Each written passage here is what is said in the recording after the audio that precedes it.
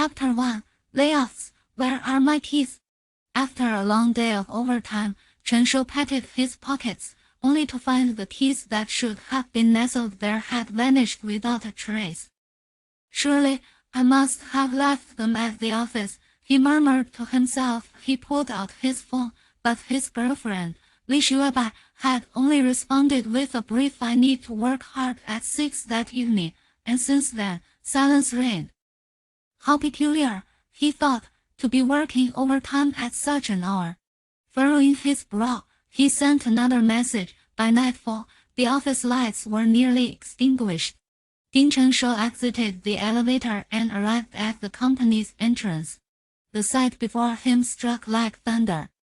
The once desolate office now revealed his girlfriend, Li Shuaba, pressed against the glass door. Riding behind her, diligently toiling away, was none other than his employer. Suddenly, memories of their shared past flooded back. In that moment, Chen Shou realized that his relationship with Li Shuaba was merely a task assigned by his boss. A surge of rage ignited within him. All he wished was to burst in and eliminate both of them. Yet, the door was locked tight, impervious to his attempts to break through. To make matters worse, upon witnessing his despair, the two inside only grew more emboldened, until they simultaneously rolled their eyes in the office. Everything had come to an end. Chen Shou, in a daze, returned to his rented room, only to be intercepted by his landlord. "Next time you renew, the rent will increase." Chen Shou's eyes widened in disbelief. What kind of attitude is that? "Let me tell you, take it or leave it. In Heilin, my property is in high demand." The landlord retorted angrily. A series of blows left Chen Shou bewildered. The scene he had just witnessed replayed in his mind, the expressions of enjoyment and derision evident in their eyes. It felt as though they were mocking him for having realized their relationship so late. The thought of his girlfriend engaging in such a spectacle with his boss, merely to see him humiliated, ignited a furious blaze within him. "I must eliminate this wretched couple." The following day, Chen Shou had not slept a wink. Before 8 o'clock, his boss personally sent him a message. "You're fired. No need to come in today, you foolish dog." Chen Shou's nostrils flared with rage. Another layer of fury compounded upon him. Gritting his teeth, he opened a contact he hadn't reached out to in a long time. Brother Xian, a man of the streets. Chen Shou had once saved his life shortly after graduating. In gratitude, Brother Xian had left him his contact information, assuring him, "If you ever face trouble in Heilin, feel free to reach out." "Brother Xian, are you there?" Within seconds, the reply arrived. After exchanging pleasantries, Chen Shou, scratching his head, sent the carefully composed message he had prepared long ago. "Brother Xian, I want to kill. I want to eliminate a couple of wretched scoundrels." Anxiously, Chen Shou waited for half a minute before receiving a response. "Do you need me to assist you with that?" Chen Shou pondered for a moment, then replied calmly, "No, I want to do it myself. I want them to understand that those who offend me and betray me will meet a dire fate." Indeed, Chen Shou resolved to exact his own vengeance, regardless of the means. He was willing to do anything to ensure this couple paid the price soon. Brother Xian sent him an address. "Go to this location, it's recommended by me." "Thank you, Brother Xian." Chen Shou was immensely grateful. The conversation came to a close. He gazed at the address provided by Brother Xian. "Building No. 1, Room 1205. Without hesitation, he embarked on his quest for revenge, spending what little money he had to take a taxi to the location. This was a quintessential urban village, with dense buildings resembling a chaotic maze. Even the elevator was an antiquated model, requiring him to manually pull up the iron gate. "This must be it. Room 1205. The corridor was dim and suffocating, lacking circulation, and sunlight struggled to penetrate the space. The walls were plastered with tattered advertisements for locksmiths and plumbing services. He knocked on the door, and a detached voice from within simply said, "Come in." He pushed the door open and stepped inside. Chapter 2: The Interview. The room was dark and cramped. Currently, only one person occupied the office, dressed in a deep blue shirt, robust figure appearing to be in his 40s. He inquired, "What brings you here?" Chen Shou bowed slightly. "Brother Xan sent me here." A flicker of curiosity crossed the man's eyes as he scrutinized the earnest young man before him, suspecting he might have come to the wrong place. Leaning back, he crossed his arms behind his head and gestured with his chin. "Have a seat." Chen Shou obediently settled onto a wooden stool. The man smirked slightly, suddenly intrigued. "Do you know what we do in this line of work?" "I don't know," Chen Shou admitted honestly. "I just know I want to kill." Tap, tap, tap. The man lightly rapped his fingers on the wooden table, the palpable pressure rendering Chen Shou uneasy. This strange atmosphere lingered for a few minutes, his toes nearly breaking through his shoes, before the man finally spoke. "What happened to you?" he chuckled, inquiring. Chen Shou trembled as he recounted his experiences. It was a profound humiliation. But to avenge himself, he cared not for such indignities. The man listened with keen interest, smacking his lips before confirming the name of Chen Shou's boss and the company, then asked, "I am currently hiring. Would you consider joining us?" Chen Shou was taken aback. What a turn of events. The man continued, "We specialize in certain tasks, of course. On the surface, we have other businesses to sustain the operation of the firm. Our salary and benefits are top-notch. A base salary of 30,000 a month. For every task completed, there will be a commission, and upon joining, you will receive comprehensive insurance. 15 days of annual leave, with guaranteed weekends and overtime pay. As long as I can eliminate that wretched couple, I will join." Chen Shou straightened his back and declared firmly. His previous job offered a meager salary of 3,000, with various assessments that reduced it further, and only 1 day off each week. Working late into the night until 10 o'clock had become the norm. After merely 3 to 5 years post-graduation, Chen Shou had already accumulated a decade's worth of experience. Little did he expect to endure such a setback. The man raised an eyebrow. "This job requires an examination. Passing it will secure your position. Let the exams commence," Chen Shou proclaimed defiantly. Who was he? A product of 9 years of compulsory education, a victim of the Shui model, a survivor of the Daca's treacherous breed, a graduate from a lesser-known university, yet an outstanding individual. Inhaling exams were ingrained in his very being. They were the gateway to opportunities. "Apologies, but it's showtime." "Are you certain?" "Failing the exam might result in consequences," the man teased. "Absolutely certain." Chen Shou nodded resolutely. The man smiled lightly, pulled down the chandelier, and suddenly the room was engulfed in darkness. Before Chen Shou could comprehend the situation, sack was thrown over his head, and his hands were bound behind his back. "What is happening? Why am I being bagged?" Soon, Chen Shou was forcibly led into a vehicle, swaying through the darkness for about 10 minutes. Just as despair threatened to engulf him, he heard a whoosh. The car door swung open, and light filtered through the back. He was escorted out of the car and ushered into a building. After ascending 5 or 6 flights of stairs, he was met once more with light.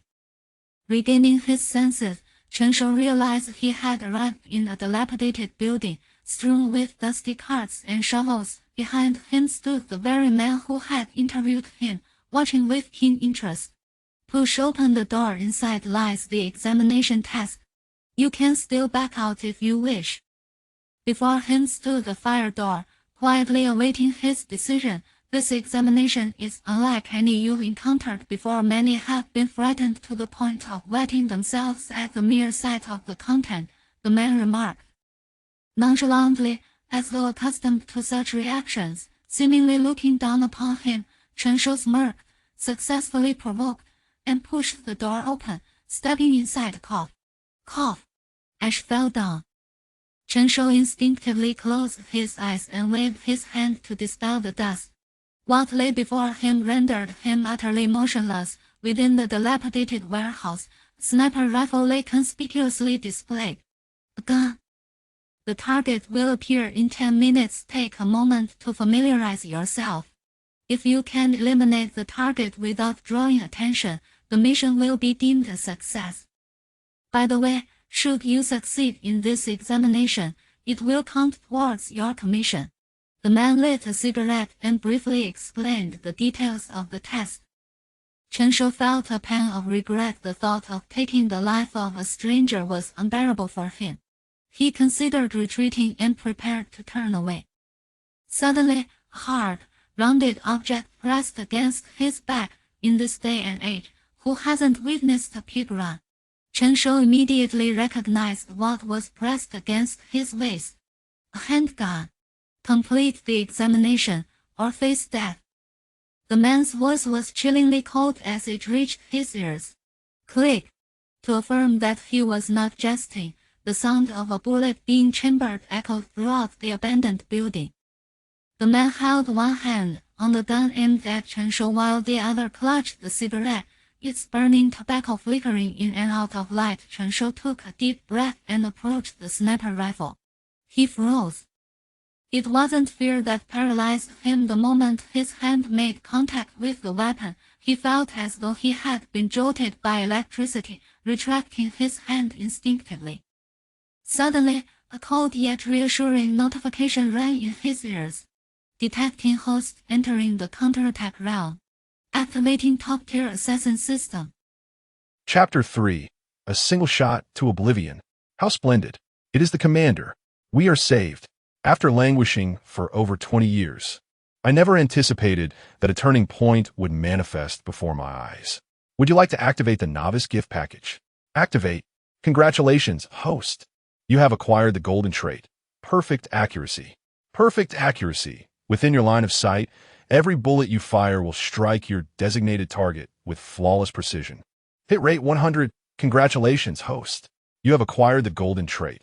Mastery of Firearms Sniper Rifle. Mastery of Firearms Sniper Rifle. Handling a sniper rifle feels as familiar as wielding your own weapon. Sniper rifle damage 100. Incredible. Utterly formidable. Chen Shou secretly reveled in his fortune as a pixelated interface materialized before his eyes. Name: Chen Shou. Reputation level: obscure. Reputation value: 0. As a world-renowned assassin, one must attain fame. Reputation value can be used for lottery draws. Attributes: strength, 0. 8 stamina, 0. 6 agility, 1. 0 perception, 1. Standard office worker. No further commentary needed. Trait: perfect accuracy, golden. Mastery of Firearms Sniper Rifle, golden. After perusing the system's functions, Chen Shou grasped its purpose.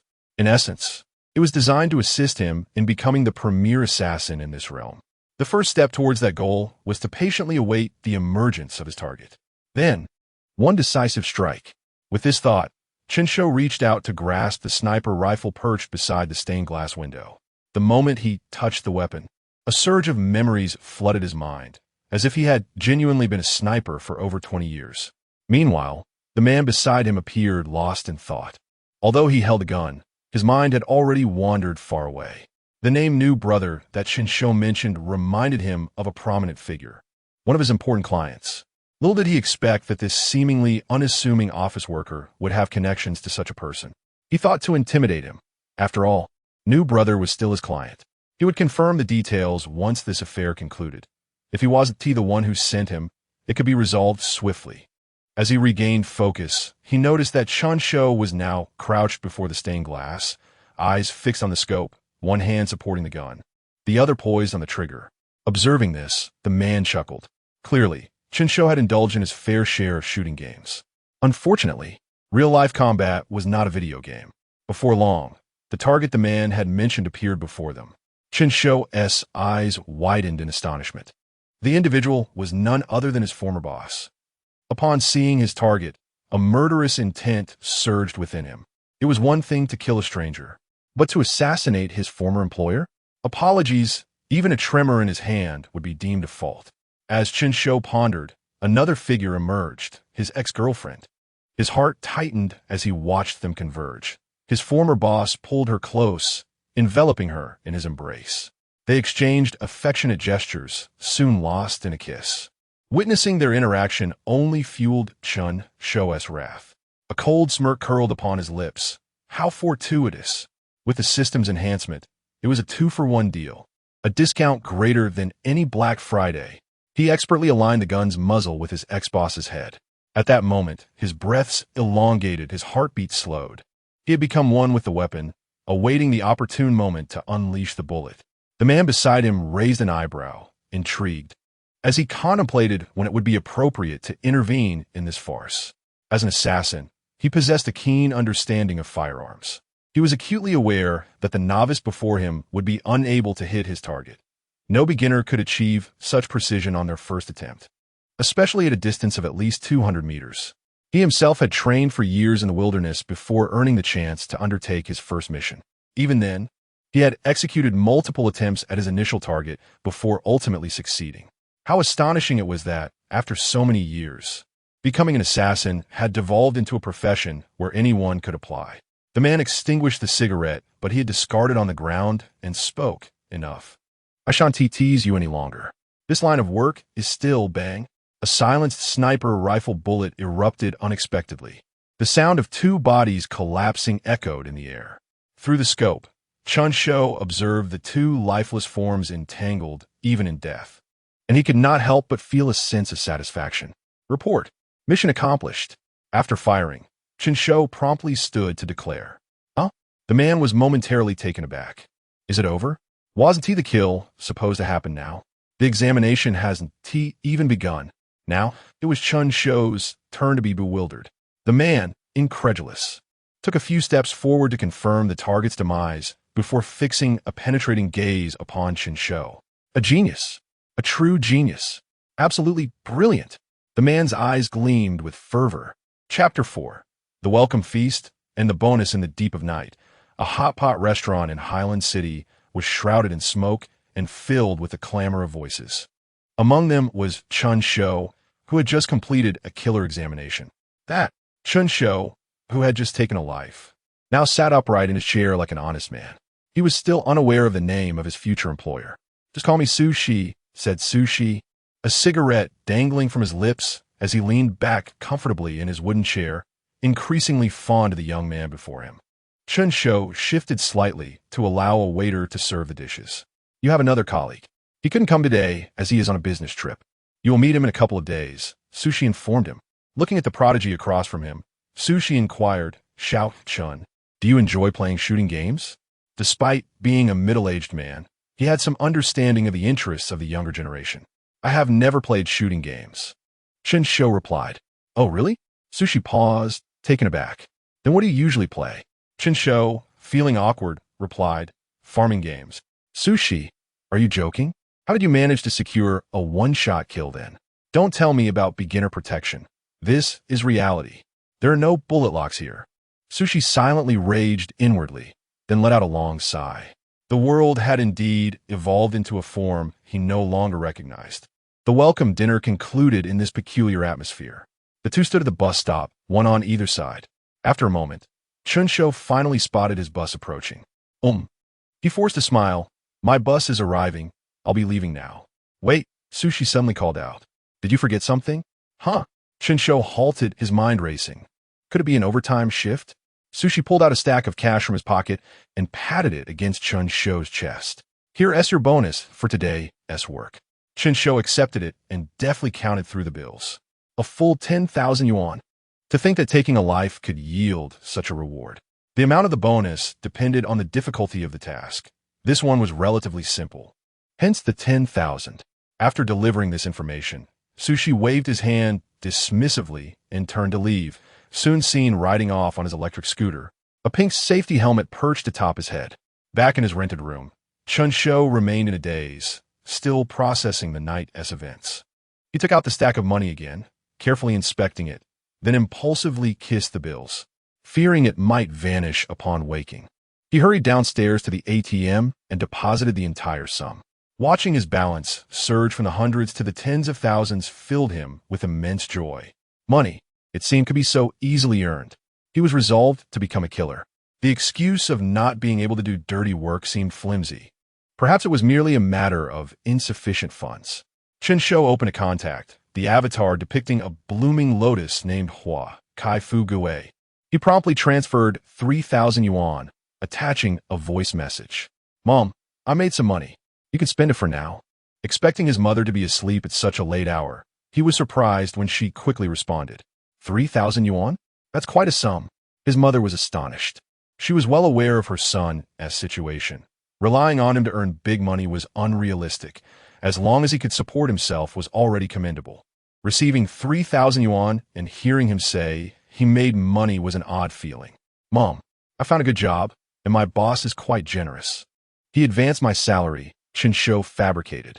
His mother did not press further, merely reiterating her hope that he would be a good person. The phrase "good person" struck Chen Shou as particularly jarring. After concluding the conversation with his mother, he felt an unsettling mix of emotions. Chapter 5: Aftermath. Lin City. Abandoned building. The security vehicles, adorned with alternating red and blue lights, came to a halt in succession. Injia was not the first to arrive. The advance team had already dispersed the nearby crowd and established a perimeter. What transpired? 2 lifeless bodies, one male and one female. The man appeared to be in his 40s, while the woman was likely in her 20s. Who reported the incident? Injia retrieved a cigarette from his pocket, contemplated for a moment, and then returned it. A colleague gestured towards a group of 3 young men with blonde hair, standing docilely nearby. "What are you doing here?" Injia approached, certainly not engaged in any nefarious activities. The tallest of the 3 seemed to be the leader. "Very well. I am not concerned with your circumstances. I am solely interested in the body inside. Speak of what you witnessed, and you may leave." Injia decided to light the cigarette, aiming to project a more approachable demeanor. The trio exchanged glances. The shorter blonde was the first to inquire. "Are you being truthful?" Injia pointed to the badge on his chest. "Would someone in my profession utter falsehoods?" Perhaps reassured by this statement, the 3 visibly relaxed. The leader spoke. "We were hiding in another building, merely having fun. Then someone entered the courtyard, that body. Upon seeing that individual, we considered canceling the transaction, but unexpectedly, another woman arrived. As soon as they met, it became quite loud." He gestured to replace words he found difficult to articulate. And then, Injia pressed for more information.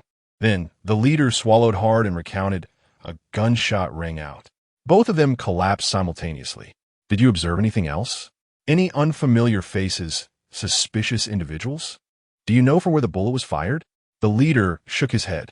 "We were too frightened to move. Who has ever witnessed a murder? We hardly paid attention to such details." Injia fell into deep contemplation, noticing that the security personnel were ignoring him. The leader gathered his courage to ask, "We have disclosed everything we know. Can we be allowed to leave?" Injia remained silent, rising to exchange a glance with his colleague. The latter understood immediately and began escorting them away. You promised we could leave if we spoke. You are lying." The blonde protested angrily as he was pulled away. Injia smiled. As a member of the restructured team, there was no way he would allow these petty criminals to escape. He raised the perimeter tape and bent down to enter the scene. Injia surveyed the area surrounding the bodies. The imprints of high heels and dress shoes were most distinct, chaotic, revealing no discernible pattern. It appeared the 2 had struggled here when the bullet struck the head. Expanding his search, Injia examined the ground, walls, and even the railing, yet found no additional bullet holes. A single shot had delivered fatality. With this observation, Injia began to form a rough hypothesis. A profile of the culprit emerged in his mind. The assailant was evidently a seasoned professional, capable of accurately targeting the head amidst the movement of both individuals, executing a double kill. Such proficiency suggested at least 10 years of experience, and the perpetrator was likely approaching 40. When did such a figure emerge in Lin City? He swiftly ran through a list of potential suspects in his mind. Yet, everything remained uncertain. He broadened his search and gazed upward. This dilapidated structure towered over 100 meters, flanked by stained glass windows. Jie squinted and noticed, to the right of the courtyard, a distance of 100 meters, that a section of glass appeared visibly shattered. You continue your tasks. I shall investigate the vicinity. With this remark, Jie made his way to the designated location. Observing a long trail on the ground, he knew he was in the right place. Donning gloves, he pushed open the fire door. Before him lay an abandoned warehouse. Nothing was present, yet the dust on the ground spoke volumes. The dust accumulation varied, much like outside, indicating deliberate tampering. The assailant was evidently aware of the need to sanitize the scene, exhibiting strong counter-surveillance awareness. Just then, Jie's phone rang. The families of both victims have been located. Shall we proceed with questioning? I'll head over shortly. After ending the call, Jie returned to the scene and began assigning tasks. Retrieve the surveillance footage from the vicinity to identify any suspicious individuals. Compile a list of frequent visitors to see if any additional insights can be gleaned. Ensure the bodies are sent for autopsy promptly. Let me know the results as soon as they are available. Investigate if the victims recently had any disputes with others. Xiaoyu, accompany me. We shall conduct the questioning. Xiaoyu followed Jie into the vehicle, preparing to return to the security office for inquiries. In the car, Jie remained silent, while Xiaoyu fidgeted anxiously. Having just graduated, she had been summoned into Jie's team. The restructured unit he led was a renowned entity throughout Hailin City. In recent years, under his leadership, the incidence of criminal cases had visibly diminished. Having joined the unit not long ago, she found herself embroiled in significant matters, leaving her perplexed by the scene. The situation was far more intricate than she had anticipated. Just as Xiaoyu's thoughts drifted, Jie spoke up. Xiaoyu, you've been in the unit for a while now. Haven to you? Huh? Xiaoyu snapped back to attention, sitting up straight. Yes, I've been in the unit for 3 months. No need to be so serious. Let us converse casually, Jie reassured her. Certainly. What are your thoughts on this case? Jie posed his question. Chapter 6, Lottery and Code. Congratulations, host. You have gained 1 point of reputation. Congratulations, host. You have gained 3 points of reputation. As the brilliance of genius emerged, the incessant chatter of the system began to resonate in his ears. Enough already, Chen Shou exclaimed, covering his ears with a blanket, and the system fell silent. He sat up, his eyes, shadowed by dark circles, stared blankly ahead. Though awake, returning to slumber would take him a while. Chen Shou glanced at his phone. It was 5:16 a.m. He opened the system panel, intending to uncover the nature of this peculiar system. The moment the panel appeared, he was startled to find that his previously 0 reputation was now steadily increasing. Although the increments were merely 1 or 2 points, they accumulated significantly over time. It was now nearing 100 points. 98, 99, 100. Congratulations, host. You have reached 100 points of reputation, unlocking the lottery function. You may spend 100 points of reputation to participate in the lottery, with countless prizes available for your perusal. 121, 122, 123. Ultimately, his reputation settled at a steady 123. It seemed that the impact of his first kill could only yield so much. After a moment of contemplation, Chen Shou clicked on the lottery page. A familiar spinning wheel appeared before him. In the lower right corner of the lottery page, a small note read, "This page offers black iron rewards. To advance to the next level, you must spend 10,000 reputation points on this page.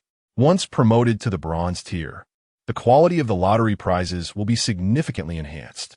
It appeared that participating in the lottery was essential to secure better prizes. He would need to invest 100 points first. With 123 points remaining, Chen Shou resolved to take a chance. Lottery commence. With a mere thought, his reputation points transformed into a golden light, swirling in the air before striking the center of the spinning wheel. After the payment was processed, the wheel began to spin languidly. As time progressed, it spun faster and faster. Prize come forth, Chen Shou urged. The wheel gradually slowed, the pointer wavering over various sections: strength, perception, agility. Ding, ding, ding. Congratulations, host. You have drawn a golden attribute package. Wow, did I really just win? Upon hearing the system's announcement, Chen Shou's eyes widened in disbelief. Would you like to open the golden attribute package? Yes, yes, yes. He urged internally. Congratulations, host. You have drawn the attribute Stray Dog by the Roadside Gold. Upon seeing the name of the attribute, Chen Shou felt a wave of frustration. What sort of ridiculous attribute was this? Stray Dog by the Roadside. Gold, you are like a stray dog on the roadside. Everyone knows of your existence, yet no one cares about you, nor do they suspect you. Active attribute. For half a minute after activation, presence minus 100. Cooldown time, 1 minute. What a bizarre skill. Half a minute was more than enough for him to fire several shots, with each shot worth 10,000. A single use of this skill could ensure he had enough to retire comfortably. At 8:30 a.m., Chen Shou, still bearing the marks of sleep deprivation, boarded the subway. The excitement from drawing the golden attribute had kept him awake, and after several attempts, he discovered the attribute was indeed powerful.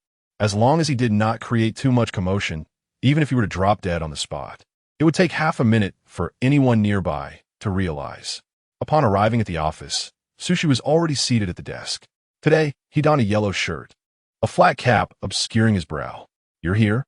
Sushi spoke, exhaling a ring of smoke into the air. Chen Shou nodded lightly, assuming the demeanor of a compliant worker. It was home. After all, there was no need to be overly formal. Gazing at the prodigy before him, Sushi grinned widely. He hadn't slept well the previous night, consumed by thoughts of the inexplicably gifted individual under his wing. His desire to share the news with the world was palpable, yet he restrained himself, recognizing the need to nurture this fledgling talent. The moment this fledgling grew into an eagle would be his time to shine. Did you sleep well last night? Sushi inquired, offering Chen Shou a cup of tea. Not too bad, the usual, Chen Shou replied honestly. Of course, he had been somewhat exhilarated the night before. After all, who wouldn't he be thrilled to come into money? Yet in front of his boss, he felt the need to maintain a fa-ade. Sushi's interest in him grew. Suddenly, a thought struck him. In this line of work, you might need a code name. A code name? Indeed. In the realm of assassins, one cannot simply use their real name to accept contracts. If someone were to look you up, they could uncover your entire lineage.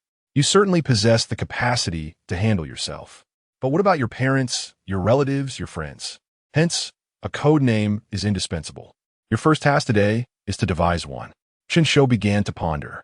Sushi made a valid point, and considering that his system included a reputation feature, it indicated that the system indeed encouraged such a course of action. He began to draw inspiration from the office surroundings. At that moment, he carefully scrutinized the office. It was modest. Aside from Sushi's desk, there were 2 additional desks. One was clearly for another colleague, while the other appeared brand new, as if just moved in. Along the wall, a row of bookshelves stood, organized by category. Chen Shou's gaze landed on a novel titled Babel. However, he swiftly dismissed the idea of using Babel as his code name and turned to explore other areas of the office. Adjacent to the bookshelves were 2 leather sofas, with a coffee table in between, scattered with a deck of tarot cards. Among them, the only card facing upward was the Hangman, Chen Shou uttered. Sushi paused, following his gaze. Very well, from now on, your code name shall be Hangman, Chapter 7. A new assignment, this is your new task. Take some time to familiarize yourself with it. After the code name was confirmed, Su handed over a document. Chen skimmed through it briefly. The target of this assassination is one Li Jiyue, who appears to be the owner of an ordinary private enterprise engaged in import and export trade. However, it is highly likely that he has connections with an enemy nation, though the specifics of these connections and any conspiracies remain vague in the documentation. Li Jiyue is exceedingly cautious and fearful for his life, always accompanied by 6 bodyguards wherever he goes.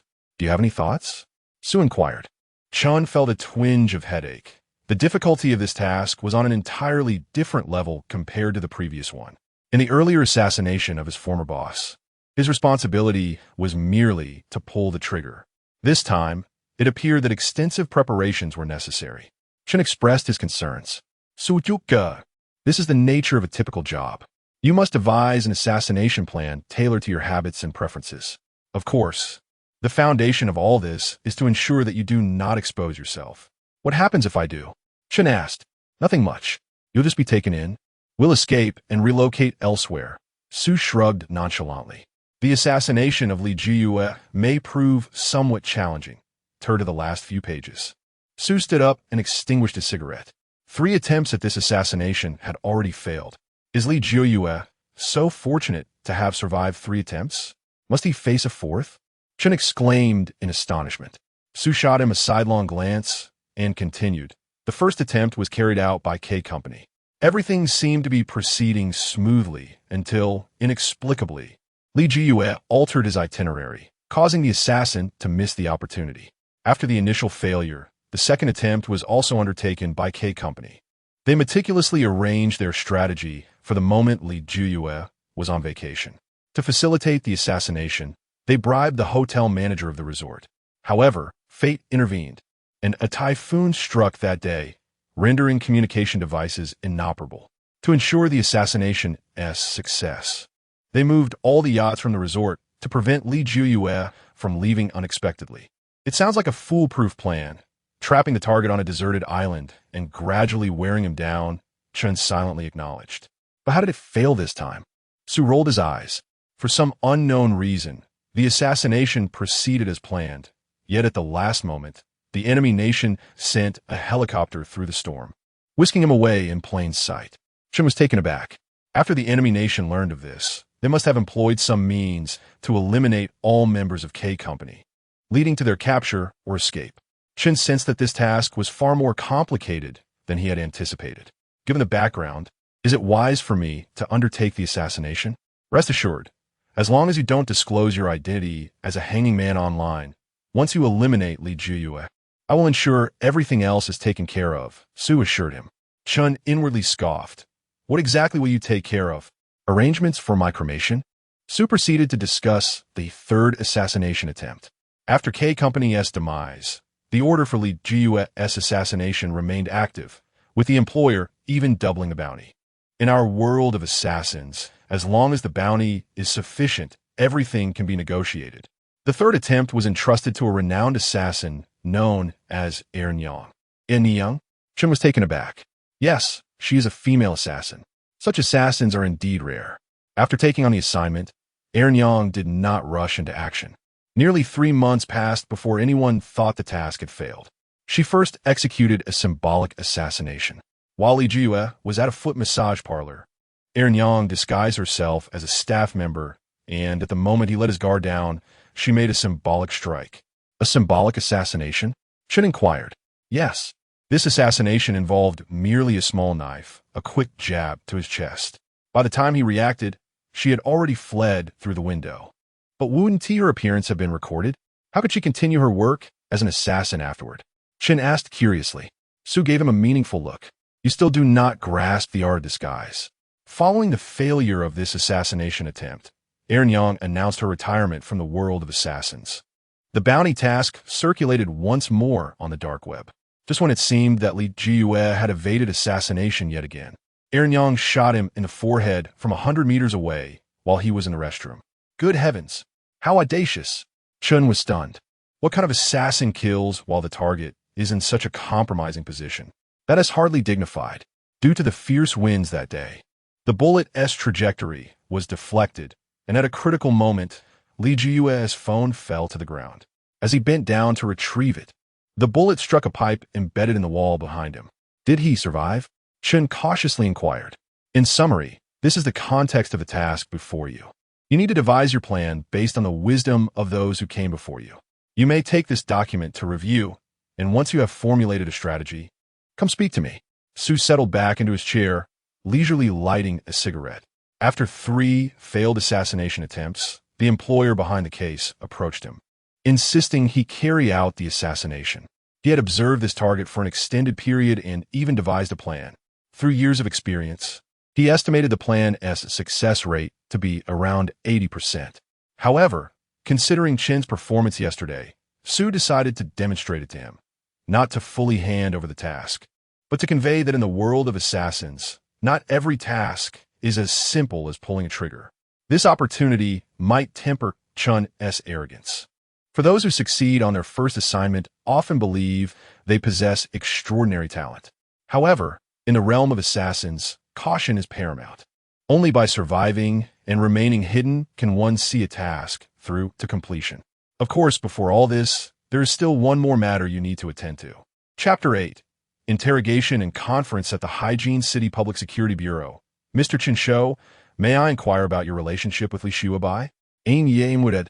Observing the honest man before him. We were once romantically involved, Chen Shou replied candidly. According to Li Shuabai's chat logs, it appears you were conversing just 2 days prior. How can you claim it was merely a thing of the past? Yin Jie seized upon this detail, pressing further. Chen Shou hesitated for a moment before exclaiming in anger. Because I discovered that her association with me was merely a task assigned by her employer? Yin Jie remained silent for a while, then spoke. Remain calm. Both of them are deceased now. Chen Shou abruptly lifted his head, disbelief etched across his face. Are you serious? They're both dead? Suddenly, a mocking smile curled at the corners of Chen Shou's mouth. Good riddance. Good riddance. Those scoundrels. Chen Shou repeated under his breath, his expression animated, entirely devoid of pretense. So, where were you when they met their end? Is there anyone who can corroborate your whereabouts? Yin Jie pressed on. I was interviewing a new company. After I stumbled upon their affair the night before, my boss dismissed me the next day. I needed to preserve my own life. Chen Shou was not lying. He was indeed at the interview site at that time. Can anyone from that company vouch for you? Yin Ye Ingwudet. Chen Shou nodded. Sushi had arranged everything. And as long as he did not err, there would be no issue. Do you have any idea who they may have offended? Yin Jie meticulously noted down Chen Shou's account. Chen Shou shook his head. As for enemies, I certainly do not know. However, given their modus operandi, their deaths are hardly a loss. The interrogation did not last long, and Yin Jie concluded, Thank you for your cooperation. Our questioning here comes to an end. I have one more question. Chen Shou interjected. What was the cause of their deaths? One shot each. We suspect the assailant possesses years of firearms experience. Few in Hygiene City could achieve such a feat. Chen Shou laughed aloud. Good riddance. Yin Jie remained silent. As Chen Shou exited the Public Security Bureau, he gazed at the sunlight outside, smiling at how unexpectedly simple the interrogation had been. He quickened his pace, eager to return to the office and finalize his plans regarding Li Jiyue. Yin Ji lit a cigarette. It was not that he particularly enjoyed smoking. Prior to the reorganization, he had been among those who opposed it. However, since entering the reorganization, the pressures of life and work loomed over him like a silent yet perilous quagmire, attempting to pull him beneath the surface. Only in such moments did he find solace in a smoke, feeling a fleeting sense of relaxation. Xiaoyu, what do you think of the situation? Yin Yang Wudet. From the interrogation process just now, he appeared, as he described, utterly oblivious. Previously just a cog in the corporate machine. Reports from colleagues confirmed he had indeed been interviewing together just yesterday. Even if he harbored animosity towards the couple, he lacked sufficient channels to comprehend these assassins. To my knowledge, their methods command steep price. As a mere employee, it would be challenging for him to afford such expenses. Yin Ye nodded. Your thoughts align closely with mine. You have made commendable progress during this period. Really? Xiaoyu exclaimed, her voice rising with excitement. Prepare for the meeting. The various parties have provided their findings. Yin Jie instructed. Inside the Hygiene City Public Security Bureau, the sudden murder case had transformed what was once a relatively tranquil reorganization into a flurry of activity. In the conference room, Yin Jie led the assembled team, each member holding a laptop or paper documents, their expressions grave as they awaited the meeting's commencement. Let's begin. He gestured for the person seated by the door to close it. This meeting primarily aimed to identify potential suspects and to provide a profile of the assailant based on the scene circumstances. One by one, they presented their findings. I will go first, one young man stood up. Based on our interviews and the retrieval of surveillance footage, due to the building's abandonment, the nearby cameras were inactive. Local residents mentioned that the area is frequented by a diverse array of individuals daily, yet they dared not inquire. It is difficult to ascertain when the perpetrator may have lain in wait. According to the residents, the victims had entered the premises multiple times before. However, unlike previous visits, This time they were gunned down shortly after entering.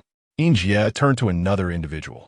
We investigated the victims' backgrounds and social connections and discovered that they were not merely the simple private entrepreneurs they appeared to be. The projector in the conference room whirred to life, displaying a series of photographs and evidence for the attendees to scrutinize. In addition to running a business, he had deep ties with local factions. By supplying personnel, he profited from these connections. That day's activities were part of his training program, wherein employees would be trained and subsequently dispatched to various factions. Good riddance, someone murmured under their breath at that moment. After nearly half an hour of discussion, the attendees' minds were exhausted. Jie decided to conclude the meeting. Through our discussions, we have formed a basic profile of the assailant. Well-trained, hired, and closely linked to underground forces, likely an experienced veteran in assassination. Simultaneously, the client may have had a close connection to the victim, possessing knowledge of their nefarious activities. We shall commence our search from this perspective. Of course, we must not neglect outward appearances. Remember to conduct a brief investigation of the employees at the victim's company. Meeting adjourned. After announcing the conclusion, only Jie remained in the conference room. The sound of his footsteps echoed in the empty space, the dim light from the ceiling struggling to illuminate the area. What ulterior motives lay behind the assailant's decision to eliminate the victim? The evidence currently available remained unclear, shrouding the case in layers of mystery. Jie murmured to himself. How was he chosen as the target? Meanwhile, in the office, Chen Shou could no longer contain himself and asked Sushi the same question. Sushi merely chuckled. There was no particular reason. I had some free time these past few days, so I wandered over there and noticed that the overweight man frequently accompanied a woman. I began my investigation from there. Upon uncovering the matters behind him, I designated him as the target. I simply did not expect that you would happen to come in for an interview, thus coincidentally treating this target as an assignment. Was it that casual? Chen Shou exclaimed, astonished. Wait, does that mean my reward is essentially a gift from Sushi? Chapter 9. Analysis and planning. Upon realizing that his employer was using his own funds to subsidize him, Chen Shou felt a profound respect. It became imperative for him to devise a flawless plan that would earn the admiration of his boss. Settling into the embrace of the plush sofa, he pulled the cord, and a light flickered to life in one corner, creating an ambience reminiscent of a jazz bar, melodious and intimate. Chen Shou perused the materials at hand. Li Jiyue, despite having survived multiple assassination attempts, had proven elusive. During the first attempt, Li Jiyue had only dared to revel within his own territory. By the second attempt, he had ventured to relax in a resort. By the third, he had even frequented establishments typically reserved for the elite. In Chen Shou's mind, Li Jiyue's image grew more vivid. Evidently, he had developed a sense of invincibility, believing that assassins were not as formidable as they seemed. This realization bolstered the likelihood of success for Chen Shou's own assassination scheme. He recalled Su Shi's words, mentioning that while there had been 3 attempts, in truth, there had been 4. One was a feigned attack, which had left a mark on Li Jiyue. The remaining 3 involved remote weapons, all failing for various inexplicable reasons. Encountering someone else might have rendered one helpless, for close-range assassination is not an endeavor for the faint of heart. Li Jiyue's 6 bodyguards were not to be trifled with. Even when their charge was at rest, the guards remained vigilant. At his most alert, when he sought to offer his loyalty to the goddess of pleasure, he would retreat with a woman into a private chamber, leaving his guards stationed outside, attuned to the slightest sound from within. A formidable opponent indeed. But who was Chen Shou? The owner of the system, the chosen one of the golden entries. The entry stray dog would allow him to approach Li Jiyue without detection by his bodyguards. With a sudden strike, he could make his escape. A simple plan was beginning to take shape. Chen Shou believed that the more straightforward the plan, the more effective it would be. Moreover, as a novice just starting out, years of being a corporate drone and immersing himself in short videos had diminished his capacity for grand schemes. Thus, he resolved to craft a plan so simple it would be riddled with flaws. Leaping from the sofa, Chen Shou strode directly to Su Shi. Do you have any ideas? Su Shi inquired. I have devised a straightforward plan, Chen Shou replied. From the materials here, it is evident that Li Jiyue's vigilance has waned following multiple failed assassination attempts. Recently, he has begun to mingle within crowds, seemingly inviting attempts on his life. Chen Shou produced several photographs showing Li Juyue blending into a crowd, absorbed in a flower and lantern festival. The distinction lay in the 6 bodyguards who surrounded him, providing close protection. The high-foot traffic would serve as an excellent cover, allowing him to slip away post-assassination. What I need to do is ascertain when Li Juyue next appears among the throngs. At that moment, I shall approach him and deliver a fatal blow to his kidneys. Problem solved. Is that all? Sushi asked, incredulous at the simplicity of the plan. Indeed, the simplest plans often prove the most effective.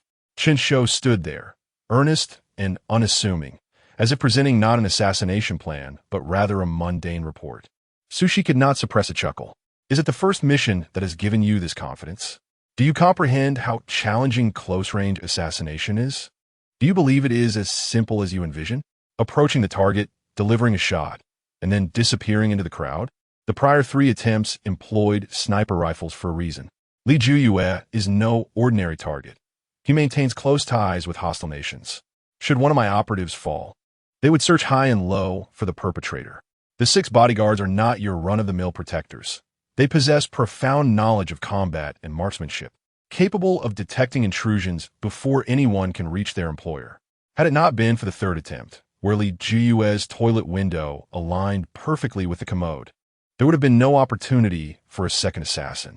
As an assassin, executing a mission involves more than merely eliminating the target.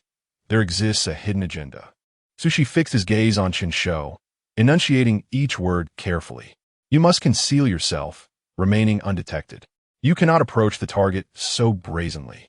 You will only serve to imprint your face in the bodyguard's memory. In that case, I might begrudgingly count your assassination as successful, but in a matter of days, operatives from hostile nations will arrive at my door. Sushi formed his hands into a gun shape, imitating the sound of gunfire directed at Chen Shou. I, however, remain unfazed. I could easily prepare for my escape before your mission begins. Having been an assassin for many years, I have long since secured my exit strategy. Sushi appeared nonchalant, yet his tone was laced with warnings for Chen Shou. What if I could approach without being detected? Chen Shou suggested. Sushi reacted as though he had heard the utmost absurdity. Do you think you're a ninja? Suddenly, Chen Shou vanished from sight. An unsettling sensation permeated the air. Sushi retracted his usual flippant demeanor, scanning the surroundings with heightened vigilance. In a modest office, only the illumination from the sofa area and his desk barely pierced the encroaching darkness. In the remaining shadows lurked a predatory beast, ever watchful. Intriguing. Sushi, sensing no immediate threat, understood that Chen Shou was showcasing his skills. But how was this achieved? He had become an invisible man, seemingly dissolving into thin air. With a sudden snap, the light in the sofa area extinguished. The already dim office was now shrouded in darkness, save for a solitary light near Sushi. The creature known as Darkness loomed larger. Sushi smirked. So, you wish to play? His next move would naturally be to extinguish his own light and prepare for an assault. Sushi calculated that he would seize Chen Shou as soon as the lights went out. With a crash, several books toppled from the bookshelf without any apparent cause. Sushi narrowed his eyes. Unable to locate his target, he decided to take the offensive and shroud himself in the darkness. With a click, Sushi extinguished the last remaining light in the office. The space fell into an enveloping darkness, leaving only the steady rhythm of his breathing and the lurking creature poised to strike. Chapter 10. Implementation of the plan. Suddenly, the lights flickered to life. Sushi spun around, astonished to find Chen Shou standing right behind him, whispering a single word in his ear. Surprise. Sushi was taken aback, his body jolting in shock. This was the first time in his years within this profession that he had been startled. How was that? Chen Shou chuckled. Sushi exhaled deeply. You made the cut this time. How did you learn that trick? Chen Shou glanced at the entries on the system panel and smiled. Just years of experience. Have you never felt the dread when a teacher calls on you in class? Or the helplessness when your boss demands overtime? All of this was honed from real life. As long as one minimizes their presence, the malice from the world will not target them. Chen Shou began to ramble. I don't believe you, Sushi remarked with a peculiar look. Years of experience as a killer told him that Chen Shou undoubtedly harbored secrets. However, who doesn't he have secrets? As long as Chen Shou worked under him, those secrets were irrelevant. At least Chen Shou hadn't disclosed that this skill was learned in Hawaii. Before Su Shi officially became a killer, he underwent years of rigorous training. It is no small feat to conceal oneself amidst a crowd. Habits ingrained over the years had become as integral as DNA in his blood. Every gesture, from walking to raising a hand, even a fleeting glance, could betray one's past. Yet, if it were Chen Shou, perhaps it was worth a try. With that thought, Su Shi waved Chen Shou away from his seat. He settled into the boss's chair, awkwardly maneuvering the computer like an elderly man. Where was it? The cursor flitted between various folders on the screen, opening one and closing another. Amidst the chaotic files, a folder labeled Li Juyue was unearthed. Chen Shou seemed to envision an elderly figure actively engaging with information technology. This is it, hidden right here, Su Shi exclaimed, slapping his thigh and turning the monitor towards Chen Shou. On the screen, a series of recent activities concerning Li Juyue was prominently displayed. The two exchanged glances, comprehending each other's thoughts. In a villa, Li Juyue squinted with a smile, watching his companion examine her outfit in the mirror.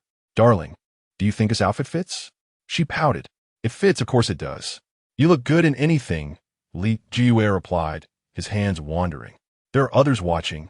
His companion protested, struggling to push away his restless hand. Who else? Li Juyue turned alert, noticing only his 6 bodyguards in the room. Them. His companion indicated with her eyes. Oh, them, Li Juyue smirked. Don't you think it's even more thrilling to know someone is watching? A flicker of displeasure crossed his companion's eyes, but seeing his face, she held back. She was there to earn money, not to play the spoiled princess. Quickly, she changed the subject. Are you excited for Zhonglu's performance? If you're excited, then I'm excited, Li Juyue replied with a sly grin. Her fingers danced across Li Juyue's hand, their gazes thick enough to weave threads. Meanwhile, at Binhai Garden in Hailing City, the coastal park was bustling today. Unlike its usual quiet self, crowds surged, shifting throughout Egret Square. A glance around revealed that the majority were young women, with only a few men scattered among them. Most shared a common purpose, to pursue one person, Zhonglu. Not far off, an older man and a younger one leaned against a banyan tree, enjoying the shade. The older man was in his 40s, clad in a loose shirt fluttering in the warm breeze, sunglasses obscuring his expression. The younger man, in his early 20s, dressed flamboyantly as if attending a children's performance. These two were Su Shi and Chen Shou. What's the deal with Zhonglu? Why such a commotion for a star? Su Shi mused, feeling out of touch with the times. The target has appeared, Chen Shou suddenly announced. Following his gaze, Su Shi spotted a man and woman strolling arm in arm along Binhai Avenue, flanked by 6 burly bodyguards. Are you ready? Su Shi inquired. I'm ready, Chen Shou replied succinctly. I'm well versed in the entire event itinerary. At the end, they will set off fireworks. The noise will mask the sound of silenced pistol. Plus, Egret Square is an open area. When the time comes, the fans will scatter, complicating any capture attempts. The cameras here are virtually non-existent, making it difficult to investigate should anything go awry. While the Star S event will have photographers, they won't be focusing on the fans. Just wait for my good news. Chen Shou patted his handgun at his waist, his rapidly beating heart calming slightly. For this assassination, he had deliberately dressed as a fan of Zhonglu, seamlessly integrating into the crowd.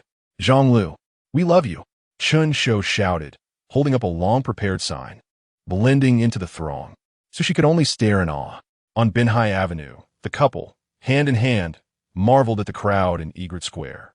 Darling, maybe we shouldn't join the fray, Li Juyue suggested gently. I want to go. Are you scared? His companion whined playfully. All right. The sight of her playful antics made Li Juyue weak in the knees. Boss, one of the previously silent bodyguards suddenly spoke up. Rest assured, everything has been checked. It's just the fans moving about. Broad daylight. No one would dare to attempt an assassination. Li Juyue scoffed. The mere thought of assassination made him chuckle. He had survived countless assassination attempts before, all failing. Did they truly think they could succeed here? The terrain offered no elevation or cover. To set up a gun would be a fool's errand, unless they were bold enough to come up close for a shot. But could they really do that? His 6 bodyguards had undergone special training from enemy nations. Utterly loyal, immensely capable, they would detect a killer at the very first moment and would leap into action to shield him, while the others would simultaneously subdue the assailant. Why else would assassins go to such lengths, only daring to play games from a distance? The information regarding these bodyguards had been strategically leaked by him to deter any would-be killers drawn by the scent of opportunity. Li Juyue was not a target easily taken down. Chapter 11. The assassination succeeds. Hey, what are you doing? A girl with black-rimmed glasses exclaimed in displeasure as she observed 6 burly men escorting a man and a woman through the crowd.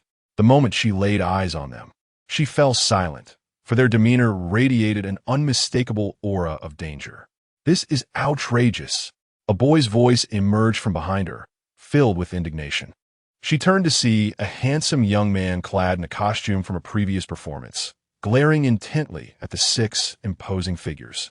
Whether it was his good looks or a shared sense of animosity, the girl felt an instant kinship with him. Isn't it just rude? She pouted. Wealthy people are always like this. They have their money, yet they still compete for autographs with us fans. If they truly have the means, they should push for millions in first-week sales. The boy replied, his frustration palpable. In that moment, the girl felt a connection with him and waved him over. There's room here, we can squeeze in.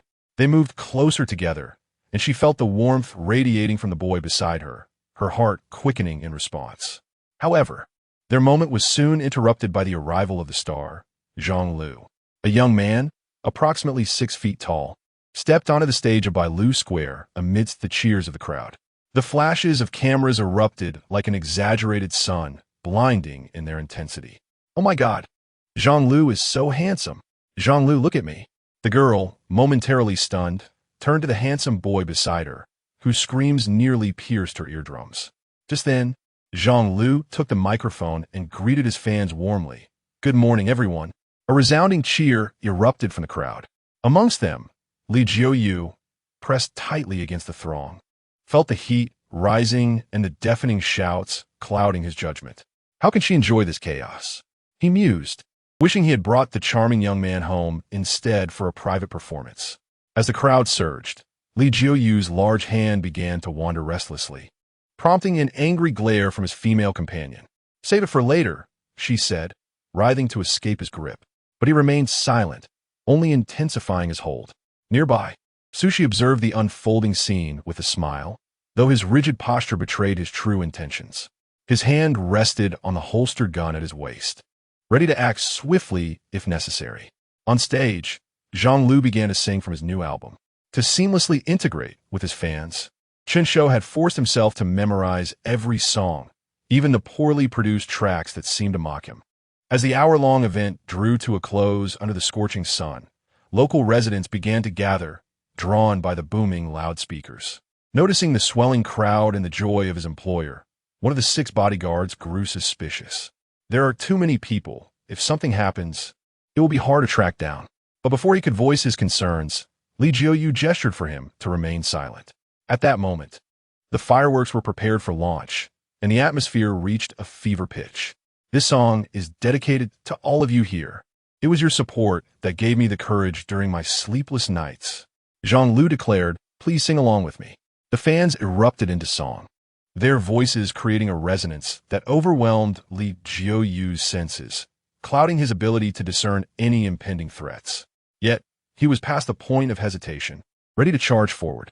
Thank you for always being there for me. Let's sing this last song together, Zhang Lu shouted, and the crowd responded with an enthusiastic cheer. Meanwhile, Sushi blended into the throng, poised to act at a moment's notice. The final song, I Want to Be Your Boyfriend, was the last track on the album, and one that Zhang Lu had painstakingly acquired. He raised his left hand, displaying 5 fingers. 5. Let's count down together. Chen Shou had activated his stray dog entry, moving through the crowd unnoticed, merely a nudge in the bustling mass. 4. Sushi frowned, realizing he was still a distance away from his target, desperately trying to push through the crowd despite the insults hurled by fans. 3. Li Juyue quickened his pace. 2. The song approached its climactic finale, building anticipation among the audience. 1. Chen Shou positioned himself behind Li Jiuyu, eyeing the 6 sturdy bodyguards, searching for an opening. 0. At that moment, everything unfolded simultaneously. The fireworks erupted on cue, a magnificent display of color and sound. Zhang Lu struck a pose, and the fans went wild, their excitement reaching a fever pitch. But then, amidst the chaos, a sudden noise pierced the air. Thud, thud, thud. Something shot out. Li Jiuyu's pupils constricted before widening in horror. Bullets. They had struck him in the spleen. There's an assassin, he thought, trying to muster strength. But the internal damage caused by the bullets sent blood coursing through his body. A trickle of blood escaped from his lips. Thank you for your love. I will persevere in the entertainment industry for you, no matter how hard it gets. Zhang Lu continued, but a shriek broke through the celebratory shouts.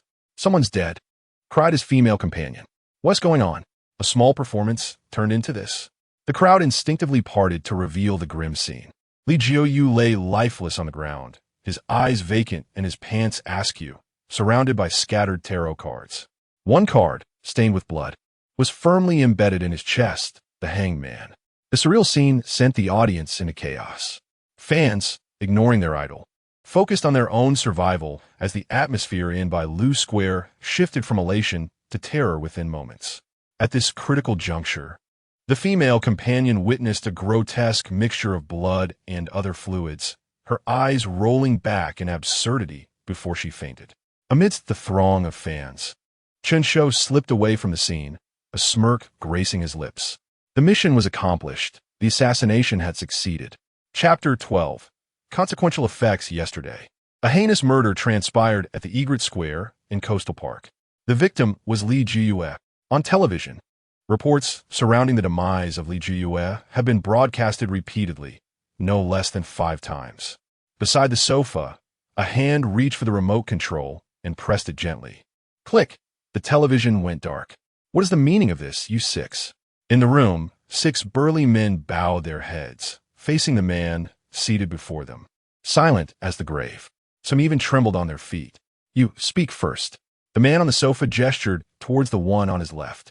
The leftmost giant flinched and recounted the events of that day. One by one, the 6 divulged their observations and experiences. The man on the sofa chuckled softly. Are you suggesting that at a celebrity's concert, a hitman approached your employer with a pistol and terminated him, yet none of you even glimpsed the assailant's face? The 6 exchanged glances, steeling themselves to affirm the statement. Crash! The television remote was hurled to the ground, shattering into fragments. Do you take me for a child? Who are you trying to deceive? The man bellowed. Your conduct warrants obliteration according to protocol. You are nothing but a collection of substandard products. Your employer faced a life-threatening situation, and yet you failed to uphold your duties. After a life was threatened, you have not even ascertained the identity of the murderer. Save for a tarot card, is this how you serve as bodyguards? Do you believe your families live too comfortably? The man's voice softened suddenly, his smile sinister. The flames in the fireplace roared, saturating the room with a stifling heat, casting elongated shadows of the 6 towering figures, which diminished in height within a heartbeat. You know how to kneel, the man scoffed. Enough, a life has been extinguished. What must be done now is to support the next agent. With that, he waved his hand, dismissing the 6 hulking men, and picked up the phone with an impassive expression, dialing without a hint of emotion. In Hailing City, within the Public Security Bureau, Li Jiyue is dead. Jia, engrossed in a previous case, had not tuned into the news for quite some time.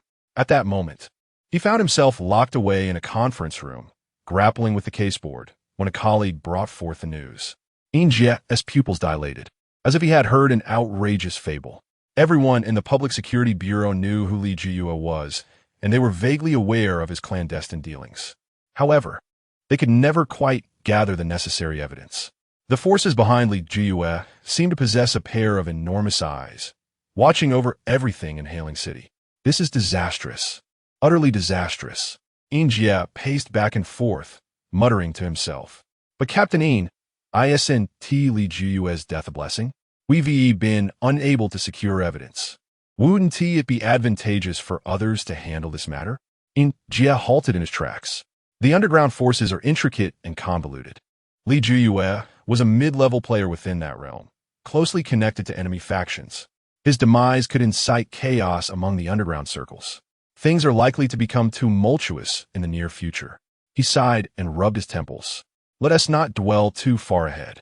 What evidence has surfaced from a scene? The reorganized team sprang into action, presenting the collected evidence one by one. Upon examining the evidence, Jie's years of investigative acumen began to unravel.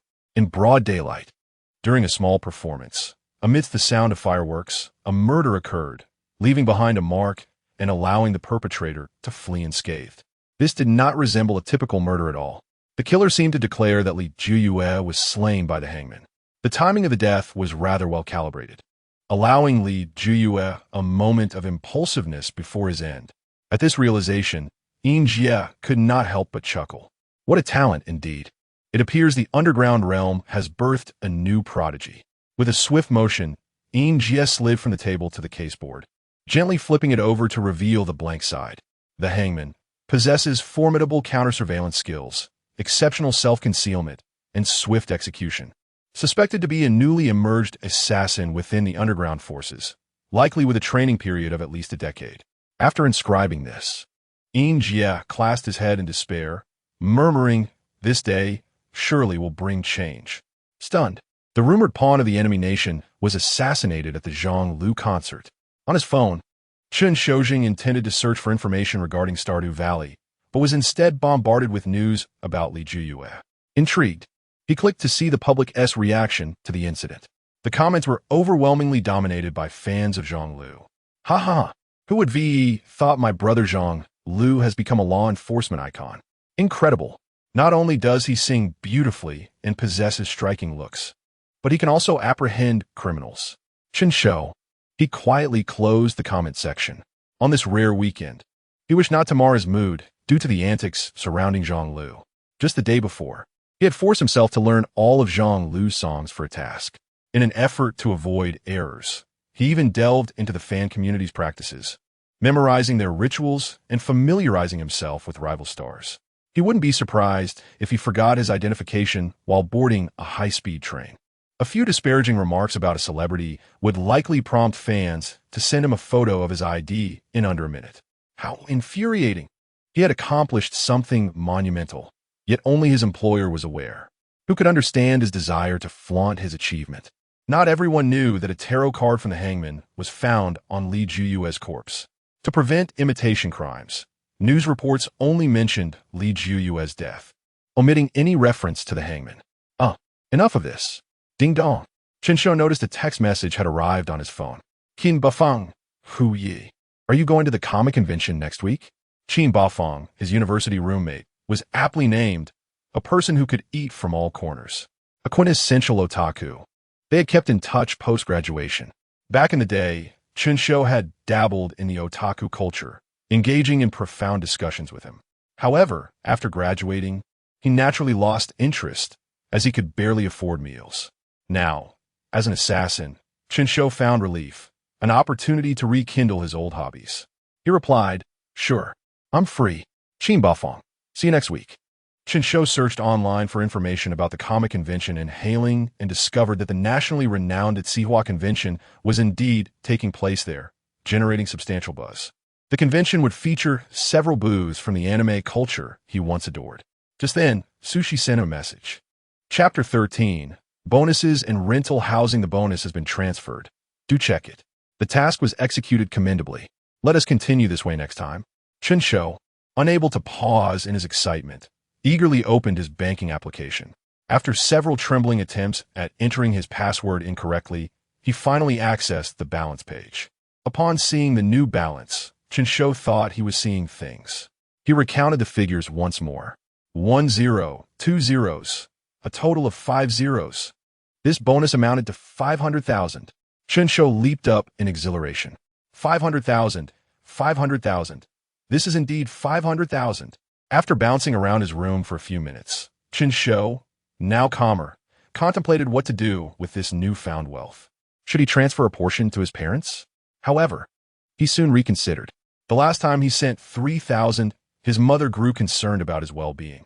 Just days later, if he were to transfer more, She might suspect him of engaging in some illicit profession. After all, selling hooks is hardly as lucrative as other nefarious dealings. Despite not sending money home, he had set aside a portion for their retirement funds.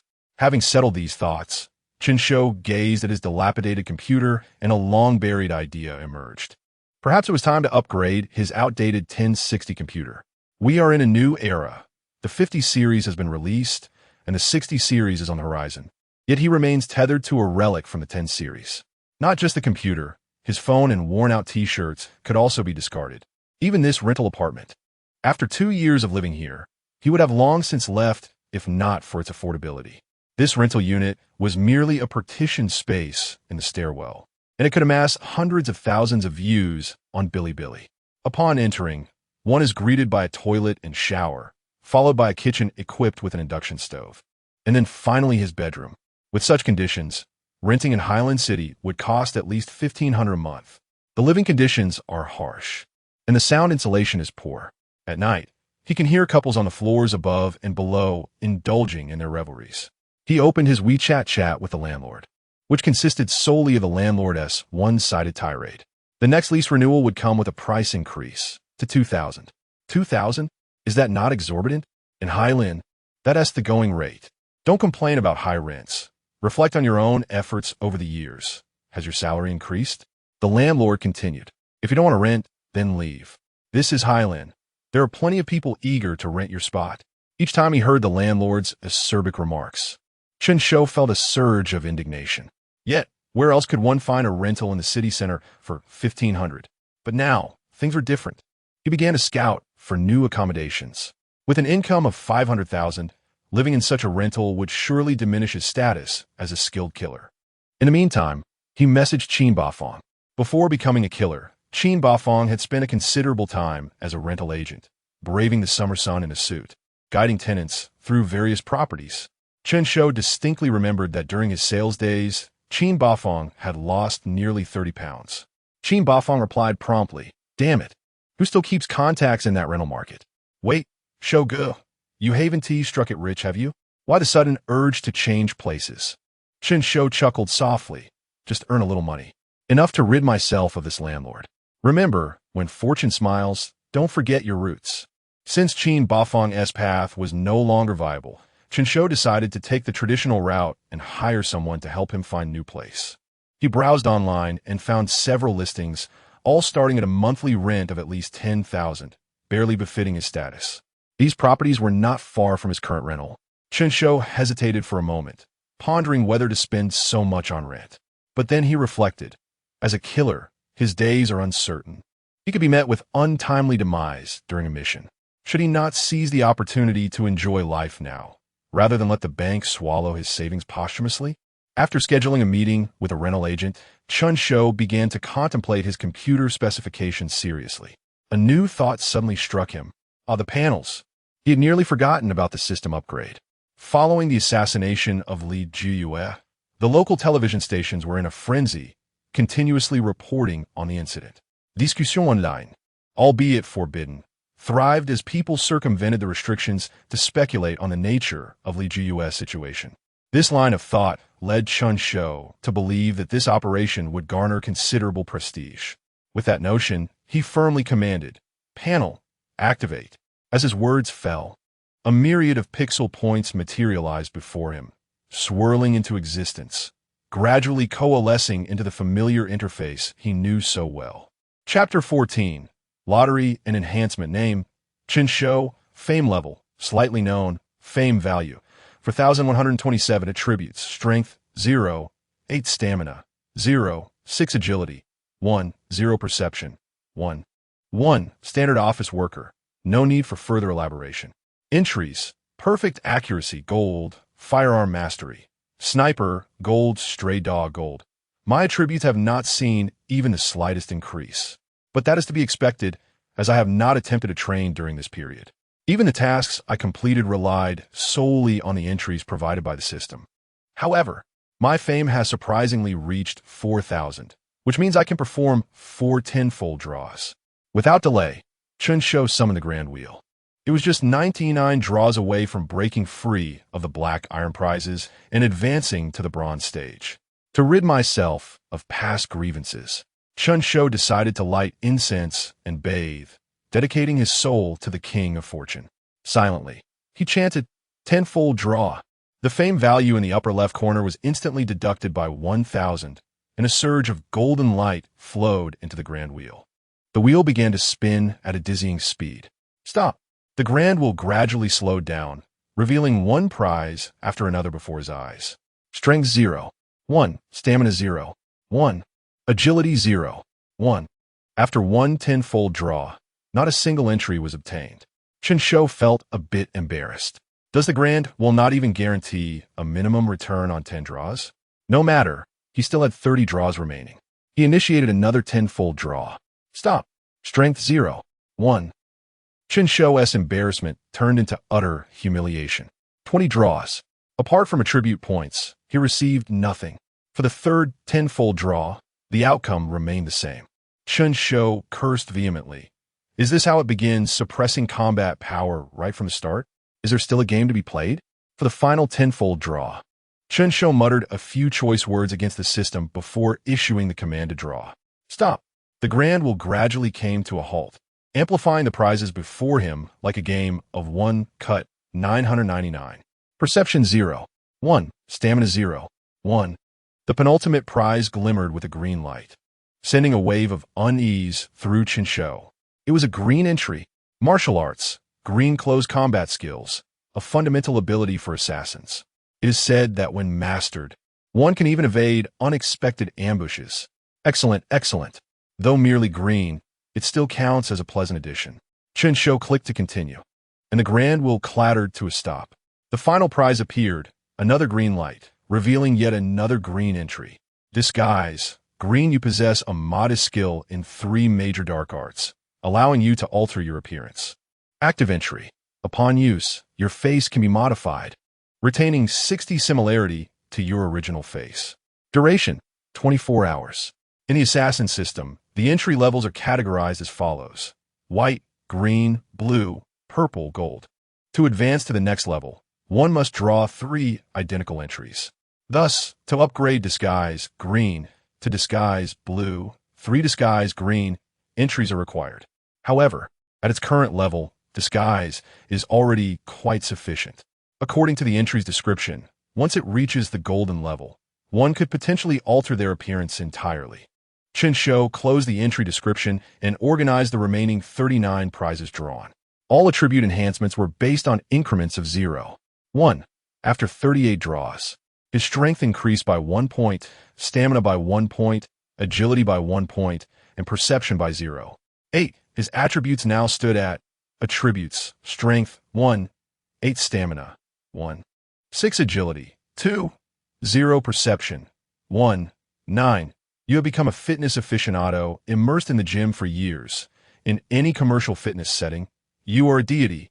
With the transformation of his attributes, the corresponding evaluation evolved from an office worker to a fitness guru. Chen Shou stroked his chin, testing his newfound abilities. A gentle leap allowed him to effortlessly reach the ceiling. Though the ceiling was not particularly high, he knew that in the past.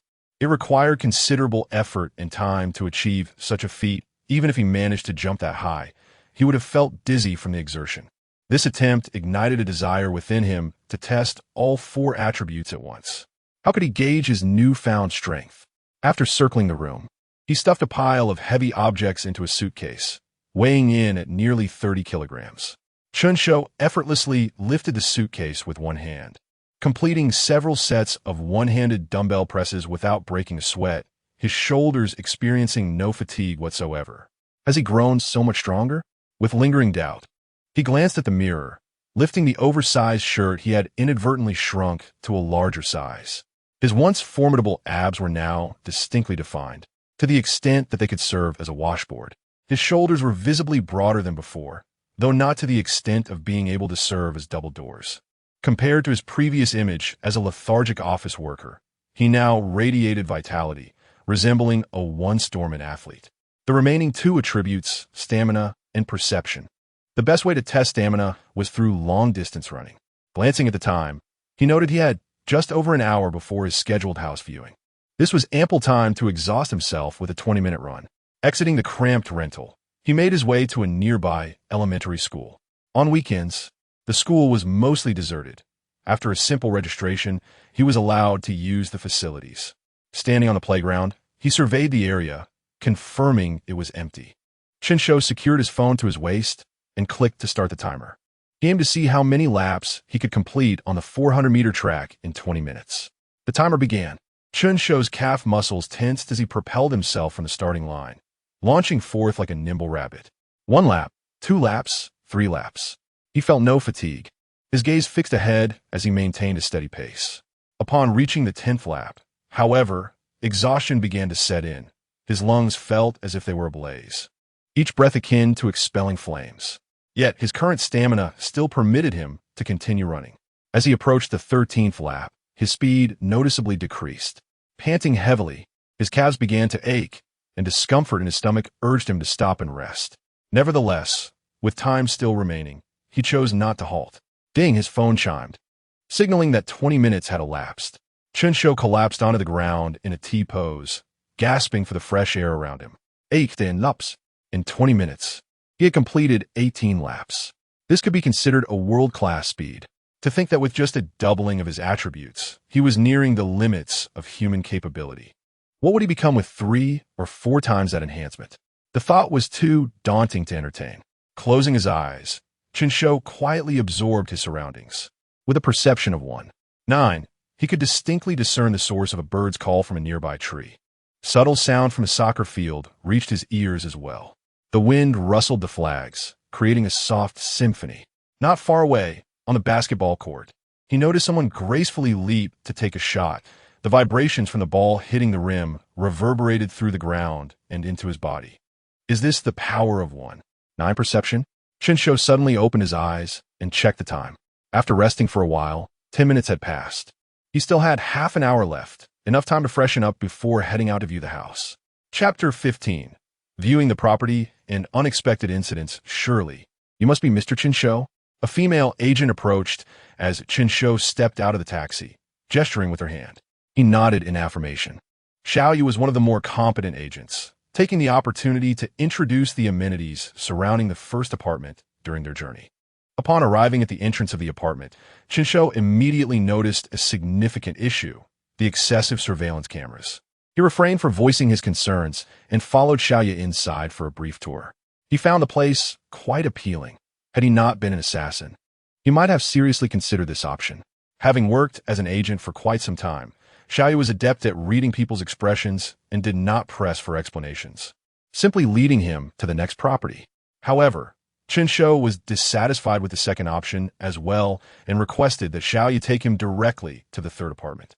Xiaoyu hesitated, revealing that the situation with the third property was somewhat problematic, and it would likely be challenging for an ordinary person to resolve. What kind of problems? Chen Shou inquired, pressing for details. Well, that apartment was intended for the original owner's mistress, Xiaoyu explained. After a fallout between the owner and his mistress, her family had come demanding compensation for their daughter, threatening that they wouldn't leave otherwise. The original owner was no fool. After all, a mistress is still a mistress, not a legitimate spouse. Once they split, expecting compensation was absurd. Xiaoyu continued, stating that the original owner had since traveled abroad, spending only a few days in hygiene each year. He intended to rent out the apartment, but they soon discovered that the mistress's family had been living in the apartment, refusing to vacate. Not only were they unwilling to leave, but they also harassed anyone who came to view the property. Upon hearing this, Chen Shou paused, realizing he was not keen on wading through such murky waters, and promptly decided to cancel the viewing. However, Xiaoyu continued. The original owner mentioned that if someone could evict those people, they could live in the apartment for free for 6 months with a signed contract, and even utilities would be waived. Chen Shou perked up as if he had just heard of an extraordinary opportunity. Isn't that fortuitous? My skills could be of great service here. Xiaoyu looked troubled, but it won't be easy. Many have tried before, but upon seeing the occupants, they lost their resolve. The mistress's elderly grandmother lives there, frail but quite crafty. Crafty? Chen Shou asked, intrigued. You'll understand once you see them. There's also a man nearly 6 feet tall. presumably the mistress's brother. He appears to be the type that frequents the gym, Xiaoya assessed, glancing at Chen Shou. He's considerably more muscular than you. I recall his arms are thicker than my thighs. Chen Shou raised an eyebrow, taken aback by the underestimation. He was not merely a product of the gym. His physique was honed through a rigorous system. Let us go take a look, he stated, stepping forward. Xiaoya followed behind, letting out a soft sigh, thinking to herself that yet another individual believed they could handle the situation. In the Tianju community, on the 7th floor, Xiaoya knocked on the door of the 3rd apartment. Chen Shou was puzzled. Had she forgotten the key, or had the occupants changed the locks? With a creak, the door opened just a crack, revealing a frail old woman whose eyes darted suspiciously. Upon seeing Xiaoya, she exclaimed sharply, "You dare bring someone to view the apartment?"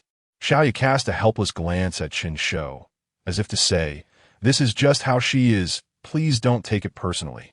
The elderly woman, seeing Xiaoya's silence and her exchange with another person, flung the door open wider, spitting in disdain. "You vixen! Hey, what are you doing?" Xiaoya gasped, stumbling back, nearly losing her balance at the edge of the staircase. The elderly woman huffed dismissively, showing no mercy, and attempted to slam the door shut. Chen Shou, quick on his feet, wedged his foot in the doorway.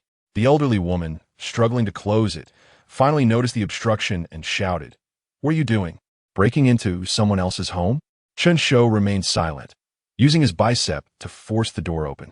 The elderly woman recoiled in fear, retreating several steps before pretending to fall to the ground, wailing dramatically, "Oh, I'm being bullied. It hurts so much. How could anyone bully a 70-year-old grandmother?" Chen Shou and Xiaoya exchanged glances of disbelief as the old woman's piercing cries echoed through the staircase. Suddenly, heavy footsteps thundered down the stairs. A towering man, nearly 6 feet tall, rushed over to assess the situation, his arms thicker than Xiaoya's waist, and his head appearing almost comically small compared to his massive frame. His exposed skin was dotted with red, pimple-like growths that expanded and contracted with each breath, as if they possessed a life of their own. Seeing the man's imposing stature, Chen Shou was reminded of an old acquaintance. "Let me ask you, what do you intend to do?" The man glared menacingly. Upon hearing his tone, Chen Shou sensed the atmosphere had shifted. "We're here to view the property," Chen Shou replied nonchalantly. "This apartment belongs to us. It's compensation from Lu Chong," the man asserted, emphasizing each word as if he were grappling with a mental block. Without waiting for a response, the man released the elderly woman's arm and charged at Chen Shou with a clenched fist. In a split second, the elderly woman's head collided with the floor. Chen Shou, unsure how to react, swiftly sidestepped the incoming punch. "You dare evade me?" the man bellowed, delivering a powerful kick. With a boost from his training, Chen Shou moved with agility, swiftly positioning himself behind the hulking figure. The man, having missed his target, was left bewildered, searching for the elusive figure that had just vanished. Seizing the moment, Chen Shou unleashed a powerful strike to the man's knee, causing him to collapse to the ground. With an air of nonchalance, Chen Shou remarked, "Now, my friend, I believe you wouldn't want the authorities to discover your unlawful residence, would you?" Chapter 16. Moving into a new home, the unlawful resident, realizing they had encountered an insurmountable obstacle, chose to refrain from further discussion. They hastily gathered their meager belongings and prepared to depart. This was splendid. The place could finally be rented out. Lu Huaya let out a sigh of relief. She made her way to the second-floor terrace and called the previous homeowner, succinctly recounting the events that had transpired. A sigh echoed from the other end of the line. "If it weren't for the connection to a family member of Ru Yan, I wouldn't have the heart to act so decisively. Otherwise, I could have managed it myself." The signing of the contract posed no significant issues. Chen Shou reviewed the agreement and confirmed that the other party indeed honored their word by granting him a 6-month rent-free period. Once the contract was duly signed, Lu Huaya took her leave, and the two exchanged WeChat contacts for any future communication. To prevent the former tenants from returning, Chen Shou replaced the locks. Upon returning to the rental, he glanced at his belongings, which were few and manageable for one person to handle. However, recalling Qin Bafang's saying about not forgetting friends in times of prosperity, he decided to enlist Qin Bafang's assistance. Chen Shou employed his skill to prepare a complimentary meal. yielding remarkable results. Within half an hour, Chen Bafong arrived, bustling along the subway. "Brother Shou, you're finally moving out," he exclaimed, gazing in awe at the dismal rental. "All these years, I've avoided gathering here because the place was simply too shabby." Chen Bafong aided in the packing, and the few boxes were swiftly filled. "Where are you planning to move?" he inquired. "Tianju community," Chen Shou replied. "What?" Chen Bafong thought he misheard. The rent there started at a minimum of 8,000. "Brother Shou, do share any lucrative opportunities you might have." "You wouldn't be able to manage my methods," Chen Shou replied. "Have you caught the attention of a wealthy woman?" Chen Bafong jested. "Enough of the jokes. That is not for me," Chen Shou denied. Chen Bafong's skepticism lingered. Chen Shou, with his handsome features, had always attracted many admirers during university. In his mind, sudden wealth could only stem from one path. In no time, they had packed up everything. The rental was situated in an urban village without an elevator, necessitating the arduous task of transporting boxes down the stairs. After descending just a few flights, Chen Bafong was left panting, seated on the stairs to catch his breath. Observing Chen Shou effortlessly transporting boxes down, Chen Bafong's doubts began to blossom. "Brother Shou, have you been working out?" he called out. "Working out? No, Chen Shou the naive." Chen Bafong squinted, lifting Chen Shou's shirt. "No way. You can definitely make money on the internet with that physique," he exclaimed. The seed of suspicion rooted deeper. Physique, wealth, attractiveness. All evidence pointed to a singular conclusion. "I understand, Chen Bafong said with feigned sympathy. Those in that line of work often deny their profession, requiring some side gig to elevate their status. Chen Shou, bemused, retorted, "If you keep imagining wild scenarios, you won't be getting any free meals." The two borrowed a small cart from a delivery station and pushed the boxes to Tianju community. As Chen Shou pressed the button for the top floor, Chen Bafong's thoughts flickered. The top floor is generally not a desirable residence. Waterproofing is challenging, and in some communities, the exhaust pipes are placed on the roof. In summer, an air conditioner is barely effective. No wonder he chose Tianju community. It was indeed a remarkable bargain. Chen Bafong finally relaxed. A good friend suddenly acquiring wealth can stir unsettling feelings. Upon opening the door, the sight that greeted Chen Bafong left him momentarily speechless. He had never lived in a house belonging to the affluent, but with the internet's vast reach, the wealthy eagerly showcased their opulence. Various furniture and fixtures were all renowned brands. IKEA, Xiaomi, Nanji Ren. Wow. Meanwhile, under the bridge in Highland City, an elderly woman spoke on the phone. After hanging up, a sinister smile spread across her face as she turned to the burly man beside her. "Gee, help your grandmother with something." The man looked up. "Do you know how to navigate the internet?" "Grandma just received some news from a friend." "Didn't Li Jiuyue just pass away?" The man's eyes sparkled. The death of Li Jiuyue was truly sensational. Grandma's friend has some connections and informed her that the news wasn't fully covered on television. When Li Jiuyue died, there was a pile of tarot cards around him. The only one standing was the hangman card. Those who know about it now refer to it as the hangman incident. "Your fans include hackers, right?" the elderly woman suggested. "Go online and spread rumors that the hangman who killed Li Jiuyue is that young man who bullied us before." The man hesitated. "Grandma, isn't that inappropriate?" The elderly woman immediately suppressed her smile, her expression turning menacing. "Inappropriate? He left us homeless. We're merely spreading a rumor. What is the harm?" The man bowed his head, wrestling with his conscience, but ultimately acquiesced to her request. Chapter 17. The Return of a Colleague. At 7 in the morning, the diligent master Su arrived early at building number 1, ready to commence the day's labor. He pulled down the iron gate and pressed the elevator button, swaying slightly as he ascended to the 13th floor. Upon reaching the office door, he squinted slightly. The small device he had carelessly affixed to the lock had fallen to the ground. This indicated that someone had visited the office. Su had chosen this location precisely because entry through the window was impossible. It could only accommodate the head of an ordinary person, leaving the main entrance as the sole means of access. He concealed his usual nonchalant demeanor, drawing a handgun from his waist with a click, ensuring the bullet was ready to fire. The lock remained intact, and Su had no intention of forcing the door open. he opted for a normal entrance, albeit with heightened vigilance. Inside, everything appeared as it had the previous day, unchanged. Suddenly, a gust of wind surged. A leg lunged at him from the shadows. Shou swiftly pivoted, narrowly evading the assault. A faint smile graced his lips. An acquaintance had arrived. At that moment, a glint of cold steel flashed, and he discerned a dagger hurtling towards him at an imperceptible speed. With a leap, Shou evaded the dagger's trajectory and began to move. In just a few strides, he positioned himself behind the assailant. Shou drew his own dagger and struck fiercely at the opponent's spleen. Clang! The assailant reacted swiftly, using momentum to alter the trajectory of the dagger in midair, resulting in a crisp sound as the two blades clashed. Not bad. Shou zimat apasivi. Yet it was too late. The handgun in his other hand was already pressed against the assailant's waist. Clatter. The assailant raised both hands, the daggers slipping from their grasp.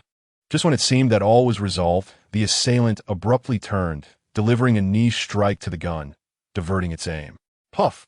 The silenced handgun discharged, the bullet grazing the assailant's waist and striking the office's dilapidated wall. No, you really fired? The assailant exclaimed in pain.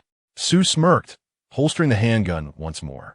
You relied on my reluctance to shoot you, which emboldened your reckless actions. When the gun is pressed to your waist, coupled with your slower reflexes, you place yourself in peril. Returning to his seat, Shou retrieved a first aid kit from the drawer. Here, tend to your wounds. Learn from this experience. Avoid such perilous maneuvers in the future. I had assumed that with age, your reflexes would diminish, yet you remain as adept as ever. Shou switched on the light, illuminating the assailant's face. The individual possessed well-defined features and a handsome appearance. It was none other than Xiao Yuqian, another colleague from the office. How did the mission go? Shou resumed his casual demeanor, lounging with legs crossed while fiddling with his phone. You don't trust me? Xiao Yuqian replied, disinfecting himself with alcohol, wincing at the sting. Very well, Shou complimented. When I returned, I saw in the news that Li Jiuyue is dead, Xiao Yuqian remarked. If I recall correctly, the person behind that contract specified you to eliminate the target. What happened? Guess, Shou answered with a smile. I can't tell. The method differs from yours, and they even ostentatiously scattered tarot cards on the scene, making it seem juvenile, Xiao Yuqian muttered. Take a look at the office, Shou suggested. Xiao Yuqian turned, casually scanning the space under the light. A new colleague? Bingo! Shou exclaimed, a talented newcomer. Xiao Yuqian's interest peaked. How talented? What do you think of your own talent? Shou countered with a new question. At this, pride illuminated Xiao Yuqian's expression. He was a record holder in the assassin community, the fastest to complete assassin training, the youngest to finish it, and he had completed a D-level mission in merely a day. He had never tackled an A-level mission like Li Jiuyue's, but he had undertaken several B-level missions. On his first B-level task, he spent 7 days formulating a plan, followed by an additional 3 days to execute it. In total, he took 10 days, placing him among the top tier of those encountering B-level missions for the first time. If Xiao Yuqian did not consider himself exceptionally talented, he at least ranked among the most diligent. Just average, third among assassins, he recalled his achievements with a hint of aloofness. Sujuka silenti, merely tapping his fingers on the table.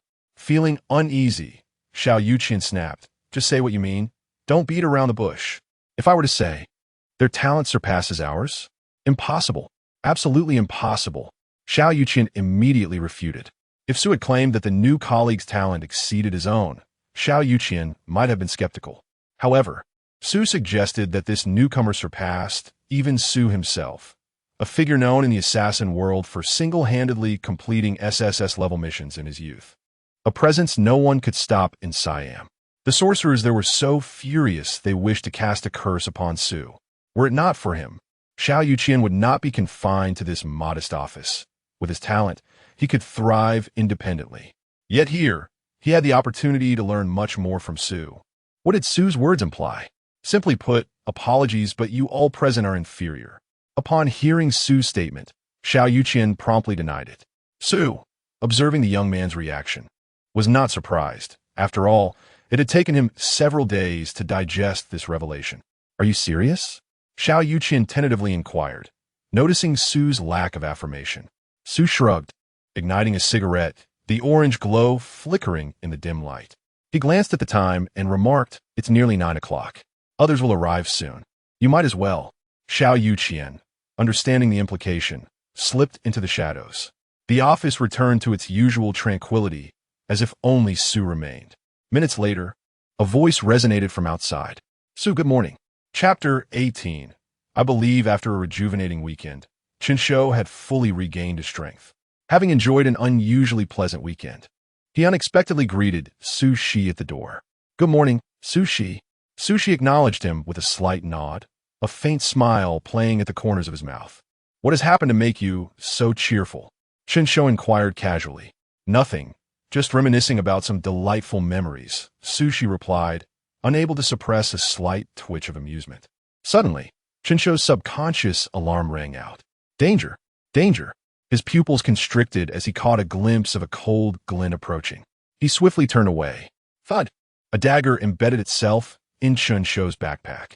Before the assailant could withdraw the weapon, Chen Shou executed a mid-air somersault, delivering a kick to the assailant's arm. The dagger tore through half of his backpack, spinning uncontrollably in the air due to centrifugal force. Narrowing his eyes, Chen Shou propelled himself upwards, seizing the dagger. A click echoed ominously. Chen Shou realized with dread that the assailant had chambered a bullet. "Stray dogs by the roadside, activate." Chen Shou's presence dissipated into thin air. A youthful voice expressed confusion from the darkness. Suddenly, a sharp object sliced through the air. Whoosh! The previously uncontrolled dagger, unbeknownst to him, was hurtling back towards the assailant's head. The assailant, feeling a chill run down his spine, instinctively rolled forward, narrowly evading the unforeseen attack. With the roles reversed, Chen Shou now lurked in the shadows, becoming the hunter, while Xiao Yuqian stepped into the light, becoming the prey. Click! Xiao Yuqian cursed under his breath, acknowledging that this new colleague was indeed ruthless. Bang! Bang! Bang! 3 bullets fired, narrowly missing the side of Xiao Yuqian's head. Sweat dripped from his brow. Enough! Enough! Why take it so seriously for a simple test? Su Shi admonished, though a smile lingered in his eyes as he glanced at Xiao Yuqian. Xiao Yuqian, somewhat humbled, remained puzzled, still unsure how the person had vanished the moment the dagger was drawn. Judging from the assailant's reaction speed, it certainly matched some of Su Shi's praise. Yuqian, Shou. Thus, the two became acquainted. Relieved, Chen Shou concluded that his assumption was correct. The assailant was indeed his colleague. From the moment he had entered the office, he had sensed something amiss.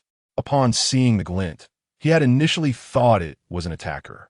However, after activating the stray dogs, the situation flashed through his mind. Su Shi leaned back in his chair, seemingly unfazed by the commotion before him. Chen Shou boldly speculated that the individual who had attacked him was the colleague Su Shi had mentioned who was on a business trip. Therefore, he refrained from delivering a lethal blow, reasoning that as long as the assailant was not foolish enough to strike back, there would be no significant harm. "You are indeed ruthless," Xiao Yuqian groaned, clutching his wounded side. He had initially thought Su Shi aimed to suppress the newcomer through him. But this test had only exacerbated his already bandaged injury. "What happened?" Chen Shou inquired, perplexed. Someone thought returning from a business trip would elevate them to the top, only to find themselves relegated to the bottom of the office hierarchy. Su Shi laughed heartily. Chen Shou understood that Xiao Yuqian's injury was inflicted by Su Shi. Xiao Yuqian grimaced, taking a seat. Only then did Xiao Yuqian begin to assess his new colleague. Chen Shou's physique was not particularly slender, but was rather well-proportioned, suggesting a commitment to fitness. Having just returned from rigorous training, Xiao Yuqian noted that his own physique mirrored that of Chen Shou. If this new colleague had indeed just completed training and managed to accomplish an A-level task, even with Su Shi's assistance, his talent was undeniably remarkable. However, it was the essence he exuded that intrigued him. During the earlier test, the ferocity emanating from Chen Shou was in stark contrast to the demeanor of the seemingly honest individual before him. Is this truly the same person? By the way, Yuqian is quite adept at physical techniques. You should seek his guidance when you have the chance, Su Shi remarked. Upon hearing this, Xiao Yuqian puffed out his chest with pride. Chen Shou scratched his head, glancing at the attributes displayed on his system panel. Martial arts, green. Uncertain if training would enhance his attributes, he received a timely clarification from the system. Host, specialized training for attributes can indeed upgrade them. However, the optimal method remains to draw prizes from the roulette for a 3-in-1 upgrade. Recalling his weekend, Chen Shou lamented that he had only obtained 2 green attributes after 40 consecutive draws. He was uncertain how long it would be until the next task, and even upon completion, he had no idea how long it would take to draw the same attribute again. As for martial arts, he resolved to train diligently for now. With this thought, Chen Shou clasped his hands, saying, "I humbly seek your guidance, senior." Xiao Yuqian chuckled in response. "We're in a killer's agency, not a martial arts sect or a fairy tale. No need for such formalities." With that, he rose to his feet. "I am somewhat injured today, so let us keep the practice light."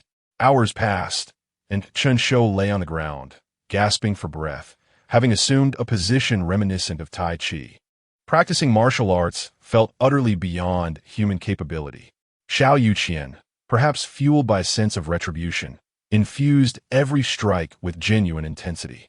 With each blow, Chen Shou felt as though his internal organs were being rearranged. Fortunately, perseverance bore fruit, with a stamina of 1.6. He managed to endure until Xiao Yuqian ran out of energy. "You can certainly take a beating," Xiao Yuqian remarked, shaking his numb hands. Chen Shou summoned the system panel to review the results of the day's training. Upon its appearance, the data displayed left him astounded. Attributes: Strength, 1. 81 Stamina, 1. 6 Agility, 2. 0. 1 Perception, 1. 9. After such an arduous session, he had only increased by a mere 0. 0. 1. Was there truly no enhancement to his combat prowess? By conventional standards, this was already considered rapid growth. An increase of 0. 0. 1 per day would lead to becoming a peak human in a year. Yet, the pace of advancement felt overwhelmingly swift. Upon inspecting the attributes, he noticed a progress bar added to the original martial arts entry, indicating how much longer it would take to advance to blue. Martial arts, green, 3. Chen Shou rolled his eyes, realizing why the system had insisted that drawing prizes was the correct approach. Chapter 19. Unexpected discovery today. The weather is splendid, and nothing remarkable occurs throughout the day. After enduring a day filled with rigorous combat training, Chen Shou, burdened by aches throughout his body, squats at the base of building number 1, placing an order for takeout. With a bank balance exceeding several $100,000, his approach to ordering food has drastically changed. In the past, he would merely peruse the options on a food delivery app, carefully selecting dishes that would not upset his stomach. However, today he indulges in the delights of Meituan vouchers, feeling extravagant. A discount of 50 minus 15. Excellent. Today, he shall feast on a meal worth 50, reduced by 15. Should anyone witness this, they might be astounded. How will he manage in the days to come? Yet, he is now a man of wealth. A mere 35 yuan meal? Consider it done. Calculating the time accurately, he rushes to the convenience store at the entrance of the community to purchase a soda before the delivery rider arrives. If one were to inquire whether he prefers regular or diet, Chen Shou is well aware of one simple truth. An ice-cold cola is the most delightful. Exiting the store, he coincidentally encounters the rider, collects his meal, and steps into the elevator. Suddenly, a voice calls out as the elevator doors begin to close. Unhurried, Chen Shou presses the button to keep the door open, allowing the person to enter. Thank you. The newcomer is an elderly lady, approximately 70 years old, with graying hair fashionably styled for her age. She gasps for breath, studies Chen Shou intently for a moment, and upon noticing the takeout in his hands, inquires, "Young man, I've never seen you before. Which floor do you live on?" "The top floor." "The top floor?" The old lady seems puzzled, recalling that the penthouse was occupied by a certain elderly woman and her grandson. "I evicted them," Chen Shou replies. "Now it's my residence." "Huh?" The old lady's mouth hangs open, her thoughts racing. Is that even possible? Wasn't this community once considered upscale? In the past, it was a matter of strength. Whoever had the mightiest fist could claim the space, without the need for payment. No, I ousted them, and the owner rented it to me at a favorable rate, Chen Shou clarifies. The old lady finds this plausible. It makes sense.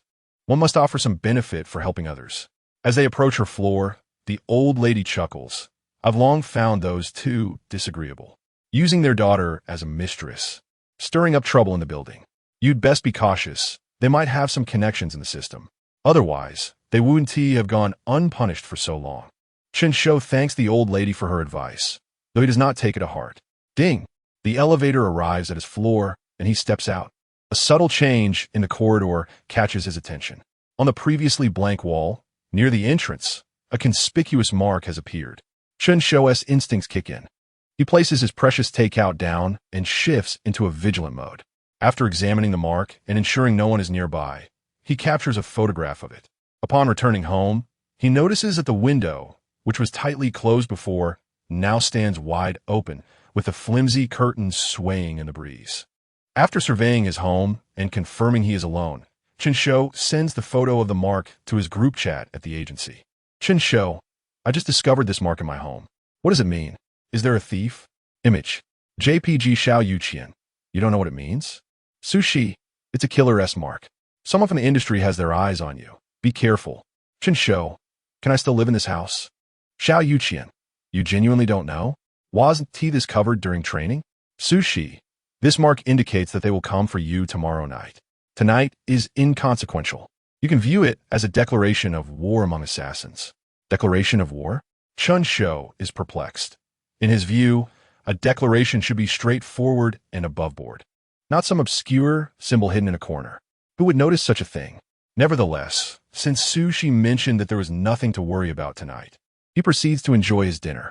After a satisfying meal, Chen Shou lets out a contented belch. Now, he must contemplate the impending challenge from the assassin. He is uncertain when his reputation was compromised.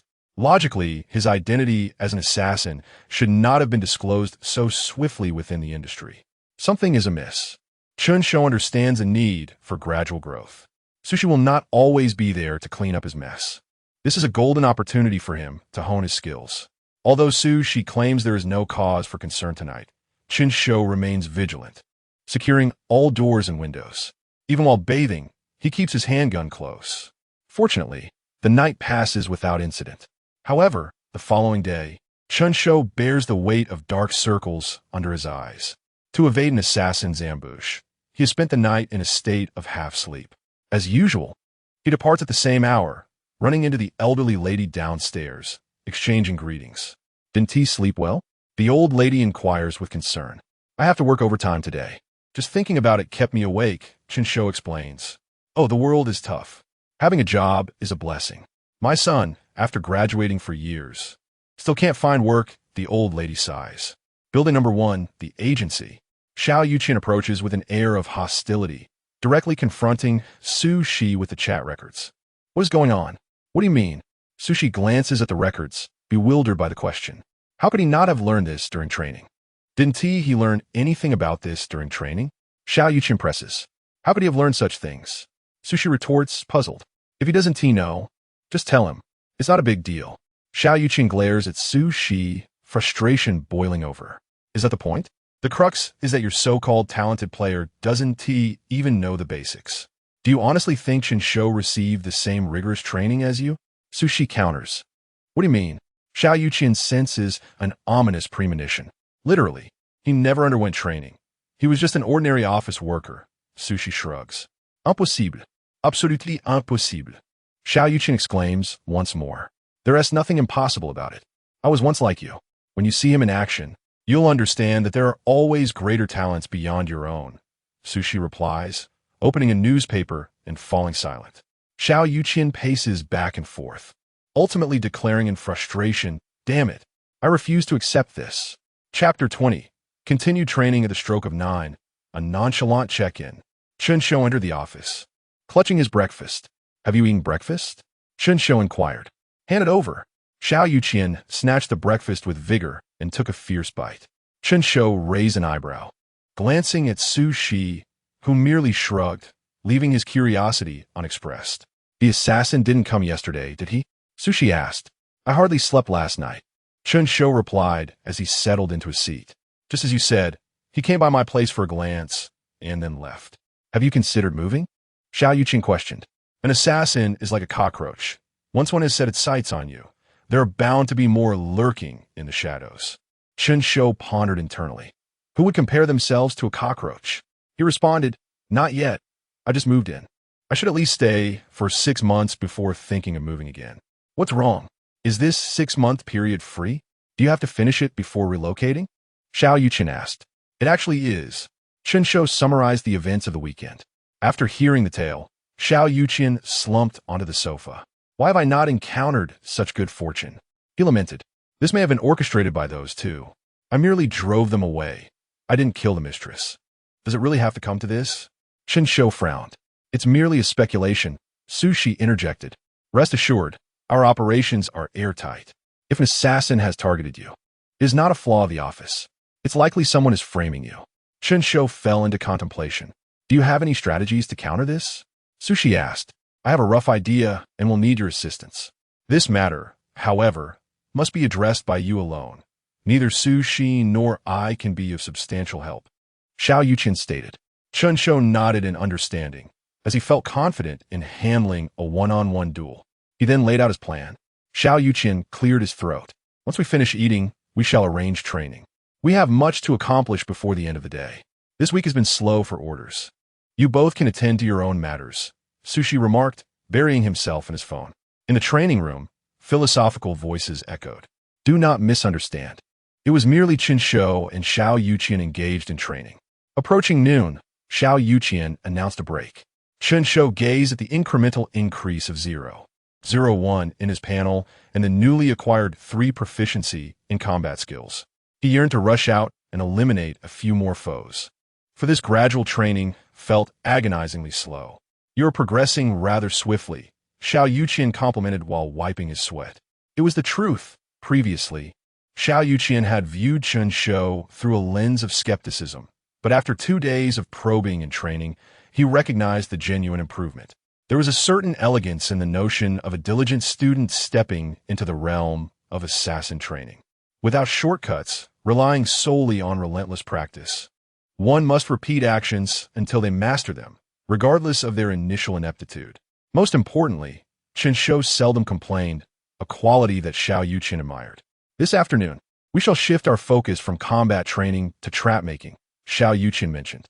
"Join me for a delicious lunch," he added, swiftly seizing Chen Shou's arm and guiding him out without waiting for a refusal.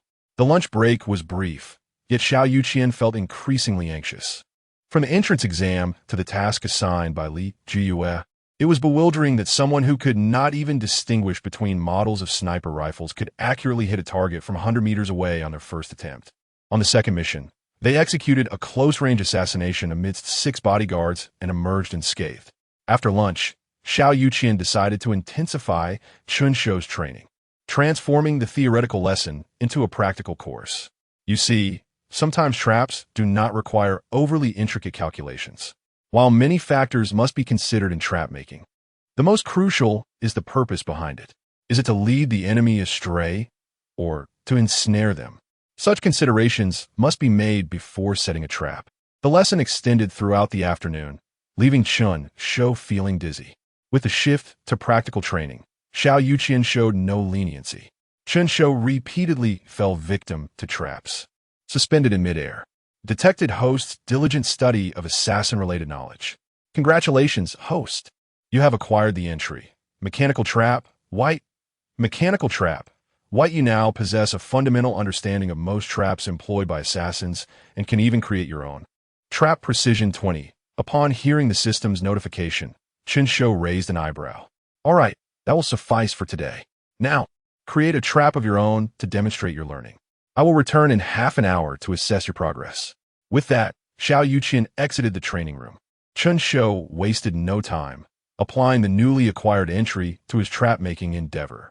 Half an hour swiftly passed, and Xiao Yuqin re-entered the training room, standing at the door with a satisfied nod. After a full afternoon of learning, this level of achievement is commendable. Saying this, he tossed a mat, instantly activating the trap. "However, compared to my initial attempts, you still have a long way to go," Xiao Yuqin remarked as he stepped into the training room. Oblivious to the sly smile playing at the corners of Chen Shou's mouth from his concealed position.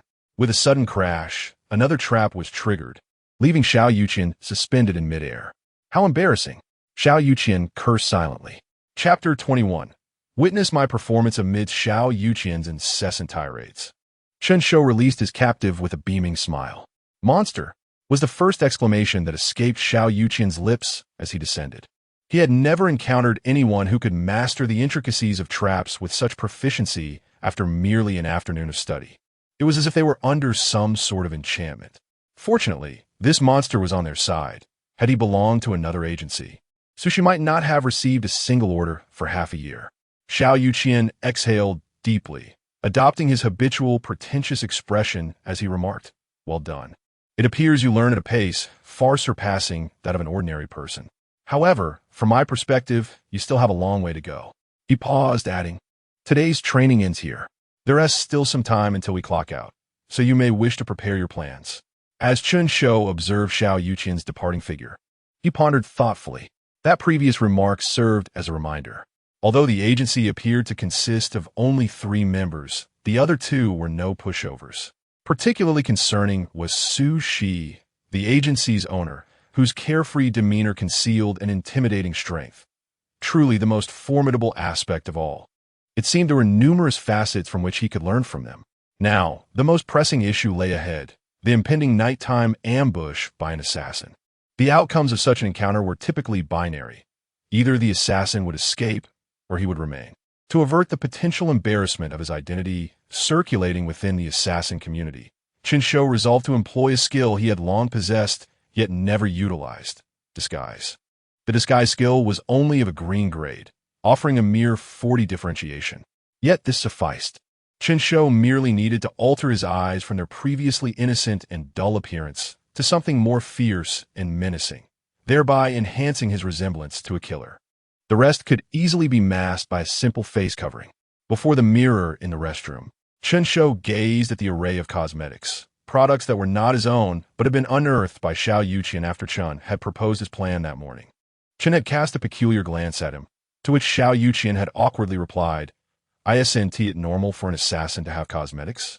The makeup process was swift, and as he emerged from the restroom adorned in his new guise, the expressions of Su Shi and Xiao Yuqian shifted from amusement to grave concern. "Were you truly a corporate drone before?" Xiao Yuqian mused, contemplating the transformation. "Indeed, why do you ask?" Chen Shou shot him a fierce glance that made Xiao Yuqian feel a twinge of apprehension. How could a corporate worker master the art of disguise? Xiao Yuqian exclaimed. "I am a cosplayer from the two-dimensional realm," Chen Shou elucidated. "Ah, that makes sense," Xiao Yuqian replied, a light of understanding dawning upon him. "But you still lack a few essentials." With that, he rose and produced a black trench coat, black boots, and sunglasses from an unknown source. "Are you serious? In this sweltering summer heat, you want me to wear a trench coat? That would be tantamount to announcing my presence." Chen Shou protested. "In this outfit, you could easily pass off as someone returning from a comic convention. They would believe you," Xiao Yuqian retorted. Glancing at the time, Xiao Yuqian dismissed Chen Shou's refusal to don the provided attire with a wave of his hand. "It's already several hours past quitting time. I need to head home for dinner. The rest is up to you.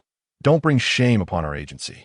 After contemplating the soundness of Xiao Yuqian's advice, Chen Shou conceded. This ensemble would effectively obscure his figure, and given that he would inevitably encounter several surveillance cameras on his way home, it would be unwise to attract attention as a killer. After some reflection, he decided to adorn himself in the provided costume. It started to feel like a movie. Sushi remarked at that moment. Chen Shou nodded silently in agreement. At 8 o'clock in the evening, he bid farewell and exited the agency. He made his way home, diligently navigating through the city while adhering to the blind spots of the surveillance cameras he had scouted earlier. After considerable effort, he finally returned to Tianju community, and with the aid of agility and strength, he effortlessly leaped over the surrounding wall. What assassin would use the front entrance? Upon arriving at the base of his building, Chen Shou surveyed his surroundings under the moonlight, casting a defiant glance at the unavoidable cameras before expressionlessly stepping into the elevator. "Wait, wait!" The familiar voice of an elderly lady rang out. At that moment, Chen Shou's innate persona of an honest man took control, prompting him to press the door open button and glance toward the old woman. The sight startled the elderly lady, causing her legs to tremble, her cane slipping from her grasp. She chuckled nervously. I just remembered I need to wait for my granddaughter. Are you coming or not? Her tone was cold, reminiscent of a command rather than an inquiry. Coming. She forced a smile, inching her way closer with her cane. Upon noticing that Chen Shou had pressed the button for the top floor, the old lady exhaled in relief. Why haven't I seen you before? Do you live on the top floor? Chen Shou remained silent, exuding a palpable sense of pressure. As they reached her floor, she exited the elevator with an air of normalcy. Once he confirmed that the elevator would not stop again, he hastily returned to his own apartment and pulled out his phone, frantically messaging the owner's group for help. Property manager Xiao Lu, hurry. There's an outsider in our building. Very fierce. Looks like a robber. Instantly, the once quiet owner's group erupted with chatter following her alarming message. Is this for real? Shouldn't we call the authorities immediately? Goodness.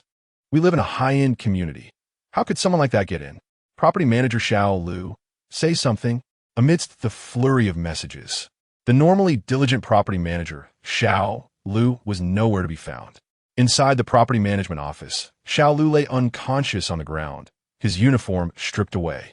In the lobby, Xiao Yuqian caught a whiff of the rancid odor emanating from the uniform, suppressing his disgust as he retrieved Xiao Lu's phone to peruse the owner's group messages. He swiftly typed a response to the frantic owners. After Chen Shou's departure, only Su Shi remained in the agency. Observing Chen Shou's retreating silhouette, Su Shi lowered his legs from the desk and slipped on his flip-flops. He exited the agency, locking the door behind him, before lazily making his way to where his electric scooter was parked. Donning his pink safety helmet, he revved the engine and sped off toward Tianju Community. Chapter 22. The remnants of K Society as he observed his neighbor stepping out of the elevator in terror.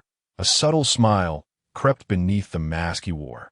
He harbored no fear of the neighbor summoning the authorities. Indeed, such an occurrence would expedite his own conclusion to this battle. The two individuals in the office would attest to his unwavering presence at work. Indeed, Chen Shou's plan had entirely excluded Su Shi and Xiao Yuqian. His sole demand was that once the reorganization was complete, he would not be betrayed. Gazing at the message from property manager Xiao Lu on his phone, he read, "All members, please remain calm. We have already contacted the authorities. They will arrive shortly. Kindly return home temporarily and secure your doors and windows. Do not make any sounds or venture outside to investigate." As anticipated, the situation unfolded just as he had imagined. Upon exiting the elevator, he found the once closed door now ajar, a harbinger of the assassin's arrival. This sight brought Chen Shou a sense of relief. He had been concerned that help would arrive too late, delivering the evidence of his deeds to the authorities. "Roadside stray dogs, activate," he commanded, minimizing his presence. His gaze sharpened as he discerned multiple traps within his abode. The intruders had clearly prepared thoroughly in his absence. What the traps at the entrance? He would simply avoid the front door. Casually, he discarded a heavy object, triggering a cacophony of noise from the traps. At this, he swiftly pivoted and slipped through the window of the stairwell. Soon, footsteps descended the stairs, light and soundless. The figure surveyed the untriggered traps with a grave expression, shaking his head as if conversing with an unseen accomplice. Outside the Tianju community, Chen Shou, drawing upon his strength, effortlessly scaled the exterior of the building to reach the second floor of his residence. Roadside stray dogs, duration concluded. Cooldown period remaining, 30 seconds.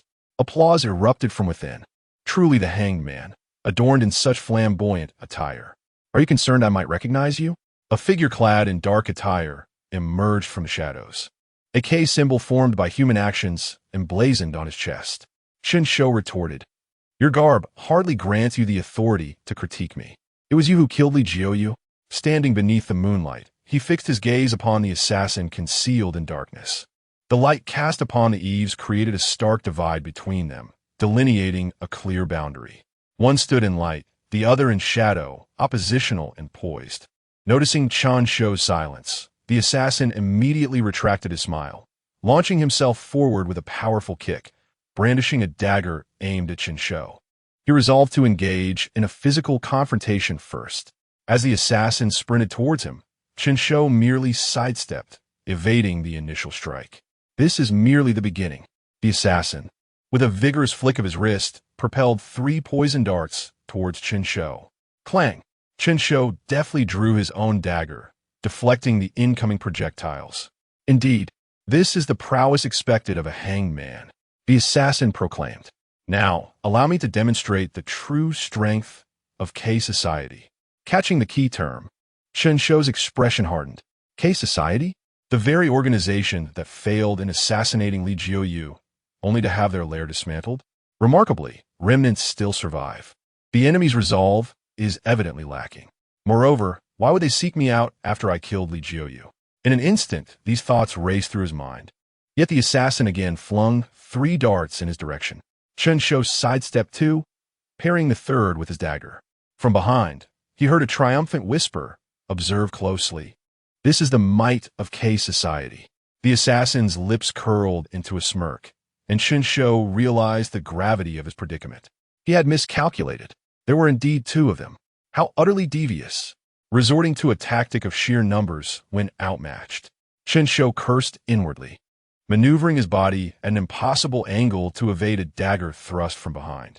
3 steps backward, he positioned himself in the moonlight. Before him stood another figure in dark attire, slowly advancing from the shadows. With a furrowed brow, Chen Shou contemplated, "I initially believed I could engage in a fair duel, to ascertain whose martial prowess was superior. I never anticipated they would abandon all honor and mount a coordinated assault." The community's property management had also contacted the authorities. Calculating the time, he surmised the authorities should be en route. He needed to vacate before their arrival. Glancing at the cool-down timer, only 10 seconds remained. If he could endure one more round of their attacks, he would regain access to the roadside stray dog's ability. Huh? Seeking to flee? The assassin scoffed beneath the moonlight, once more releasing 3 darts. Chen Shou retreated a few steps, evading the projectiles, but the other assassin emerged from the shadows, closing the distance. Under the moonlight, the gleam of the dagger was glaringly apparent. Clang! Chen Shou reacted swiftly, blocking the incoming strike with his left hand while delivering a powerful punch to the assassin's midsection with his right. The struck assassin staggered backward, blood spilling from his mouth. "I concede. You indeed possess the skill of a killer." The bloodied assassin gasped, his eyes wide with fury. With only 3 seconds remaining on the cooldown timer, Chen Shou felt a weight in his heart. It seemed he had no choice but to employ his final gambit. Suddenly, he widened his eyes, staring past the 2 assassins with disbelief. "President, what are you doing here?" "What?" Both assassins gasped, spinning around in shock. In the darkness, only the night breeze rustled the green leaves. No other figure was present. "Damn it, I've been tricked." The 2 turned back, only to find Chen Shou had vanished from his previous position. Exchanging glances, they cautiously approached the space where Chen Shou had stood. "Where'd he go?" one assassin queried, stepping onto the very spot where Chen Shou had been, only to realize he had seemingly disappeared in mere seconds. One assassin tilted his head in confusion, while the other displayed visible dissatisfaction but complied, moving toward the edge. 3 meters, 2 meters, 1 meter. At the edge, the anticipated sight of Chen Shou gripping the wall did not materialize. This had become increasingly troublesome. Where could he have gone? The assassin at the edge withdrew, but suddenly, a powerful force lifted him off the ground. As he ascended towards the sky, the instinct for survival overwhelmed his awareness. "Help me," he cried, disregarding his pride. It was Chen Shou who had grasped him, the very figure that had just vanished. "Shall we play a game?" Chen Shou inquired ominously. "I don't want to play. I don't want to play," the dart-throwing assassin exclaimed, his body precariously hanging over the edge, betraying signs of panic. Should Chen Shou release his grip, he would plummet to his demise. "Let go of my brother," the other shouted, rooted in place, unwilling to advance an inch. "Oh, brothers in arms, are we?" Chen Shou's expression brightened. "How about we play a game? I ask the questions, you provide the answers. If I find it entertaining, I shall set you free. What do you say?" Chapter 23. A display of skill in a concealed corner of the Tianju community, Sushi silently observed the unfolding battle. He admitted that when Chen Shou had called out to him moments ago, an impulse to rush out and assist had momentarily surged within him. He He even began to doubt whether he had grown too old for stealth, having been spotted by his subordinates. However, it turned out that the call was merely a ruse to deceive the opponent. Fine, I promise you, to spare my brother. Another assassin lowered his dagger, indicating that he harbored no ulterior motives. How did you learn I am the hangman? Chen Shou inquired. I saw it online. The assassin replied honestly. There are numerous posts claiming the hangman resides here. Initially, we were skeptical, but soon enough, the posts vanished right before our eyes. We had no choice but to believe. Chen Shou was at a loss for whether to laugh or cry. These two were quintessentially naive, trusting online rumors. Aside from you two, does anyone else know I live here? The assassin shook his head vigorously, as if answering a drum. No, we came here without the boss's knowledge. Boss? You mean Boss Zuan, the one who failed to assassinate Li Juyue? The assassin stammered. I've never heard of him. How would you not have heard of him? The news of Boss Zuan's assassination attempt failing and subsequently being silenced stirred the entire underworld. How could you possibly be unaware? The assassin grew agitated. Chen Shou was speechless. Why are you so worked up? Is your boss's failed assassination and subsequent silence something to boast about? Wait, isn't your boss supposed to be silenced? Why do you speak of him as if he were still alive? Chen Shou noted the oddity. He's dead, but not entirely. They left him a breath, allowing us to work for him, the assassin answered candidly. Chen Shou had never felt such a level of incredulity before. One last question. If you discover I am not the hangman, how would you deal with it? Eliminate the witness, the assassin shrugged, believing that society must remain shrouded in mystery. And thus, anyone aware of their identity must be swiftly dealt with. Congratulations, you answered incorrectly. Chen Shou smiled faintly, tossing his hands lightly. The assassin, who had been anxiously suspended in the air, felt the pull of gravity and his spirit sank. Bang! His body crashed to the ground, blood splattering several meters away. The life within him was extinguished. You! The assassin choked, blood vessels nearly bursting in his eyes. With a roar, he charged forward, unhesitatingly launching 3 flying darts. Chen Shou deftly dodged. The cooldown period of his skills had ended. The assassin stood frozen, watching the hangman vanish before his eyes. Come out. Face me, coward. He bellowed, resembling a frenzied gorilla as he scanned the surroundings. Come out. It's just me left. Let's settle this openly. Breathing heavily, his features contorted, he vowed to uncover the whereabouts of his brother's killer. Do you know? A voice floated down from above. Unbeknownst to him, Chen Shou was perched on the second floor eaves, his back to the moonlight, smiling down at him. Come down. Again, 3 darts shot forth. Chen Shou braced himself, executing a graceful flip and landing lightly before the assassin. Don't rush. Allow me to finish my show. You know? 6 darts were released. Chen Shou's expression darkened as he swirled his coat, capturing the darts within. Listen to me. Oh. It appeared the darts had been exhausted, prompting the assassin to draw a dagger and charge forward. Puff, puff, puff. You cheated. The assassin's pupils dilated as 3 bullets struck, 1 in the leg, 1 in the chest, and 1 in the forehead.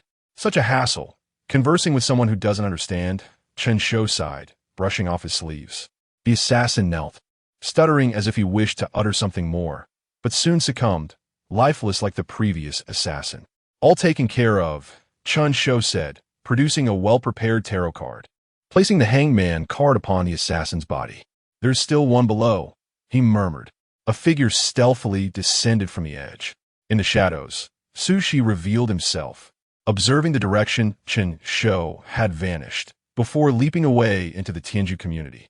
On the first floor, Chen Shou scattered the tarot cards around the corpse. Glancing up, he noticed figures peering through the windows of each apartment, observing the scene. Suddenly, a flash of light illuminated the area above. Chen Shou was taken aback. He truly did not expect anyone to be audacious enough to photograph a murderer in action. Looking up, he saw a mother delivering a sharp slap to her child right beneath the flashing light. He smiled slightly, removed his hat, and bowed deeply to the onlookers. Then, with a swift movement, he departed the Tianju community. At the property management office, Xiao Lu groggily regained consciousness, the pain in the back of his head persistently nagging at his senses. Ashu! He sneezed, and under the assault of the central air conditioning, He realized that his clothes had been completely stripped away, leaving only a tattered, yellowing pair of underwear. What happened? He immediately stood, discovering his uniform and phone at the surveillance station. Upon viewing the chat in the owner's group, he felt as if the sky had collapsed. Someone fell from the roof. My heavens! How could someone die? Is there any media here? Quickly, seal the news. Otherwise, the property prices will plummet. The murderer appeared. I saw him. He wore a trench coat and climbed down the wall. What did he throw? Playing cards? Did anyone on the lower floors get a clear look? What does his bow mean? Does he know we are watching him? He flipped through the chat and realized that he had managed to notify the security bureau just before losing consciousness, which brought him some relief. His job was secure. In the office of number 1, Chen Shou stepped in to find Sue. She casually seated at the desk, smiling as if nothing had happened. Is everything resolved? Indeed. More troublesome than anticipated, Chen Shou replied, removing the clothes gifted by Xiao Yuqian. What remains to be done? Sushi inquired. What remains? Chen Shou pondered before realizing. I shall rest here until tomorrow morning before returning. Very well. Tomorrow is a free day. Consider a break for you. Chen Shou pulled out his phone, perusing the chats in the owner's group, as a hint of confusion arose within him. The Security Bureau's response seemed markedly slower than usual. Chapter 24. Yin Jie has arrived again inside the office of Woozy number 1. Chen Shou slowly opened his eyes and stretched. Awake? Sushi's voice suddenly rang out. You didn't go back? I don't mind these few hours, Sushi laughed. After the commotion you caused yesterday, don't you plan to take a look today? Sushi inquired. That is indeed my intention. Outside the Tianju residential complex, a multitude of law enforcement vehicles were parked, and countless journalists had already arrived, eager to chase the story. What is going on? After verifying his identity, Chen Shou was allowed entry into the complex. As soon as he entered, an elderly lady hurriedly approached him. Oh dear, this is bad. Why have you only just returned? What happened? I was working overtime last night. Chen Shou feigned confusion. Someone in your family has died. The old lady murmured, clutching her chest. What? Chen Shou exclaimed in faux shock, his loud voice drawing the attention of law enforcement personnel nearby. Yin Jie, who was conducting inquiries, glanced at Chen Shou and nodded, then continued his work. What does this mean? Chen Shou asked. Don't worry, it's just routine questioning, the old lady reassured him, though it was unclear whether she was still shaken by yesterday's events or startled by Chen Shou's sudden outburst. It's a good thing you didn't return yesterday. I encountered that person while taking the elevator, and his gaze was so fierce. Clearly not a good person, the old lady recounted. What are you talking about? I don't quite understand, madam. Please speak slowly, Chen Shou pressed. The old lady, fueled by her gossiping spirit, embellished her encounter with Chen Shou from the previous day. You have no idea. When I entered the elevator, I was terrified. Thankfully, I was clever enough, otherwise. That man could have killed me. Chen Shou only vaguely remembered casting a fleeting glance at her, his mind preoccupied with thoughts of the assassin. That sounds dangerous. Was that person among the deceased? Chen Shou inquired with concern. I don't know. It seems he has fled. It terrified me. That person should have died on the spot. The old lady exclaimed fiercely. You should be careful, madam. That man, fleeing from justice, might have seen your face. I've heard that murderers often return to the scene of crime. Be cautious with your words. If he overhears, it won't be good, Chen Shou warned. The old lady stiffened, defiantly retorting me. A 70-year-old woman afraid of him? If he dares to come, I'll just hit him with this cane. Mr. Chen Shou, I presume. Yin Jie approached after concluding his questioning. Yes. Could you please tell me what is going on? Chen Shou pretended to be somewhat anxious. Yin Jie shook his head and recounted the events, from the old lady taking the elevator to the individual plummeting from the high-rise, culminating in the suspect scaling the wall and saluting the onlookers. Moreover, this individual likely has accomplices. Yin Jie added. Accomplices? Chen Shou was taken aback. Last night, the security and property staff of the complex suffered varying degrees of shock and fainted at the scene, Yin Jie explained. Chen Shou felt a twinge of suspicion. It seemed Xiao Yuqian or Sue she had lent a hand. Although he claimed it was his own affair, they ultimately assisted him in managing part of it. The questions were few, primarily revolving around where he was during the incident, whether there were witnesses or evidence, and if he had recently offended anyone. Recently offended someone? Chen Shou hesitated, mulling over the matter. Mr. Chen, please be candid. Such truths are crucial for unraveling this case. He recounted the situation regarding the two individuals who had occupied the floor before him, which left Jie with a peculiar expression. Are you suggesting that you had a confrontation with them? They couldn't best you, and under your threat, they vacated? Jie reiterated. It was really a threat. It was just that I thought, this is nearly 100,000 yuan at stake, so I went for it. I didn't expect to succeed.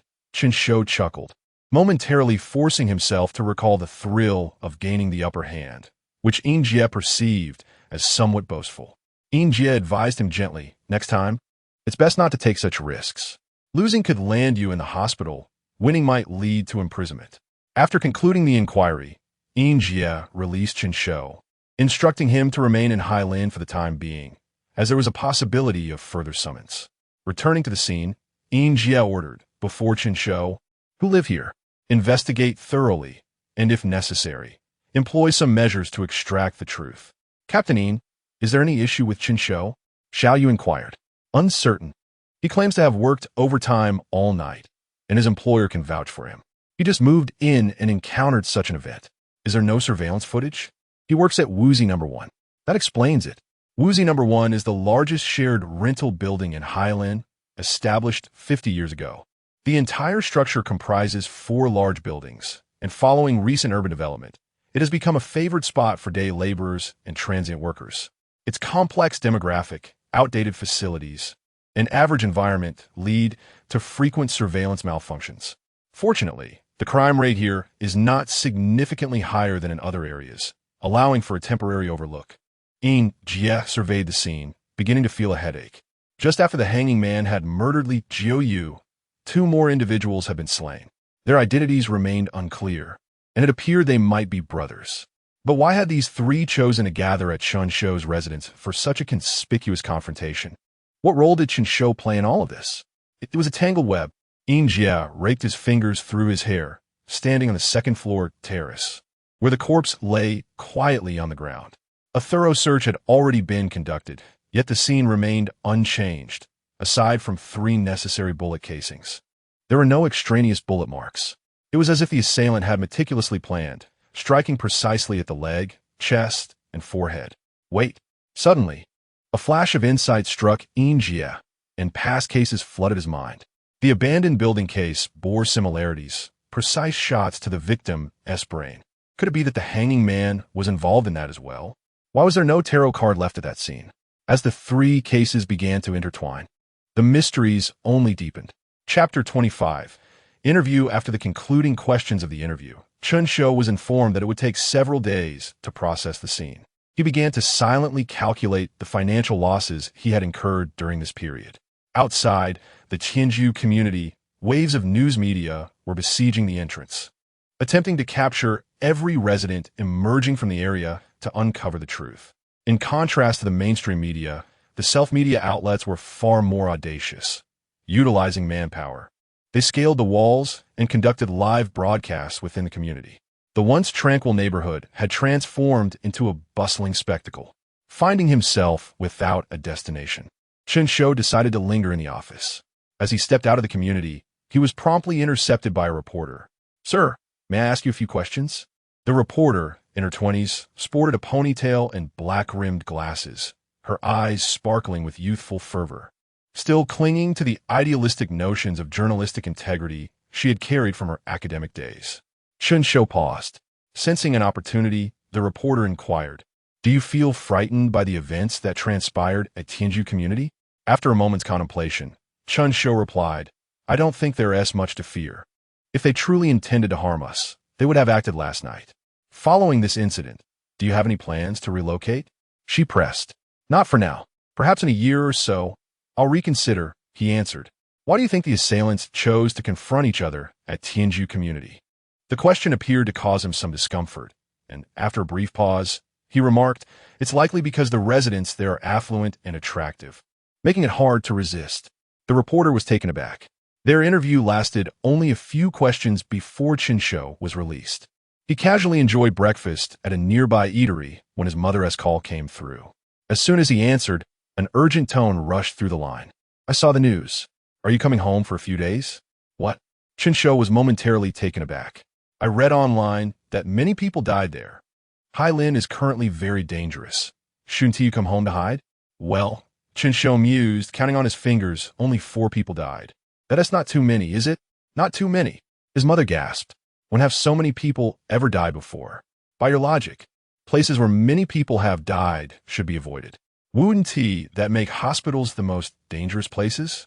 Chen Shou retorted, exasperated. That's not the same. His mother insisted. This was a deliberate murder. What if it was aimed at you? I'm a law-abiding citizen. I haven't targeted anyone. Why would they come after me? Chen Shou questioned, puzzled. That makes it even scarier. If it's targeted, at least you can defend yourself. But if it's random, you could just die unexpectedly on the street. Chen Shou fell silent, realizing she believed he could be attacked from both sides. Let us discuss this later. Don't worry, I'm far from the incident site. Besides, taking a day off would cost me 500 yuan. He fabricated an excuse to placate his mother. 500, she exclaimed. That's unacceptable. You can't risk your life for money. Just come home. What good is life without money? It's fine. I can introduce you to a few girls. Beep, beep, beep. Before she could finish, Chen Shou hung up. The ultimate goal of his parents' calls was always to push for marriage. He had little interest in such topics. As long as he sent money regularly, they dared not complain. Just as he ended that call, a message from Qin Bafang popped up on WeChat. Chen Shou sighed. So busy. I've never had so many people reaching out to me at once. Hu Yi. I saw the news. I heard the incident occurred near your home. Are you okay? Qin Bafang messaged. I was working overtime yesterday, so I was home. Chen Shou replied. That's a close call. Wait, doesn't that mean you have nowhere to stay? Want to come stay at my place for a few days? I'm fine. I can manage at the office for a couple of days without it affecting anything. I'm still worried. If it were my family, my mom would be so scared she'd end up in the hospital. Chen Shou smirked, recalling how his mother had just called. If she knew the incident happened near their home, she'd bombard him with calls, insisting he return and bring along friends and relatives. How about this? To ease your mind, I'll cover your entrance fee for the comic convention. Chen Shou's eyes lit up. The young man was expanding his horizons. While he was engrossed in replying to messages, he returned to building number 1. Upon entering the office, he was greeted by Su Shi, who looked up in surprise. Aren't you supposed to be on leave today? Chen Shou reclined on the sofa, hands behind his head. Did you forget? The battlefield is at my home. Su Shi chuckled. So what will you do these 2 days? Just sleep at the company. It's not a bad place, Su Shi suggested. Why not stay at my house? I have an extra room. Chen Shou flipped over. That doesn't seem appropriate.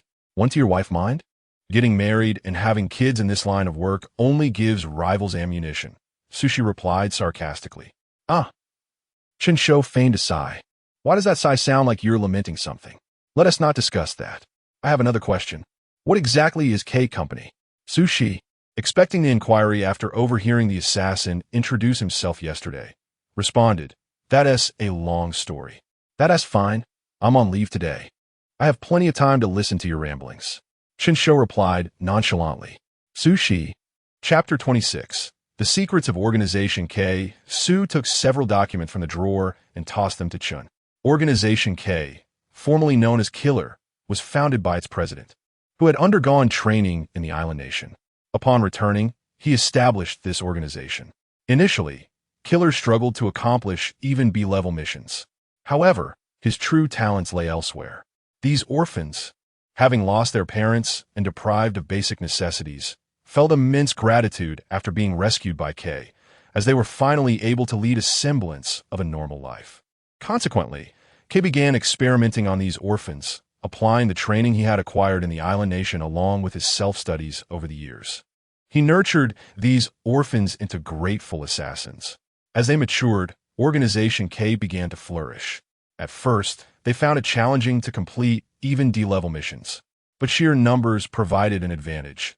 3 simple minds could indeed devise a strategy. Thus, Organization K developed its unique modus operandi and quickly rose within the assassin community. This success continued until they encountered the failures of 2 assassination attempts on Li Jiyue. Indeed, Chen added, So note that the failures correlated perfectly with the peak of Organization K's power. Their assassins, filled with arrogance, could not have anticipated facing a destined adversary who would strike them down. Why not eliminate them completely? Why leave any behind? Chen pondered aloud. Eradicating Organization K would yield no advantage. What they truly desire is a controllable team of assassins. By subduing the true K, they gain dominion over Organization K. Chen silently acknowledged this and began to peruse the information Su had provided. The content was sparse, primarily detailing characteristics of Organization K. However, their emblem was notably distinctive, a figure wielding a sharp blade, poised to strike, forming the letter K. This insignia bore an uncanny resemblance to that of the two assassins from the previous night. To be candid, had it not been for Su's insights, he might have believed the claims made by the assassins. Yet, after Su's explanation, numerous questions arose. Despite their apparent loyalty to K, why did they act on their own volition, resorting to assassination after encountering some idle gossip online? There was no conflict of interest between them and Chen. In fact, they harbored an intense hatred for the assassin known as the Hanged Man, believing him to have stolen their spotlight. Baffling, utterly perplexing. Chen's mind was in turmoil, unable to comprehend. As an assassin, he was no detective. His mind was limited, with room occupied by trivial social media figures, leaving no space for such intricate plots. He promptly relinquished his thoughts, deeming the matter trivial. If trouble arose, he would simply eliminate it. Could it be possible that an enemy nation had infiltrated Organization K, compelling K to issue orders to capture the Hanged Man, who had slain Li Jiyue? A nation capable of dismantling a significant portion of Organization K would likely find it easy to dominate a hive of assassins. Would this not explain everything? Su chose to abandon further speculation, revealing the answers in full. He suddenly felt exhausted, his eyes vacant as he stared at the chandelier. Enough is enough. Let us call it a day, Su declared, rising to his feet. Hey, where you going? ISNT, it's still working hours? Chen questioned. I'm a boss. Can't I grant myself a break? Su replied. What about me? Chen inquired, realizing he lacked the keys to the office. If locked inside, he would be unable to leave until the next day. Just stay at my place for a few days, Su replied helplessly. Chapter 27. Temporary residence and forum. The coastal city of Hailing is characterized by its hilly terrain. The old town and the new town of Hailing are separated by the majestic Wantong Mountain. To the south lies the old town, while the new town is to the north. Perched atop Wantong Mountain are affluent families, a realm that Chen Shou can only gaze upon from distance. As he contemplated the pink safety helmet tossed by Su Shi, he fell into deep thought. Do you like pink? He inquired cautiously, fearful that the color might evoke stereotypes that could irk the person before him. Not really. Pink is simply $2 cheaper than other colors, Su Shi replied, patting the back seat.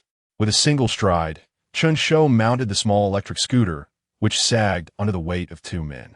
The once nimble scooter, capable of reaching 60, now experienced a rapid decline in battery life with Chen Shou aboard. Su Shi skillfully maneuvered between the pedestrian and vehicle lanes. As the scenery on both sides blurred into a slow retreat, Chen Shou pondered. So, the boss resides in the new town. There's merely a tunnel connecting the new and old towns. Does he traverse this tunnel daily on this scooter? Truly, a middle-aged man exhibits such recklessness in his endeavors. However, Su Shi did not take the Wantong Tunnel, but instead barreled directly into the Wantong community nestled within Wantong Mountain. Upon seeing Su Shi, the security guard at the entrance immediately stood at attention and nodded respectfully. The sight of a villa worth tens of millions loomed larger before Chen Shou, reigniting his incredulity. Boss, do you really commute to work on this scooter? He couldn't help but exclaim. So what? The scooter is quite convenient. No need to hunt for a parking space. You know how scarce parking is in Hailing? Su Shi retorted, as Chen Shou gazed at the villa before him. A thought crossed his mind. How much commission did the boss extract from our tasks to afford such a residence? The memory of the bonus he had awarded himself suddenly lost its luster. It dawned on him that once he was fully involved, the boss could take as much as he desired. Don't overthink it. Assisting you with the task requires me to expend effort concealing your information, Su Shi remarked, aware of Chen Shou's thoughts. Your setup at the scene as a killer is rather distinctive. The further we go, the more cumbersome it becomes to hide.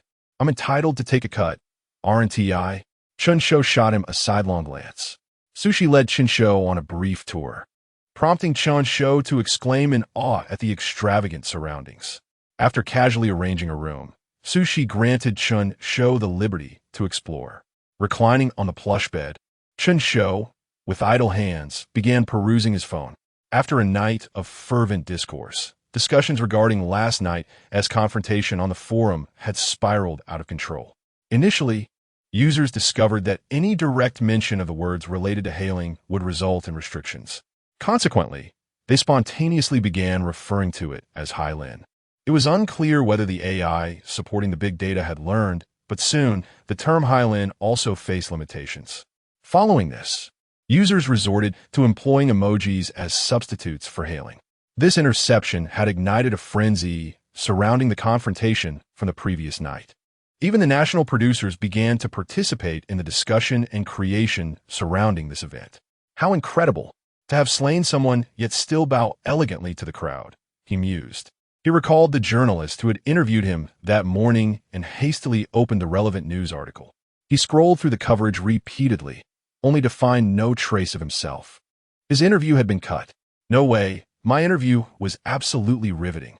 Chen Shou noted that the term the hangman had surged to the trending topics, but it quickly plummeted out of sight. Now, the entire internet could only reference last night as confrontation through an array of bizarre phrases. Soon, these terms would lack the virality necessary for propagation, and the entire incident would sink into obscurity, forgotten by the masses. Suddenly, a flurry of trending topics erupted. Celebrity Li Chengxian was revealed to have developed a psychological condition due to mistreatment from staff. Li Chengxian exhibited somatization, collapsing during a live broadcast. He declared he would not retire from the industry and would strive to ensure those responsible faced repercussions. Chen Shou thought how typical. This drama has unfolded time and again, with different celebrities and varying news. Clicking on Li Chengxian's news, he found it filled with fan comments. A few voices among the fans pleaded, "Please do not monopolize public resources. Instead, focus on the hailing murder case." Yet, such sentiments would soon be drowned out by the fans' outcry. What is the matter? Is the death in hailing less significant than our beloved Chengxian's condition? They lamented. A few people have died. When has this world not seen death?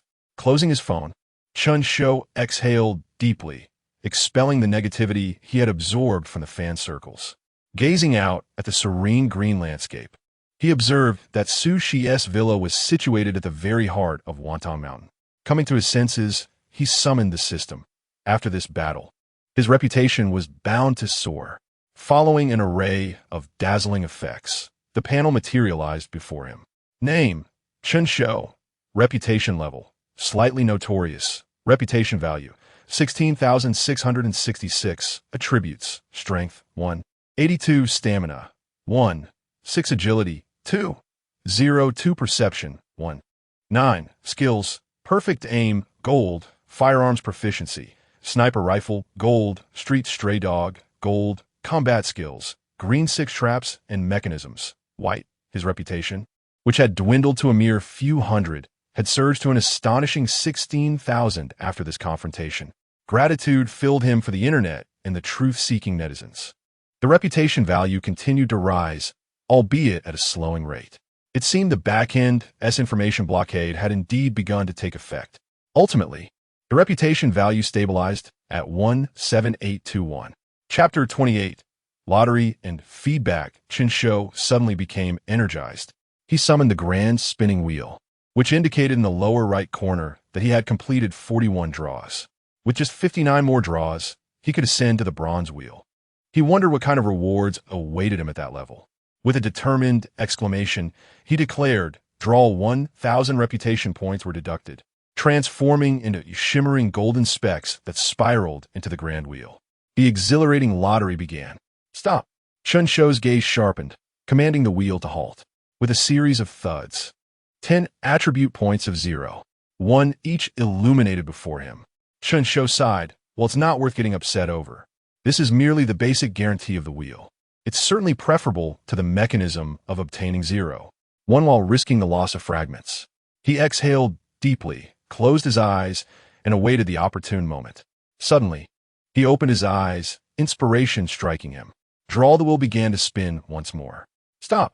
Under Chen Shou's control, the prizes from this 10-draw session emerged one by one. Attributes. A special entry. A whimsical entry depicting a leaf farting magnified before him. Let me see what this entry does. Petal and leaf. Green, a flower or a leaf can become your weapon. You can use items at hand to throw and injure enemies, increasing throwing distance by 20 meters and throwing damage by 40. After reading the description, Chen Shou stood in stunned silence. Isn't this something out of a martial arts novel? How has it come to our reality? He imagined that if he continued drawing, he might even extract techniques from fantastical novels. Chen Shou could foresee that when he became invincible, otherworldly demons would be poised to invade Blue Star. Never mind. There are 39 draws left. His reputation points had dwindled to 15,821. Let us draw again. Yet another 10 draws yielded no significant rewards. Again, 1,000 reputation points were poured into the grand wheel. Give me something good. Thud, thud, thud, the results materialized. Another green entry appeared before him. Martial arts, green. Detected that the host already possesses martial arts. This draw will convert into 50 experience added to the existing experience bar. The sudden notification caught Chen Shou off guard. It turned out that the 3-in-1 mechanism functioned in such a manner. He opened his panel. In the entries section, the previously modest 6 experience for martial arts had surged to 56. Not bad, he mused, stroking his chin and nodding repeatedly.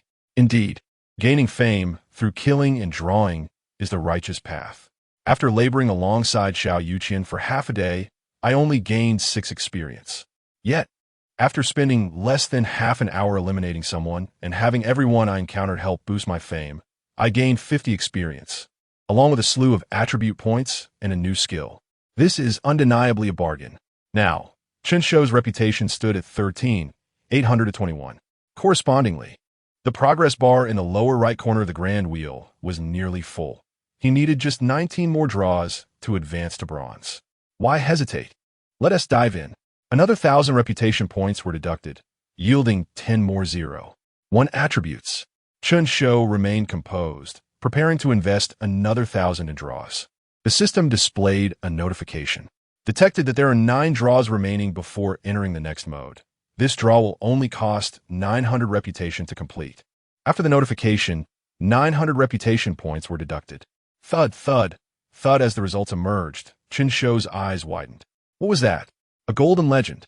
An entry radiating golden light occupied his entire field of vision. First aid knowledge. Gold, you can always find green herbs to heal yourself by the campfire. First aid knowledge 100. First aid speed 100. Well, that's acceptable. Chen Shou glanced at the entry, a slight grin tugging at his lips. His most pressing concern remained his lack of firepower. In contrast, first aid knowledge, a golden legend, appeared less significant. Of course, it had its merits. As he was an assassin, should a crisis arise, this knowledge could very well save his life. Observing that the progress bar of the grand wheel was full, Chen Shou pondered. Could he now draw from the next level of the wheel? Upgrade, activate. To his surprise, a cold, mechanical notification appeared. Congratulations, host, for completing the black iron grand wheel. To upgrade to the bronze grand wheel requires 50,000 reputation points. Current reputation, 11,921. Chen Shou, what a pressure. Just sheer pressure. Regardless, he summarized his 59 draws. His reputation had fallen to 11,921. He had obtained 3 entries, petal and leaf green, converting to 50 experience in martial arts, green, and the noble golden legend, first aid knowledge, gold. Besides these 3 entries, Chen Shou had also accumulated 6 attribute points, distributed as follows: 1 in strength, 2 in stamina, 3 in agility, and 0 in perception.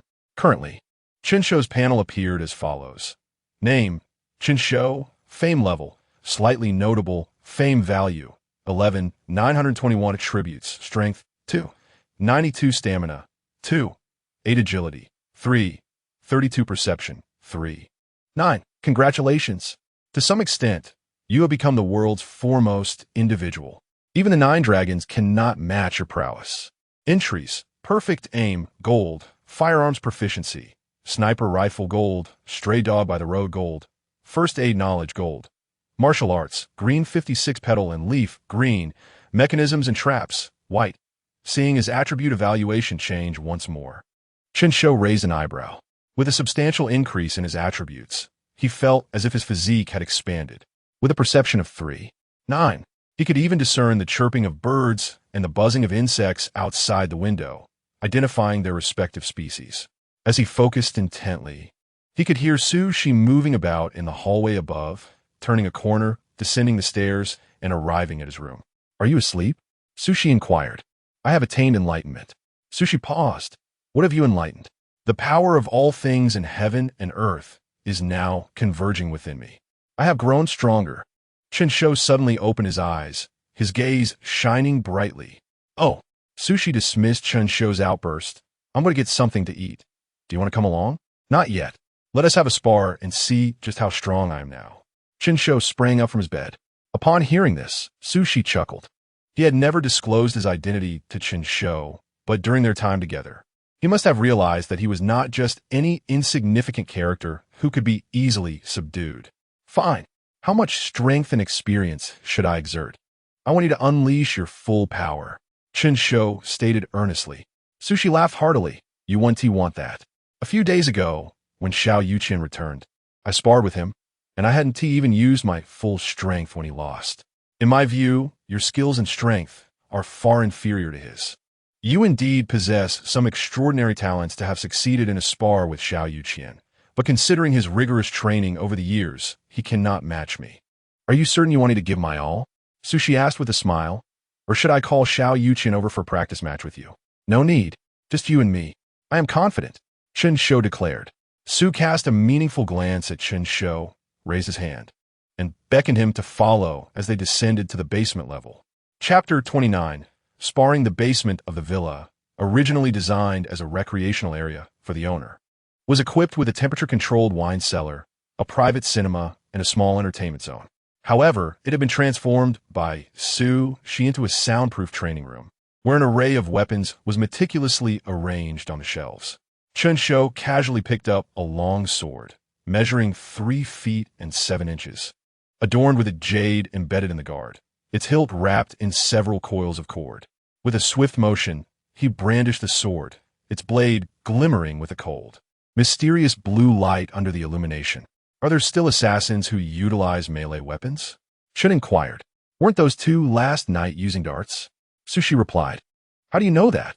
Su Shi halted, turning to see Chen Shou behind him, a subtle smile playing on his lips. "The officers at the security bureau informed me. They mentioned that the property management and security personnel had fainted," Chen explained. Su Shi contemplated, realizing he had merely followed Chen Shou, assessing whether he should intervene. Yet he had not taken significant action. It was evident who had incapacitated the property and security staff, none other than Xiao Yuqian, who had claimed to go for a meal, but had actually gone to assist Chen. "Let us set some ground rules," Su Shi declared, assuming a stance. "During our sparring, you must refrain from using your peculiar abilities." "That is precisely my intention." Chen Shou merely sought to test the extent of his enhanced attributes against Su Shi, not necessarily aiming for victory. The 2 exchanged bows, and the sparring commenced. With a powerful push, Su Shi propelled himself forward, his fists tearing through the air, leaving behind fleeting shadows. Chen's pupils constricted to pinpoints as he jerked his neck back just in time to evade the punch. Though the force of the wind it generated stung his skin. Before Su Shi could exert further force, he snapped his fingers open, transforming his hand into a knife edge that struck towards Chen's neck. In a sudden move, Chen raised his left arm to block, and at the moment of contact, he leveraged Su Shi's momentum to grasp his wrist with a grip akin to steel. Twisting his waist, Chen attempted to contort Su Shi's entire body into a pretzel. Yet, as Su Shi's hand made contact with the ground, he executed a swift backflip, launching his legs towards Chen's face. Chen released his grip and retreated a few steps, both returning to their original stances. The first round concluded in an instant. Su Shi felt a pang of urgency, What had just transpired was merely an appetizer, showcasing years of accumulated offensive techniques, hardly representative of his full strength. However, judging by the force Chen had displayed, his capabilities surpassed Shou Shi's expectations. Though he appeared to be merely an office worker, Chen had absorbed a vast array of combat knowledge in a short span, instinctively adapting to the situation. The pace at which this young man progressed was astonishing.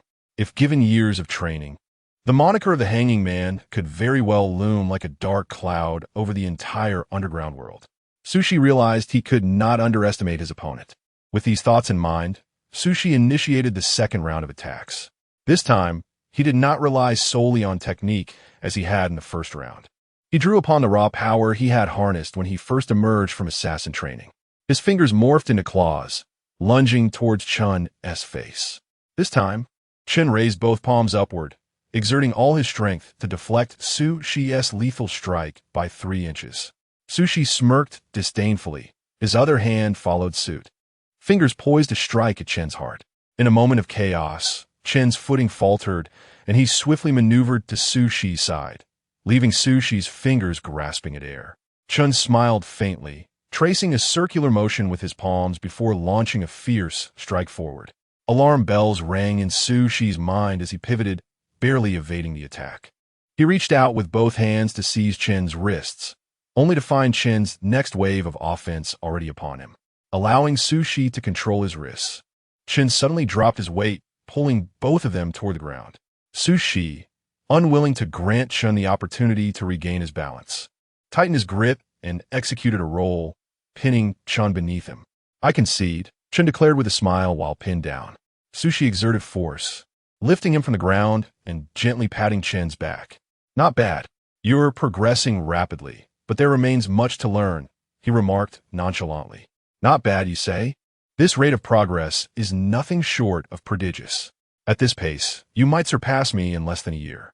Besides, wasn't Chen Shou a mere stick when he first arrived? In just a few days, his muscle mass has increased so significantly." Chen reflected on the recent sparring session. It was clear that, judging by Shou Shi's calm, expressionless demeanor, he had hardly exerted any effort. If Shou Shi truly unleashed his full force upon him, Chen doubted he could withstand even a single blow. One could only conclude that a top-tier assassin remains formidable, even in middle age, with qualities still intact. As Shou Shi had pointed out, there was still much room for Chen's improvement. It appeared that relying solely on the system's attribute points was insufficient. He needed to strive harder, broaden his influence, and draw out more ability traits. That was the proper path forward. With their own thoughts in mind, the two departed the basement. After a brief cleaning, Shou Shi took Chen Shou once more onto the small electric scooter, heading toward the hygiene night market. The hygiene night market was an initiative devised by the hygiene authorities in response to the economic downturn of recent years. While waiting for their meals, Chen Shou curiously scanned his surroundings. For a recluse, dining out on such a hot day was a rare experience. The night market was sparsely populated, with patrons fewer than the stalls. A couple wandered hand in hand, a family with a toddler strolled nearby, and then, suddenly, Chen's pupils dilated. Perhaps it was a trick of the light, but not far off, at the corner of an alley, someone was stealthily lurking, occasionally peeking out. Closing his eyes, Chen expanded his perception like a net, capturing every sound around him. The clinking of cookware, the sizzling of food amidst the smoke, flames roaring, and gas leaking through a damaged pipe. The whispers of flirtation from the couple, the whimper of a child who had fallen, and the sound of shoes striking asphalt, along with the metallic clinks of movement. That sound, where had he heard it before? Chen rifled through his memories, pushing forward a few moments until realization struck. He abruptly opened his eyes. "What's wrong?" Shou Shi asked, noticing Chen's serious expression. "The K Company operatives are nearby." Chapter 30, SSS-level mission. "The people from K Society are nearby," Chen Shou whispered. Shou Shi, upon hearing this, appeared unfazed.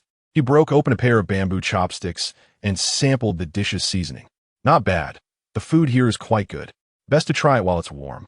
After indulging in a few bites, Shou Shi's eyes sparkled with delight. Chen Shou observed Shou Shi, noting that aside from eating, he seemed rather indifferent to the so-called K Society. prompting him to suppress his curiosity and join in the meal. As they neared fullness, Sushi began to drink beer heartily. Noticing Chen Shou lost in thought, he burped contentedly and remarked, "They are merely small fry. There's no need to overthink them." Chen Shou understood well enough that even a dying camel is larger than a horse. Once a dominant force, K society was now but a flickering flame. For someone like him, newly initiated into the world of assassins, it wouldn't be difficult to take his life. "See, this is the consequence of your incomplete work." Sushi chuckled. Chen Shou glanced back, seemingly inquiring about his meaning. "If it were my younger self, I would have imprisoned them all, unearthed their base, and wiped them out completely. But what about you now?" Chen Shou asked with curiosity. "Me now?" Sushi scoffed. "I would certainly expose their identities and profit handsomely from their bounties." Chen Shou, such a pragmatic transformation. You truly embody adulthood. Otherwise, only the impetuous youth would engage in thankless tasks. Those who have navigated society for a few years know to fill their bellies first. Sushi downed his beer in one go. Besides, they are K society. They won't stir up much trouble in Highlin. If we wish to catch them, there is ample time. Sushi reassured Chen Shou. "Why do you say that?" Chen Shou inquired. "Are you foolish?" Sushi shot him a glance. "Can the health department of Highlin meddle in Guanghai? Likewise, the underground forces in each province are deeply intertwined. Assassins, to some extent, rely on the conflicts among these underground powers. If a solitary assassin from Highlin ventures into Guanghai to kill, they might tolerate it. But if a force from Highlin attempts to stir trouble in another's territory, will they allow it?" Sushi arranged leftover food on his plate to create a makeshift sand table. "So why would K society want to kill in Guanghai?" Chen Shou asked. Puffed. Sushi couldn't contain himself and sprayed his tea. "Is that the crux? It was merely a metaphor. I just wanted to convey that they cannot escape. Rest assured." Sushi shook his head, sighing at the evident lack of mental acuity in the young man. "Never mind, let us eat first. I have matters to discuss when we return home." Upon returning to Wantang community, Sushi headed straight to his room and soon emerged with a stack of documents. "Originally, I didn't want you to get involved in this matter, but seeing how invested you are, I can let you in on it a bit early." The cover bore a prominent SSS level mark, resembling a blood imprint. Sushi opened the documents and began to explain to Chen Shou.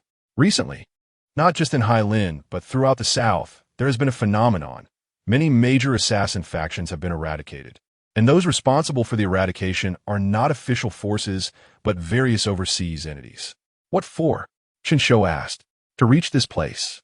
Sushi flipped to a central page, revealing an introduction to the Land of Death. The Land of Death, as its name suggests, is a perilous domain where those who enter face a grim fate. It lies on the northwestern border of Deqian, adjacent to neighboring countries, serving as a natural defense line. Any attempts to probe into the Land of Death are strictly prohibited. Radar, infrared, and even satellites can only reveal it as a desert. However, according to those who have escaped, the Land of Death is not a desert but rather a man-eating oasis. "Is there something there?" Chen Shou inquired. "For now, we do not know. We only know that many nations, regardless of size, are attempting to establish their own forces to explore the Land of Death," Sushi replied. Shaking his head, Chen Shou stroked his chin, remarking, "It's no surprise that this is an SSS-level mission. Even the objectives are a throng of people rushing in. Are you planning to accept this mission and venture inside?" Chen Shou shifted his perspective. "I am indifferent. I have already achieved my goals. You, however, are still young and in your prime. This is your time to strive," Sushi responded. "Don't say that. The silver economy is now advocated. Someone like you could still re-enter the workforce," Chen Shou retorted. "Go away. Return to your room," Sushi exclaimed. Chapter 31. The comic convention finally arrives on Friday evening. As the sun's brilliance was swallowed by the encroaching darkness, the stars were already poised to take their place in the sky. At the number 1 office, Chen Shou stretched lazily. The weekend had finally arrived. In the days following his confrontation with the remnants of K Company, a myriad of events had unfolded. Yin Jie from the Public Security Bureau sought Chen Shou for a second round of questioning. He also uncovered the identities of the 2 individuals who had previously illegally occupied a property, bringing clarity to Chen Shou's situation. It turned out that the mistress had some connections, which allowed her to retrieve information regarding the hangman from the system. Additionally, her brother had gained some notoriety online, attracting a following through fitness and abstract content. With the help of these enthusiasts, news of the hangman residing in the Tianju community spread like wildfire. By mere coincidence, Chen Shou was indeed the infamous hangman. With his solid alibi, the Public Security Bureau had temporarily ruled him out as a suspect. Left with the pursuit of truth, Injia was determined to uncover why the hangman had been so timely in his response. Could it be that the adversary had seen the news online as well? His mother, in a fit of exasperation, called to question why he had abruptly hung up and to initiate yet another round of marriage inquiries. Xiao Yuqian had taken on a new assignment and had ventured far away. Due to Su Shi's usual laziness, it seemed unlikely he would assist in training. Thus, the training sessions had come to an unexpected halt. The office had been devoid of clients for the past few days. While Sushi occasionally pulled out SSS-level tasks to tease Chen Shou, igniting his desire for engagement. Every day, Qin Bafeng sent him updates regarding the comic convention and the sudden rise of the hangman in the community. The latter revelation caught Chen Shou off guard. After Qin Bafeng provided an explanation, Chen Shou began to comprehend. The character was youthful, striking, and polite, instantly drawing a substantial following in this predominantly young circle. This unexpected fame caused Chen Shou's prestige to rise modestly by over 1,000 points, from 11,921 to 13,026. He still needed nearly 37,000 more points to reach the next upgrade. His rented apartment remained sealed off, leaving him to begrudgingly reside in a lavish house for the week. Any plans for the weekend? Sushi inquired. I plan to go to the comic convention with friends, Chen Shou replied. Ah, youth is truly wonderful, Sushi mused. As the heart-stopping ringtone echoed, Chen Shou welcomed the second weekend as a killer. Just as he awoke, Qin Bafeng had already inundated his screen with messages. Brother Shou, are you awake? We need to arrive early at the convention. Otherwise, the queue will be excruciatingly long. Missed calls. Forget you. I'm heading there first. Don't blame me for being heartless. No one wants to stand in line under the scorching sun. A few minutes later, Chen Shou boarded a taxi heading to the convention. Perhaps due to his choice of a premium vehicle, the driver was quite chatty, striking up a conversation with Chen Shou. Where are you off to? A performance? There's a comic convention happening. It's just a gathering of people who love comics. I don't understand you young folks. You're already working and still enjoy children as cartoons. Chen Shou, have you heard about the recent murders? It's quite a stir. It all seems to have fizzled out. Noticing Chen Shou's silence, the driver shifted topics. Which one are you referring to?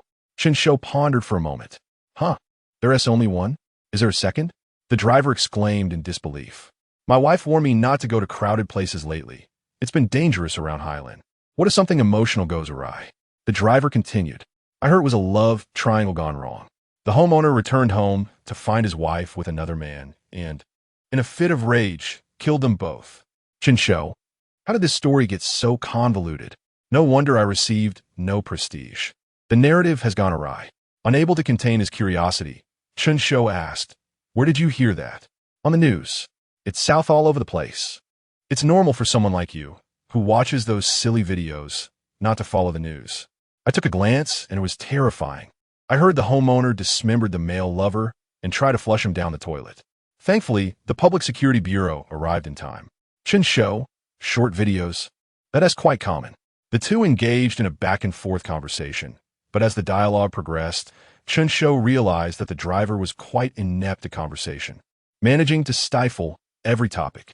In that brief 30-minute journey, Chen Shou felt he had encountered more absurdity than in the past 20 years combined. Finally, arriving at the destination, the driver earnestly provided a warning. Just take a look outside, and if you see anything off, make sure to run. Times are tough. Many people have skewed perspectives. Chen Shou forced a smile and thanked him. The convention was located in a remote corner of the new district at a recently constructed exhibition center, far from the city center, making it affordable to rent. As he stepped out of the taxi, he spotted Qin Bafeng's distinctive figure not far away, running towards him, breathless and drenched in sweat, pulling Chen Shou towards the ticket queue. Thank goodness you made it on time. If you were any later, we would have had to stand outside in the sun. Qin Bafeng gasped. Having not attended a comic convention in a while, Chen Shou curiously surveyed his surroundings. To his surprise, he did not recognize a single cosplayer present. The speed at which the second dimension evolved was astonishing. I also don't understand why this convention has attracted so many people. It's trending on platforms, Qin Bafang remarked. Seeing Chen Shou as curiosity, Qin Bafang eagerly began to share the backgrounds of various characters. How do you know so much? Chen Shou couldn't help but ask. Of course, I Qin am well-versed in all things second dimension. Who doesn't know the characters? I've seen nearly every niche anime out there. Qin Bafang puffed out his chest with pride. The line wasn't excessively long, and they had arrived relatively early. As the ticketing gates opened, people were gradually allowed inside. As soon as they entered the convention, Chen Shou noticed something peculiar. A familiar-looking cosplayer stood before him, clad in a stealth suit adorned with an emblem of a figure brandishing a dagger. Stepping forward to form a K, Chen Shou's pupils dilated suddenly.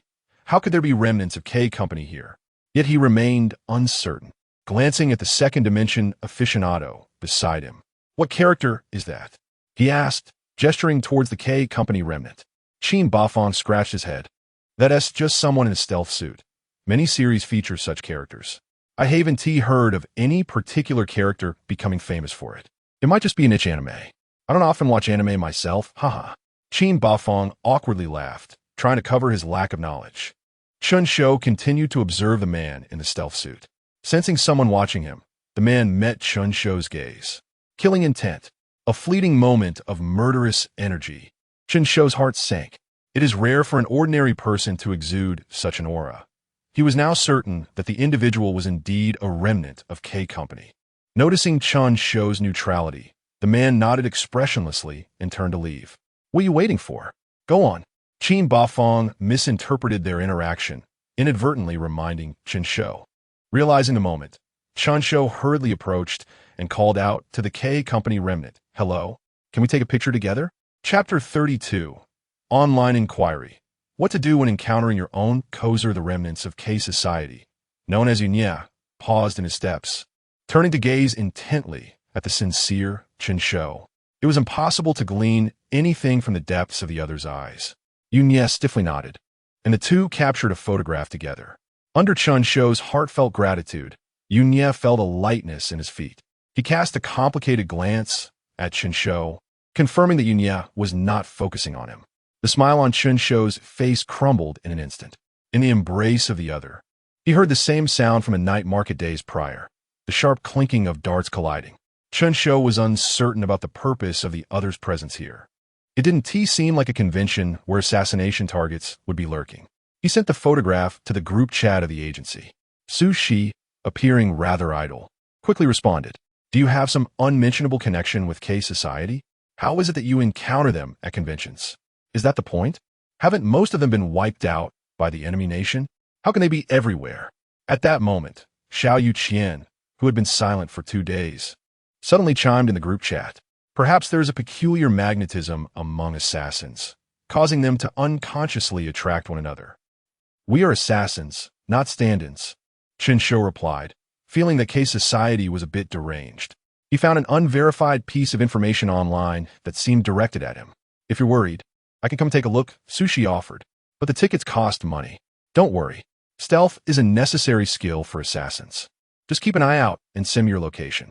Chen Shou relayed his location.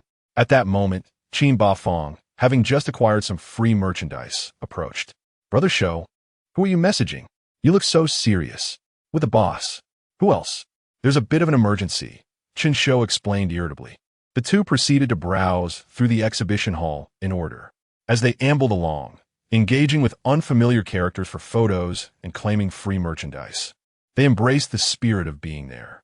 Brother Shou, over here. At that moment, Chen Shou found himself in line, waiting to try out a new game when he spotted Qin Bafang leaping up from the crowd, his expensive knees straining, gesturing for him to come over. Brother Shou, hurry. Encouraged by Qin Bafang's enthusiastic invitation, Chen Shou reluctantly abandoned the long wait and squeezed through the throng toward the spot where Qin Bafang stood. The closer he got, the more congested the crowd became. He wondered what all these people were gathering for. After much effort, he finally reached Qin Bafang.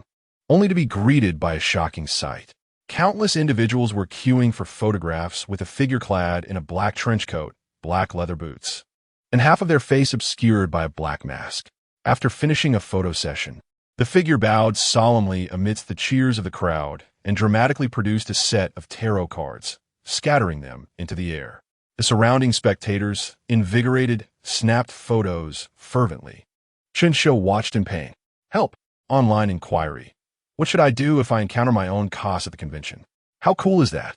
This is the hangman I mentioned. He's been quite the sensation lately, Qin Bafeng whispered excitedly. Indeed, Chen Shou, wary of provoking online backlash in such a fervent atmosphere, could only nod in agreement.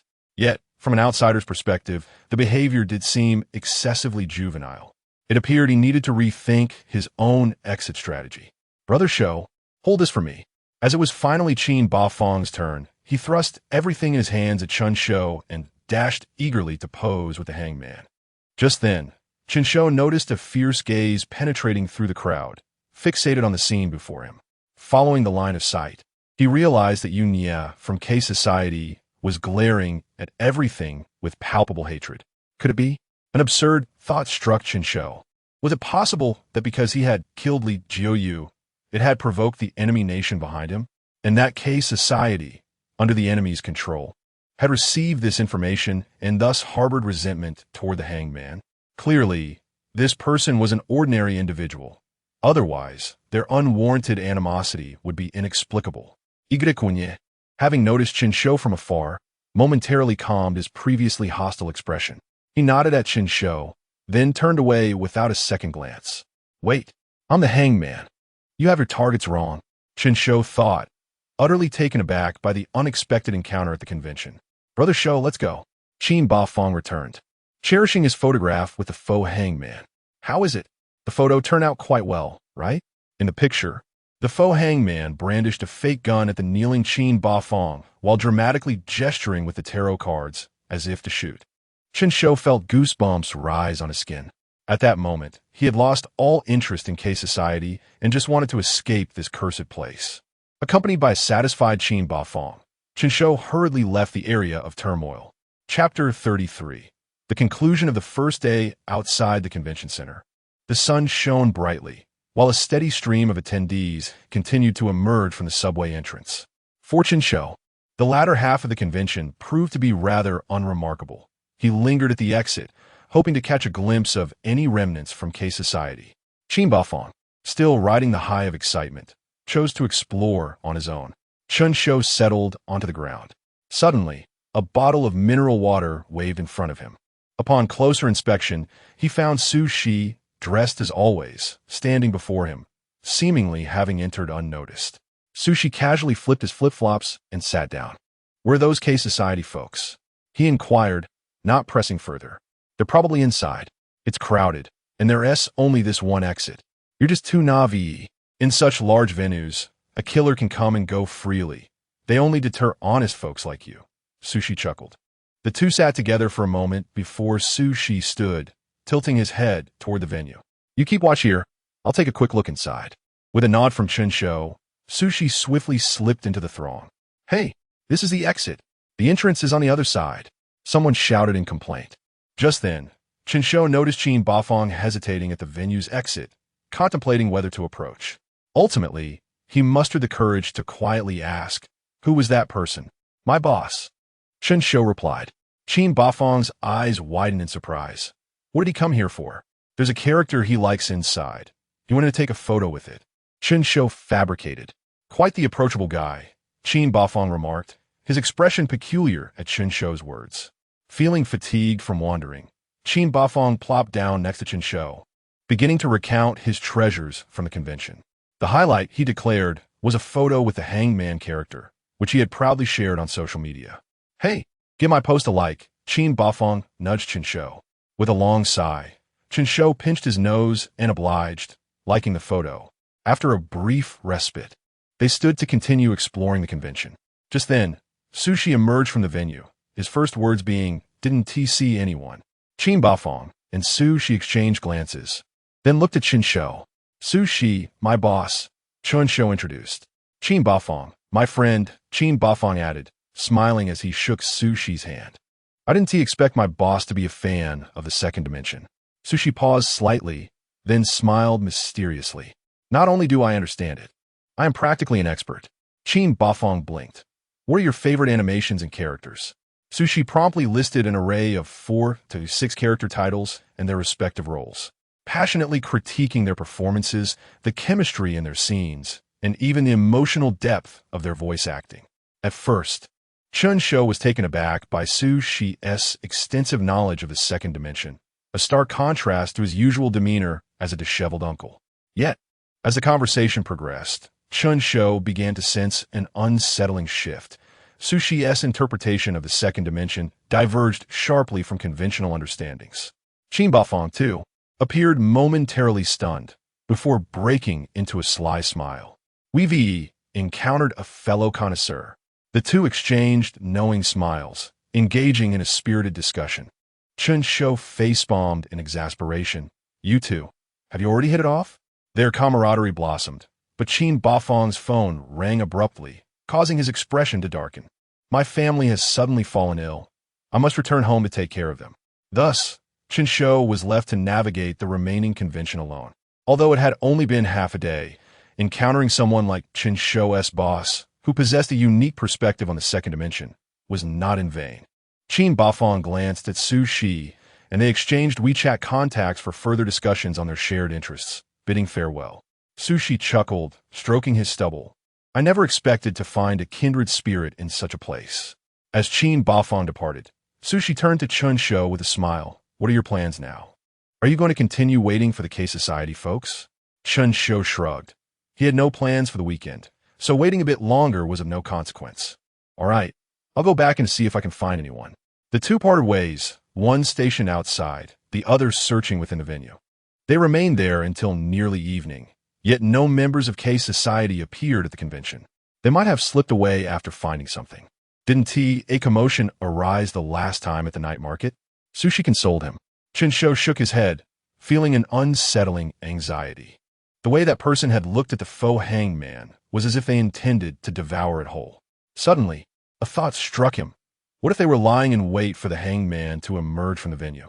It seemed absurd, yet just days prior, unfounded rumors had circulated from the house of a minor third party, leading K-Society to confront him. Now, with K-Society seemingly fixated solely on the identity of the hangman, that cosplayer might be in grave danger. Chen Shou sprang to his feet.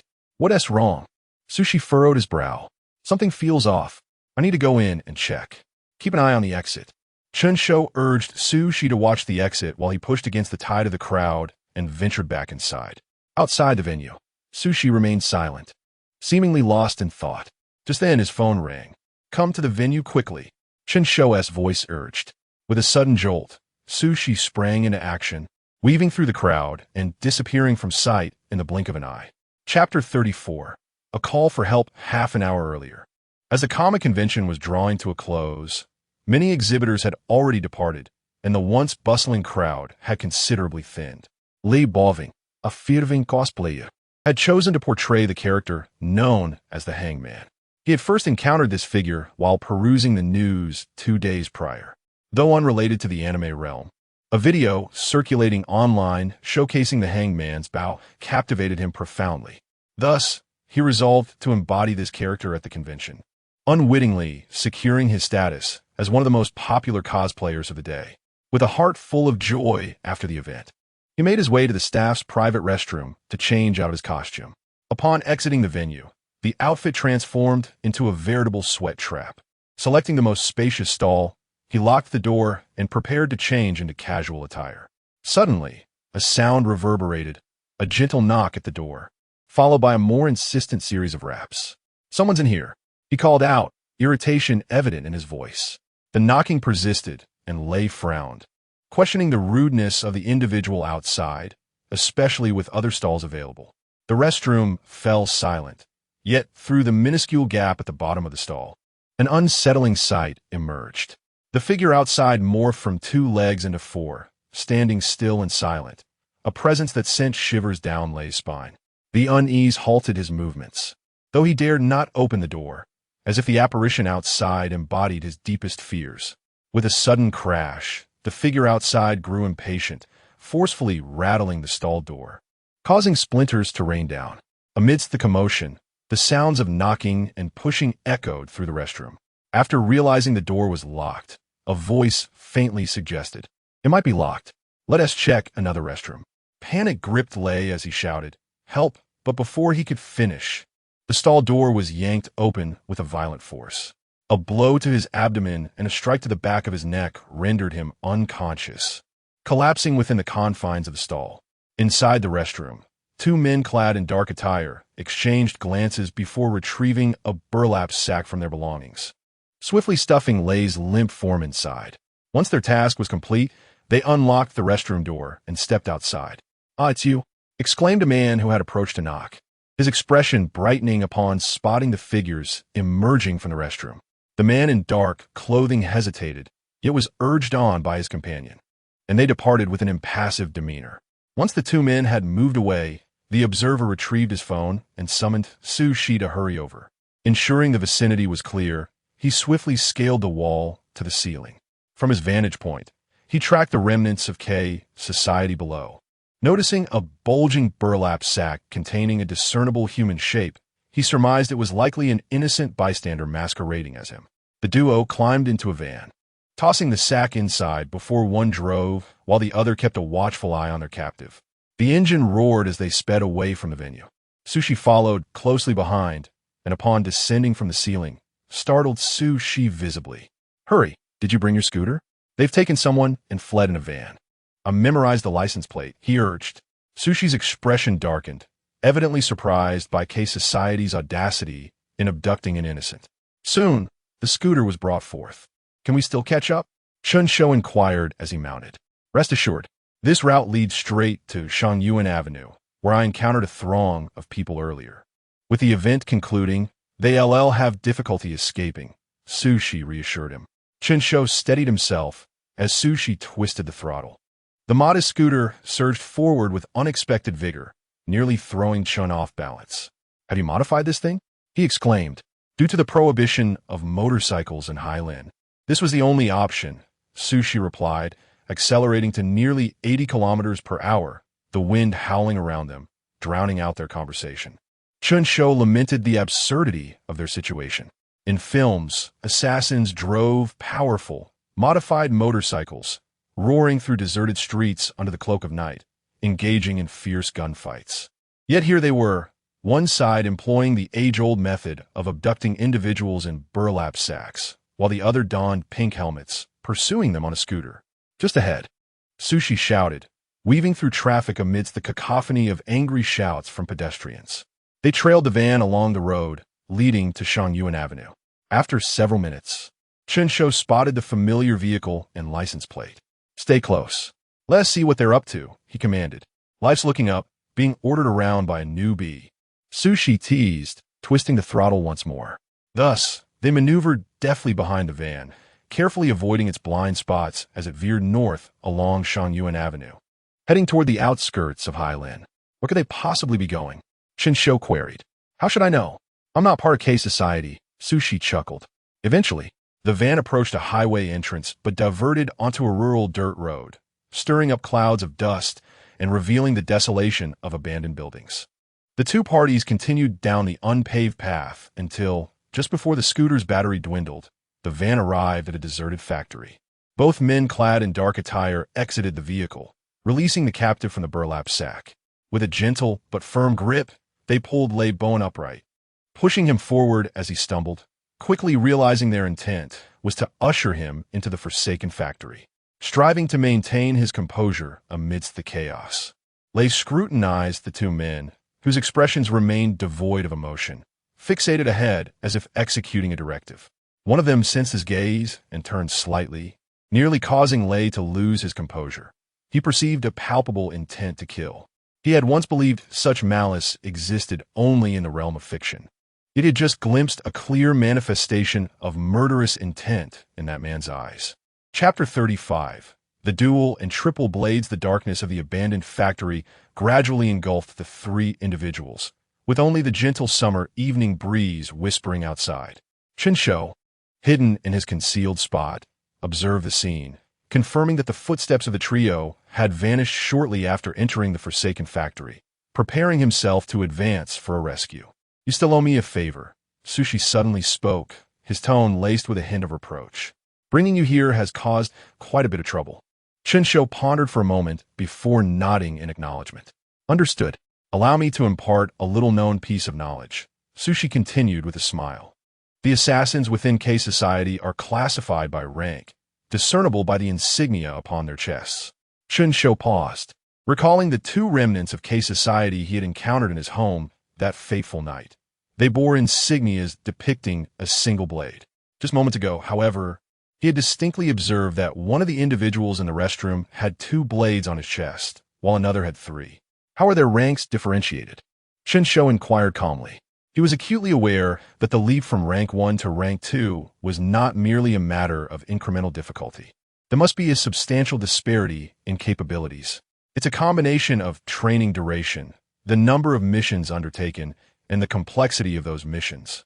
Sushi explained in a deliberate manner.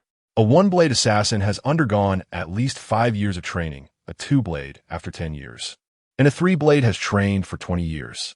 Moreover, a 1-blade might have never executed a mission, perhaps only having completed some D-level tasks, similar to an exam where the target offers minimal resistance.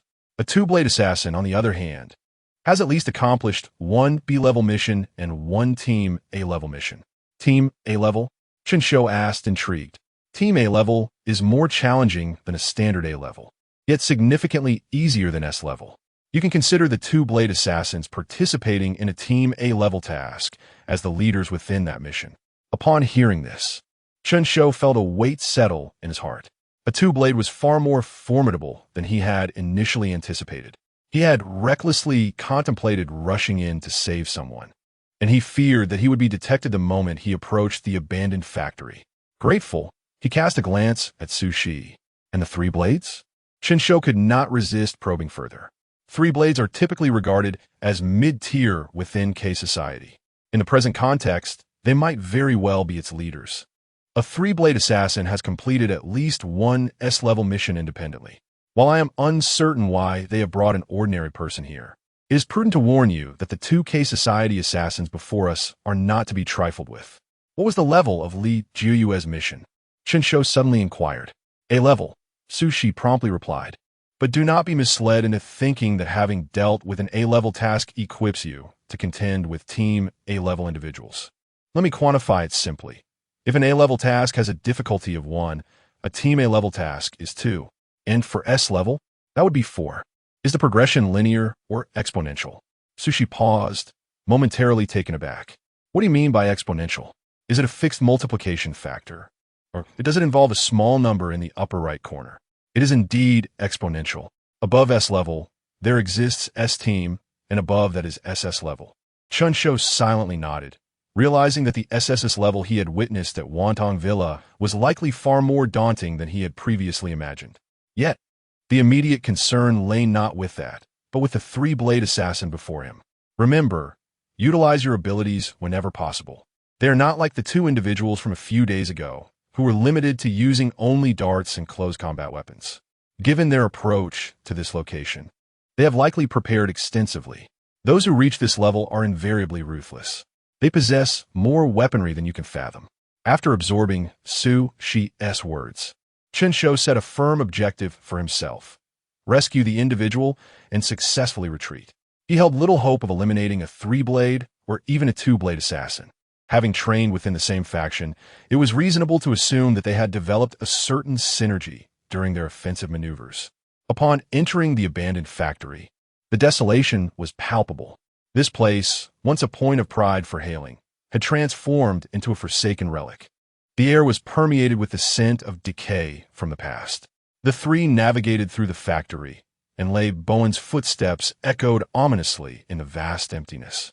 He noted that the other 2 moved like phantoms, their footfalls and even their breaths nearly imperceptible. At that moment, an inexplicable dread gripped his heart. He could not fathom what these 2 powerful figures saw in him. Yet, a plan began to form in his mind, a strategy for survival. The two ascended the staircase to the second floor of the factory. With a sudden force, one of the cloaked figures caused Lei Bowen to lose his balance, toppling him to the ground. The other figure produced a chair and bound Lei Bowen to it. They exchanged a glance, devoid of verbal communication, yet understanding each other's intentions. One of them stepped back, drawing a gun, the sound of the bullet chambering echoing throughout the factory. A gun. Lei Bowen had never encountered such a weapon in his life. As a diligent student, he had inadvertently stumbled into this dark world. Was that truly his crime? The other figure, calm and composed, tore away the tape binding Lei Bowen's mouth. His heart raced. He recognized this as his opportunity for salvation. He quickly spat out the foul cloth and cried out, "Please, I'm innocent. I beg you, let me go. I have an elderly mother and a younger sister. My entire family relies on me to graduate and work." Silence. The figure wielding the gun commanded, his voice deliberately hoarse, obscuring his true tone. With those two words, Lei Bowen felt a chill run down his spine, sealing his lips in despair. His sole plan for rescue had crumbled. "Rem, I've come from the third dimension to accompany you," he thought, closing his eyes in resignation, awaiting the end of his life. To the two figures, the young man before them seemed utterly bewildered. After exchanging glances filled with confusion, the two-blade assassin spoke. "I ask, you answer. Answer poorly, and you die." Lei Bowen's heart, which had felt extinguished, now hung in the balance once again. "Do you know the hangman?" The first question left Lei Bowen momentarily stunned. "Of course. He's quite famous in our circles. Everyone knows him," he hurriedly replied, desperate to avoid inciting the wrath of his captors. The three-blade assassin let out a cold laugh. Knowing he had found a means to connect with the hangman, Chapter 36 interrogation, how famous could he possibly be? Samba Dao took a step forward, his gun poised, ready to unleash its fury at the slightest hint of disobedience. If the response was unsatisfactory, in the blink of an eye, the flames from the muzzle could claim Lei Bowen's life. Swallowing hard, Lei Bowen, feeling the specter of death closing in, cried out in desperation, "He is very famous. Everyone in the circle adores him." He could clearly see the veins bulging on the back of the gunman's hand after he uttered those words. "Who, in comparison to us, is more renowned?" You. Lei Bowen nearly screamed in anguish, struggling to articulate his answer. Incorrect. The ominous barrel of the gun was now aimed squarely at him. Suddenly, the dilapidated ceiling caved in with a loud crash. Bang! Bang! The gun turned swiftly, first firing at the fallen ceiling tiles, then aiming at the spot where they had landed. The deafening echoes of the shots reverberated throughout the factory, startling the cacophony of birds perched outside in the trees. To everyone's surprise, no screams ensued. Samba Dao, puzzled, glanced at Erba Dao, who, understanding the cue, approached to inspect the debris. Kicking at the fallen tiles, Erba Dao confirmed that they had simply aged and collapsed. With a burst of energy, he leaped several times, ascending to the dust-laden ceiling. Moments later, he returned to the ground. Shaking his head, he indicated he had seen no one. It was likely a natural occurrence. Samba Dao retained his doubts and redirected his gaze toward Lei Bowen. Lei Bowen was stunned. The speed of the two shots had been so rapid that he could hardly perceive the gunman's movements before the sound reached his ears. The other man was even more outrageous, effortlessly scaling the ceiling that towered 3 or 4 stories high with just a few agile jumps. Upon descending, he stirred up a cloud of long-settled dust without making a sound. What kind of formidable person had he provoked? Why was there such curiosity about the figure of the hangman? It seems fate has spared you today. Samba Dao holstered his gun, stepping back a few paces, arms crossed, regarding Lei Bowen with a sly smile that sent chills down his spine. In that case, let's continue the game. Lei Bowen yearned to scream. Just kill me already. I am merely a cosplayer. I never anticipated that portraying the hangman would lead to my demise. However, the sight of the gun peeking from his waist quelled his impulsive thoughts. Does the hangman know what is about to transpire? What do you think? Lei Bowen blurted out. That's for you to ponder. As uncertainty clouded Lei Bowen's mind, he mused whether the gunman wanted the hangman to be informed or not. After a brief contemplation, he concluded that given the demeanor of the two before him, they certainly did not wish for him to leave alive. Having asked his question, He felt his life teetering on the brink. Good morning, good night, perhaps resting in peace is better. I pledge my loyalty to the hangman. After the ceiling's collapse, Lei Bowen's fear seemed to dissipate, yielding to rationality. He scoffed, retorting, "What do you say? I am the one inquiring." The gun was re-aimed at him. Lei Bowen's heart raced, and he repeatedly reminded himself to remain composed. "Then let me state it plainly. The hangman is aware of everything, including that matter." He feigned profundity. This time, it was Samba Dao who chuckled. "I never mentioned any matter. How do you know he is aware?" Lei Bowen was taken aback. Was this a trap? Yet he couldn't afford to lose face. "Hangman, if you can hear me, I do not expect you to rescue me. I only wish for you to avenge me. Given how I have elevated your status, is that too much to ask? You are not the hangman.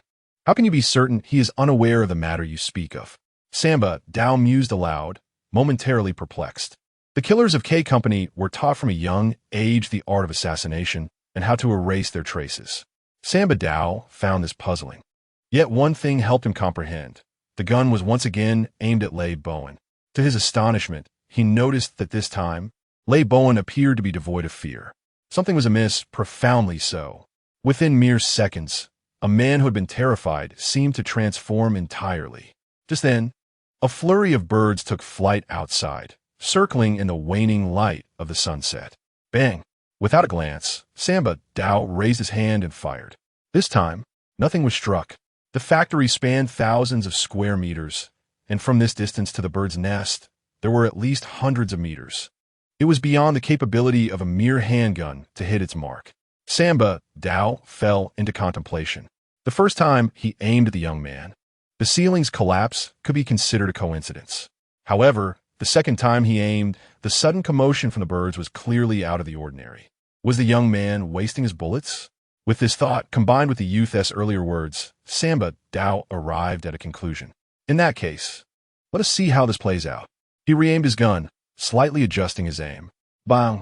A searing pain shot through Lei Bowen's thigh. If the sensation of a splinter lodged in his toenail and then kicked against a wall was an 8 on the pain scale, this was a 10. His face contorted in agony, and he longed to scream to alleviate the suffering, yet a lump lodged in his throat, stifling his voice. Was it the dread of death or the instinct for survival? He could not tell. Samba Dao observed his handiwork, a smile creeping across his face. He was certain someone was lurking nearby, waiting for an opportunity to intervene. Now, it was a matter of life and death, and he was eager to see whether the hidden observer would act first or if the young man would succumb first. Above, on the ceiling tiles, Chen Shou crouched in the shadows. The earlier commotion had indeed been an unintentional noise he made.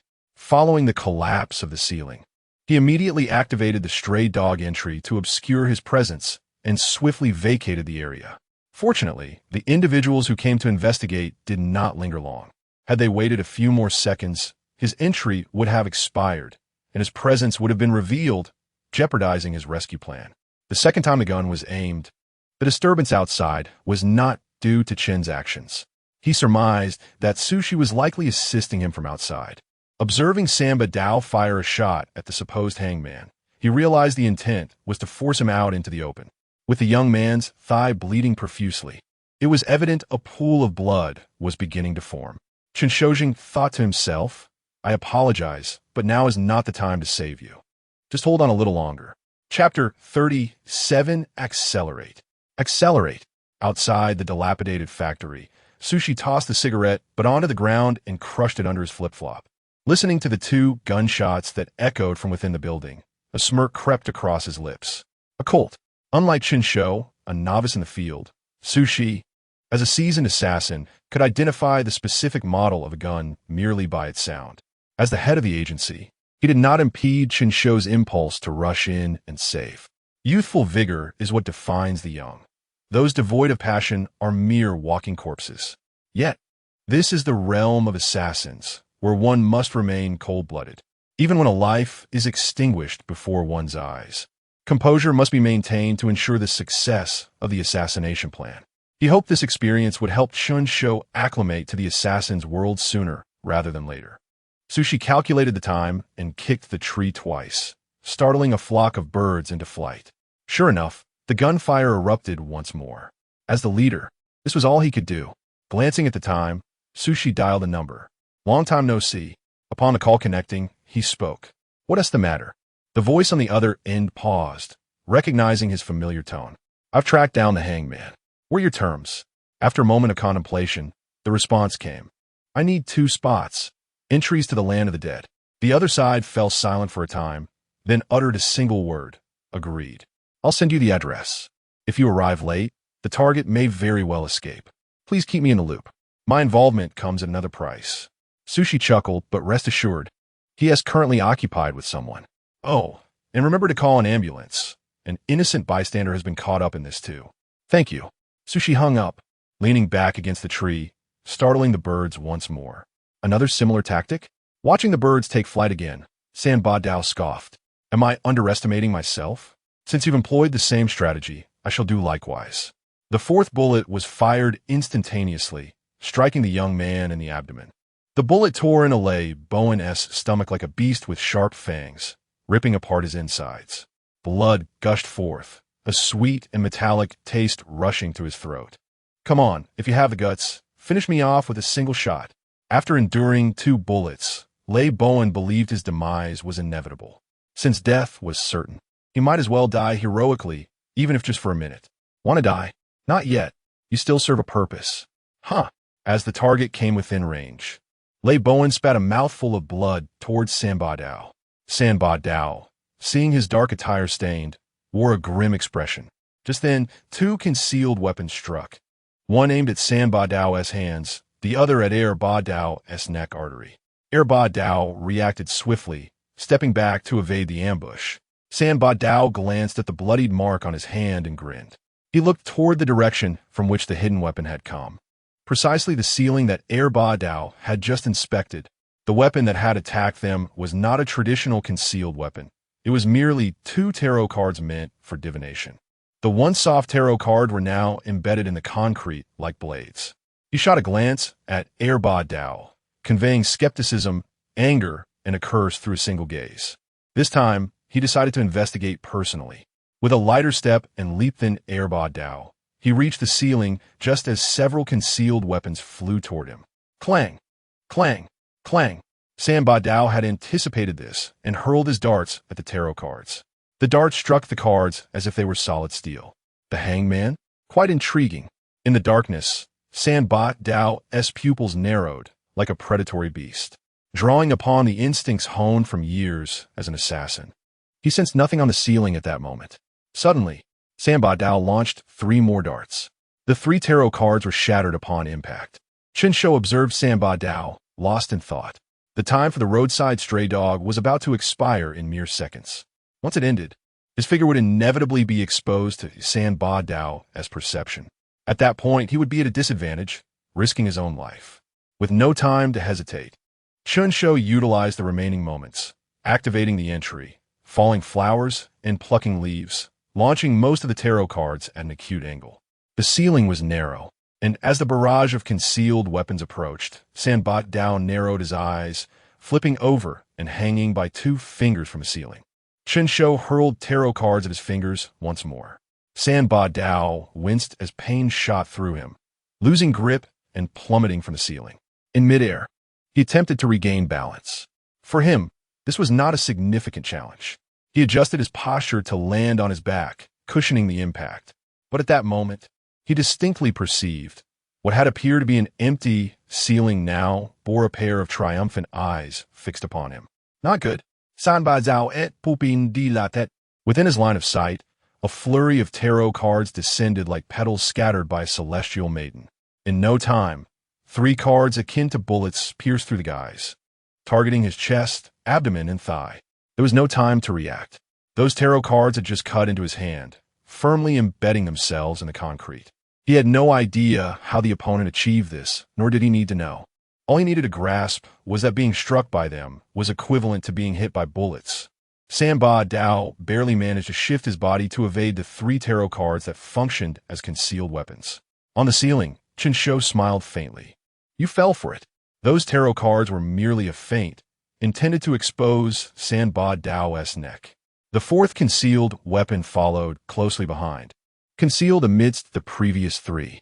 Among the scattered tarot cards, it accurately struck Sanba Dao's major artery. Ugh, ugh. Sanba Dao felt the blood within him surging, panic rising as he attempted to cry out. The sound of his body hitting the ground coincided with the sound of tarot cards embedding themselves into the concrete. Sanba Dao stared incredulously at the tarot card before him, which depicted the hangman. He grasped his neck tightly, trying to slow the inevitable flow of life. Everything transpired in an instant. By the time Ba Dao grasped the situation, he saw a figure leaping down from the ceiling, executing a hook kick to seize the handgun that had fallen beside Sanba Dao. Bang! A shot was fired. Rest in peace, he murmured softly. Sanba Dao had no time to utter a final word. His life extinguished. Ba Dao, witnessing the scene, felt a tightening in his chest. He aimed his gun at Bowen and fired. In his imagination, the sound of the bullet entering the brain never came. Instead, the bullet struck the ground. He turned to see that, unbeknownst to him, Bowen had broken free from his restraints and, with a twist, had thrown himself to the ground, narrowly avoiding the bullet. Chapter 38. Bowen was still in shock. Within a mere few breaths, events unfolded that left his mind overwhelmed and incapacitated. 2 tarot cards were viciously embedded into the ground like concealed weapons. A seasoned figure in a dark cloak leaped onto the ceiling, followed by a series of sounds reminiscent of metal striking metal. The figure fell from the ceiling. At that moment, he felt the bindings on his hands loosen. He regained the ability to move. Observing the dark figure's reaction, he exerted himself suddenly, rolling aside to evade the oncoming bullets. However, the pain was unbearable. He had already been struck in the abdomen and thigh, and this fall only exacerbated his injuries. Unable to contain himself any longer, he coughed up blood that had pooled in his throat. His vision grew increasingly hazy, and he saw large patches of color shifting around him, his blood mingling with that of the fallen figure, forming a new pool. Chen Shou, armed and fearless, now felt the world was his. He focused intently on the second-rate adversary before him. To his astonishment, the opponent smiled briefly, discarded his handgun onto the ground, and removed the darts and various weapons from his person. I concede, the second-rate adversary admitted. Faced with this unexpected shift, Chen Shou remained vigilant, gripping his gun tightly and aiming it at the man. Why not kill me? He inquired, for he still had questions to pose. With the most formidable of foes already dead, he sensed that he had a chance to confront this lesser threat once the wild dogs had cooled. Before I perish, I have a question. The second-rate adversary calmly removed his mask. Beneath it was a young man, barely in his 20s. Tell me, was that expression of gratitude genuine? Chen Shou momentarily faltered. After our photo, was that gratitude sincere? The adversary repeated.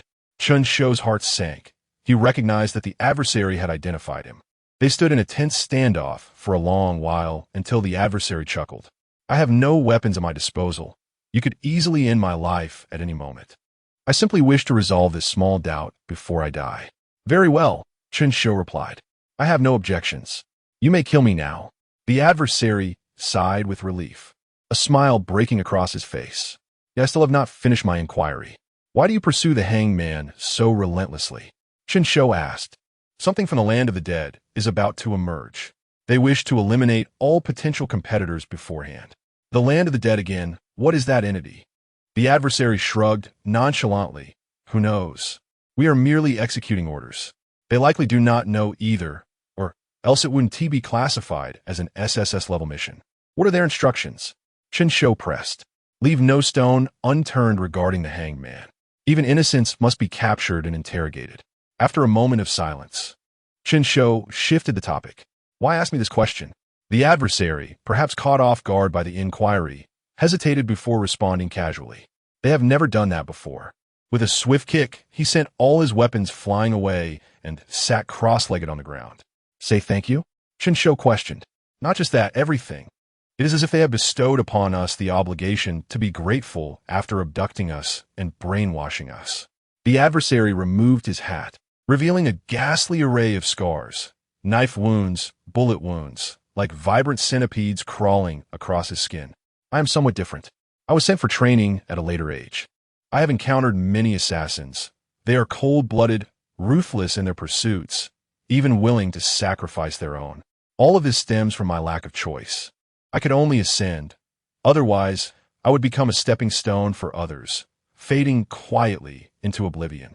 Finally, he slumped to the ground. Hurry. That person is on the verge of collapse. He closed his eyes.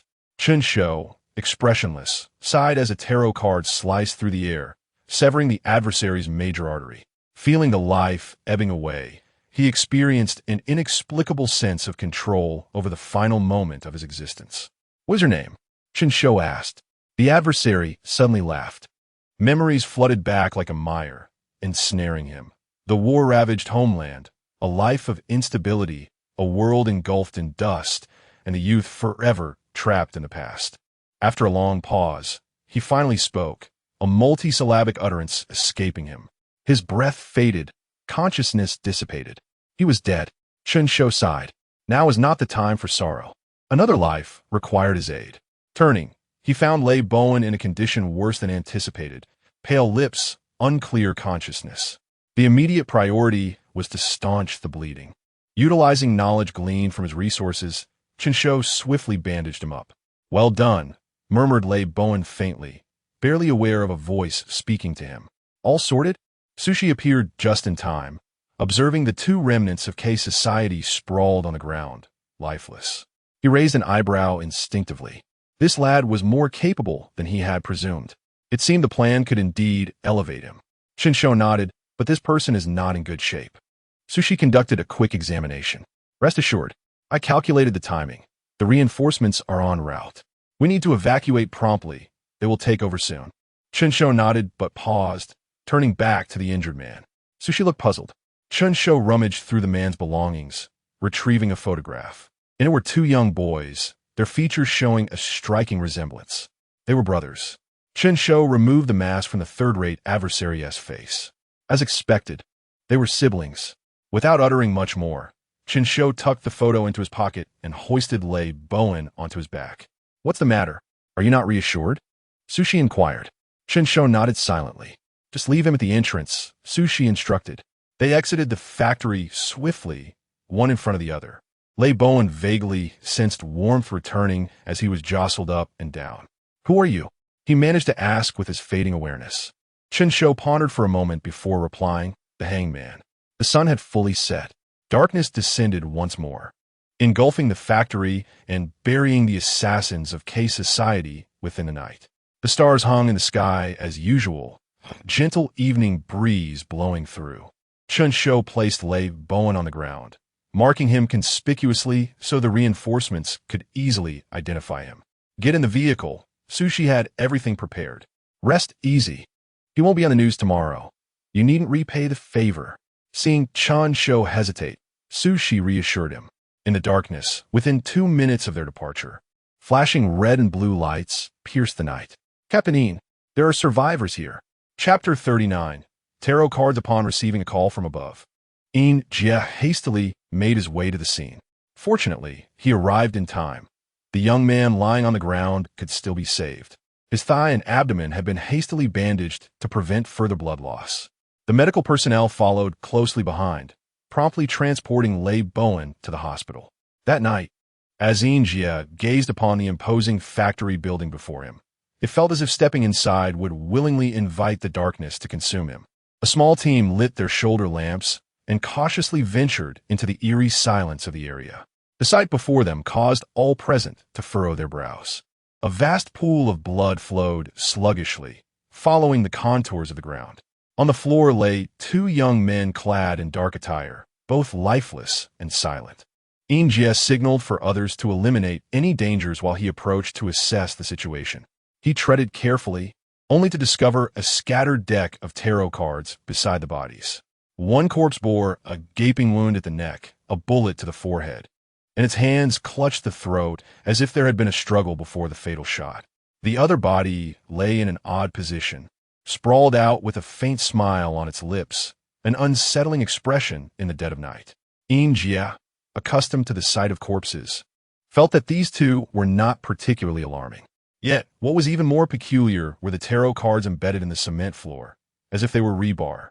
One card, the infamous Hanged Man, bore traces of blood, flaunting its grim achievement to Injia. Frowning, he donned gloves and examined the cards with his flashlight. After scrutinizing them from all angles, he found nothing extraordinary. Captain Ian, everything is secure in the vicinity. No hidden personnel have been found, reported a team member who returned to his side. Following Injia's gaze, the team member noticed the tarot cards embedded in the ground and gasped in astonishment. Are those made of metal? Inja truthfully lichtly. If they were metal, could you drive them into the cement so effortlessly? No, the team member shook his head, but they would certainly be easier to embed than paper cards. At that moment, a gentle breeze swept through, causing the standing tarot cards to sway slightly. The team member was taken aback. Are these truly ordinary tarot cards? How is this possible? Ian sighed in frustration. He too was puzzled. He had never heard of anyone being able to drive a mere piece of paper into concrete, not even if it were cardboard. Is this the same attire? The team member's shoulder lamp illuminated the two bodies. Yes, Ian confirmed. They are identical to those worn by the individuals from Tianju community. So, do the hangman and these dark-clad figures have some sort of connection? The team member inquired curiously. A connection? Not necessarily. There may be another reason, Ian replied. In the recent incidents involving the hangman, there has always been a conspicuous third party. This time, it appears that innocent bystanders have been ensnared, leading to the demise of these two in dark attire. Wait, Ian felt a nagging sense that something was amiss. There is usually a frequent participant in the hangman events, yet they are absent this time. Captain Ian, we located a van parked outside the factory. Inside, we found garments resembling those of the hangman along with burlap sacks. A voice crackled over the intercom. A vehicle? Where did it come from? Investigate its whereabouts. I want to know its origin. Immediately. Inya commanded assertivity. Captain Ian, we found 3 bullet casings nearby. Suddenly, it dawned on Injia. He had overlooked a critical detail. Among the lethal weapons scattered across the ground, there were notably absent a few firearms. Were you pressing against me? Sushi inquired while riding his electric scooter, feeling something hard and round pressing into his waist. Take a guess. You didn't happen to swipe their guns, did you? Sushi questioned. Bingo. I thought a waste to confiscate them. They wouldn't fire even a single bullet in half a year. Better to let me safeguard them. Chen Shou grinned as he tenderly wiped the blood from the handgun. I don't have any spare ammunition for you. Sushi retorted with a scowl. How ruthless. I've bolstered the office's firepower so much, yet you refuse to contribute even a little. Chen Shou exclaimed, his eyes wide. Sushi stomped his foot. True firepower lies here. Without it, you'll never catch up to the K Society's members. The two sped along until finally the electric scooter's battery died. Feel up away. Such potent firepower, Chen Shou mockingly remarked while pushing the cumbersome scooter. Stop pushing. I'll call someone to give us a ride, Sushi groaned, his feet blistering as he abandoned the notion of pushing the vehicle back to the city. There was even a place to swap batteries nearby. The K Society certainly knew how to pick interrogation locations. They had found this remote corner. Do you have such wide connections in the assassin community? Chen Shou asked curiously. I called for a delivery service, Sushi replied. A driver has accepted the order. The familiar notification chimed. Simultaneously, they rolled up their pant legs and sat down, exhaling in relief. Beep, beep, beep. The electrocardiogram steadily monitored its rhythm. Time passed, and Lei Bowen gradually regained consciousness, greeted by a stark white environment. He could see various tubes inserted into his body. Observing the ticking clock on the wall and the illuminating brightness outside, he deduced that he had been lying in the hospital bed for quite some time. Remarkably, he had survived. Lei Bowen's eyes were vacant. Ever since he was shot in the thigh, he had lost hope for survival, wishing only for a swift and heroic end. To his astonishment, the legendary hangman had appeared, rescuing him from the brink of death. Of course, how he had found himself in that dire situation remained a mystery to Lei Bowen.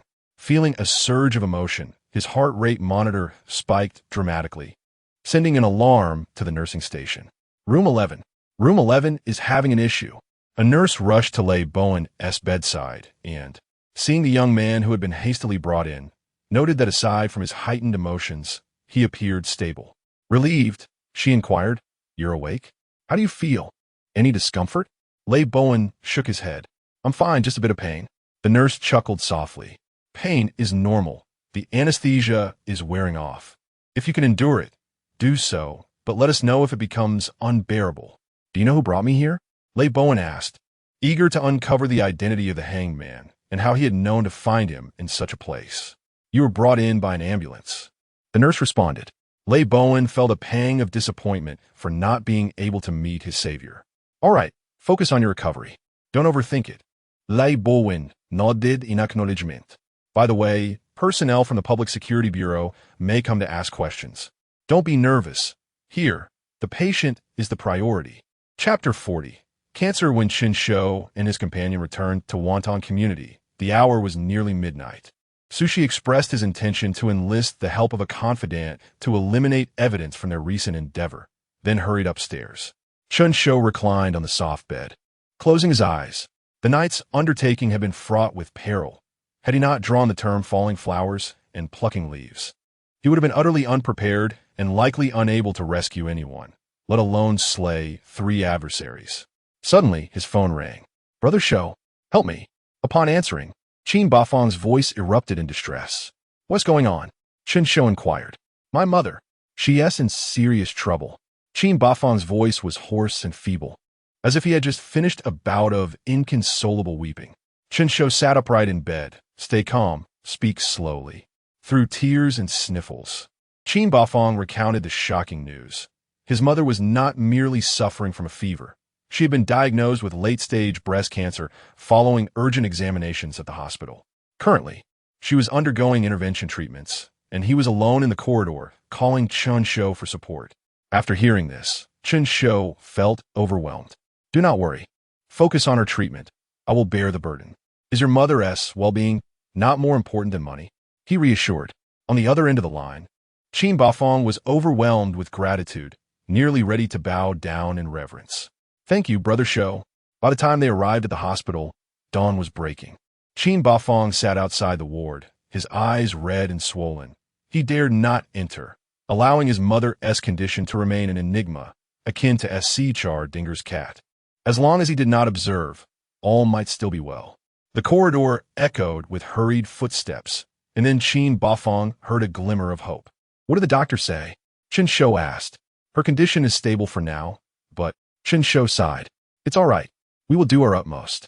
Qin Bafang nodded silently, the weight of the situation settling heavily upon them. Perhaps you should rest? I will keep watch here, Chen Shou suggested. In truth, he was exhausted, having consumed 5 shots of espresso on the way, and was now in a state of disoriented wakefulness. Qin Bafang hesitated. Rest assured, I am here. Do you not trust me? Chen Shou comforted him. Chen Shou settled into a chair in the corridor, listening to the faint sounds of snoring from within the ward, his own anxieties easing. While Qin Bafang's mother was in stable condition, Qin Bafang was not. Chen Shou worried that his friend might be left to his own devices in the ward, lost in despair, and thus encouraged him to rest and regain his composure. The on-duty nurses, having little to occupy them, began to gossip about the hospital. They discussed the ethical standards and medical skills of the doctors, recounted tales of difficult patients and absent family members, and even criticized the nursing department for its inefficiencies. As the conversation progressed, one nurse shifted topics to something that piqued Chen Shou's interest. Did you hear? An emergency patient was brought down from the surgical unit. The nurse attempted to lower her voice, but Chen Shou's curiosity was already piqued, and his keen senses absorbed every detail in the hushed hospital atmosphere. What happened? He listened intently. The person was shot. They lost so much blood that they went into shock. What? Where did such a gun come from? One nurse raised her voice involuntarily, only to be quickly hushed by another. Chen Shou's heart sank. Wasn't it a stroke of ill fate that the very person he had rescued was now being treated in this hospital? The nurses continued their gossip. When they brought him in, he was nearly gone. It took several injections of adrenaline just to stabilize him. Chen Shou reflected silently. Just as Sushi had said, those who are half dead do not truly perish before reaching the hospital. Life could be restored within these walls. Chapter 41. The following day, at Hai Lin First Hospital. As noon approached, Qin Bafang winced at the piercing light filtering through the window, letting out a few whimpers as he struggled to pry open his eyelids. The slumber he had just experienced was far from restful. He glanced at his mother, who remained soundly asleep, her vital signs stable. He stepped quietly out of the ward to find Chen Shou. "Brother Shou, I'm awake. Why don't you take a nap?" Qin Bafang suggested cautiously, fully aware that Chen Shou's vigil was not a duty, but an act of brotherly affection. "It's nothing. Let's grab some breakfast first," Chen Shou replied, rising to his feet, his backside somewhat numb from prolonged sitting. The last time he had sat for such an extended period was half a month ago, when he worked overtime at his previous company until 10 at night, only to turn around and encounter his former boss pledging loyalty to a goddess. Qin Bafang hesitated but then turned to glance back. "Rest assured, the handover is complete now. The nurses are keeping watch," Chen Shou assured him. Qin Bafang let out a visible sigh. As a third-tier hospital in Hailin, they had their own cafeteria. The two were not particularly in search of luxury. They settled for a few steam buns and a cup of soy milk to satisfy their hunger. However, Qin Bafang's expression was one of discontent, as he found no flavor in the food he consumed. Chen Shou faced the cafeteria's entrance. A group of people passing by captured his attention, unmistakably those from the reorganization, with Yin Jie leading the pack. Chen Shou, not wishing to draw attention, quickly averted his gaze to avoid being recognized. Meanwhile, Yin Jie, traversing the basement floor, surveyed the surroundings of Hailin Hospital. Suddenly, a familiar figure caught his eye. Was that not the Chen Shou he had been thinking about? Yin Jie approached him. With a sigh, Chen Shou realized he could no longer evade the encounter. "Good morning," Yin Jie initiated the conversation, adhering to his official demeanor. "Not too early, is it?" "It's almost noon," Chen Shou replied. "How coincidental," Yin Jie remarked, attempting to divert the conversation. "It would be better if it weren't so coincidental," Chen Shou replied. Yin Jie found himself thrown off balance by Chen Shou's retort. What was this? Every statement seemed to be met with a counter. "I merely saw a familiar face and came to say hello," Yin Jie explained, perplexed. "We're not that familiar, are we? Our interactions have been limited to a single inquiry during the day and a visit to the security bureau afterward. All in all, just twice," Chen Shou stated. "How was your weekend?" Yin Jie pressed on when Chen Shou offered no further response. "Are you certain you wish to inquire about the weekend of someone eating in a hospital?" Chen Shou retorted, exasperated. Those dining in a hospital typically comprise doctors, long-term patients, and their companions. To pose such a question to any of these individuals over the weekend would likely result in a deluge of complaints. "Haha, Yin Ye Loghead Aukmardli. I must have spoken without thinking upon encountering a familiar face." Chen Shou remained silent, unsure of how to respond. The more one spoke, the more one stumbled. His presence here indicated that Yin Jie was indeed investigating the events of the previous day. Following the trail of the van would undoubtedly lead them to discover it had emerged from the comic convention. By requesting relevant data from the convention organizers, they could ascertain that Qin Bafang had purchased a ticket using his own identification. It was merely a matter of time. Feeling defeated, Yin Jie offered a few parting words of blessing before departing the cafeteria toward the surgical building. Qin Bafang silently observed the exchange, feeling the oppressive aura emanating from Yin Jie that deterred him from speaking freely. "Those from the reorganization are responsible for my incident," Chen Shou briefly explained. Yin Jie and his group entered the elevator, pressing the button for the surgical ward. An uneasy silence enveloped them until Yin Jie suddenly spoke. "Shall you find out who that person opposite Chen Shou is?" Xiao Yu replied, puzzled. "He doesn't seem connected to our case." Recalling their earlier conversation, Yin Jie felt a wave of irritation wash over him. Clad in his security bureau uniform, greeting acquaintances should not require excessive formality. After all, the feudal era had long passed. Yet, he had not anticipated that the other party would perceive his intentions so clearly and counter every word he attempted to say. The two did not appear to share a fraternal bond. Their ability to share a meal at the hospital indicated a close relationship, suggesting recent communication. Yin Jie trusted his instincts. Chen Shou's elusive nature made him difficult to track. Many surveillance cameras failed to capture him. The investigation into the van would require additional time. If both sides acted simultaneously, they could expedite the resolution of this case. The elevator chimed softly as the doors slid open. Jie and his colleagues approached the nurse's station to inquire about the situation. You're quite fortunate. Perhaps youth brings resilience. After lying unconscious for a night, the young man has awakened, a senior nurse chuckled. The patient is in bed 11, in a private room. Would you like me to show you the way? No need. You carry on with your duties, Jie replied, and the group proceeded toward Lei Bowen's room. The nurse's station returned to its bustling yet tranquil state. Inside the ward, Lei Bowen stared blankly at the television screen. It had been ages since he had watched television.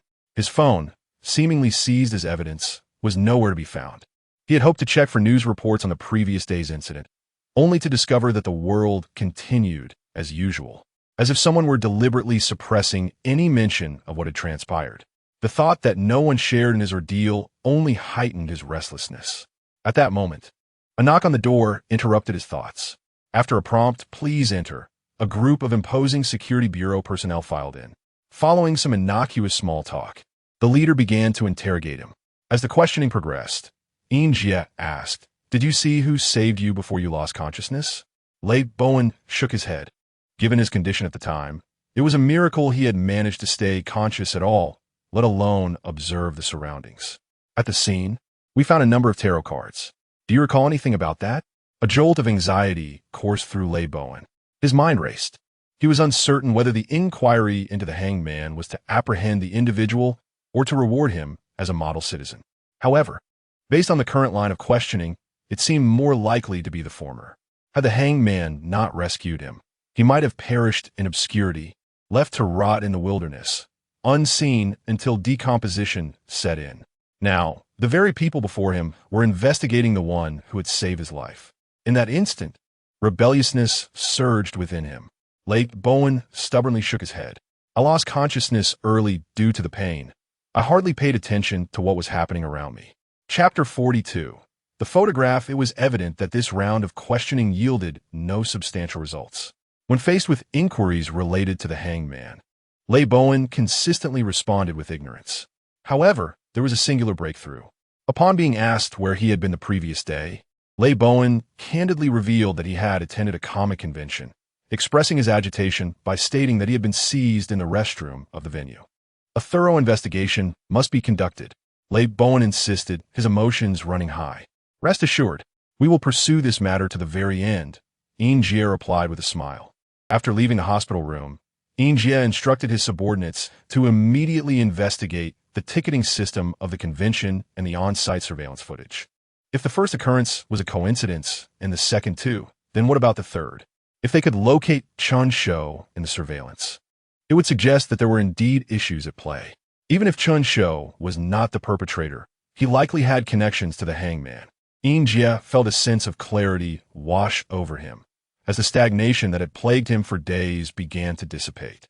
Chen Shou accompanied Qin Bafang back to the hospital room. Despite Qin Bafang's insistence that he could care for his mother, he added, "Don't worry. I will transfer the money to you shortly." Grateful, Qin Bafang expressed his thanks, prompting Chen Shou to decide to return home for a brief rest. Upon exiting the inpatient building, he noticed a row of security vehicles parked steadily in the lot. He chose a spot where he could see the exit and settled in. Soon, Jie and his team emerged from the hospital. The midday sun shone brightly, and Jie appeared at ease, while the group, unaware of someone observing them from the corner, boarded their vehicles to return to the security bureau. Chen Shou remained silent. Upon seeing Jie's expression, he knew that something significant had been uncovered. He took out his phone and sent a message to Su Shi. "Chen Shou, boss, how did the evidence processing go yesterday?" Su Shi, "So anxious?" Chen Shou, "I ran into someone from the reorganization at the hospital. It seems they might have gleaned something important." Su Shi, "You visited that kid in the hospital?" Chen Shou, "Is that the main point? Your good buddy's mother was hospitalized yesterday, so I came to keep him company. I didn't expect that kid to be in the same hospital." Su Shi, "Yesterday as good buddy?" It appears Su Shi's memory was as short as a goldfish's. Only with Chen Shou's gentle reminder did he recall Qin Bafang's existence. Su Shi, "Rest assured, the surveillance has all been replaced. The ticketing records from the convention have also been deleted." Chen Shou raised an eyebrow. He had thought Su Shi would merely replace the surveillance for his own sake. but he hadn't anticipated such thoroughness in erasing the ticket purchase records. He was uncertain how Sushi had managed it, but given his extensive experience in the field, he undoubtedly had his methods and connections. Sushi, it's not difficult. The person using this system isn't the same as the one who created it. The user probably has even attended a computer class, and the password is something like 123456. Deleting ticket records is quite simple. The term computer class felt like a remnant from the last century, truly befitting of an elder. Reading Sushi's message, Chen Shou couldn't help but reflect on how this world resembled a vast amateur troupe. Upon returning to Wonton community, Chen Shou finally had the opportunity to rest properly. After a night of turmoil, even someone as robust as he could feel fatigued. He prepared to cleanse himself thoroughly, and, as he did, a photograph slipped from his grasp, the very one he had taken from Erbedio the night before. Chen Shou placed the photograph atop the washstand. Minutes later, he emerged wrapped in a towel. The bathroom was shrouded in steam, resembling an ethereal realm. Approaching the washstand, he seized the hairdryer, only to notice that the photograph had undergone a subtle transformation. Under the haze of warmth, it appeared to show signs of peeling.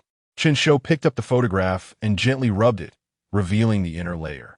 There, a series of numbers had been inscribed with charcoal.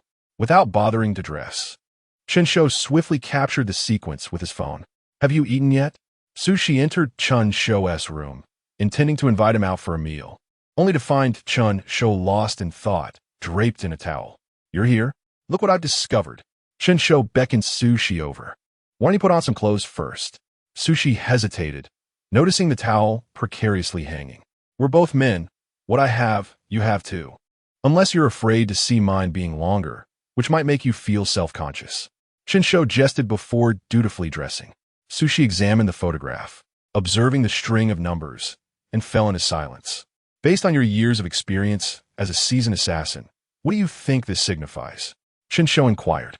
Sushi smirked slightly. "You don't need to elevate my status so highly. Only the person involved knows the true meaning of these numbers. We can only eliminate possibilities one by one. A phone number? That's certainly isn't a local number. We've never encountered anything like in Dakian." Sushi replied. Gazing at the 12 digits, both men were plunged into contemplation. After a lengthy silence, Chen Shou abandoned his musings, feeling mentally exhausted. "Forget it. Let us go eat.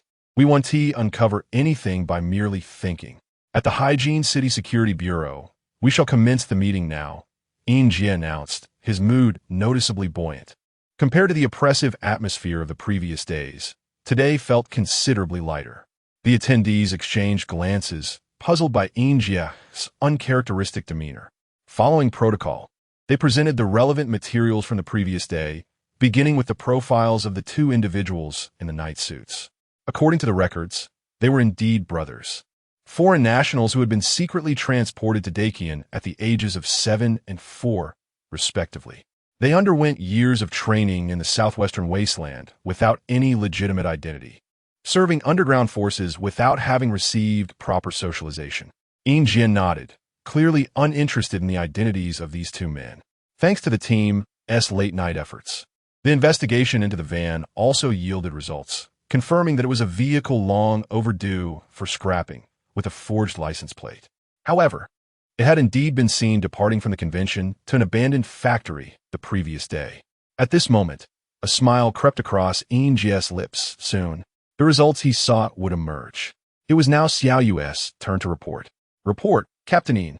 The surveillance footage does not show Chen Shou's presence, and the ticketing system at the convention lacks any record of his purchase." This news struck like a bolt of lightning. Jie esmile falteret, caught off guard by the revelation. Chapter 43. Frustration. The meeting lasted shorter than anticipated. Jie shifted from subtle excitement at the outset to an uncommunicative silence by the end. The Security Bureau strictly prohibited smoking, prompting Jie to step outside. The summer sun in Highland was more intense than in many other cities. He lit a cigarette, the burning embers seemingly undaunted by the blazing sun above. "Captain, Xiao Yu emerged, standing beside him. Do you think we have strayed off course?" Jie expelled the pent-up frustration from his lungs along with the smoke. questioning whether they should let go of Chen Shou. Having worked on the reorganization for so long, it seemed his subconscious had not faltered. Xiaoyu replied, "It's not merely subconscious. It's years of experience, categorizing matters according to familiar patterns. Historically, Chen Shou has been directly or indirectly linked to these cases. Thus, he must hold a crucial position in them. What if I am mistaken?" Yin Jia felt a flicker of self-doubt regarding Chen Shou. Xiaoyu remained silent, hesitant to respond.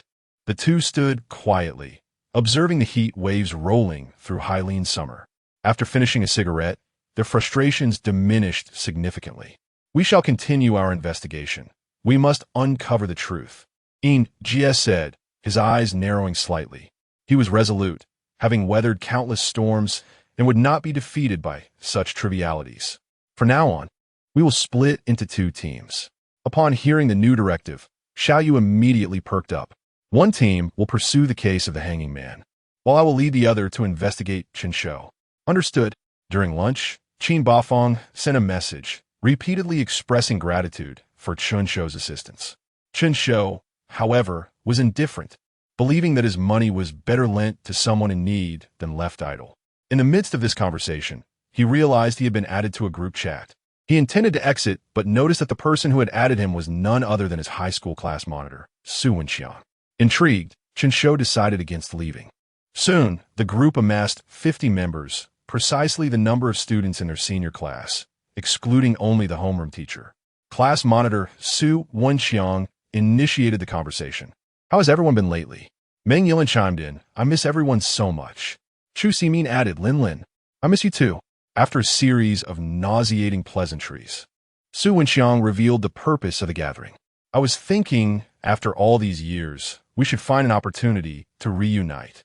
Quickly, the chat filled with enthusiastic agreement. Su Wenxiang continued, "Does anyone have good suggestions on where we should go?" Meng Yilin suggested, "We could go to the southwest. It's really popular right now." She shared several beautiful images of the southwest wasteland. "Zhu Ximin zet ponde, hu." The southwest wasteland? Isn't that a bit dangerous? I heard there are wild men who capture tourists. The southwest wasteland earned its name due to its perilous terrain, dense jungles, and poisonous traps. Furthermore, it possesses a mysterious power that disorients, compasses, and confounds the human mind, explaining its ominous title. In recent years, the Southwest authorities had developed a small area for tourists to experience local customs. However, some reckless individuals had crossed protective lines into the dense forests. Initially, the authorities spent considerable resources rescuing those who ventured into danger for the sake of reputation. But eventually, they decided that anyone wishing to explore must sign a contract, a clear understanding that if they crossed boundaries and perished, the authorities would not be responsible for recovery. Meng Yilin exclaimed, "Come on, that's such old news. With today's satellite technology, is there anywhere that isn't monitored?" Chen Shou, glancing at his phone, recalled Su Shi mentioning a death zone. Meng Yilin continued, "As long as we stick to official guidelines and avoid foolish actions, we will be fine. No need to prove ourselves by crossing boundaries." Meng Yilin had a point. According to official statistics, 99.9% of individuals who remained within sanctioned areas were safe. The remaining 0.1% was purely a statistical consideration. Chu Ximin sent a voice message. "By the way, is Xiao Xue coming? We haven't seen her in ages." Chu Ximin and Meng Yilin had been inseparable friends during high school, one being the academic star and the other the class beauty. Meng Yilin asked, "Where is Xiao Xue?" "Wang Xue." Chu Ximin added, "She was the only one from our class to get into a prestigious university. Why isn't she speaking up?" Perhaps sensing that the two former friends were onto something, the class monitor quickly interjected. Su Wenxiang said with a chuckle, "Why is everyone so quiet? Please share your thoughts. We welcome good suggestions." Chen Shou raised an eyebrow. He had no intention of attending this gathering. Yet, it was amusing how the monitor had adopted such a formal tone after only a few years apart. At that moment, someone suddenly shared a photo, followed by a message. Kai Xiaoxin commented, "Haha, I was driving and didn't realize I'd been added to this group." Chen Shou opened the photo Kai Xiaoxin posted. The background indicated it was taken in a car, ostensibly showcasing a cup of coffee from a popular chain. But the corner of the photo inadvertently revealed half of the car's emblem on the steering wheel. Chen Shou thought, "There is no need to be so ostentatious." and he noticed that the timing seemed off. The photo was taken in dim light, with the central console glowing, indicating it was not a recent capture. The arrival of Baij enlivened the group chat. Even the most naive could discern this as an exhibition of status, and it wouldn't hurt to compliment him. Those with a bit of insight began to jest, demanding Kai Xiaoxing cover the expenses for their upcoming outing. As Chen Shou delved into his memories, it dawned on him who Kai Xiaoxing was. He was among the lowest achievers in their class, often labeled by teachers as hopeless. However, he was not detestable. He simply enjoyed showing off. In high school, he often boasted about owning brand-name shoes and an iPhone, only for it to be revealed that his phone featured a green robot logo upon startup. His so-called designer shoes were merely replicas from Putian, easily identifiable due to their exceptional durability. Chen Shou chuckled as he looked at his phone. "What are you so amused about?" Sushi inquired, resembling a concerned father. Chapter 44. The Southwest Mission. A high school classmate suddenly established a group chat to propose a reunion, and I am currently enjoying the spectacle. "Where shall we go?" Sushi inquired with a smile. "The Southwest Wilderness," Chen Shou replied, "but I am reluctant to go. There's not much to do there, just taking pictures. The Central region has beautiful scenery as well." "No worries, you go. I'll reimburse you," Sushi continued smiling. It was then that Chen Shou realized Sushi's grin resembled that of a blooming chrysanthemum, clearly indicative of a grand scheme. "Is there a mission there?" Chen Shou asked. "It's possible," Sushi replied. "What do you mean by possible?" "So you're saying I can combine a leisure trip with official duty?" Chen Shou remarked. "Let me calculate. Next week coincides with a public holiday, lasting 5 days. If you work overtime, you'll earn triple wages." "A triple bonus?" Chen Shou exclaimed in surprise. "Dream on," Sushi retorted. "The base salary will be tripled." Chen Shou felt deflated. After experiencing a one-time bonus of 500,000, earning a few hundred more per day felt rather trivial. This task is rated as a team-level A mission. The bonus will exceed 500,000. If completed smoothly, you could earn 1 million. Sushi began to reel him in. Chen Shou hesitated, contemplating whether to accept this task. However, being a team-level A mission in a high-risk area of the Southwest left him indecisive. This mission was divided into stages, with a bonus awarded upon the completion of each phase. Moreover, owing to the location in the Southwest Wilderness, bonuses would be 10% higher than those in the Central and Southern regions. Sushi was casting his line. 10%. This meant that if completed in full, the final cash reward could reach 1,100,000. However, something felt amiss. This old man was tempting him at such a time. He needed to negotiate further. Chen Shou frowned. "It's not merely a matter of money. My constitution attracts mosquitoes. I can't go to such places. Plus, my stomach is easily upset. I fear I might end up with diarrhea, exposing me to the enemy." "Add 10%, Sushi pressed. "I'm in," Chen Shou conceded. At this moment, the classmates in the group seemed to have reached a consensus, with the class monitor stepping up to maintain order. Class monitor Su Wenxiang announced, "Shall we set our next public holiday for a trip to the Southwest Wilderness? Does anyone have other suggestions?" Meng Yilin chimed in. "Those who are going, please respond with a 1, so I can tally the numbers and arrange accordingly." Wang Xuanxue expressed, I don't have much money. Can we keep the arrangements modest?" Wang Xuanxue, like Chen Shou, came from a rural background, yet she was the class's top student, having achieved first place in the college entrance examination and gained admission to a prestigious 985 university. Chen Shou clicked on Wang Xuanxue's profile, noting her highly beautified selfie, with a man sleeping soundly in the background, surrounded by a dilapidated home. Chen Shou was puzzled. Having entered a 985 university, how could she possibly be in such dire straits? Class monitor Su Wenxiang clarified, "The purpose of this outing is for everyone to gather, so we must consider everyone's financial situation.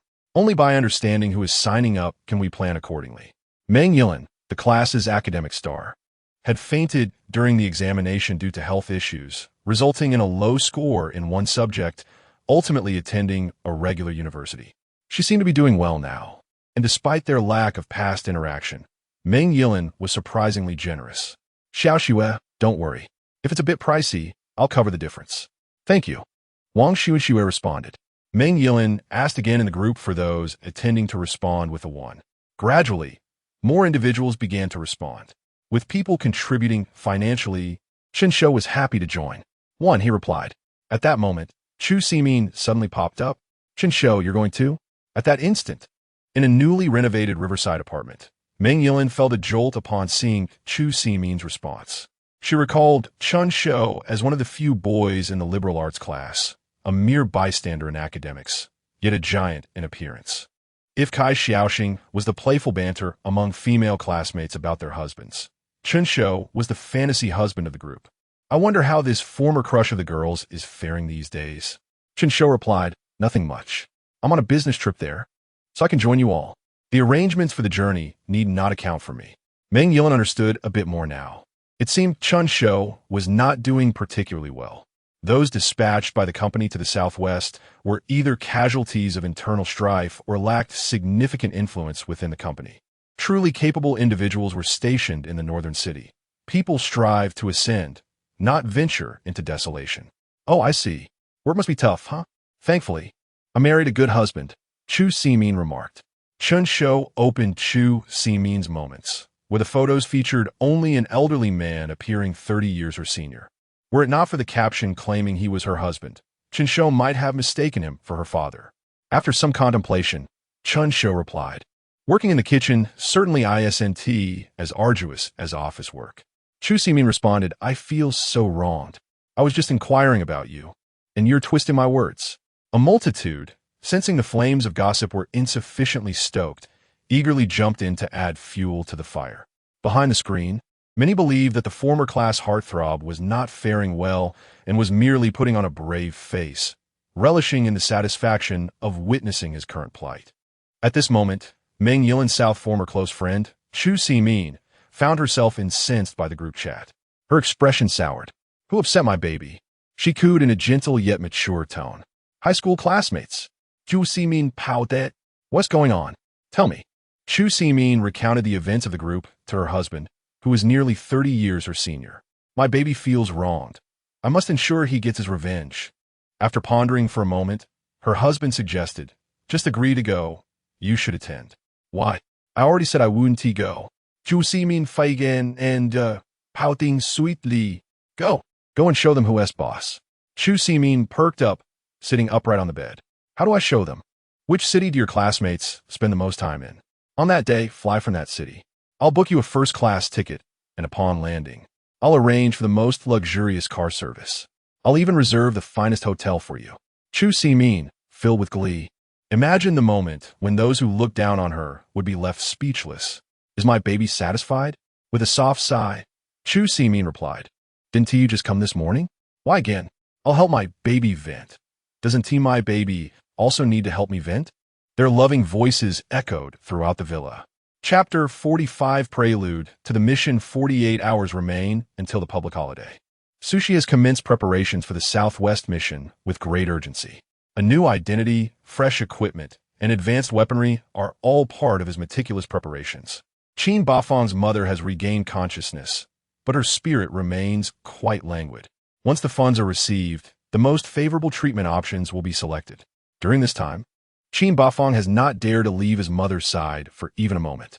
Chen Shou, having nothing to occupy his time, visits Hailin Hospital in the evenings to keep Qin Bafang company, providing him with some solace. Chen Shou has also discreetly observed the patient in the surgical ward, who is undergoing treatment and has begun the discharge process as her condition improves. However, the detailed information regarding the Southwest mission remains elusive to Chen Shou. Meanwhile, the high school group chat has organized a plan and begun collecting payments. Class leader Su Wenxiang. Most of us are in Hailin. Those in Hailin can depart together, making it easier to look out for one another. For those not in Hailin, you may choose your own means to reach Luorong City. Luorong City is the first destination of this journey and the largest city in the Southwest wilderness.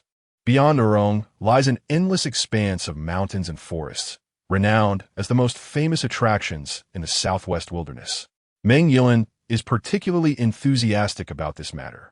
Embodying her usual image as the academic prodigy, she handles various affairs with remarkable organization. Meng Yilin, I have initiated a group payment collection. Chen Shou glanced at the group.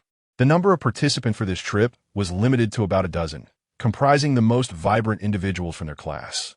The rest either remained silent or declined with excuses related to work commitments or family obligations. Noticing that the classmates in Hailin had all submitted their fees, Chen Shou remarked, "I shall not contribute. The company will reimburse my airfare, and I may not be on the same flight as you all." Chu Simin, how can that be? It would be splendid if we could all be on the same plane to chat together. The time for this reunion is scarce. We must cherish it. As a mid-level employee in the company, Meng Yilin is well aware of the situation. It is likely that the company's reimbursement limit is too low, only covering late-night or early morning flights, which are the cheapest options. The remainder could be profited through deception. Meng Yilin shook her head, surprised that the once prominent classmate had fallen to such a state for the sake of survival. She refrained from voicing any accusations, as it was not her place to intervene. Meng Yilin typed a quick message to alleviate Chen Shou's predicament. The company has arranged a flight for him, and if he opts out, he must bear the cost himself. Traveling on personal expenses, would you be willing to do that? Chu Simin certainly would not be pleased. Losing someone to showcase her prowess in person was unacceptable. Yet, she was not foolish enough to offer to cover Chen Shou's airfare, merely pouting in resignation. Kai Xiaoxing, which airline are we flying with? I cannot tolerate budget airlines like Dongxia Airlines. With Kai Xiaoxing's interjection, the group chat instantly buzzed with excitement. We are all waiting for Xing to charter a plane for us. Indeed, Xing, you must treat us to a meal. Treat us to a meal? That is an insult to Xing. If he treats us, it must be at the finest hotel. Chen Shou chuckled, having not seen Kai Xiaoxing, the jester, bring joy to the group in quite some time.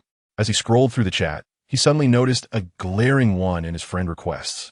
Opening it, he found Wang Xuanxue, the academically brilliant girl who had gained admission to a prestigious university. It was said that her parents disapproved of the high tuition and living expenses, arguing that girls were destined to marry. Thus, they vehemently opposed her attending. Chen Shou had never inquired about how that situation had unfolded. Upon accepting her friend request, Wang Xuanxue promptly sent a message. "Hello, how have you been lately?" Chen Shou found himself at a loss for words. He wished to convey, "Let us get to the point if there is something to discuss." Their conversations had been minimal during high school, primarily revolving around assignments. Yet they exchanged polite pleasantries in the chat app. "By the way, does your flight include checked baggage allowance?" "I am unsure. I will know once the company arranges it." Chen Shou replied. "Well, you see, I found their tickets to be overpriced, so I booked a flight with Dongxia Airlines myself. However, their flight does not permit checked luggage." "So, Meng Yilin, was not she supposed to assist you with your airfare?" Chen Shou asked, puzzled. "Yilin waived my accommodation fees. I can share a room with her. However, I feel it would be inappropriate to ask her to cover my airfare as well." Chen Shou was perplexed. This trip was only 4 days long, and given the summer heat, one bag should suffice. Besides, did not others have baggage allowances? Why was she seeking his assistance? Despite his thoughts, Chen Shou still provided Wang Xuanxue with a courteous response. "I will see if I can find out tomorrow." "All right, thank you." 24 hours remain until the public holiday. After a day of bustling activity, Sushi arranged to meet Chen Shou at the office. Upon entering, he was greeted by a chaotic array of equipment strewn across the floor. Shutting the door, he declared, "Time is of the essence. Let me brief you on the key points of this mission." With the door closed, the office transformed into a clandestine space. Sushi began with a bombshell revelation. "Over the past few days, I have conducted an investigation into the Southwest mission. Prepare yourself. Although this mission is rated as Team A, it is, in reality, bordering on S level." Chen Shou's heart sank as he inquired, "What is the specific difficulty rating?" "Assuming Team A is rated at 2 and S level at 4. This mission falls above 3. It can be considered one of the most challenging tasks within Team A." Chen Shou's heart plummeted. "Nonetheless, do not worry. You are not the only one undertaking this mission. There will be 4 of you, including yourself." Chen Shou's spirits lifted momentarily. "However, this is not entirely favorable for you, as the action team you have joined is tasked with a different mission." Unable to contain himself, Chen Shou interrupted. Can you please convey the crucial information all at once? This news is making my heart race uncontrollably. Sushi continued, let me succinctly explain. On the surface, you will be executing a mission alongside the action team. But in reality, you must find a way to successfully complete the true Southwest mission. Will there be rewards for completing the action team mission? Sushi shook his head. I knew it. Those 20 bonus points are not granted for free. Within the action team, I have assigned you a new identity. You must adapt swiftly. Furthermore, your travel plans can proceed as normal. The last member of the action team will arrive in Lurong City in 3 days. Sushi pondered for a moment before adding, by the way, this operation is quite discreet. The 4 of you will be heading to Lurong City separately. And what about the weapons? Chapter 46. Mission details. I will arrange for someone to transport these weapons. Sushi paced back and forth, occasionally scratching his head. Where's I? Never mind. I'll start from the beginning and explain everything to you piece by piece. Sushi took out a map and handed it to Chen Shou. This is a schematic of the target mission location. Chen Shou received it, and the dense lines made his head spin. He hadn't examined such maps since graduating high school. However, he could roughly discern that the mission site was surrounded by dense forests and mountains, with the building situated at the foot of a snowy peak, necessitating a climb up the mountain followed by an elevator ride to the underground structure. Let me clarify the surface details first. This map represents the location and schematic of K Corporation's training ground. The 4 of you must breach the building's defenses, enter the premises, eliminate all personnel, plant explosives, and ensure the building's destruction before successfully escaping, Sushi explained. How many people are inside the building? Chen Shou inquired. At least 100. Chen Shou felt a wave of despair. 4 individuals against 100 in their territory. Was this a superhero movie? Rest assured, these individuals are merely fledgling assassins. The difficulty will not be higher than what you faced in the factory a few days ago, but sheer numbers still matter. Hence, this is classified as a Team A-level mission, not a standard A-level one. Sushi smiled knowingly at Chen Shou. The surface mission appears straightforward. Infiltrate, eliminate, and destroy. 4 simple steps. Chen Shou, this does not sound simple. Do not presume that simplifying the explanation reduces the mission's difficulty. Now, let me present the true nature of the Southwest mission. Sushi pulled out a photograph depicting a little girl in a floral dress, smiling radiantly at the camera. The girl had striking features that suggested she was not from the southern region of Dakian, but rather resembled someone from the Western Plateau. The actual task is also quite simple. Rescue her without attracting anyone's attention. That it? How is this simple? Chen Shou exclaimed, frustrated that the task offered no hints and required him to perform a rescue. Besides, am I not an assassin? Why am I undertaking a mission that resembles a spy? Wait a moment. Chen Shou suddenly calmed, as a thought crossed his mind. Sushi's phrasing included the phrase without anyone noticing. Are you implying that my teammates also cannot notice my rescue? Chen Shou cautiously confirmed. Sushi nodded. You mean I must simultaneously infiltrate their base, eliminate targets, and rescue this girl, who barely reaches my waist without my teammates seeing? Chen Shou reiterated. Sushi nodded once more. Do you expect me to perform magic? To pull off a grand illusion? Chen Shou retorted weakly. If my teammates die, they won't see it happen, right? Sushi replied nonchalantly. Well, that makes sense. But they are fighting alongside you. Turning around to betray them into the fire seems rather unethical. Are there any other clues? Chen Shou pressed on, unwilling to relent. None. The original mission is simply to rescue her, but considering that you might struggle to infiltrate alone, So you decided to take on an additional task, ostensibly to assist me in breaching the base, while actually complicating my mission and lining your own pockets. Chen Shou interjected. I am quite saddened. I prepared diligently for you. Only to earn a reputation for self-serving motives, Sushi lamented. I did not praise you. Chen Shou snapped back. Sushi cleared his throat and stated seriously. Let us discuss your team's roles and responsibilities. The team consists of 4 members, communicating via code names, Xiaofan, Xiaoya, Ruyan, and Xiaozuan, with you designated as Xiaozuan. Xiaofan serves as the team leader, functioning as both strategist and vanguard, responsible for paving the way and directing the team. Xiaoya's role is that of a demolitions expert, primarily tasked with planting explosives to destroy the base. Ruyin is the medic, ensuring your team can retreat while still breathing. And what about me? Chen Shou asked. You, Xiaozuan, are the sniper and flank protector responsible for safeguarding your teammates. Are you joking? Chen Shou exclaimed upon hearing his role assignment. You want me to be a sniper in a densely forested area within the enemy's stronghold? This is absurd. Fear not. Sushi said meaningfully, I have prepared a second layer of identity for this mission.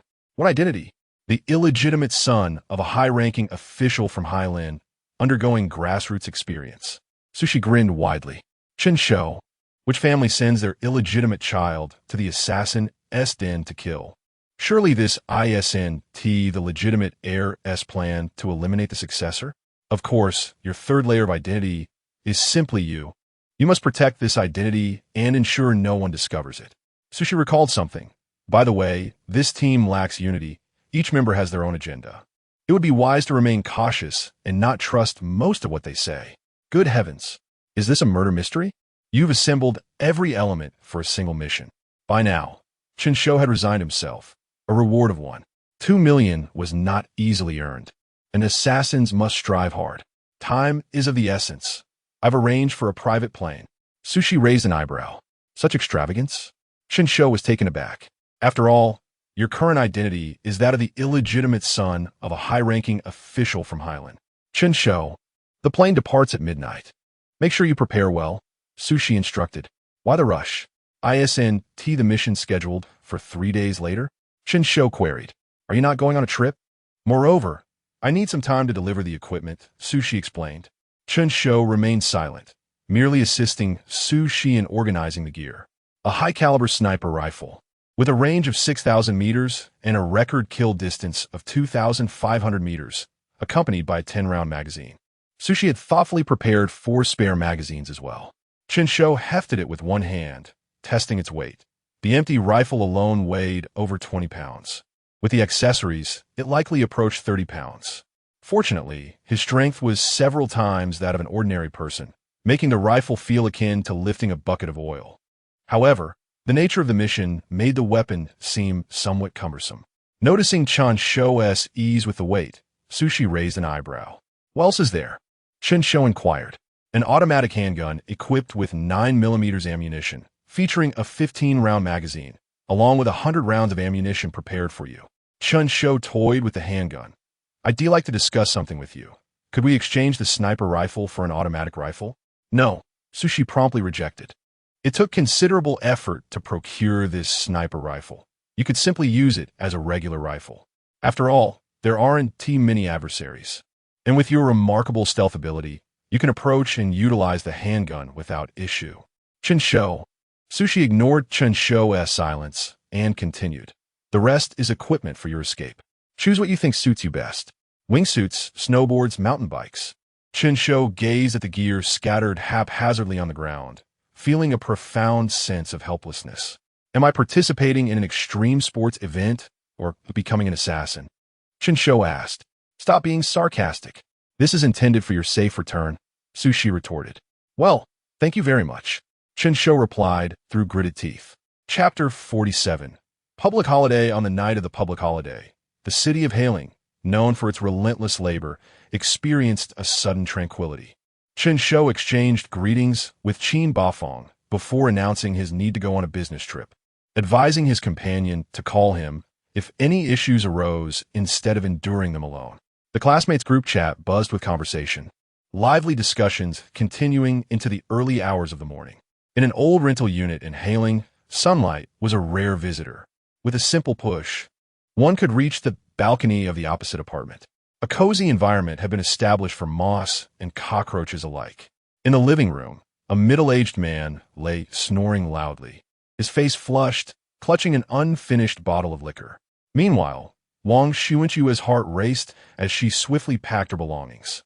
When Meng Yilin mentioned a trip to the southwestern wilderness, she saw a glimmer of hope, an opportunity to escape her family.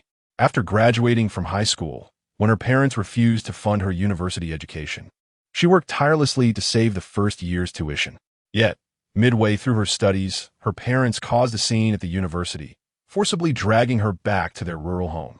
Initially, she was tasked with simple farm labor, which she could tolerate. But as time passed, it became akin to boiling a frog in warm water. All household responsibilities fell upon her, to the point where she would dream of being scolded while working even in her sleep. After enduring this for several years, her parents arranged her marriage to a drunken man from the city. If he had merely been a drunkard, she might have managed, but once intoxicated, he would indiscriminately resort to violence. Her body bore the marks of his abuse, bruised and battered by various household items. Through frugality, she finally saved enough to purchase a mobile phone. This year, she had managed to save a small sum that would enable her to break free. She was terrified of the future and of the violence that could strike at any moment. Gazing into the mirror, the woman reflected back bore little resemblance to her youthful self, her face etched with the scars of sun exposure. She had added many former classmates from high school on social media and could see that, outwardly, she appeared far older than her peers. Yet, the prospect of meeting them did not frighten her. Death was far more daunting than embarrassment. Taking a deep breath, Wang Xuanxue quietly opened the door. She had substituted the drunken man's hypertension medication with sleeping pills. Watching the loathsome figure snore deeply, she retrieved the prepared charcoal from the kitchen, igniting it and placing it in the living room. She sealed the doors and windows, blocking all air circulation with clothing. Under the cover of night, she gathered her meager belongings and headed for the airport. By the time the man's body was discovered 3 days later, she had already ventured deep into the southwestern wilderness. Embarking on a new life, Chen Shou had little to pack, as Sushi had arranged everything. He merely needed to wait at the villa's entrance for the designated vehicle to transport him to the private jet. Observing his classmates begin to fantasize about their reunion the next day, he too wondered how his old friends had fared over the years. Suddenly, Wang Xuanxue sent an urgent voice message. "My flight has been canceled. What should I do?" As classmates inquired further, the situation gradually unraveled, for reasons unknown. All flights to the southwest that night had been canceled, and passengers were being refunded their tickets. Meng Yilin suggested, "Why not travel on the same flight as us? We could take care of you." Chen Shou, reading the chat, found himself puzzled. Meng Yilin seemed unusually kind to Wang Xuanxue. He recalled that due to familial circumstances, Meng Yilin had grown closer to Chu Simin, often looking down on Wang Xuanxue, who was diligently studying. In the airport lounge, Wang Xuanxue was in a state of desperation. Joining them on their flight would mean she would have to rely on her old classmates, jeopardizing her chances of escape. No, that would be too much trouble. I just want to get there early to see the scenery of the Southwest. I have my own little plans, she insisted. Meng Yilin glanced at the flight information. All flights for that day had indeed been canceled, and only the 10 a.m. flight remained for the following day. It was quite strange. She suddenly recalled that Chen Shou's company had arranged for him to take a flight that evening or the next day. Does he need to reschedule too? She pondered. While she reassured Wang Xuanxue, she privately inquired of Chen Shou about what to do next. As Chen Shou noted the unexpected turn of events in the group chat, he sensed something peculiar in Wang Xuanxue's repeated refusals of Meng Yilin's kindness. Just then, Meng Yilin added him as a friend. "Meng Yilin, is your flight also tonight? I just checked, and all flights have been canceled. Why not reschedule to be on the same flight as Xuanxue?" Chen Shou suddenly remembered that his flight was indeed for that evening. He shouted out to Su Shi in the villa, "Is my flight canceled tonight?" After a few seconds, Su Shi responded, "No, it's still on schedule." Chen Shou replied to Meng Yilin, "My flight has not been canceled." Meng Yilin looked at her phone, puzzled. The booking app indicated all flights were gone. How could he claim his flight was still on? She began to lose her favorable impression of him. "But I see all flights are canceled on the app. You might want to confirm with your company," she suggested patiently. Chen Shou quickly replied, "My boss said it's operating as normal." Upon reading this, Meng Yilin scoffed. If she hadn't known he was merely a low-level employee, she might have been fooled. If someone unfamiliar had read his message, they might have believed he wielded significant influence, capable of flying despite the cancellation of all flights that night. Not receiving a response from her, he pressed further. Did Wang Xuanxue ultimately attend university? Meng Yilin paused. What did this have to do with Wang Xuanxue? He hadn't even bought a ticket, so why was he concerned about her? The connection between the topics eluded her. Chen Shou replied, "Then I'll ask her directly." "Don't. Let me explain." Through Meng Yilin's candid account, Chen Shou learned of Wang Xuanxue's plight. Considering her urgent tone and her repeated refusals of her classmates' offers, he began to grasp the situation after spending considerable time in the underworld. However, one question remained. Why was Meng Yilin being so kind to Wang Xuanxue? Chen Shou remarked, "It's all right. I'll head to the airport shortly and see if I can assist." Meng Yilin scoffed once more at this message, amused at how the class's former heartthrob had fallen to such flowery talk. "All right, I'll wait and see your performance." Meng Yilin then turned to the group chat and sent a message. "Wang Xuanxue, Chen Shou said he'll stop by to see if he can help. So please wait in the lounge." Chapter 48. Private jet. This news fell like a stone tossed into a tranquil lake, creating ripples that spread far and wide. A hero saving a damsel in distress? Truly, the class heartthrob of yesteryear. How charming. "Coach, I wish to learn this." Of course, there were those astute enough to glance at the flight information. "All flights in recent hours have been canceled. What could be done to assist?" Ha! The heartthrob was merely indulging in bravado, only to face embarrassment. Chu Si-min, not to be outdone, leapt into the fray, embellishing the tale. Chen Shou said he could help, and he certainly can. Did you not realize that tonight's flight cancellations were orchestrated solely for his travel? Instantly, someone unafraid of stirring the pot chimed in. "Wow, what an air of authority you possess, Master Shou. Flights across an entire city at your beck and call. One wonders where you stand in the hierarchy." It had been many years, yet Chen Shou had never graced the television screen. Such brazen claims, one ought to be cautious lest he meet a fate akin to Kai Xiaoxing. Upon realizing the AoE wave had reached her, Kai Xiaoxing also jumped in. "What concern is it of mine? You, who cannot even afford travel expenses. How dare you bark in the group?" Observing the congregation's mockery of Chen Shou, Chu Si-min chuckled softly. "This is the fate that befalls those who do not stand on my side." At that moment, Wang Xuanxue sent a message. "Is what Yilin said true?" Chen Shou pondered for a moment before shouting upstairs, "Sushi, can the plane accommodate others? Who do you wish to bring? A bunny girl? That is not an issue. It can be rather dull on the plane. If you desire, I can make arrangements." Chen Shou was already sweating like a yellow bean. An old classmate. Sushi emerged from a room, leaning against the railing. "What is up? Have you taken a fancy to someone?" "No. She might be in trouble. I wonder if I can assist her." "Assist her with what?" Sushi inquired. "To turn her into an informant," Chen Shou replied. The reputation of the hangman was growing, yet it was still insufficient. He needed individuals to expedite the spread of the hangman's message. Someone like Wang Xuanxue would be ideal. Sushi scrutinized Chen Shou, tapping the railing, lost in thought. After a pause, he said, "Just be cautious. Do not let her uncover your true intentions." Chen Shou messaged Wang Xuanxue, "I can help, but it is not guaranteed.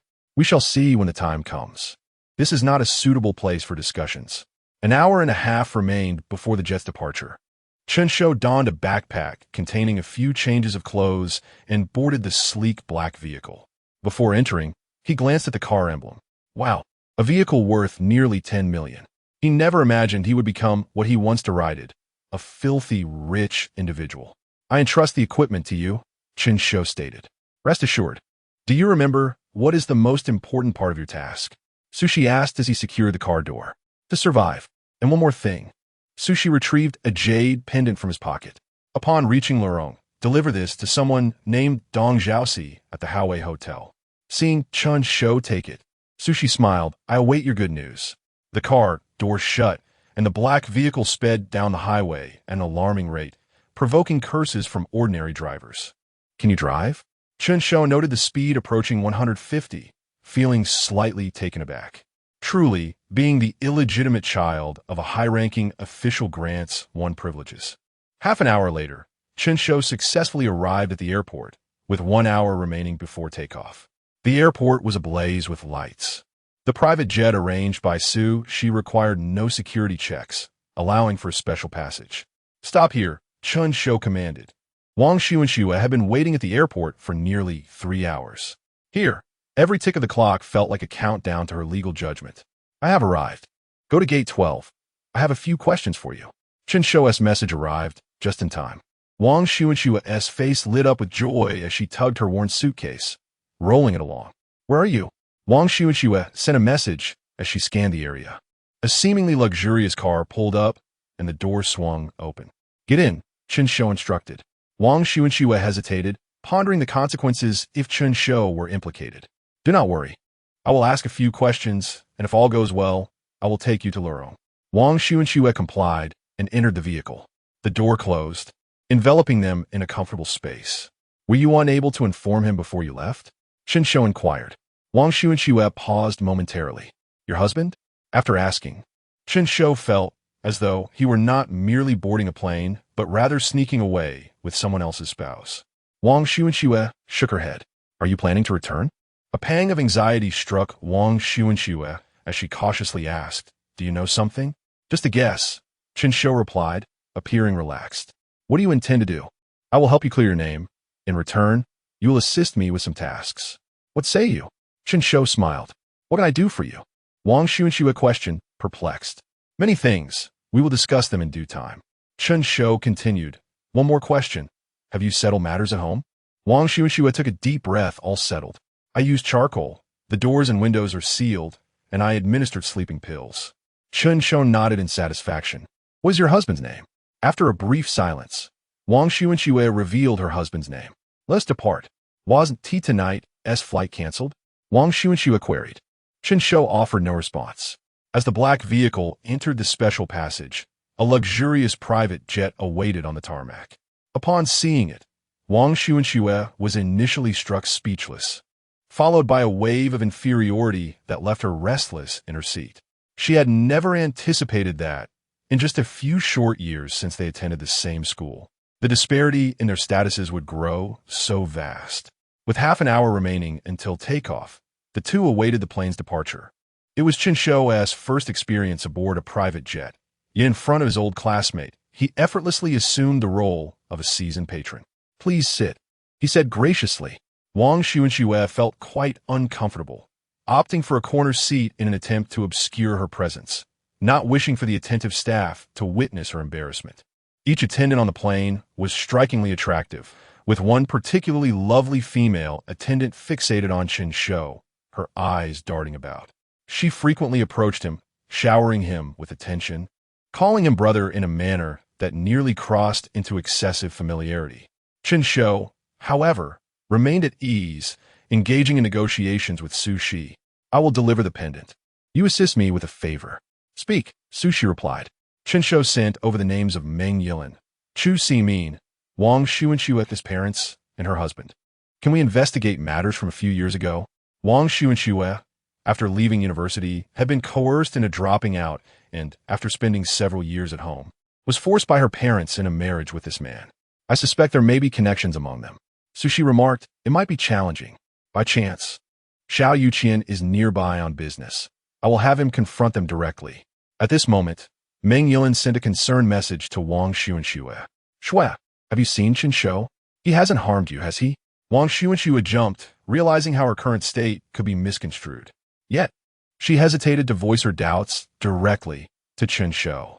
Chen Shou simply instructed her not to disclose that she was on a private jet. After a moment's thought, Wang Xuanxue replied, "Chen Shou is a good person. Yilin, do not speak ill of him. I plan to fly to Lurong on the same flight as Chen Shou." Meng Yilin read this and burst into laughter and disbelief. "What do you mean Chen Shou is a good person? How can you say that? It seems that the past malice was not sufficient. When a few individuals express concern for you, you become rather presumptuous." She glanced at the flight information and confirmed that tomorrow there was only their flight. Her conviction grew stronger that Wang Xuanxue had changed her reservation to theirs. "Just wait and see how I will expose your true nature." Meng Yilin replied through gritted teeth, "No worries. We shall see each other on the plane then." Chapter 49. Deliveries on the inaugural day of the public holiday. Meng Yilin rose early and glanced at her messages, noting that most of her old classmates were already well prepared. The reunion unfolded without much fuss. They merely lamented the near disappearance of the collagen that once graced their faces and the accumulation of fat around their midsections, a testament to the passage of time. However, Meng Yilin furrowed her brow, as one individual was still absent from the airport. At last, just 5 minutes before check-in was to conclude, Chu Simin arrived, fashionably late. A luxury convertible, worth millions, glided toward them, and as the door swung open, Chu Simin emerged in a delicate yellow gown. For a moment, her old classmates were rendered speechless, captivated by the beauty of their class's belle. While others bore the marks of age, Chu Simin retained the youthful appearance of her high school days. She reveled in the awe of her peers, casually sweeping her hair behind her ear. "Apologies," Chu Simin said without a hint of regret. "I had quite a bit to organize, and it took longer than expected." A driver emerged from the trunk with 3 large suitcases, igniting fervent glances among the onlookers. "Simon, you don't need to worry about that. We'll handle the luggage." Meng Yilin, who had initially taken the lead, now found herself following Chu Simin's lead. "Over here, Simin.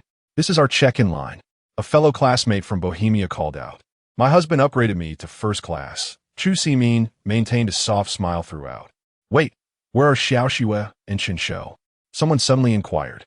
Their absence had been so understated that Meng Yilin only just remembered they had yet to arrive at the airport. "Should we call them?" a voice suggested anxiously. Suppressing her frustration, Meng Yilin dialed Wang Xuanxue. Upon connection, Wang Xuanxue's groggy voice, as if she had just awakened, sent Meng Yilin's long-simmering anger boiling over. "Wang Xuanxue, why are you just getting up now? Are you unaware that the flight is about to depart?" Meng Yilin demanded, her voice rising. At that moment, Wang Xuanxue, just roused from sleep at the hotel, was momentarily taken aback. "Flight? Departing? Wasn't the flight last night? Is Chen Shou with you? Have him take the phone." This statement struck like a bombshell, stunning all present. Hadn't Wang Xuanxue just gotten married? How could Chen Shou be involved with someone else so soon? If the class representative had poor character, it seemed their judgment in partners was lacking as well. Hearing Chen Shou's name jolted Wang Xuanxue into clarity. "Yilin, don't say such things. Chen Shou and I don't live together." This was indeed the truth. Chen Shou resided in a presidential suite at a 5-star hotel, while she was merely enjoying the comfort of a regular room. Yet it had been the most restful sleep she had experienced in years. "But you two are on the same flight, aren't you? Isn't today the only flight? Are you on a flight tomorrow?" "Huh?"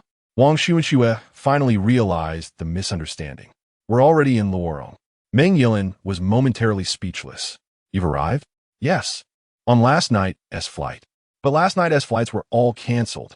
How could you have flown?" Meng Yilin insisted, refusing to relent. "Perhaps they took the overnight high-speed train," someone quietly suggested. This seemed plausible to Meng Yilin.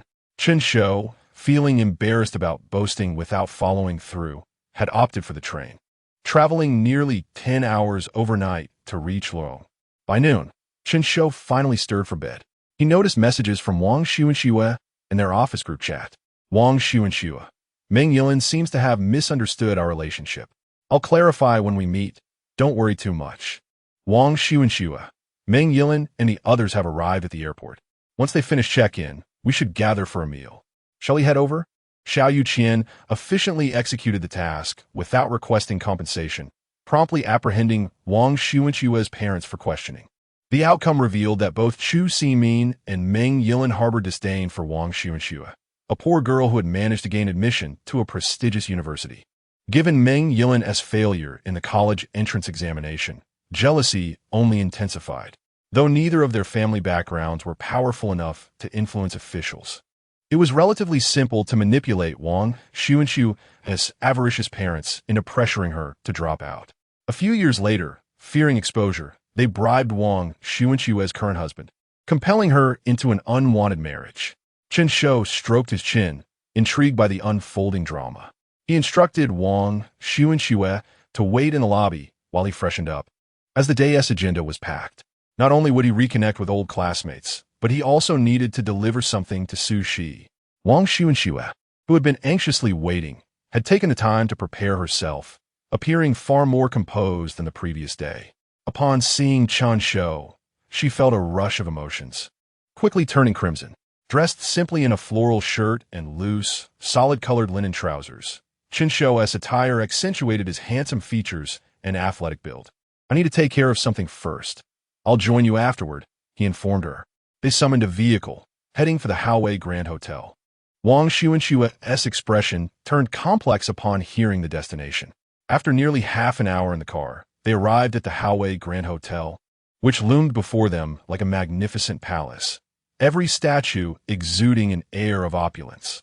This establishment was the only one in Lurong to have received a top-tier rating, frequented by those of notable status and affluence. As they approached the entrance, the doorman intercepted them. "Apologies, sir, but we are fully booked today. Please come back another time. Or make a reservation online," he said with a forced smile. Chen Shou glanced at the doorman. "I'm here to see someone. Dong Xiaoxi. Inform him that sushi's items have arrived." The doorman maintained his smile, but motioned for Chen Shou to wait on the side while he contacted someone via intercom. "What are you babbling about?" The team leader's furious voice echoed back. "Dong Xiaoxi is our boss. He wants to see the boss, and he insists on asking at the restaurant door? Does that sound like someone with connections?" The doorman stammered, but the man is quite handsome. He doesn't seem like an ordinary person. Get rid of him. The boss is busy entertaining important guests. The team leader snapped, clearly uninterested in idle chatter.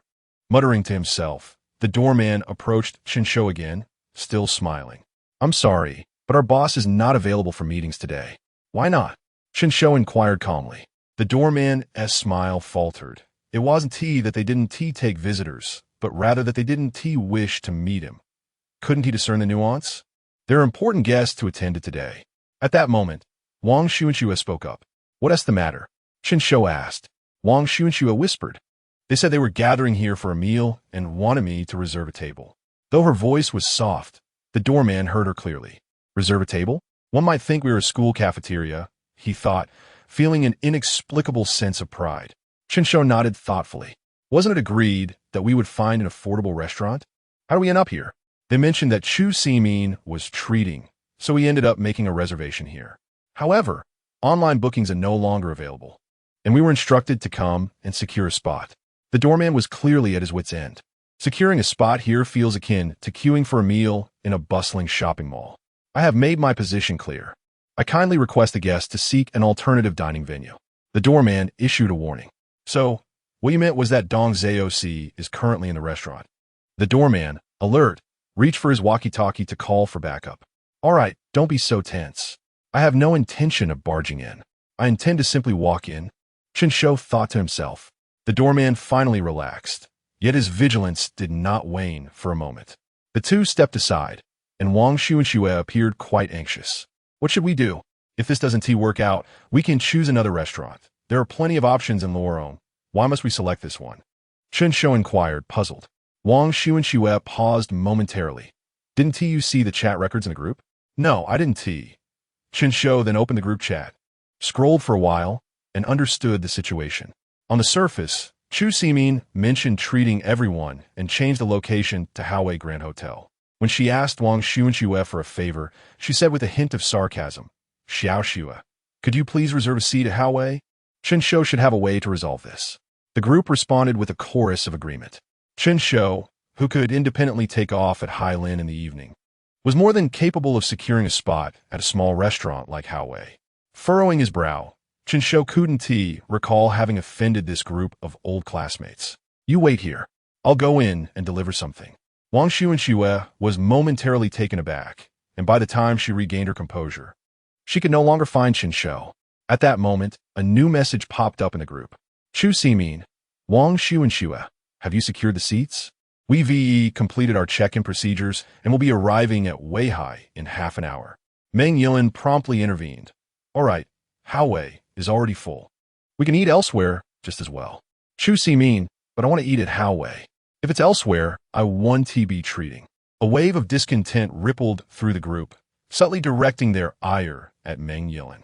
"Yilin, we all know you and Chu Simin don't get along. But there is no need to involve us, is there?" Some even got straight to the point. "Where is Chen Shou? The Chen Shou who can take off independently at Hailin. Is he now hiding?" Wang Xuanxue observed that these individuals were not here to attend an old classmates reunion. Upon closer inspection, the group count had risen from 50 to 57. At this moment, Chen Shou unexpectedly appeared in the chat. "I'm looking for the boss to see if we can secure a spot." This statement was quite ostentatious, rendering the original show-off, Kai Xiaoxing, speechless. "Kai Xiaoxing, Bodo, stop showing off. If you end up in the same predicament as me, it won't be good." Class Monitor Su Wenxiang. We can follow the original plan and eat at any casual eatery. I've heard the fly-infested restaurants around Lurong are quite famous. I've been wanting to try them for ages. Wang Xu and Xue stood there, at a loss, and ultimately decided to message Chen Shou privately. Where have you gone? Why can't I see you? Chapter 50. The banquet within the opulent confines of the Hao Grand Hotel. The interior decor rivals that of a Western royal palace, with only 12 tables gracing the entire establishment. Judging by the lavish furnishings and limited seating, one can surmise that each dish served here carries a hefty price tag. As the time for the event arrived, Chen Shou's presence was restored. Upon spotting Chen Shou unexpectedly appearing at the entrance of the hall, Dong Zhao Si, who was attending to distinguished guests, felt a sudden jolt of unease. He forced a smile to apologize to his patrons before striding angrily towards Chen Shou, waving his hand dismissively in an effort to shoo him away. Simultaneously, he berated his earpiece, demanding to know how they could allow an ordinary individual to enter. If you anger the guests, are you prepared to bear the consequences? He shouted. Hearing the captain's furious voice over the intercom, he turned to chastise the doorman. What is the meaning of this? Wasn't it your job to send him away? Why did you allow him inside? The doorman, feeling unjustly accused, interjected with a feeble defense. The guest was persuaded to leave the entrance. The captain, now alarmed, realized that the owner had taken extra precautions in the kitchen for today's banquet, fearing that an unwelcome individual might disturb the diners. It seemed the newcomer posed a potential threat, prompting him to switch channels to warn, "Boss, we have a situation. The intruder may be targeting the guests." The intercom remained silent for a long stretch, raising the captain's anxiety. He ordered a group of men to prepare to storm the hotel. Meanwhile, inside the banquet hall, Chen Shou observed a middle-aged man in a tailored suit approaching him with evident ire. "You are Dong Zhao Si?" The man began, but before he could finish, Chen Shou produced a pendant. "Sushi entrusted me with delivering this to you." Upon hearing the familiar name, Dong Zhao Si halted, lost in a tide of memories. During his time in Hailing, he had once believed his culinary skills would lead him to success, only to be betrayed by a partner, resulting in the closure of his restaurant and debts exceeding 10 million. Reduced to dire straits, he often found himself with little to eat. By a stroke of fate, he encountered a man named Su Shi, who treated him to a bowl of noodles.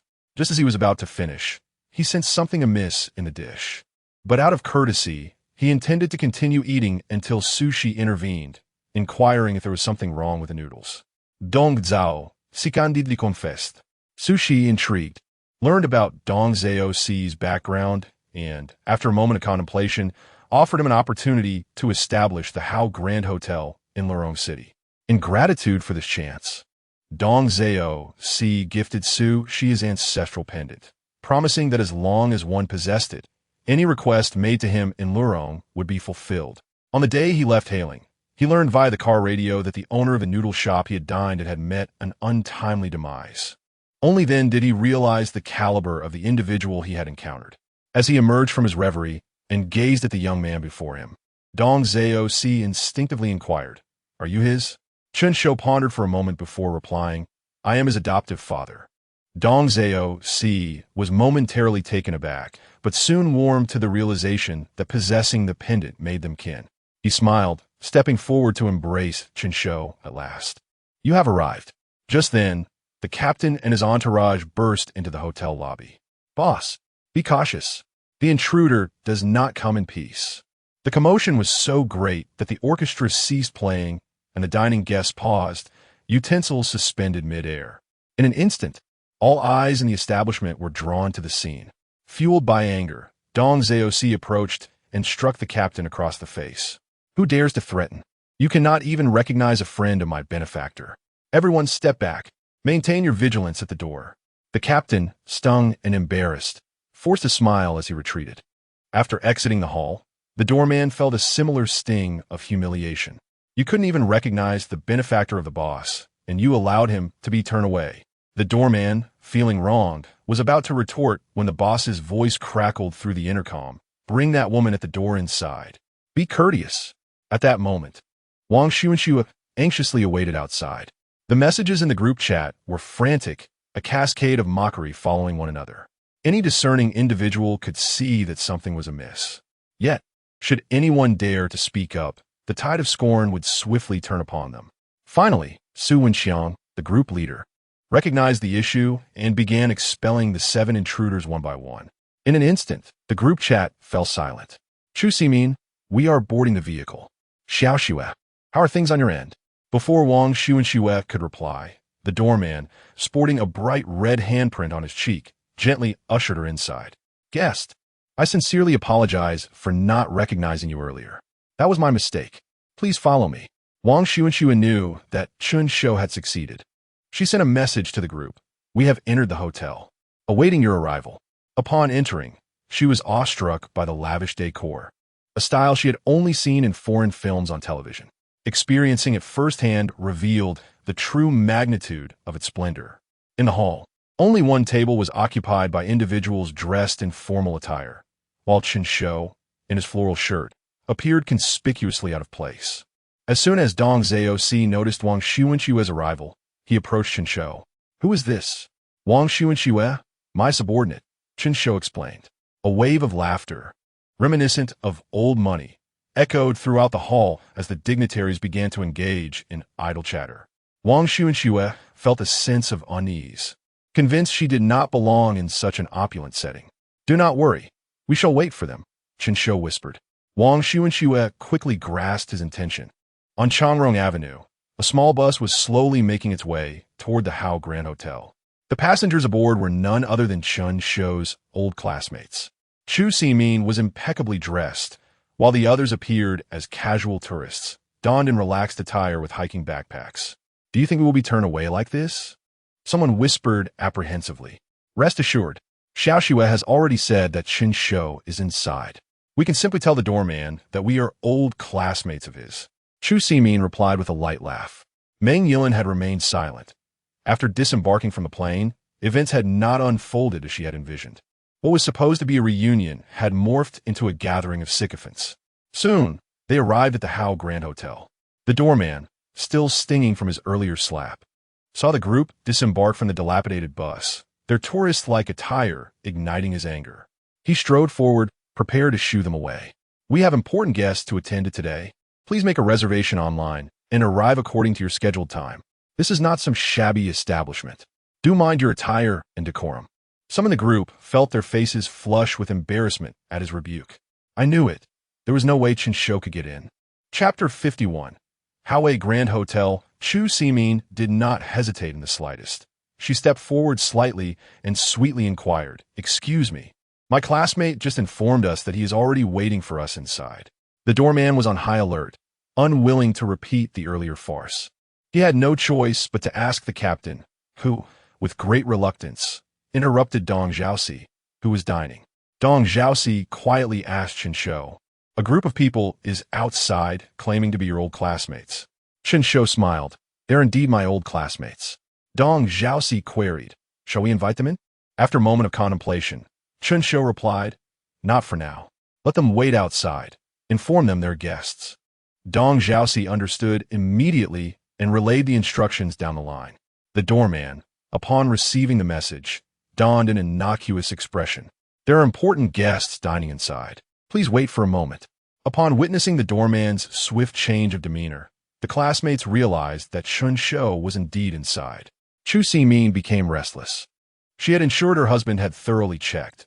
This Chen Shou was merely a minor employee at a company. How could he possibly gain entry? It seemed more like a case of a blind cat stumbling upon a dead mouse. Determined, she attempted to barge in, but the doorman was not to be trifled with. Noticing her advance, he swiftly intercepted her. Madam, what are you doing? He asked, his expression stern. Chu Ximin retorted defiantly. I'm going to find my classmate. Didn't you say he was inside? Is it not permissible for me to check? The restaurant is currently hosting important guests. Please do not disturb. The doorman warned. Chu Ximin scoffed, important guests? If they were truly important, how could Chen Shou be allowed inside? With that, she shoved past the doorman, attempting to breach the entrance. The doorman widened his eyes and grasped her shoulder. In a sudden outburst, Chu Ximin cried, Help! The doorman is attempting to assault me. Her voice was loud enough to echo through the restaurant. At this, Dong Xiaoxi could no longer maintain his composure. None of those present were individuals to be trifled with. One party consisted of high-ranking officials, who typically relied on Dong Xiaoxi's promotion for business. The other party included an old benefactor, and Dong Xiaoxi knew that failing to handle this situation properly could cost him dearly. "I'll handle this. My classmate. Let me take care of it," Chen Shou said, wiping his mouth as he stood up. "Excuse my departure," he added as he walked toward the entrance. Dong Xiaoxi followed closely behind, and Wang Xu and Xue, unable to remain seated, joined them as well. The trio approached the entrance. Upon seeing Chen Shou emerge from the restaurant, the old classmates were filled with excitement. "Chen Shou, you really were inside. We thought you were joking." Chen Shou replied with a grin that did not quite reach his eyes. "Wasn't it you who asked me to come here to reserve a table?" The old classmates quickly distanced themselves. Even Chu Simin, who had just gifted them something, did not hesitate to turn against her. "It was Chu Simin's idea," they explained. "She specifically requested to dine here, claiming it was delicious and inviting us along. We all thought it was just a regular restaurant."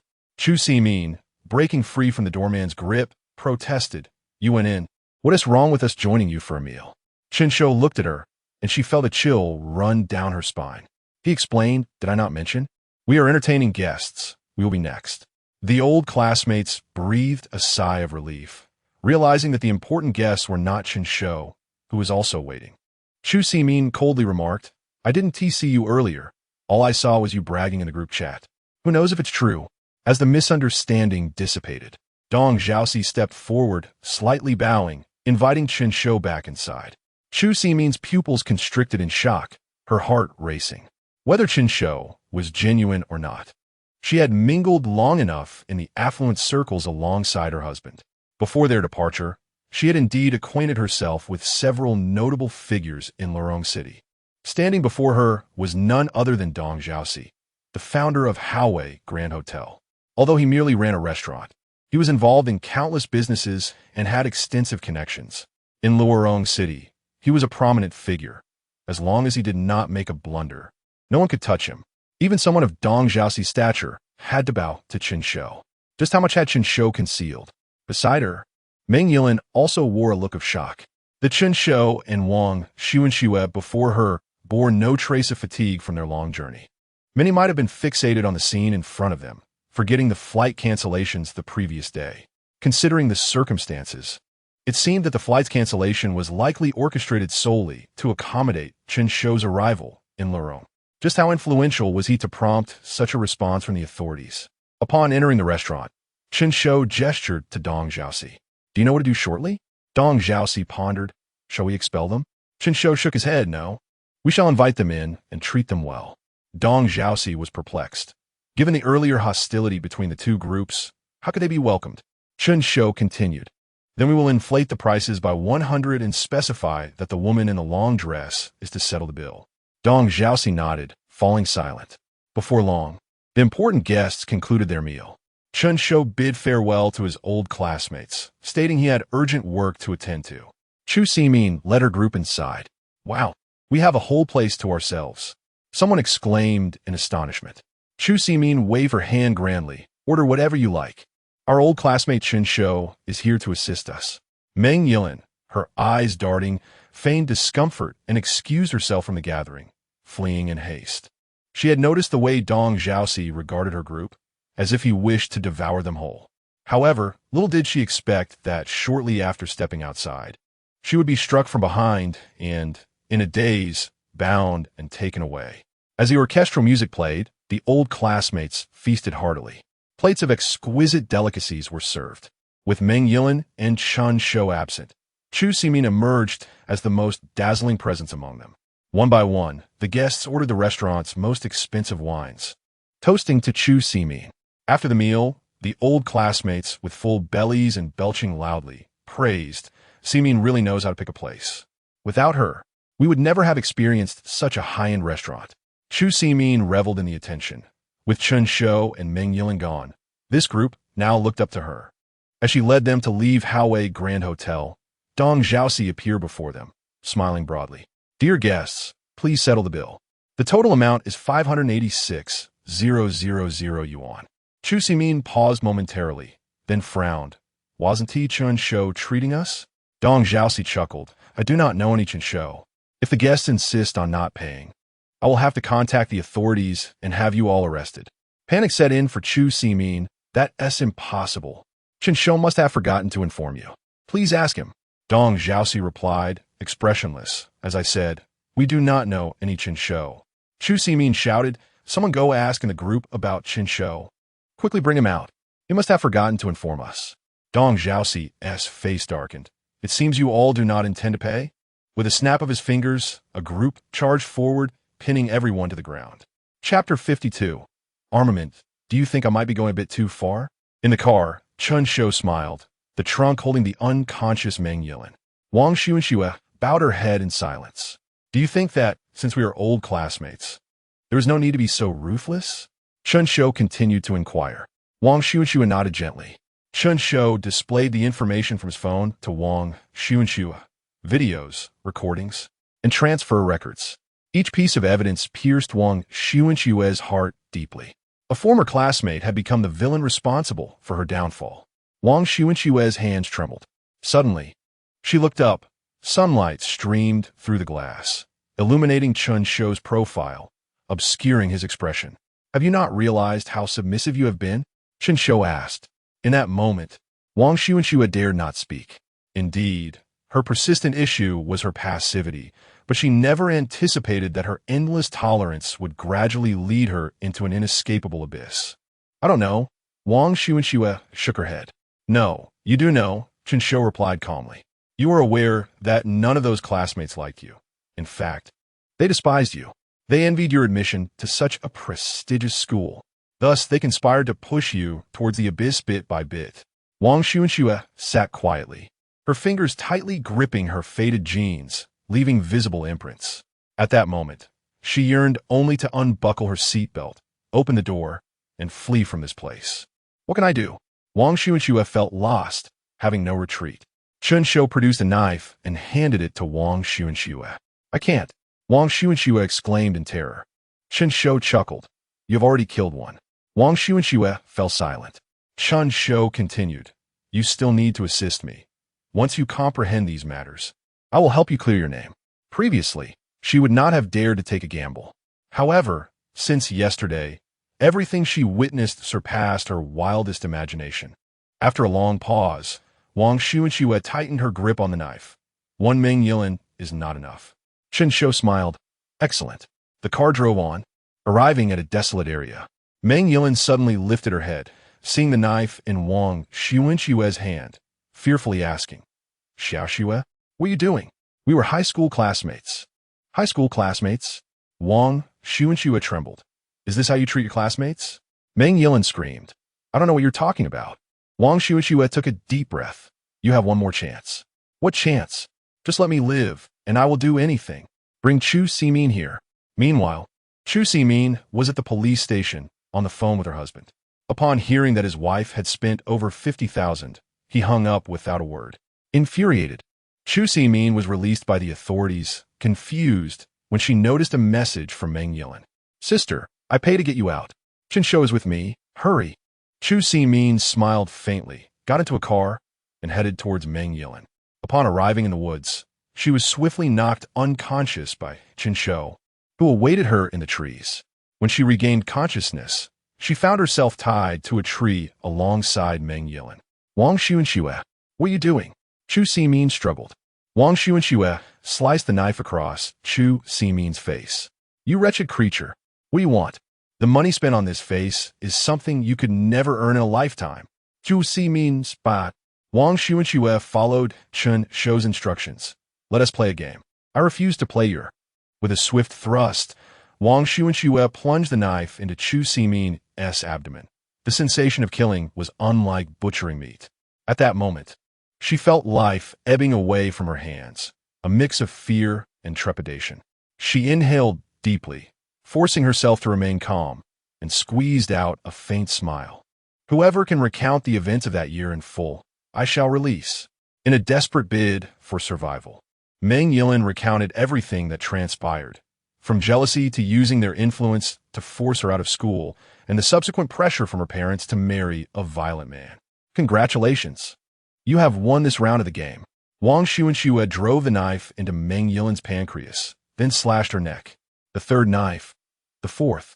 Chu Simin watched in horror as this once innocent lamb transformed into a demon returning from hell, torturing her friend mercilessly to death.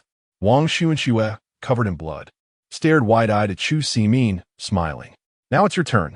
After everything concluded, Chen Shou escorted Wang Xuanxue back to her room to calm down. Once in his own room, Chen Shou exhaled in relief. He had spent the journey maintaining a facade of depth, grandeur, and strength, which had left him somewhat exhausted. Glancing at his phone, Sushi sent a message 10 minutes later. Free up your schedule tonight. At 9 o'clock, retrieve the weapons at Wan Hui Tower. Reading the message made Chen Shou's lips twitch.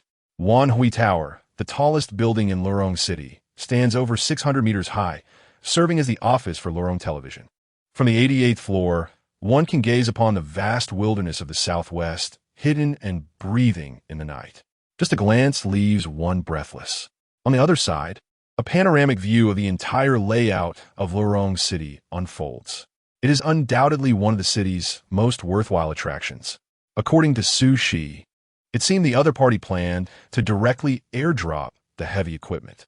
Couldn't they be more practical and simply drive a vehicle to the hotel and have me pick it up? At 8 o'clock in the evening, the streets of Lurong City remained bustling. The night was indeed the perfect time for leisure strolls.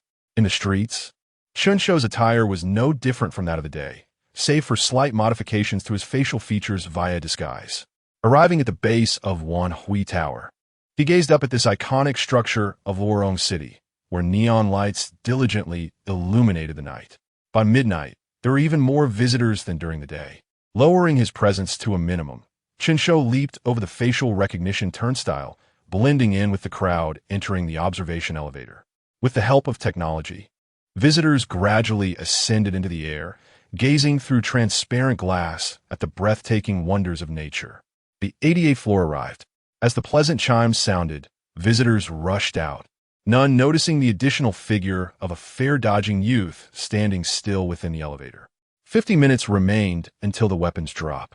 Chen Shou pressed the button for the top floor, and the elevator rapidly ascended. The 128th floor arrived.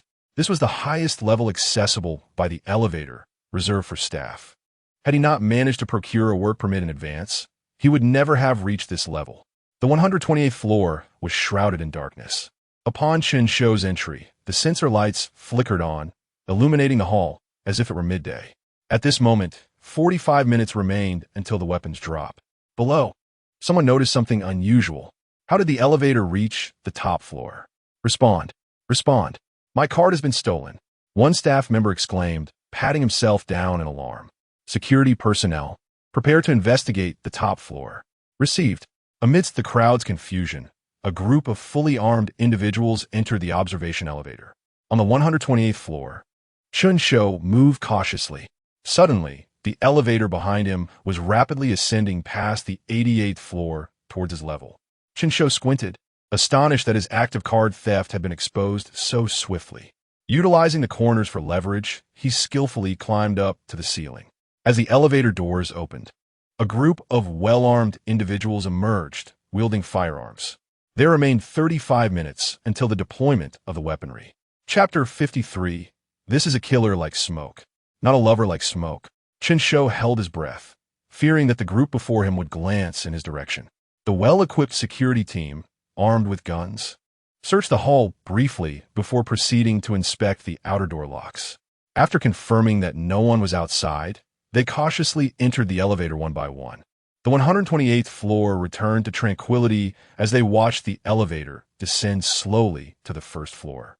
The two let out a sigh of relief. Wait, there's another person in this hall. Chen Shou suddenly lifted his gaze towards the source of the breathing sound. A woman, her hair tied up, was pressed against the ceiling just like him. Her clothing was nearly the same color as the ceiling. Had it not been for her loud breathing, he would not have noticed her presence at all. With her feet braced, she extended one hand. Fi hua zai. In an instant, the staff card on Chen Shou transformed into a beam of blue light, and flew towards the woman.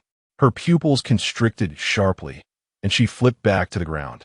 Clang! The seemingly ordinary magnetic card had embedded itself halfway into the ceiling, completely motionless. The woman felt a surge of panic. "Wait, don't make a move.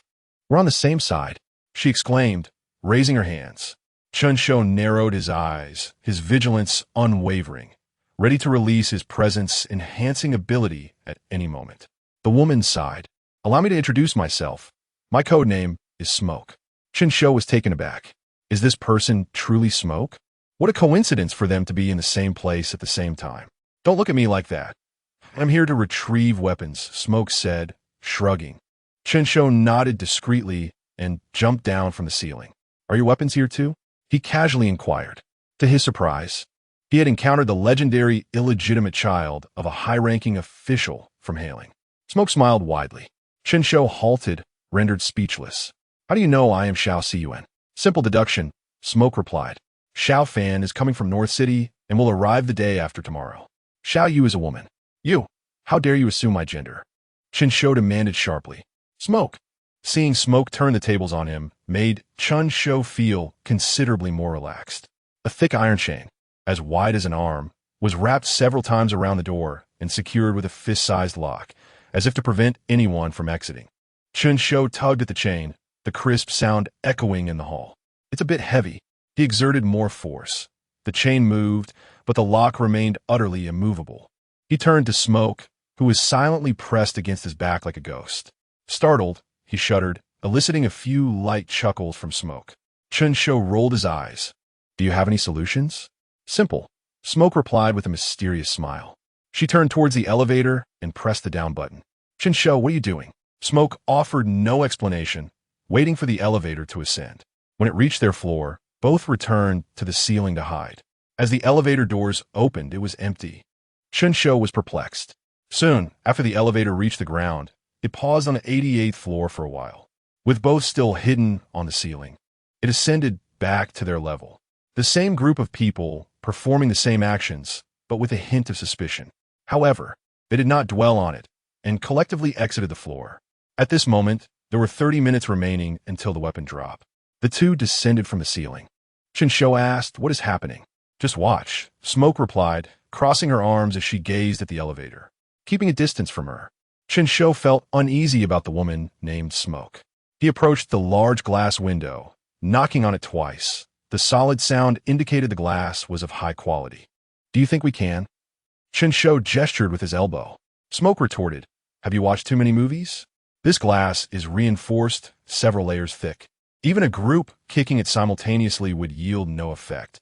Chen Shou nodded inwardly, recognizing that such buildings usually have high safety standards. He inquired again, "Who were those people earlier?" Smoke shook her head. "I don't know. It's strange. Why would ordinary security personnel be armed and so vigilant against intruders on this floor?" They fell into silence once more, remaining quiet in the hall. With 20 minutes until the weapon drop, Smoke instructed, "Get ready to hide." Chen Shou followed the usual practice and concealed himself in the ceiling. However, his colorful shirt made him conspicuous against the ceiling. Smoke warned, "Be extra cautious this time." They didn't look up before, but they might search the ceiling one by one now. "Rest assured, I have my ways," Chen Shou replied mysteriously. Smoke said no more. Having given her warning, she was not their caretaker, and as long as she wasn't implicated, they could proceed as they wished. She pressed the elevator button, retrieved a panel hidden beneath a potted plant, and swiftly positioned it in front of herself, securing it against the ceiling. Soon, the same group of security personnel returned, surveying the hall, which appeared unchanged from before. They exchanged glances, nodded, spread out, and switched on their flashlights. Counting down 3 seconds, 3, 2, 1, stray dog by the roadside.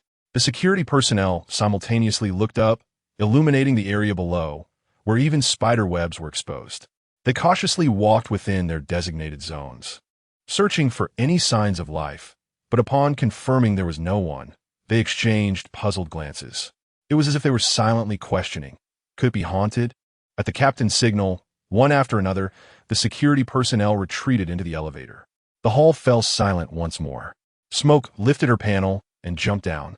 Observing Chen Shou in his floral shirt, unharmed and safely hidden above. How did you avoid detection? She questioned. With their manpower stretched thin, each person had to search a large area. I simply moved in the shadows, keeping close behind their flashlights to ensure I remained concealed, Chen Shou fabricated. Smoke seemed skeptical. So what were you really doing? Waiting for people to come up, Smoke replied. Chen Shou suppressed his curiosity until there were 10 minutes remaining before the drop, at which point Smoke pressed the elevator button again. After one cycle of the elevator being empty, the next group to arrive was not the security personnel, but rather staff in uniforms.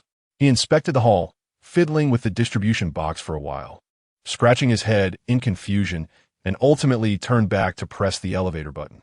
The elevator ascended slowly. 126, 127, 128. Ding! The elevator doors opened slowly, and Smoke seized the opportunity, executing a graceful maneuver to quietly snatch the key ring hanging from the staff member's waist. Chen Shou. Chapter 54. Opening the door as the elevator doors slowly closed, the staff appeared blissfully unaware.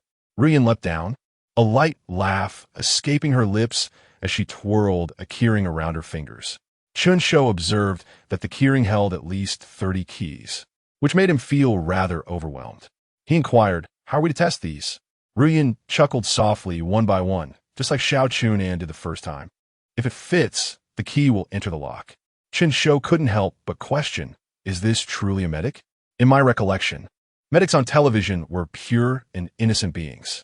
Yet this one seems swifter than myself. Ruyan said little more, casting aside a set of keys and retrieving the first one.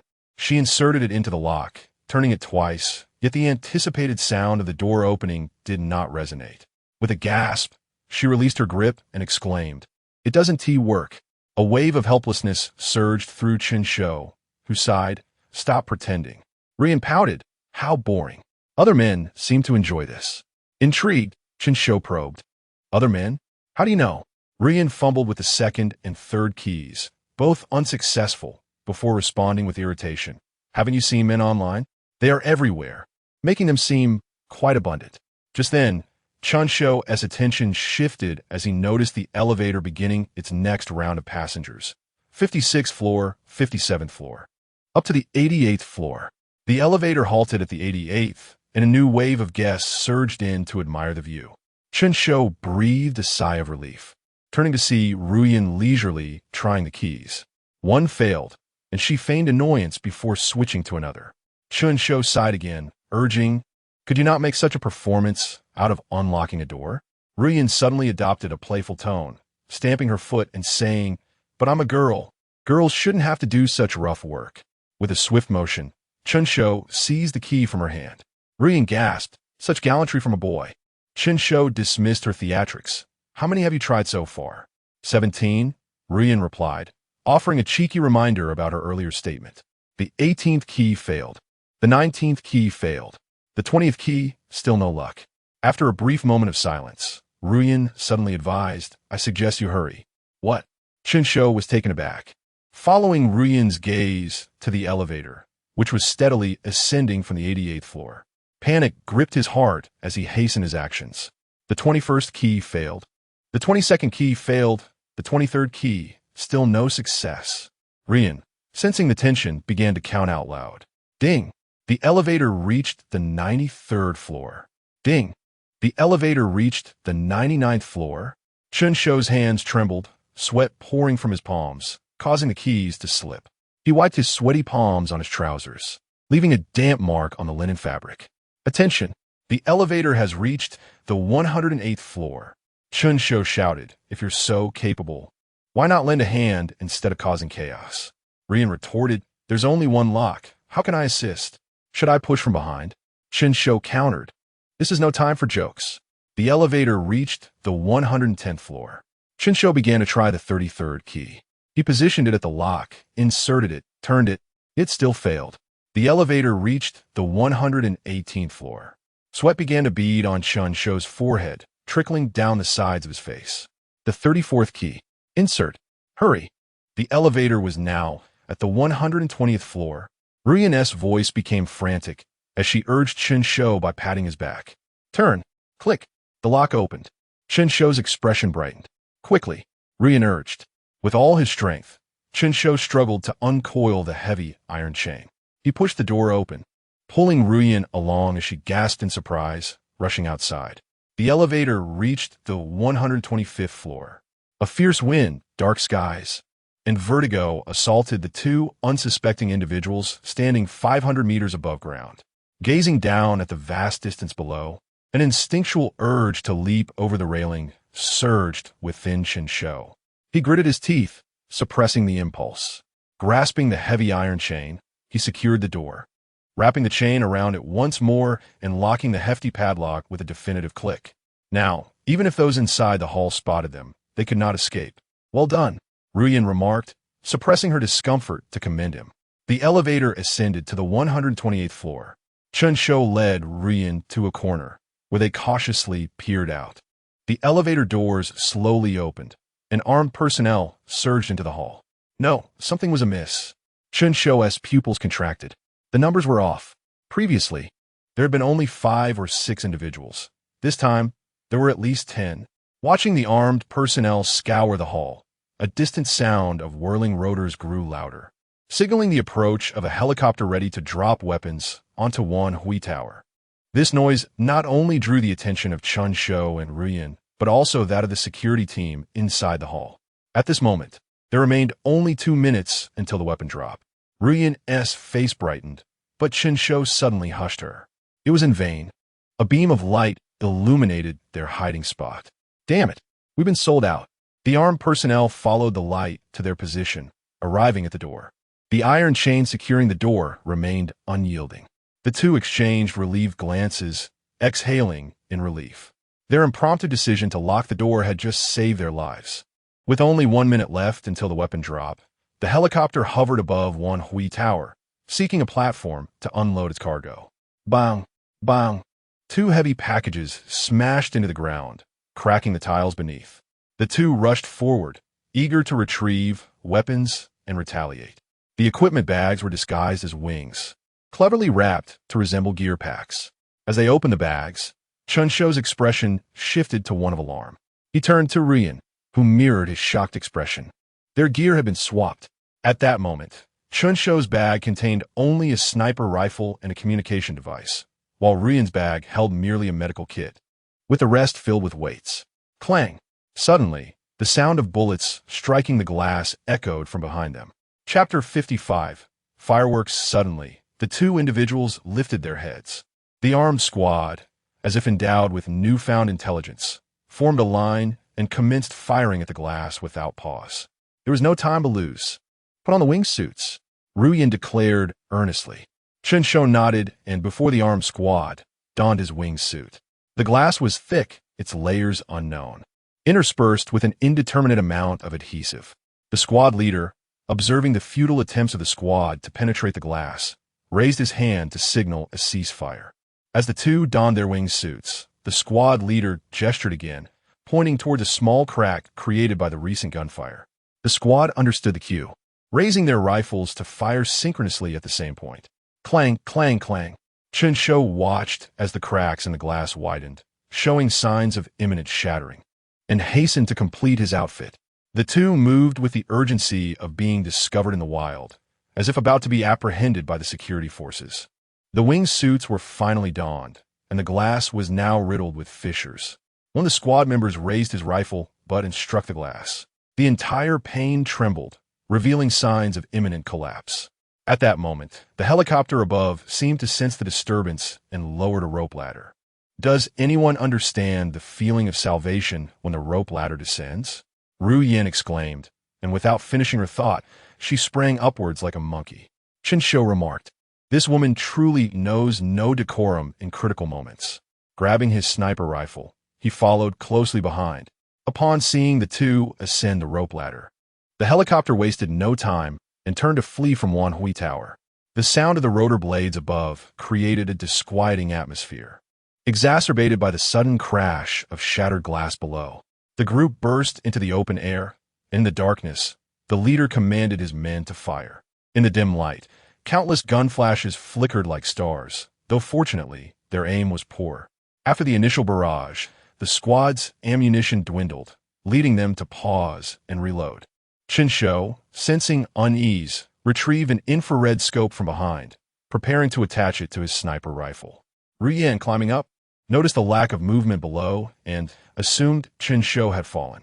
Peering down, she saw him clinging upside down to the rope ladder, rapidly assembling the sniper rifle components. "Forget the sniper rifle for now. Get up here first," Ru Yan shouted, though her heart raced with concern. "Something feels off," Chen Shou murmured. "What feels off?" Ru Yan inquired, climbing another rung. "Their movements are unusual." Upon completing the assembly, Chen Shou peered through the infrared scope at the spot they had just occupied. He lowered the rifle and shouted, "I have good news and bad news. Which do you want to hear?" "Bad news," Ru Yan shouted back. "The bad news is that someone among them has picked up a handheld RPG and is aiming at us," Chen Shou replied uncertainly, glancing again to confirm. "What? Have they gone mad? Do they hate us that much?" Ru Yan exclaimed. "So what's the good news?" "The good news is that I've noticed their actions," Chen Shou stated. High above, the wind howled and the fragmented sounds reached Ru Yan intermittently. Yet upon hearing the good news, she was still frustrated. "What kind of good news is that?" "On the count of 3, we jump together," Chen Shou shouted. "What 3? At that moment, the helicopter had already ascended to a height of over 400 meters, distancing itself from one Hui tower. The armed personnel below appeared entirely unperturbed by the helicopter's escape, patiently waiting for the right moment. 2. The moment arrived. The armed personnel pressed the launch button. If the recent barrage of rifle fire resembled distant twinkling stars, this RPG launch erupted like a solar flare in the night sky, its explosion echoing like fireworks on New Year's Eve. "One jump," Chen Shou shouted, releasing his grip and letting go of the rope ladder. Ru Yan, observing this, wasted no time and leaped forward like a honey badger. The RPG struck the helicopter's rotor blades with deadly precision. How dare they aim an RPG at a helicopter and hit it with such accuracy? Are they insane? Ru Yan muttered under her breath, struggling to control her trajectory, hoping the wind would lift her wingsuit to generate sufficient lift for gliding. A glance downward revealed Chen Shou frantically fidgeting with his sniper rifle. She thought to herself, "This could be disastrous. He may not be trained for this. Just spread your arms and legs like a flying squirrel." Ru Yan yelled, "I know. I'm just trying to see if I can take one of them out first," Chen Shou declared, aiming the sniper rifle at the armed squad's position. "Is the movie messing with your head?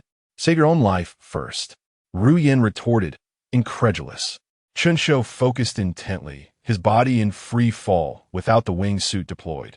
He was waiting for the moment to align with the armed personnel. 50 meters, 30 meters, 10 meters. One enemy's head entered the crosshairs and through the scope. He saw them reloading, facing his direction, ready for another round of fire. Chen Shou smiled slightly and squeezed the trigger. Perfect accuracy, firearms proficiency, sniper rifle. The muzzle flash flickered, as if a new star had appeared in the sky. The sound erupted, but this time, the fireworks were not from the helicopter above.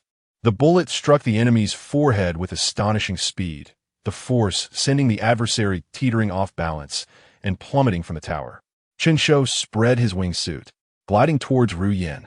The helicopter above spiraled out of control, crashing towards the southwestern wilderness.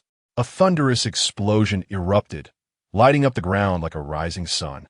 Below, the enemy was rapidly descending, flailing in a futile attempt to grasp something, but gravity was unforgiving, pulling them down faster. The tourists below had long since been evacuated. Upon impact, the enemy transformed into a gruesome display of blood and chaos, showering the onlookers in a grim spectacle. On the ground, pandemonium ensued, with no one knowing what transpired above. All they witnessed was a figure plummeting from the sky, crashing into a morass of flesh. Driven by fear, they began to scatter in all directions. Chapter 56. The traitor. As the smoke dissipated, Ru Yan was left utterly astonished. Regardless of whether it was sheer luck or genuine skill, the ability displayed by Chen Shou was far beyond what an ordinary person could achieve. While hitting a helicopter with an RPG might have a slim chance of success, striking an enemy from midair with a sniper rifle was sheer fantasy. No amount of geometric knowledge could aid in such a feat with a focused mind. Ru Yin suppressed all distractions and led Chen Shou southwest into the desolate terrain. At this moment, she couldn't help but elevate Chen Shou's status in her mind. According to intelligence reports, he was merely the illegitimate son of a high-ranking official, brought in as a shadow assassin to hone his skills. However, his current display suggested that this information was likely false. Under the cloak of night, the two glided through the air like flying squirrels. The cool summer breeze tousled Chen Shou's hair as he experienced the exhilaration of extreme sports for the first time. Adrenaline surging through him, granting him a profound sense of freedom. With 100 meters still separating them from the ground, they simultaneously deployed their parachutes. The dense forest lay silently beneath them, shrouded in darkness. After some time, they extricated themselves from the trees, stowed their parachutes, removed their wingsuits, and organized their gear. Ru Yin, beaming with joy, asked, "Is this your first time?" Chen Shou nodded. "How does it feel? Isn't it thrilling?" she inquired. Chen Shou merely held his sniper rifle close, noting that the small pistol provided by Su was absent from his belongings. They exchanged glances. "What equipment did you originally have?" Chen Shou asked. "An automatic rifle, a handgun, a few flares, smoke grenades, and a box of medical supplies," Ru Yin replied candidly. Chen Shou fell silent, sharing his own missing equipment with her. "This mission, there's a traitor," they exclaimed in unison. From the armed group they had just encountered, it was evident that their adversaries were well prepared and had precise knowledge of their weapon drop location. Chen Shou had previously wondered why they had chosen to drop their supplies at the same time and place, especially at such a high altitude. Now, it seemed clear they intended to capture both of them in one fell swoop. Ru Yin shared his thoughts. "What do we do now?" Chen Shou asked. "Let us head to the helicopter crash site and see if we can find any survivors," Ru Yin suggested. Nodding in agreement, they made their way toward the spreading flames. Ru Yin's stamina proved to be better than Chen Shou had anticipated. Despite claiming to be a delicate woman in need of protection, her agility matched his every step. The fire raged fiercely. In the scorching summer, Lalong had not seen rain for over 2 weeks, providing a perfect opportunity for the flames to spread rapidly. As they approached the crash site, the heat became increasingly unbearable. Ru Yin sighed, and Chen Shou understood her unspoken thoughts. They turned back, heading toward the city. In the midst of such a conflagration, survival seemed nearly impossible. Yet, a silver lining presented itself. The plan to dispose of Meng Yilin and her companions would now be much simpler. Hastening through the dense forest, they felt the flames pursue them relentlessly. Where could the leak have occurred? Chen Shou whispered. Ru Yin shook her head, equally perplexed. Upon reaching Lalong City, she had received word of the weapon drop, and upon seeing the location, she had found it overly conspicuous. However, due to the hastily assembled task force, the higher-ups had not taken full responsibility for their actions. In hindsight, the intention appeared to be to trap them inside and eliminate them one by one. The reason their wingsuits had evaded detection was likely because their comrades had cleverly disguised them as weapon containers. No one would pay attention to what such packaging looked like, granting the two a chance to escape. "What about the forest?" Chen Shou asked, glancing at the inevitable inferno, the flames casting an orange glow upon his face. "Rest assured, to prevent such a fire, the authorities in Lalong City have long been prepared. Fire brigades are stationed around the perimeter of the forest," Ru Yin explained. "Can this fire be extinguished?" Chen Shou inquired. "It cannot," she replied. "We can only create a fire break and wait for the flames to burn themselves out within the confines of that circle." They sighed in unison. As they neared the forest's edge, the faint lights of the city came into view. "Shall we separate?" Chen Shou suggested. Ru Yin nodded, producing a communication device.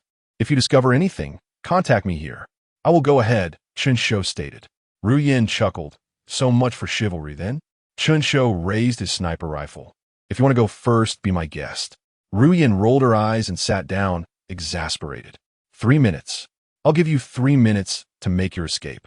Chen Shou smiled slightly, then propelled himself forward like a rabbit, swiftly navigating through the forest. In under 3 minutes, he was nearing the edge. Observing the commotion beyond the tree line, his heart sank. "Stray dogs," he thought, his presence fading as he slipped unnoticed through the security line and blended into the crowd. At the junction between city and wilderness, officials swiftly established a checkpoint to deter anyone attempting to enter or exit. Chen Shou retrieved his communicator and activated it. With a beep, the connection was established. "Ruyan, there are patrols at the boundary," he warned. Moments later, her voice came through the device. "I see it. Watch my performance," she replied. Chen Shou remained unhurried, mingling with the crowd, feigning curiosity as he observed the scene. The fire brigade had mobilized, swiftly establishing a fire break to prevent the blaze from spreading further. 2 minutes later, a woman emerged from the darkness, disheveled and panicked, her eyes wide with fear, trembling as ash smeared her face. This only served to accentuate her beauty, evoking sympathy from the men present. It was none other than Ruyan, who had just parted ways with him. "Stop!" a patrolman commanded, halting Ruyan in her tracks. Upon seeing another person, she collapsed in despair, crying out, "Please, please, save my boyfriend." The patrolman appeared momentarily taken aback, as if he had never encountered such a scene during training. Shortly after, a superior arrived, helping Ruyan to her feet, gently asking, "Could you explain why you and your boyfriend were in the forest?" Ruyan wiped her tears and choked out, "My boyfriend and I are from Highland." He saw the dark expanse of the forest and impulsively wanted to seek some excitement. But then something fell from the sky. A metal shard pierced his body. "I tried to save him, but—" Her voice was neither too loud nor too soft, just audible enough for the onlookers to hear. Chen Shou thought to himself, what a remarkable performance, truly befitting Ruyan the Great. Chapter 57. The call of the crowd was in tumult, engaging in fervent discussions about the woman before them. There were expressions of sympathy, pity, disdain, and even revulsion. As the murmurs grew increasingly loud, the officer in charge of the checkpoint could not remain indifferent. He promptly assisted Ruyan into the inspection room. After posing a few straightforward questions and verifying the facts at hand, he prepared to release her. Chen Shou felt a pang of anxiety as he saw Ruyan confined in the small dark room. After a mere 3 to 5 minutes, rhythmic tapping emanated from the communication device. The sound repeated several times. Chen Shou realized it was Morse code. Judging by the frequency of the taps, Ruyan was transmitting a message consisting of only 4 letters: S, A, F, E. Safe. Chen Shou finally exhaled in relief, departed from the crowd, and returned to the hotel with his equipment, ensuring that there were no signs of other individuals having entered the hotel. He finally set aside his lingering worries. Although it had been less than an hour, the events he had experienced were exceedingly intense. He dialed Su Shi's number. "There's a problem. There's a mole in the operation," Chen Shou stated. Su Shi, who had been somewhat inebriated, was jolted awake. "What's the situation?" he inquired gravely. Chen Shou relayed every detail of the recent occurrences to Su Shi. After a prolonged silence, Su Shi finally responded, "What do we do about the mission?" "We continue," Su Shi declared. "If you're concerned about exposure, you may eliminate the other 3 and solely focus on the rescue mission I assigned you." Chen Shou contemplated this. "Continuing the mission is feasible, but I only have a sniper rifle left. Can you assist me in acquiring other weapons?" Su Shi paused for a moment. "Seek out Dong Zhao Si. He can help you obtain a weapon and ammunition, though the quantity of bullets won't be as plentiful as what I had prepared for you." "Can you deduce who is orchestrating this from behind the scenes?" Chen Shou inquired. "It's difficult," Su Shi explained. "Xiao Fan and Xiao Yu are affiliated with official figures from Beicheng, which complicates matters. The forces there are intricately intertwined, and many wish for this mission to fail in order to undermine the powers at play. Then why target only me and Ruyan, and not Xiao Fan herself? If they want to thwart Beicheng's efforts, why not simply eliminate Xiao Fan?" Chen Shou wondered aloud. Su Shi chuckled. "You and Ruyan both have ties to Hailin, making you easier targets." Chen Shou fell silent, realizing that despite his notoriety as a killer in Hailin, he was nearly powerless amidst the tangled web of various forces. "What is the likelihood of complications arising from our teammates?" Chen Shou suddenly asked. Su Shi considered this. It cannot be easily dismissed. His vague response left Chen Shou feeling frustrated. "This is the challenge of Team A," Su Shi remarked nonchalantly. "If you hadn't forced me into this team, I would have likely stormed the base and completed the mission by now, Chen Shou retorted. Sushi chuckled. By the way, I need your assistance with a matter. If it's not too troublesome, it's on the house, Sushi said. Help me find out where Wang Sun Shui lives. She killed her husband before arriving here. Can you verify whether he is indeed dead? Also, is there a way to eliminate her criminal evidence? I plan to send her back to Hailin for some training.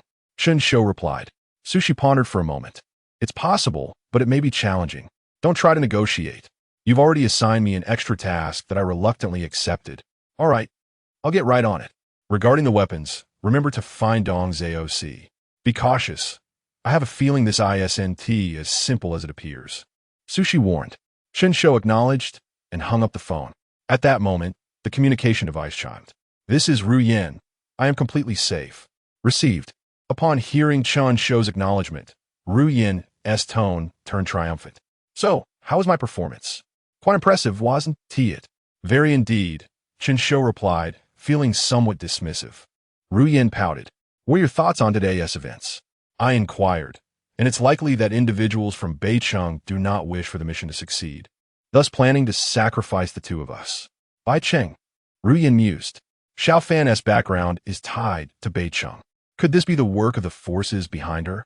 Surely the people from Beicheng are not that short-sighted, Ru Yan pondered. So, is the danger brought by Xiao Fan? Don't try to entrap me. I merely indicated that there is a mole among the Beicheng individuals. Not that Xiao Fan is implicated, Chen Shou retorted, exasperated. The sound of her laughter sent a shiver down Chen Shou's spine. I'm logging off.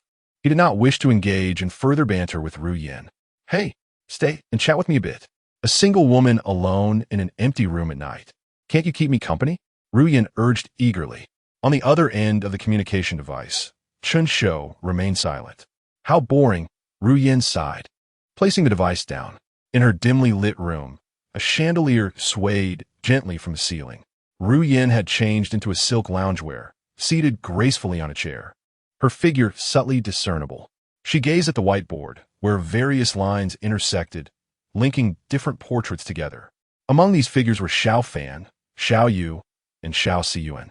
After a moment of contemplation, she took a marker and drew a large cross over Xiao Siyuan's information. After disconnecting the communication device, Chen Shou approached Wang Sun Shui's room, intending to convey the results of his discussion with Sushi. He gently knocked on the door, but there was no response. It's me, he called out. Wang Sun Shui opened the door, appearing like a startled rabbit, visibly timid. What's the matter? Chen Shou asked, puzzled. He was perplexed as the identification used to book this room was not Wang Sun Shui's own. As long as she ensured her face was not exposed to the cameras, she had no reason to worry. There is someone outside, Wang Sun Shui whispered. Chen Shou furrowed his brow, glancing around to confirm no one was present. Is it convenient for me to come in? He asked. Wang Sun Shui nodded and opened the door. Who is outside? When did you discover them? Chen Shou pressed. Just as I was getting out of the shower. Preparing to close the curtains, I noticed a group of people on the rooftop of the opposite building, attempting to get to our building via rope. A rope? Chen Shou questioned, bewildered. The distance between the two buildings was at least 100 meters. Are there any suspicious details? He probed further. They were dressed very similarly. Like assassins, the kind that operates in a coordinated manner and possesses impressive skills. They were huddled together, conversing, and watching our window. Moreover, they were armed. When did you notice them? Just a few minutes ago, Wang Sun Shui replied. Chen Shou's mind raced. Just a few minutes ago was precisely when he had returned to the hotel. Chapter 58, The Raid. Just moments ago, he had returned to the hotel. Chen Shou's brow furrowed with concern. Did the other party truly pose a threat? Wang Shui inquired anxiously. Chen Shou remained silent, stroking his chin. The sniper rifle had been shoved beneath the bed, leaving him utterly defenseless. The adversaries still wielded firearms, and it was highly likely that they were targeting him. If they were indeed after him, could it be that Ru Yan was in a similar predicament? He needed to ascend to retrieve the communication device and sniper rifle, and find a way to reunite with Ru Yan.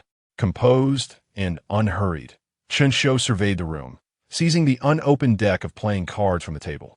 This was now his sole means of defense. How many were there? Did you get a good look? Chen Shou asked, raising his gaze. Wang Xuanxue shook her head. I only saw 5 individuals. I didn't count them all, fearing they might notice me, so I quickly hid on the other side. Chen Shou nodded. Stay here and find a safe corner. I'll investigate. They're not after you. After reassuring Wang Xuanxue, Chen Shou cautiously exited her room. Ding! The elevator arrived. But it was empty. Chen Shou stepped inside, yet he had no intention of riding it. Instead, he pressed every button for the floors above.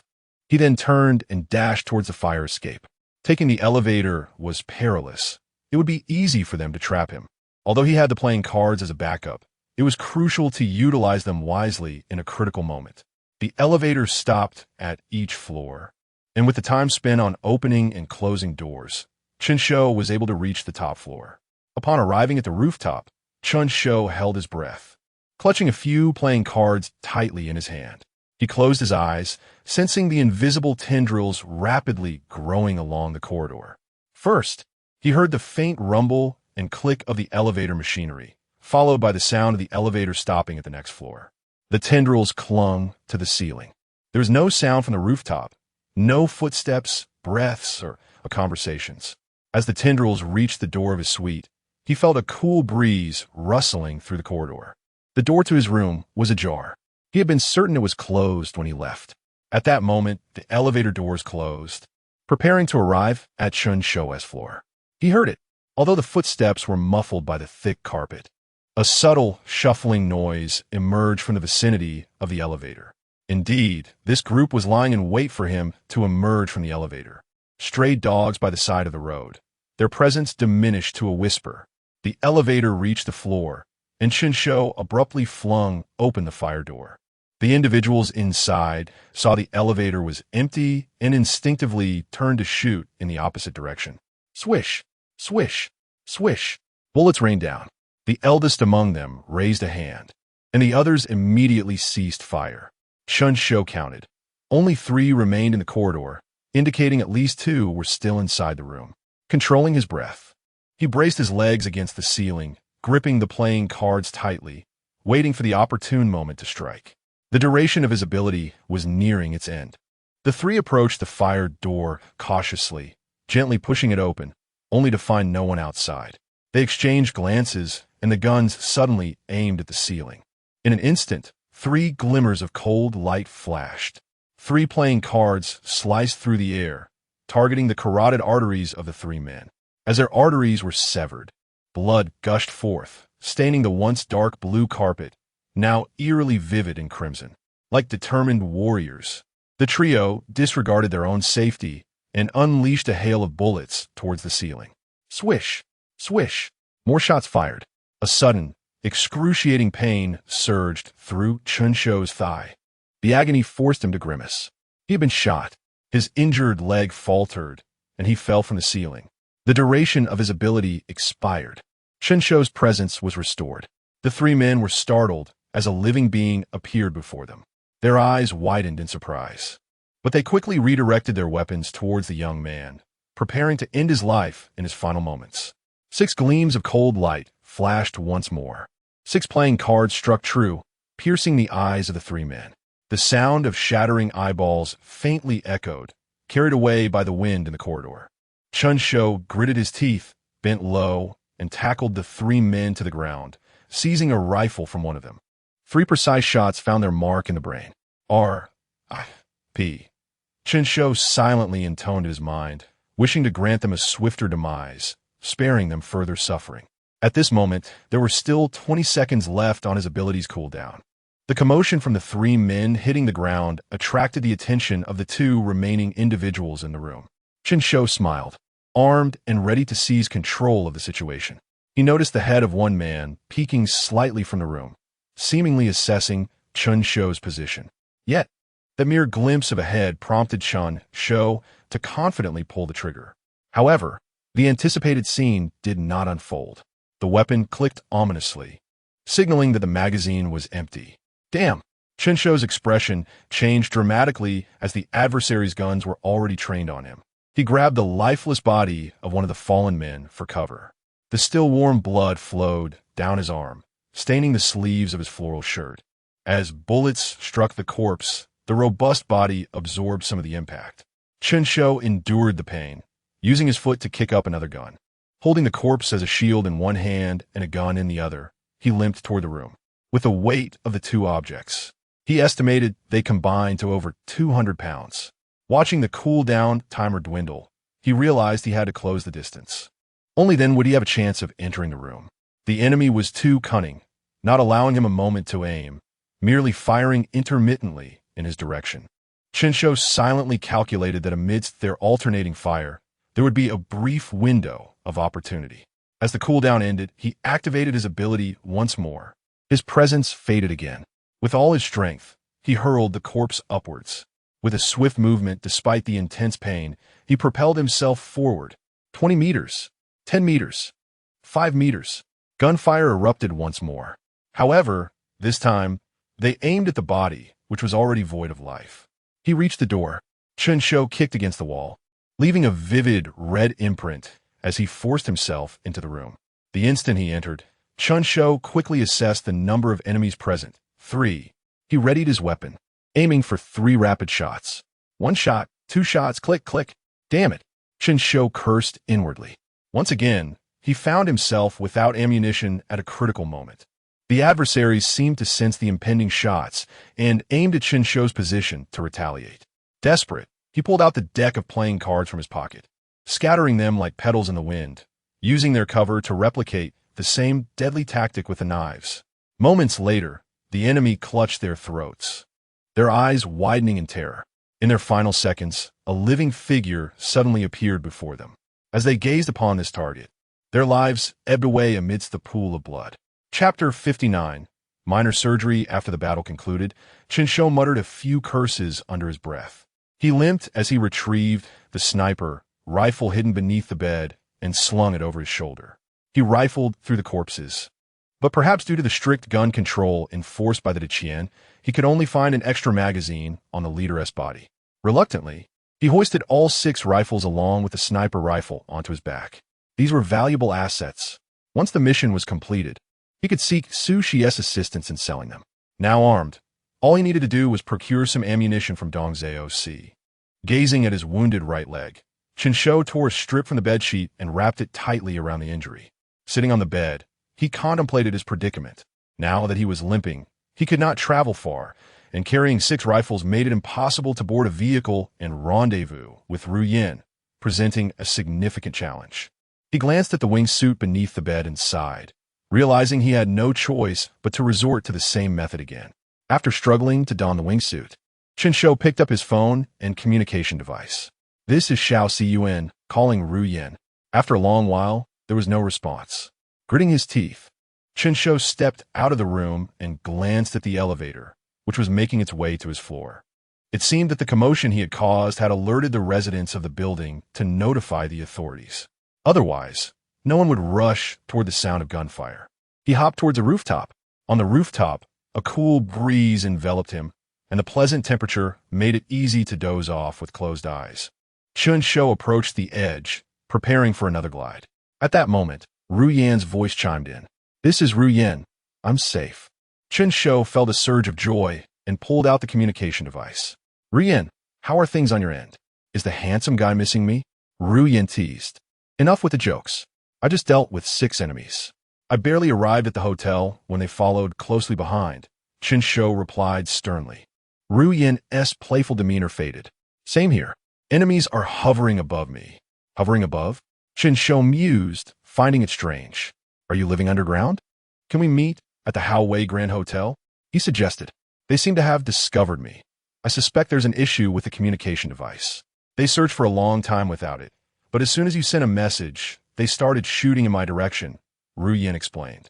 A wave of concern washed over Chen Shou. "Do you need me to help you?" Ru Yan's smile radiated warmth. "Oh, look at you, showing concern for a damsel in distress." Hearing this, Chen Shou understood that she did not require his assistance. "All right, then we'll meet at the Howwei Grand Hotel. Bring your medical kit. I've been shot." Ru Yan tapped the communication device gently, signaling an OK through Morse code. After concluding the call, Chen Shou left the device behind. Like a flying squirrel, he leapt forward, relishing the wind against his face. At that moment, He felt one with the air as he glided towards the Hao Wei Grand Hotel. Even in the dead of night, the Hao Wei Grand Hotel, despite being closed, spared no expense in lighting up its facade. Upon activating the entry, Chen Shou quietly landed atop the building and called Dongzhe OC. The other party seemed to have gone to bed early and answered the call, ready to express annoyance. Upon hearing Chen Shou's plight, Dongzhe OC quickly dressed and rushed towards the hotel. Minutes later, Chen Shou watched as Ru Yin, dressed alluringly and swaying as if intoxicated, approached the patrolling security guard. "I want a drink. I want another glass," she exclaimed, raising her hand as if holding a wine glass. The guard stepped forward. "Madam, this is the Hao Wei Grand Hotel. Please turn around and leave." Ru Yin feigned deafness, as it was typical for a drunken person to disregard others' words. "You scoundrel! How do you come back? You betrayed my love, and now you want me to return?" Chen Shou thought to himself, "Why is she so dramatic?" Observing the vibrant woman before him, the guard hesitated for a moment before moving closer. Internally, he chanted, "It's not my fault. It's not my fault. This beautiful lady is simply inebriated. I'm just lending her a hand." As Ru Yin was held in his embrace, a flicker of disdain crossed her eyes. She began to struggle, attempting to free herself from his grasp. "How dare you come back? I've already found another man." The guard buried his face in her lustrous black hair, inhaling deeply, captivated by the citrus fragrance that wafted into his nostrils. It was the scent of a temptress. A wicked thought began to stir within him. In the past, he had merely been an ordinary security guard, enduring insults from his superior daily. The low pay was one thing, but he had to deal with unruly guests too. What if one had money? Could wealth exempt someone from adhering to the rules? Gazing at the woman's slightly torn clothing that revealed glimpses of her skin, the guard found her allure blinding, akin to a flame in the darkness. He whispered softly, "I am your new man." "Really? How will you prove it?" Ru Yin murmured. "Come home with me, and I shall show you." The guard replied with a sly grin. He seized the inebriated Ru Yin and headed toward the hotel. Previously, the hotel had been an unattainable dream for him, but today, he intended to indulge himself in this realm reserved for the affluent. "All right." Ru Yin, in a daze, stumbled along with the guard into the hotel. With pride, the guard declared, "Look, our home." But before he could finish, he struck her sharply on the back of the head. With a roll of her eyes, she fell unconscious to the ground. Ru Yin kicked him lightly to confirm he was merely out cold and shouted, "Shall see you in. I've arrived." "Where are you?" "Upstairs," came Chen Shou's voice. Following his instructions, Ru Yin climbed the ladder to the rooftop. "You really know how to pick a location," she complimented. "Let's not dwell on that. Help me with my bullet wound," Chen Shou urged. Noticing the injury on Chen Shou's calf, Ru Yin frowned but wasted no time. She pulled various medical supplies from her designer bag, even producing sterile pads. "Ah, so you had this hidden away," Chen Shou remarked, impressed. Ru Yin observed the 6 rifles strapped to his back, acknowledging the effort he had made to carry them despite his injury. "You're quite impressive," she said, assisting him back to the Hao Wei Grand Hotel. Ru Yin began to set up the makeshift surgical area. "Be cautious. There are no anesthetics here, nor a sterile environment. I can only ensure the safety of my tools as best as I can." With the seriousness of a medic, she donned her attire. As a sharp scalpel sliced through muscle, Chen Shou grimaced, unable to suppress a cry of pain. "Be gentle." He gritted his teeth. "Is it hurting already? Just bear with it." "I endured it too," Ru Yin replied nonchalantly. Chen Shou felt something probing within his flesh. "Are you nearly done?" He gasped, beads of sweat forming on his forehead. "How long has it been? You can't endure this already?" Ru Yin teased, smiling. As Chen Shou felt himself on the verge of fainting, there was a clatter as Ru Yin dropped the bullet into the metal tray. "I'm done, it's out," she announced, placing her instruments down to begin stitching the wound. Once the suturing was completed, Chen Shou exhaled in relief, his lips pale. "Was it your first time? Did it hurt?" Ru Yin chuckled. "Thanks," Chen Shou replied, opting not to engage further.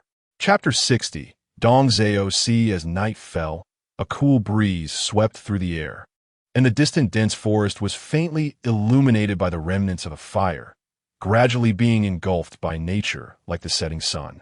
The 2 individuals returned to the rooftop of the Hao Wei Grand Hotel, waiting for the arrival of Dongzhe OC. Ru Yin shifted a few inches closer to Chen Shou.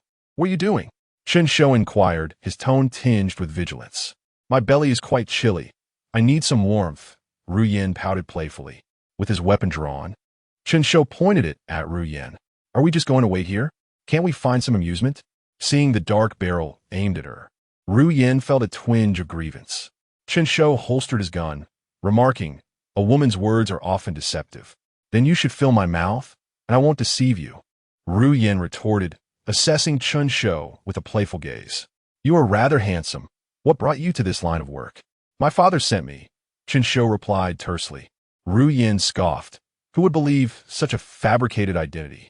You hardly appear to be the illegitimate son of a high-ranking official.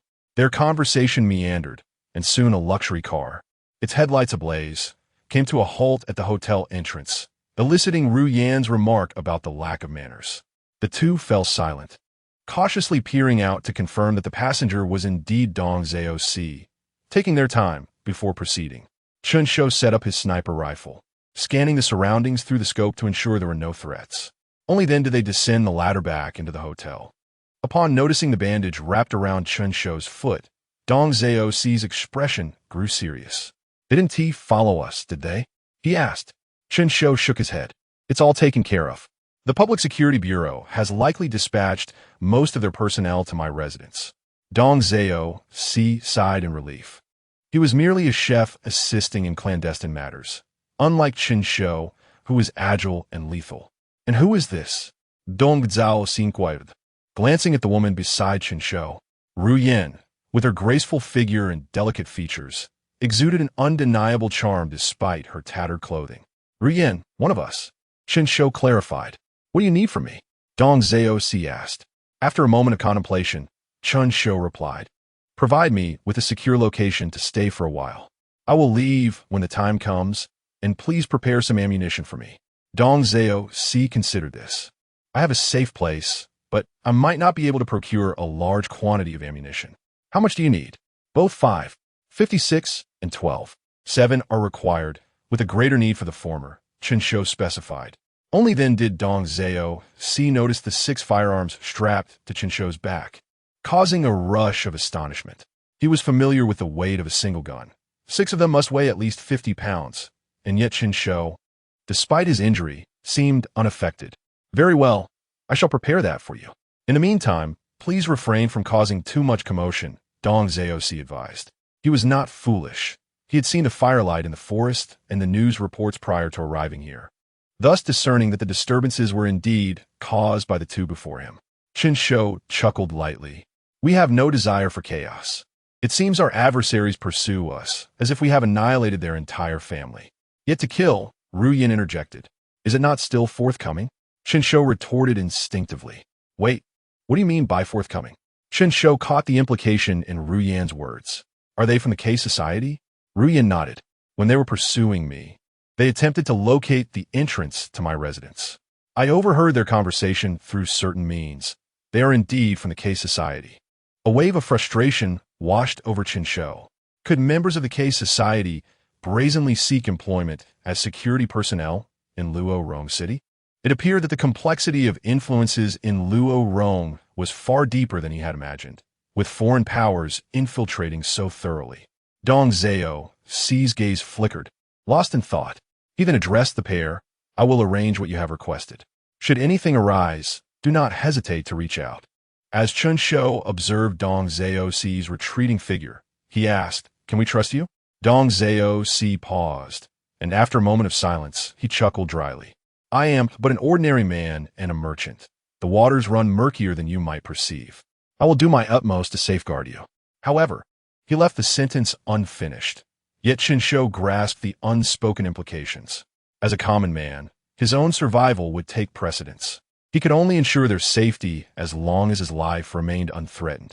Should his life be at stake, he would have to align himself with the more powerful side. I understand. You may attend to your matters, Chen Shou replied, watching the distant headlights gradually recede from the Howei Grand Hotel. Using his rifle as a makeshift cane, he began to walk towards the entrance. Where are you going? Ru Yin inquired. To find a secure position and keep watch over this place, Chen Shou answered. No one could fathom how deeply the adversarial forces behind the K Society were embedded within Luo Rong City. Chen Shou could only do his utmost to delay their discovery of him. The two found a vantage point from which to observe the Howwei, concealing themselves in the shadows to rest. At that moment, Sushi called. Ru Yin, understanding the gravity of the situation, stepped aside to allow Chen Shou to converse. The situation is worse than anticipated, Chen Shou began. What has occurred? Sushi probed. Chen Shou recounted the issues with the communication device and the K Society's pursuit to Sushi. Do you suspect the communication device has been tampered with? Sushi asked. Chen Shou glanced at Ru Yin, who gazed into the distance, her stillness betraying her intent to eavesdrop. Yes. The first person I encountered was Ru Yin. She was the one to discover the issues with the communication device and identify the pursuers as K Society members, Chen Shou explained. Sushi fell into silence, contemplating before responding. The issue lies in the fact that they discovered the equipment along with you, leaving them no opportunity to tamper with your communication device. Moreover, this equipment was processed by our team after submission. Processed by the team? Chen Shou echoed, puzzled. Indeed, Sushi confirmed. To enhance the likelihood of mission success, many aspects are handled by the forces behind the task, which is initiated by certain individuals within the official ranks. I see, Chen Shou replied after a lengthy pause. Look, Team A is not as easy as you might imagine, Sushi added with a feigned lightness. Chen Shou felt a surge of frustration. All the complications stem from the tasks Sushi had assigned him. Moreover, he questioned the extent of Sushi's influence. Could he truly pose as an official from Hai Lin to receive such a task? Why did you call me? Chen Shou asked. On the other end, Sushi seemed to have slapped his forehead, and a crisp sound resonated through the phone. I have nearly completed the task you requested, he stated. Speak, Chen Shou urged. Wang Xuanxue's husband is alive, Sushi revealed. He has been rescued from the hospital. How could he still be alive? Chen Shou asked, perplexed. Wang Xuanxue assured me everything was handled appropriately. His friend, intending to join him for drinks that night, fortuitously saved him, Sushi explained. Chen Shou sighed. Such was fate. Yet, it provided Wang Xuanxue with an opportunity. And what are the remaining matters? Chen Shou inquired. Inform Wang Xuanxue that the flight tomorrow morning is all set. Sushi replied with a sense of ease. Chapter 61. Concealment within the Addison Hotel. Wang Xuanxue pressed anxiously against the door, straining to hear the commotion outside. Since the sound of gunfire erupted, she had hidden herself in the wardrobe. Only when the noise subsided did she dare to peek out, assessing whether the hotel was safe. Shortly after, the distinctive lights of the security bureau flashed incessantly outside her window. At that moment, she refrained from checking on Chen Shou. She was merely an ordinary person, utterly defenseless in the face of gunfire. Listening to the shouts from below, the security personnel began to seal off the building. Wang Xuanxue, fearing to take the elevator, was fortunate that her standard double room was on the ground floor, allowing her to reach the lobby on foot.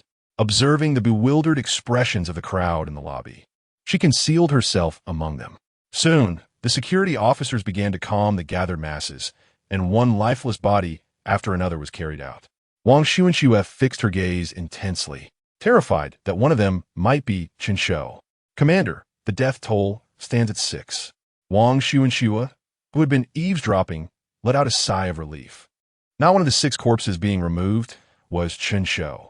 She was left pondering how he had managed to escape and whether he was safe now. With the security bureau facilitating the evacuation, she returned to her room. The windows and doors were tightly shut. She feared that the assailants might invade through the window.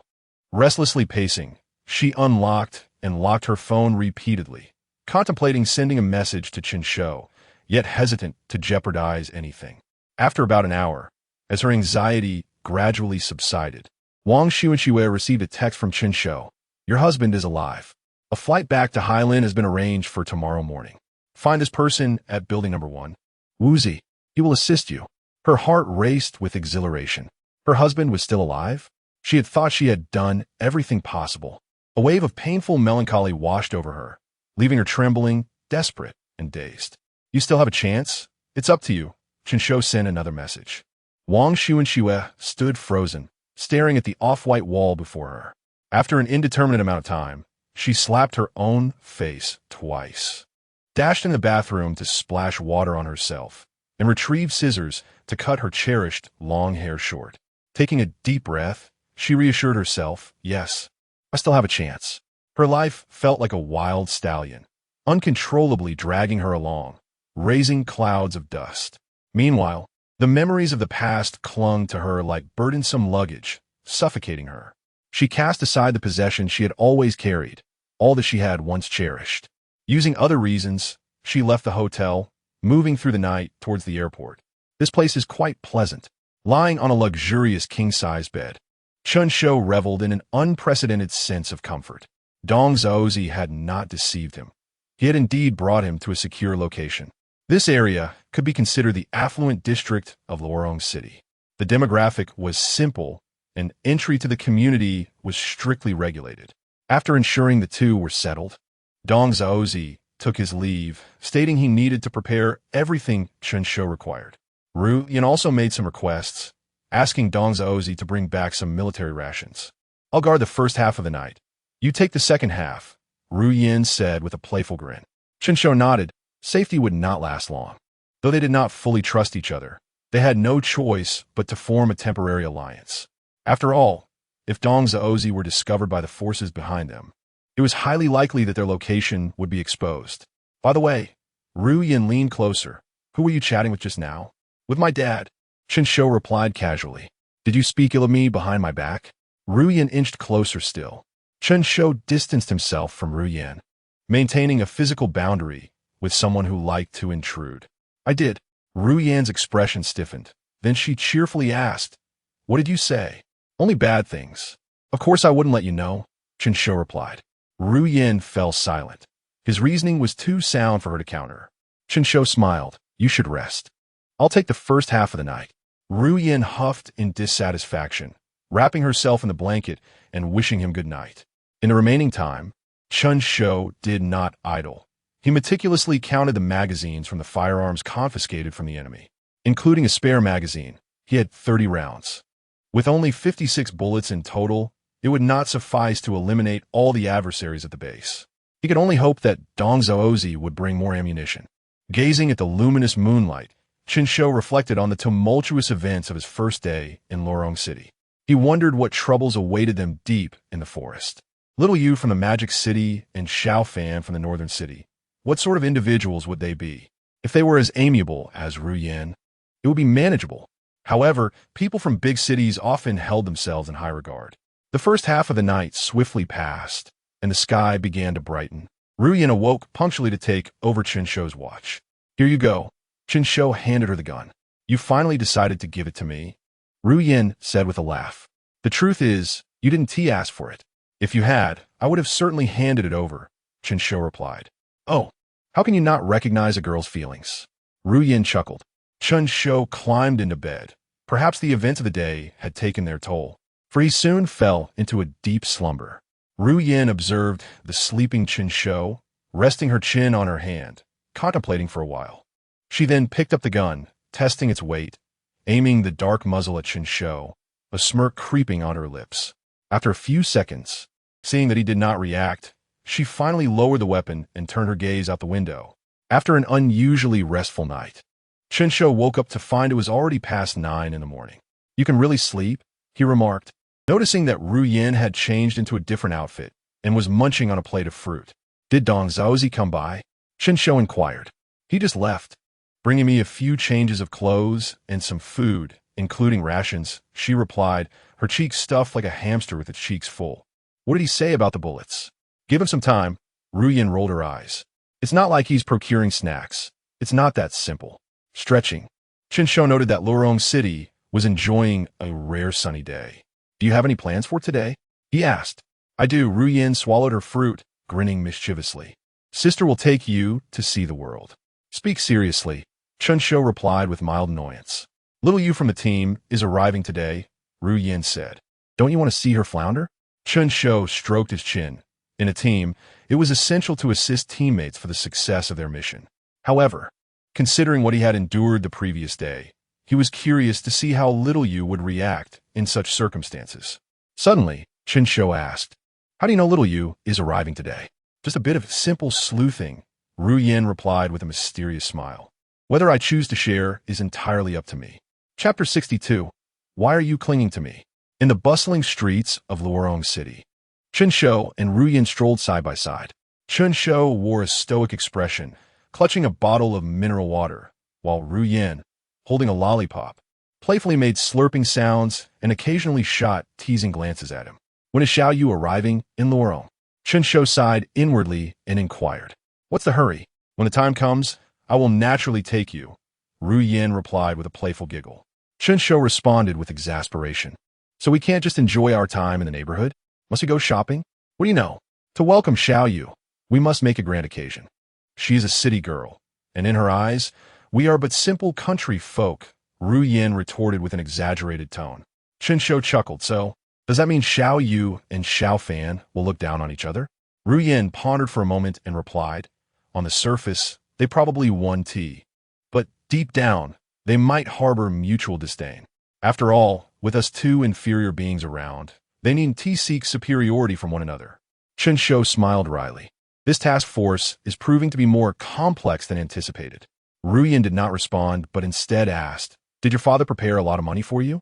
Are you thinking of marrying in my family? Chen Shou laughed and took a sip of water. Ru Yin scrutinized him, contemplating for a moment before reluctantly saying, it's worth considering. You're not bad-looking, probably above average among the men I've seen, though I'm curious about your length. Chen Shou sputtered, nearly choking on his water. Ru Yin's voice was loud enough to attract the attention of passers-by, drawing intrigued glances from men and disdainful looks from women. Keep it down, Chen Shou admonished. Ru Yin retorted defiantly, why should I? Don't let their innocent FA aides fool you. They enjoy themselves just as much behind closed doors. She then shouted at the onlookers, what are you staring at? Keep looking, and be careful that your boyfriends don't get stolen away by me. Chen Shou facepalmed. He had never encountered a woman quite like her. Just then, a message from Wang Xuanxue had pinged through. I'm on the plane. Everything is safe. Chen Shou simply replied. Received. Turning around, he found Ru Yin craning her neck to look at his phone screen, unbothered when caught. Is it a little girlfriend? Ru Yin teased with a mischievous smile. But who can blame me? I just have a preference for such men. With that, she leaned in closer, her upper body pressing against him. Chen Shou found himself slightly breathless under the weight of her presence and pushed her away, exasperated. Walk properly. What else with the clinginess? Ru Yin, unfazed, leaned in closer, her warm breath tickling his ear as she whispered, I'm only getting close because I like you. Chen Shou was immediately covered in goosebumps. Noticing his reaction, Ru Yin laughed. You really are quite the character. Glancing at the time, Ru Yin declared, it's nearly time. We have one last thing to do. In a luxury boutique in Luorong City, Ru Yin was trying on various outfits, each one eliciting a commentary from Chen Shou, who lay sprawled on the sofa, mentally checking out. He gasped as he inspected the price tags on the garments. Each piece easily reached 5 figures. No wonder they call it luxury. Even a few scraps of fabric can fetch such a price. Don't worry, I won't spend your money. I have plenty of my own, Ru Yin declared from the dressing room, a playful grin on her face. You can abandon your illegitimate son status and be with me. I'll take care of you. Curious, Chen Shou asked, what does my sister do for a living to afford such clothing? Ru Yin tossed her hair, revealing the exquisite back of a gown that dipped into a V shape, showcasing her flawless figure. Why are you so interested in my work? Do you want to join me? I just want to earn big money. Can you help me? Chen Shou replied. Dream on, Ru Yin winked, pulling the curtain closed as she slipped out of her clothes. From Chen Shou's angle, all he could see were her delicate, fair feet. Are we not supposed to go to the airport to meet someone? Why are you dressed like you're going to a banquet? He asked. The curtains swished open, revealing Ru Yin in a dazzling silver dress that sparkled under the lights like a disco ball. Tonight, Luorong will host a grand banquet with many celebrities and dignitaries, including Xiao Yu, Ru Yin whispered. Chen Shou paused, surprised. Ru Yin then playfully tapped his nose with her slender finger.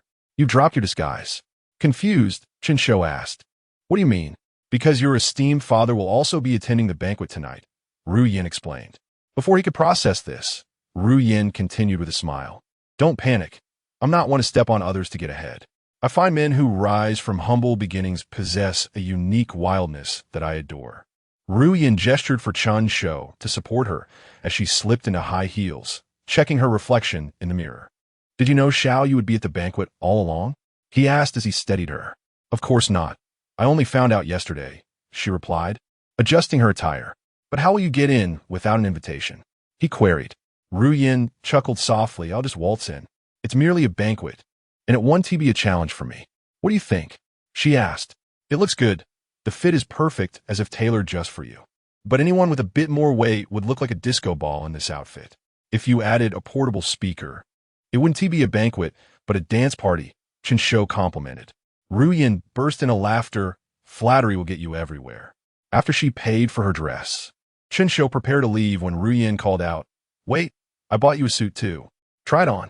Turning back, he saw her mischievous grin as a nearby attendant brought over a tailored suit. So thoughtful. Thinking of me? Chen Shou remarked, skeptical. I told you, I have plenty of money. This is nothing, Ru Yin said, pulling him into the fitting room and playfully patting his backside. Hurry. Do as I say and put on. Reluctantly, Chen Shou changed into the formal attire Ru Yin had chosen for him. The fit was impeccable, as if it had been custom-made.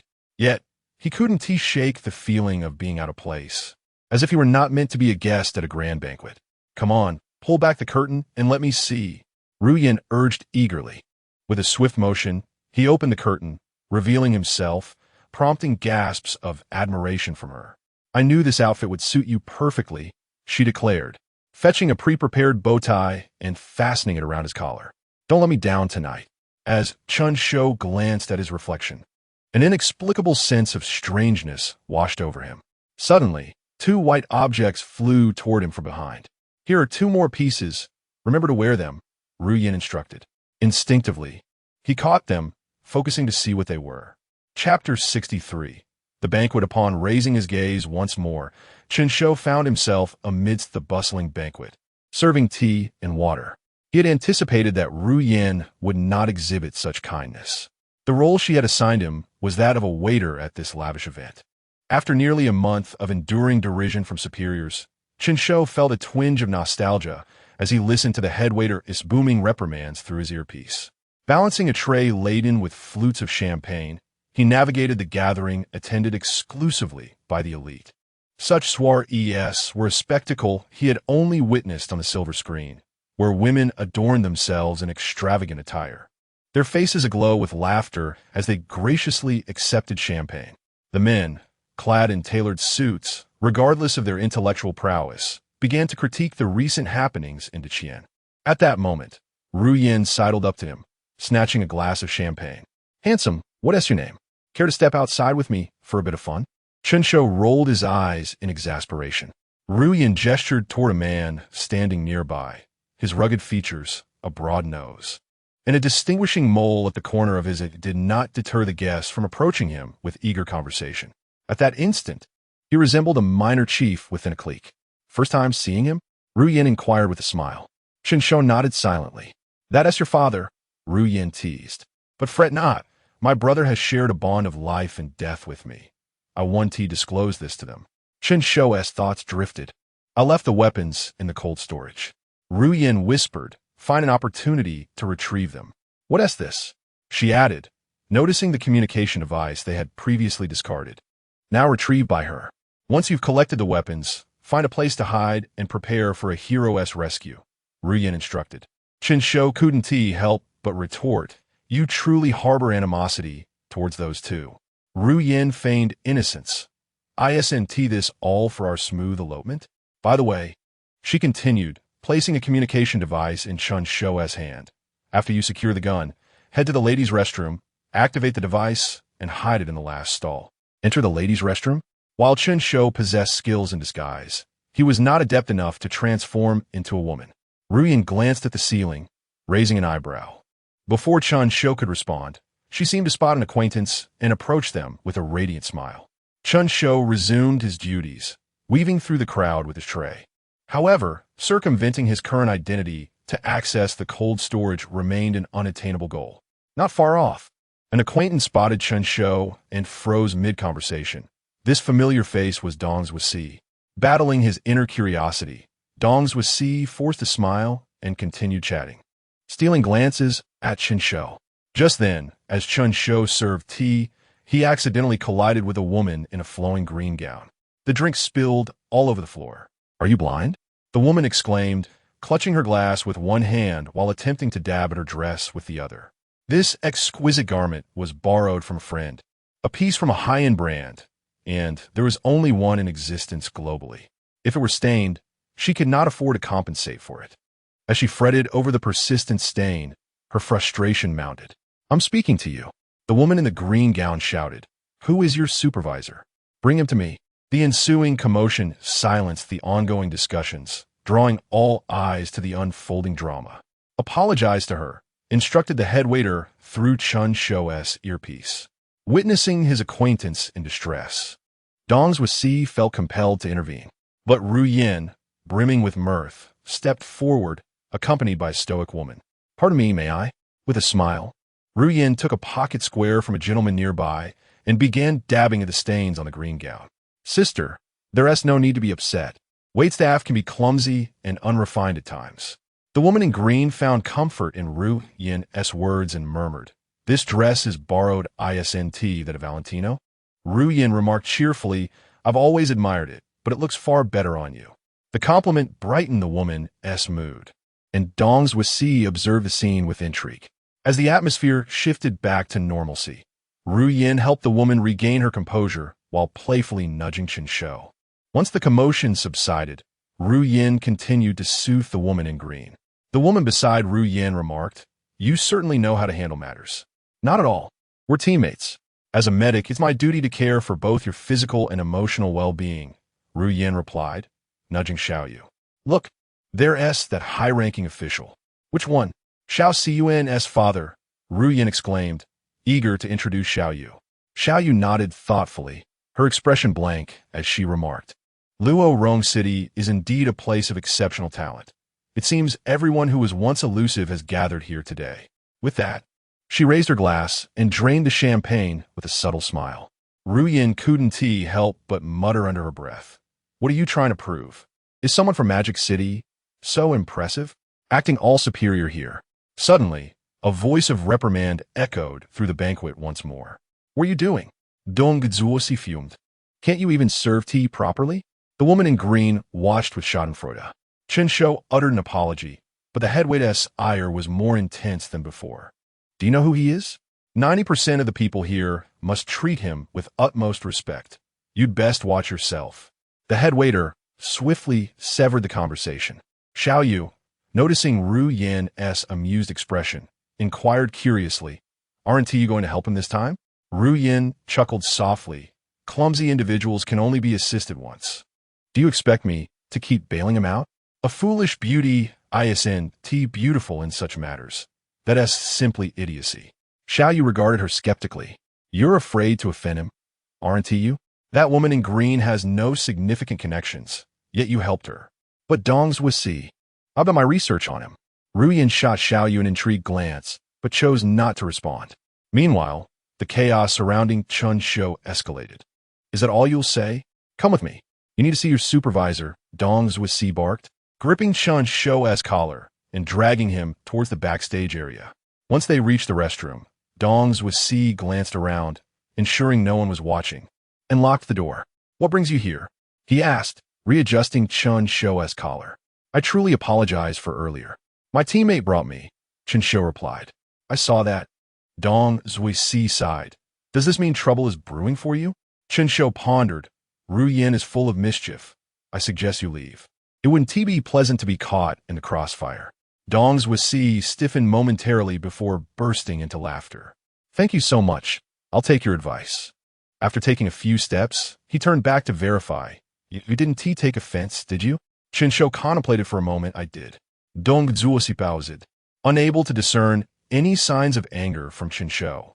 "If you assist me, I assure you, I won't hold any grievances." Chapter 64. Communication Device. "You will give me an apology for this. Prepare to face a lawsuit." Dong Zhaoxi grasped Chen Shou's collar and dragged him from the restroom to the cold storage. "Hurry up. I can only spare a few minutes." Seeing that there was no one around, Dong Zhaoxi forced a smile. Chen Shou opened the cold storage door, and a mist, ethereal like a celestial spirit, enveloped him as he stepped inside, swirling around his feet. Within the cold storage, Ru Yin had concealed 2 firearms, a sniper rifle for Chen Shou and a standard rifle for herself. The weapons were hidden quite deeply, and Ru Yin had not specified their exact locations. Chen Shou searched every conceivable spot and eventually discovered a package containing the firearms, wrapped in oil paper, buried beneath a pile of pork. Gritting his teeth against the repugnant grease coating his hands, he carefully unwrapped the package. Doubts crept into his mind. Was Ru Yin deliberately targeting him? As he emerged, nonchalantly carrying the guns, Dong Zhaoxi broke into a cold sweat. It was well concealed and took some time to find. Chen Shou explained. Dong Zhaoxi managed a strained smile. What about the situation at the scene? There are numerous high-ranking officials and wealthy individuals present. We must give them a warning. Chen Shou chuckled. Rest assured, I have arranged with her to fire blanks in advance, allowing ample time for everyone to escape. Dong Zhaoxi wiped the sweat from his brow with a handkerchief. We must act quickly. I fear they may indiscriminately open fire on the crowd. We have a way to ensure they can identify us. You need not worry. Chen Shou replied. Shall I take my leave then? Dong Zhaoxi inquired tentatively. Chen Shou pondered for a moment. I still need a signal. You will do so at that time. Minutes later, Dong Zhaoxi returned to the scene, maintaining a grim facade as he faced the mocking laughter of others, departing the venue prematurely. The banquet continued, and Chen Shou slipped into a duct, crawling toward the women's restroom to dispose of the communication device. Inside a stall, a woman was engaged in a phone conversation. You're aware of the massive fire yesterday, right? The authorities have instructed the media to control the narrative, claiming the drought over the past month caused the wildfires. The woman exited the stall, touching up her makeup in front of the mirror. Now, various voices have emerged online regarding the incident at Wanhui Tower. It has been thoroughly reported. However, they have all agreed upon a singular narrative, stating that a temporary worker fell while conducting maintenance. She paused, seemingly listening to the other end. Indeed, many heard the gunfire and explosions, even the helicopter crash. Unfortunately, some were unable to record it, and those who did were approached by officials and asked to delete the footage. The attractions at Wanhui Tower have been closed these past few days, and the elevators have ceased operation. The woman continued, making her way out of the restroom. Chen Shou contemplated, with Wanhui Tower sealed off and the elevators out of service, how will they transport the remaining equipment? Shaking his head, he decided it was not his concern. He placed Ru Yan's communication device in the last stall, activating it for half a minute before concealing it. Once everything was in order, he crawled back through the duct, positioning himself to ensure Ru Yan could retrieve the device. On the other side, Ru Yan sensed the activation of the communication device and smiled as she exited the banquet hall, heading directly to the last stall of the restroom. She began searching in likely places, but found nothing after a lengthy search. Standing in the stall, she muttered, "Where could it be?" Chen Shou smiled slightly, tapping the duct softly to direct her attention. Following his indication, Ru Yan discovered that Chen Shou had discarded the communication device into a trash bin. Suppressing her disgust, she sifted through a pile of sanitary napkins and tissue paper until she unearthed the device, wrapped in oil paper. Ru Yan. She now had ample evidence that Chen Shou's actions were a form of retaliation against her. She glared at Chen Shou, then walked to the mirror, extracting the communication device and washing her hands thoroughly with cleansing liquid. At that moment, someone burst through the door, startling Ru Yan, causing her high heels to clatter against the floor. An unexpected couple entered, unable to restrain themselves, engaging in intimacy. Observing their awkwardness, Ru Yan pointed to the side. The family restroom is next door. It has a lock. The couple exchanged embarrassed smiles, and the woman tugged at her skirt. Ru Yan paid them no further mind and returned to the banquet. After exchanging pleasantries, she leaned closer to Xiao Yu, initiating a new round of conversation. Their discussion revolved around clothing, cosmetics, and the latest television dramas. Xiao Yu appeared disinterested, responding to Ru Yan's chatter with a blank expression. In the meantime, Ru Yan seized an opportunity to activate the communication device in her hand, ensuring that the enemy would receive the message. The device was deliberately powered on for a few minutes. Ru Yan continued her conversation, her gaze occasionally scanning the venue, inadvertently sweeping over the glass canopy that covered the entire hall multiple times. After several glimmers of white light danced in her vision, they appeared on the canopy. Ru Yin smiled and inched closer to Xiao Yu, completely ignoring the discomfort that flickered across her face. Xiao Yu, your outfit. Suddenly, the glass canopy above shattered into countless fragments, raining down like hail. A bullet struck the floor near Ru Yin. Oh! Ru Yin gasped, her eyes widening as she screamed at the top of her lungs, her legs trembling uncontrollably. She clutched Xiao Yu, desperately trying to keep herself from collapsing. Xiao Yu reacted swiftly, recognizing the gunfire and the falling glass, instinctively assessing the situation. She glanced in the direction opposite to where the bullet had struck. Where there had once been an unblemished canopy, it now lay in irregular shards, with a few pieces precariously hanging at the edges. Behind the shattered glass, a gun was aimed directly at them. "Watch out!" Xiao Yu exclaimed, pulling Ru Yin with all her might, as Ru Yin felt as though her bones had turned to jelly, dragged away from the spot. Just as they retreated a few steps, flames burst from the gun's muzzle behind the canopy. Bang! Another bullet hit an unoccupied area. All of this transpired within mere seconds. Initially, people merely stared blankly in the direction of the sound. As some gazed at the glass shards, they began to stir. Then, Xiao Yu's warning echoed through the hall. The crowd shifted their focus back to her. As Xiao Yu moved, another bullet was fired. The second shot rang out, and it was only then that the dignitaries present realized the gravity of the situation. Chapter 65. Shoot and Run. Panic began to envelop the crowd, manifesting in screams, silence, and a sense of helplessness. Then, a collective response emerged. The previous decorum and restraint were swiftly discarded as people surged toward the nearest shelter. In the face of imminent danger, such considerations became trivial. Amidst the chaos, a voice shouted urgently, "Foolish child, what are you waiting for? Run!" The scene erupted into disarray, a mass exodus resembling a great migration toward the exits. Many women in long skirts were tripped as the throng pushed forward, their once valuable garments rendered worthless under the threat to their lives. "Everyone, evacuate in an orderly manner. Do not panic. Avoid trampling." The voice reemerged, attempting to restore order. Sitting on the ground, Yu Yin crouched near the cover, her heart racing as she swallowed hard, gasping for breath. She thought to herself, "Does this fool truly wish to kill me? 2 shots so close. Wasn't it agreed that only blank shots would be fired?"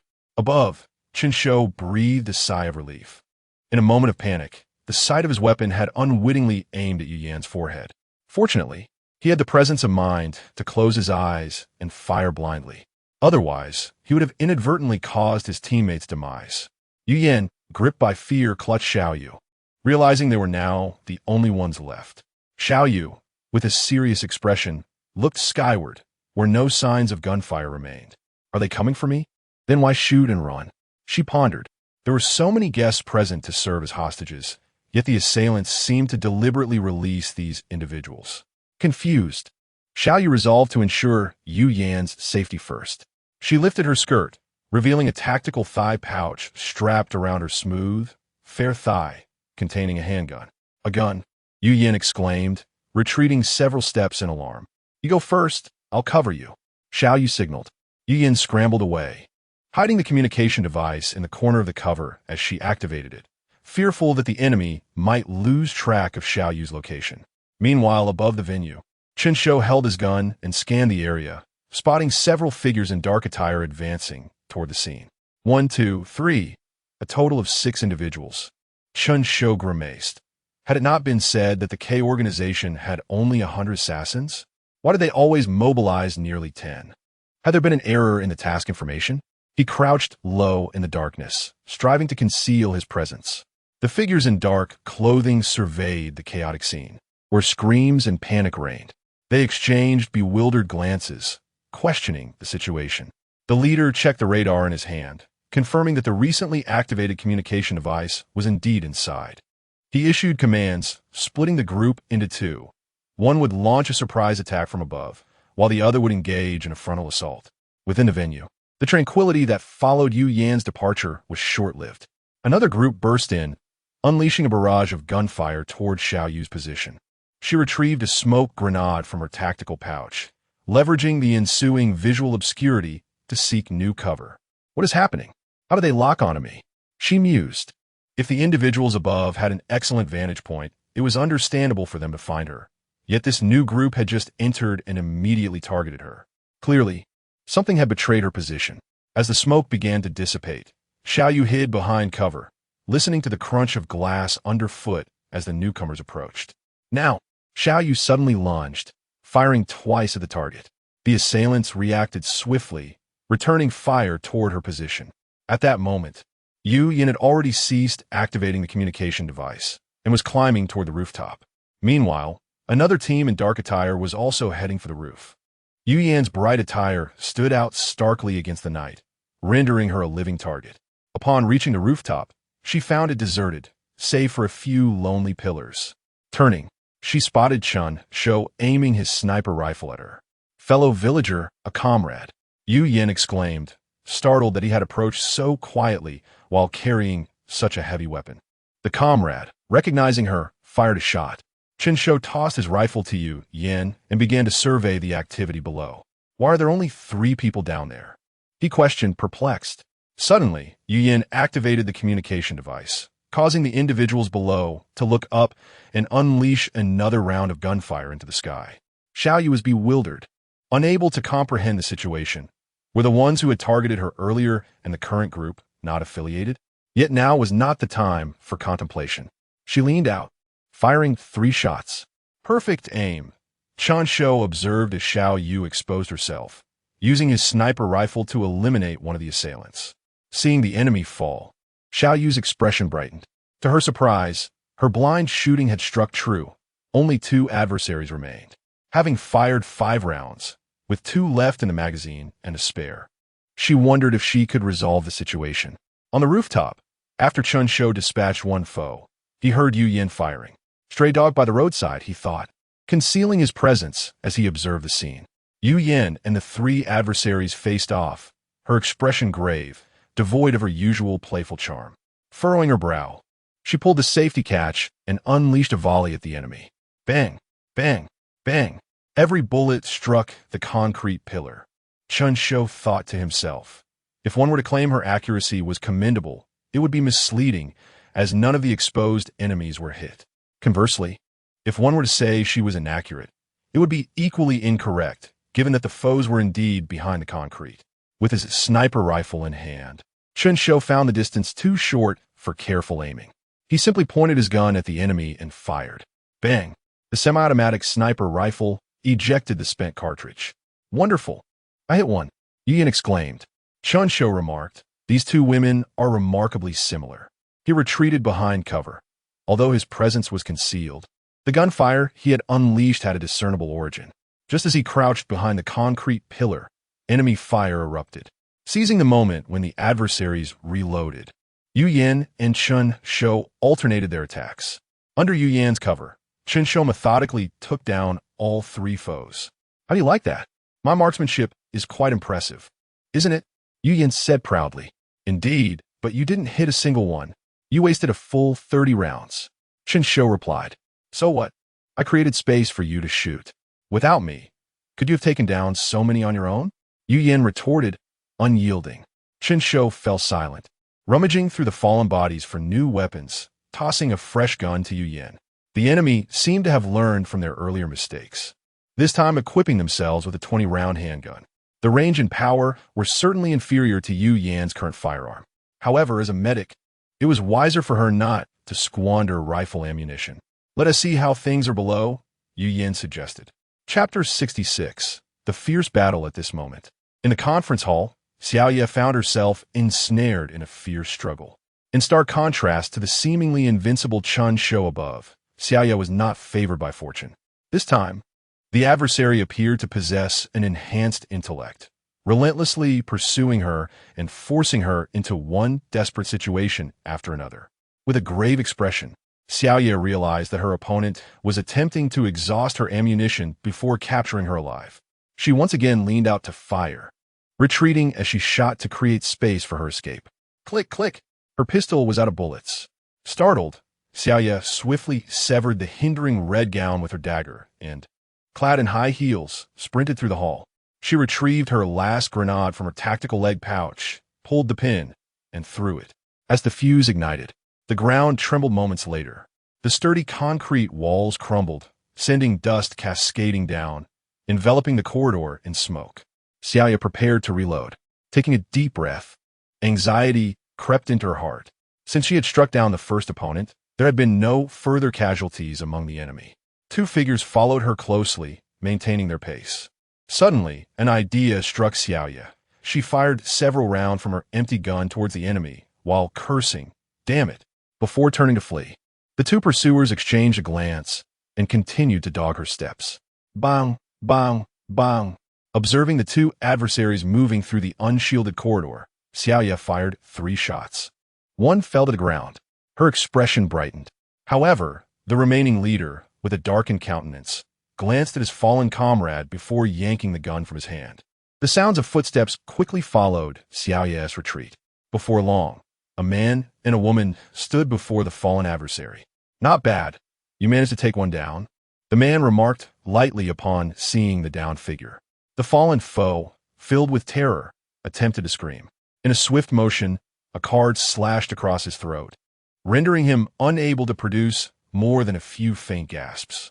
Blood gushed forth from his severed artery, unstoppable. What about his weapon? Yin disdainfully removed the enemy's jacket, draping it over his head while rummaging through his belongings. Clearly, he had learned his lesson.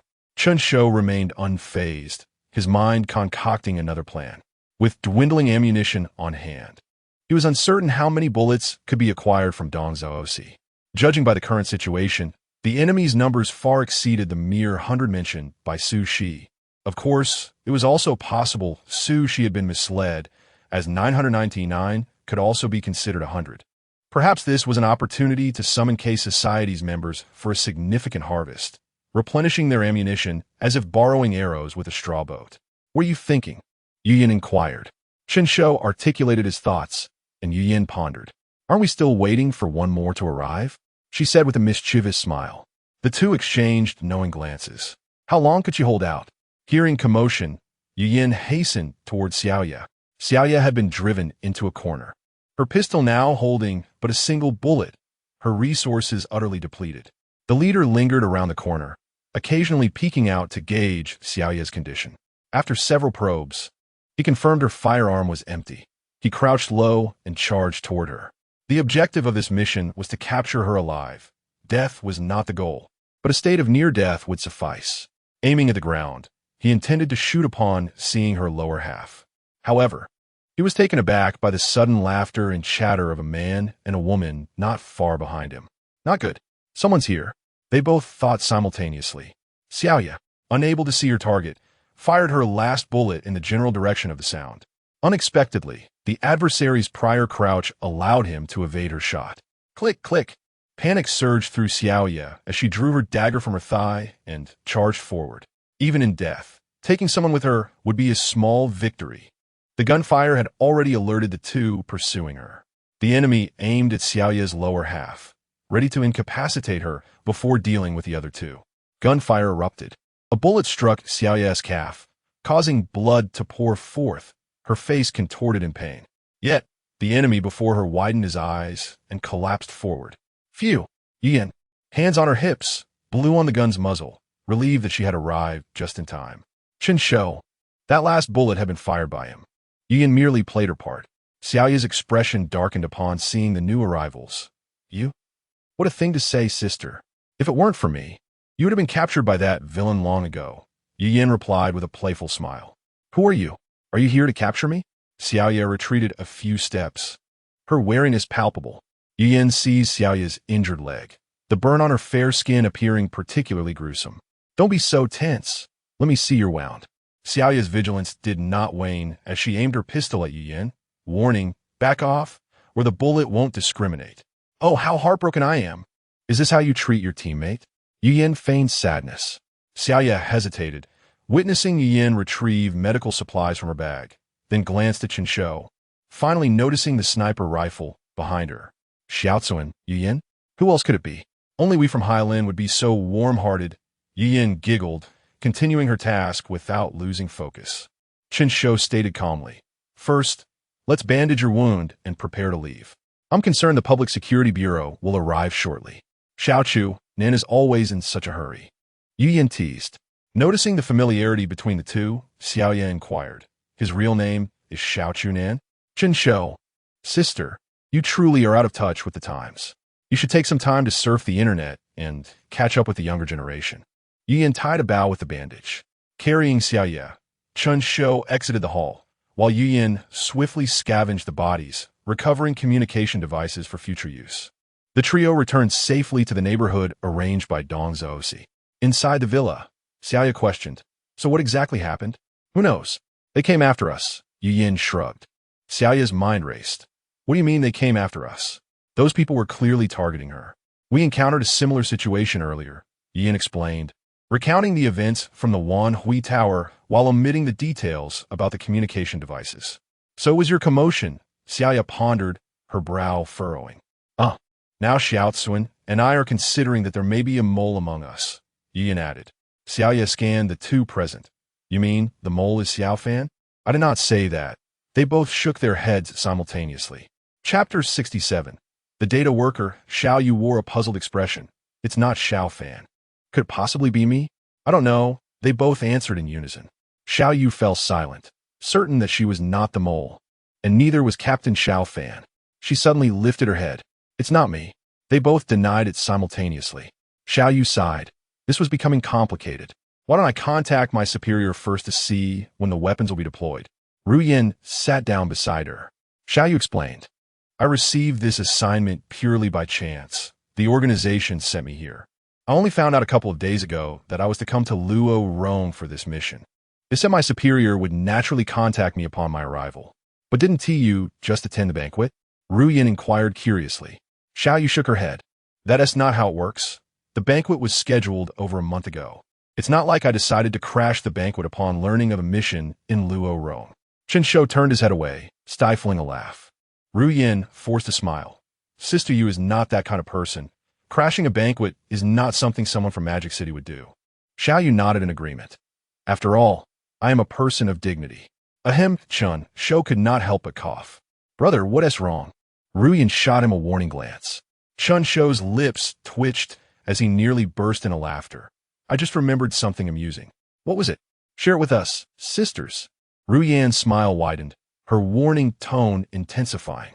No, you two continue chatting." Chen Shou walked to the balcony, engrossed in his phone. Wang Xu and Xue sent him a message. "I've found Su Shi. He said he would help arrange training, but the training costs will be deducted from my salary. However, he hasn't arranged my work. If he wants to give it to you, I will. It's only natural that those under me should be paid by their own work. I have a task for you. Do your utmost to complete it."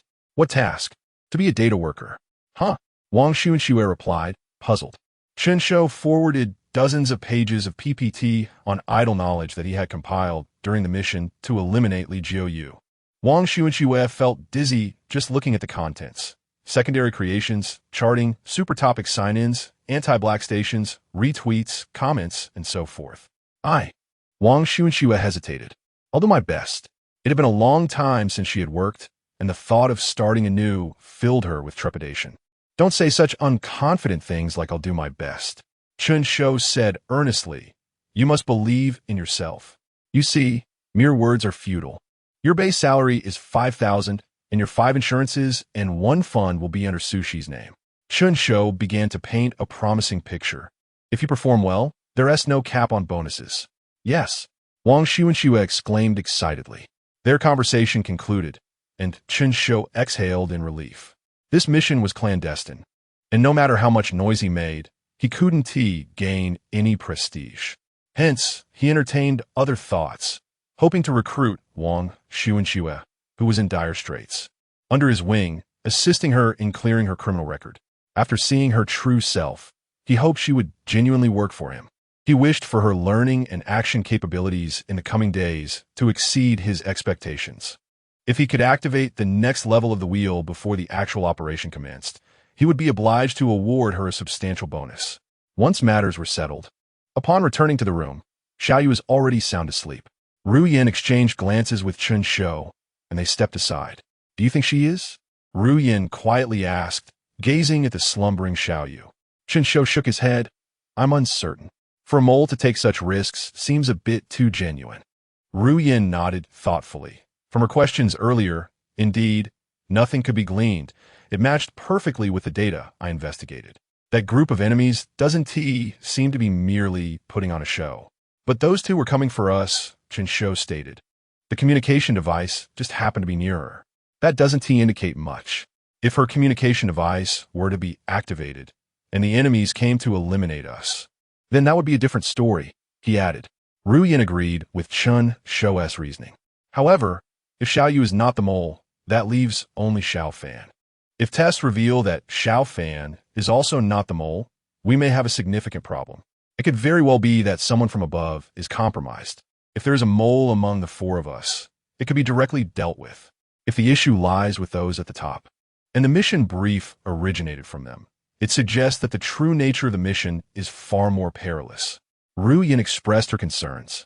Having pondered this layer of complexity, Chen Shou contemplated for a moment and said, I believe this isn't something to worry about. How so? If Xiao Fan is the mole, and we expose the mole, we emerge victorious, Chen Shou explained. If Xiao Fan is not the mole, we could use her to lure a part of K Society's forces and eliminate them beforehand, thereby bolstering our ammunition reserves, and we still win. Ru Yin paused in surprise. That makes a lot of sense. Regardless, we're winning. As long as we employ the same tactics on Xiao Fan, the rewards will undoubtedly be substantial, Chen Shou asserted confidently. Ru Yin hesitated. But if Xiao Fan is not the mole, it indicates that there is an issue at the top. How do we handle that? Quite simply, we arrange for someone to leave the team early, Chen Shou replied. Who? Me. Ru Yin was taken aback. Why arrange it that way? First, it cannot be Xiaoyu or Xiao Fan leaving. These two are temporarily untrustworthy. Their demise would not benefit our mission. Only with Xiao Fan and Xiaoyu together can their backing forces mutually restrain one another, allowing for the possibility of completing our mission. And you, my sister, are merely a medic. Ru Yin retorted angrily.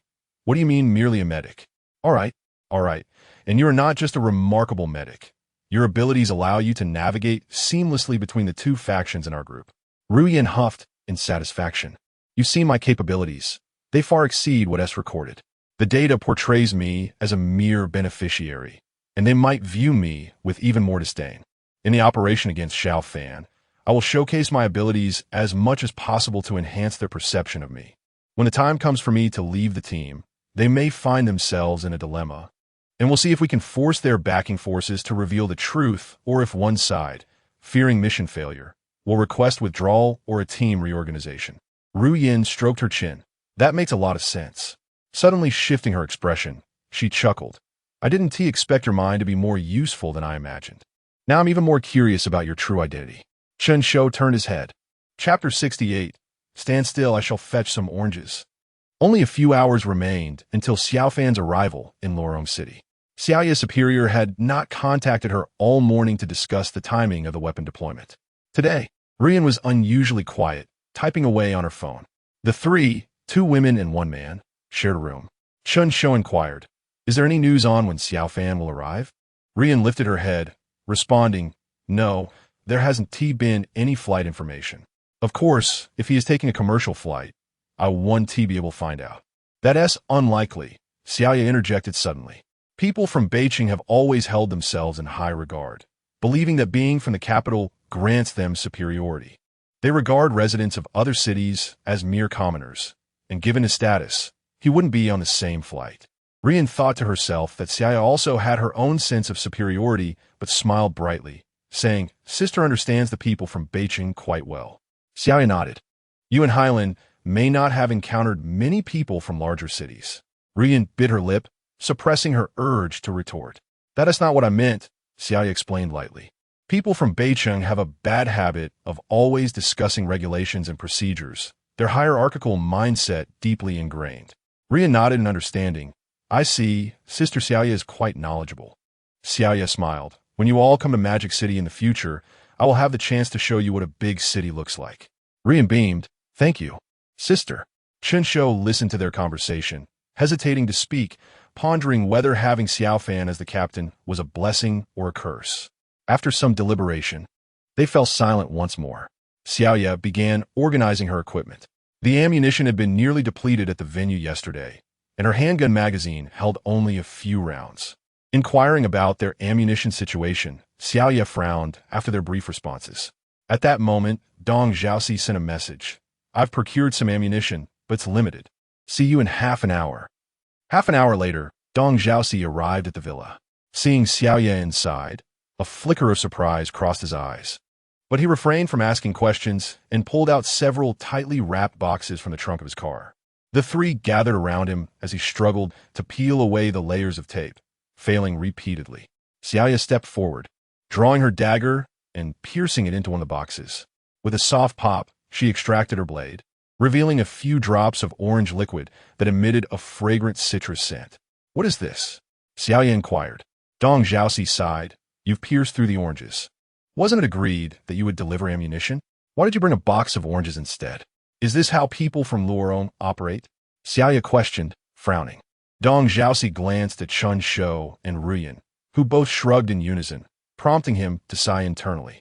As he tore through the packaging, he revealed hundreds of oranges of varying sizes.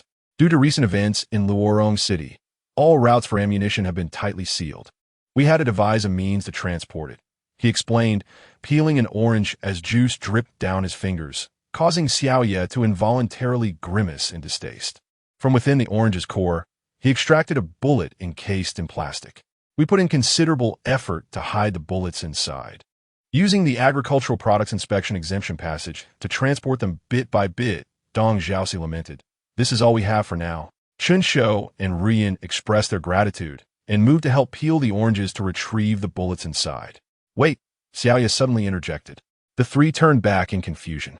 She tossed him a few pairs of gloves, stating, peeling too many of these will stain your hands. Wear gloves. You people really lack attention to detail. Chen Shou and Ruyan exchanged glances. You called us over just for this? Dong Zhaoxi added, why didn't you give me gloves when I was peeling? The three silently accepted the gloves. Thus, for an entire morning, the trio, poised to eliminate hundreds, did nothing but stay in the villa, laboriously peeling oranges. Halfway through, Chen Shou suddenly realized, what am I doing? He turned to Xiaoya, asking for the dagger. What do you need my weapon for? Xiaoya paused her task, puzzled. To cut the oranges, he replied. Ruyan and Dong Zhaoxi also came to their senses, realizing they were spending precious time peeling oranges instead of utilizing modern tools. That won't do, Xiaoya firmly refused. My dagger is meant for slaying enemies, not for peeling fruit. Chen Shou struggled to contain his laughter, while Dong Zhaoxi stepped in to mediate. Don't worry, there's a kitchen knife in the villa, he reassured, returning with one. You're quick to realize, Ruyan flirted. In no time, the quartet transitioned from a primitive existence to one of modern convenience. Originally tough to peel, the oranges were now effortlessly stripped in under an hour, revealing all the hidden bullets. They counted 30 sniper rounds and 120 rifle rounds. Dividing the rifle ammunition evenly, each person received just one magazine's worth. Xiaoya gazed at the meager supply, her brow furrowed. Chen Shou sighed inwardly, realizing that they would have to make do with less tonight. I've truly done my utmost, Dong Zhaoxi offered, attempting to lighten the mood as he noticed their troubled expressions. It's all right.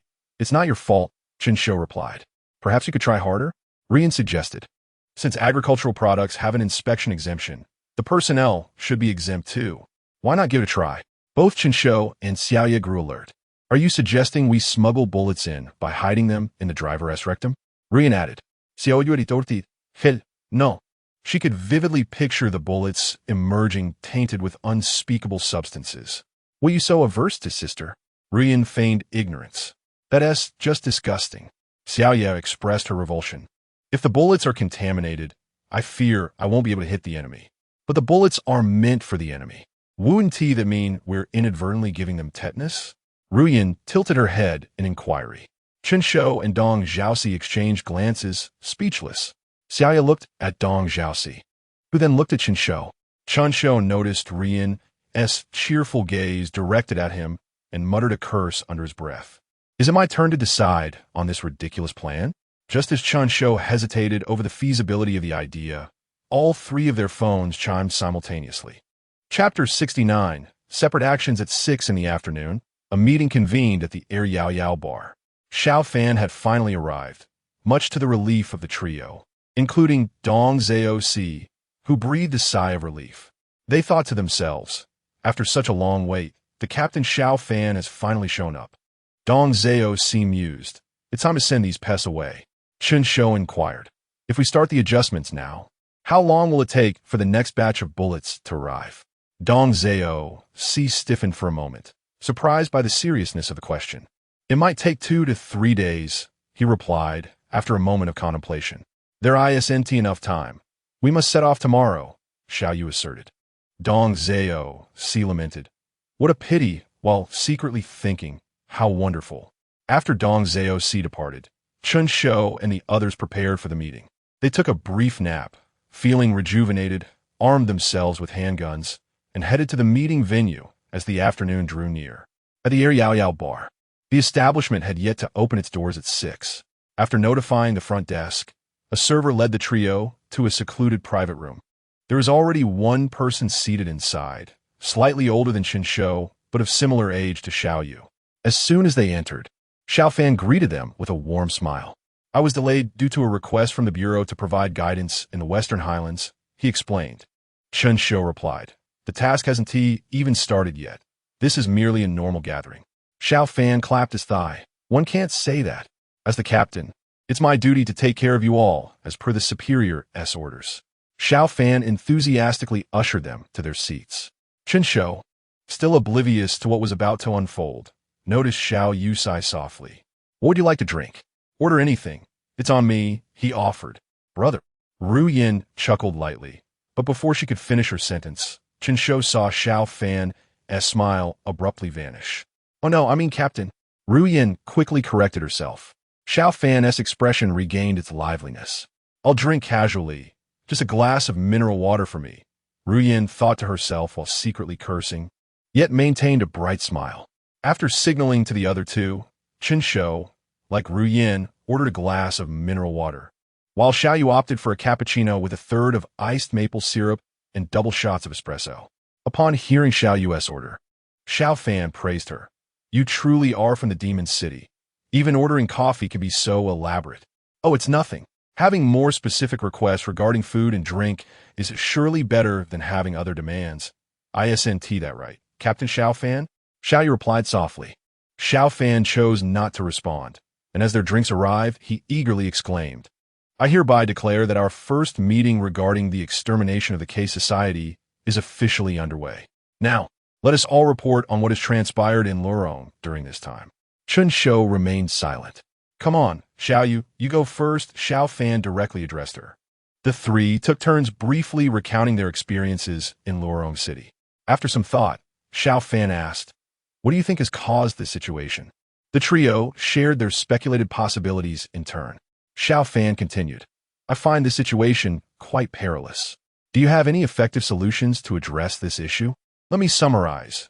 Our current mission is characterized by complexity, urgency, and danger. We must be diligent in reviewing our previous actions. Ultimately, we hope to ensure that there are no deviations or mishaps during the execution of the final task. Well then, this meeting is adjourned. The three collectively sighed in relief. By the way, I have one more announcement, Xiao Fan said, raising their spirits once more. The higher-ups have informed me that tonight, Xiao Yu and I will receive our weapons. Due to the differing drop locations, we must separate. You too. Ru Yin will accompany me, while Xiao Ciyuan will follow Xiao Yu. We will divide into 2 teams, hiding in the shadows to keep an eye on things, ideally catching the enemy off guard. Chen Shou thought to himself, splitting 4 individuals into 2 teams against hundreds of adversaries, who exactly would be caught off guard. Ru Yin expressed her dissent, but her objections fell on deaf ears. The teams had already been arranged. Unable to withstand the oppressive atmosphere, Chen Shou, at Ru Yin's pleading glance, hurriedly urged Xiao Yu to leave Ru Yin behind and exit the meeting room.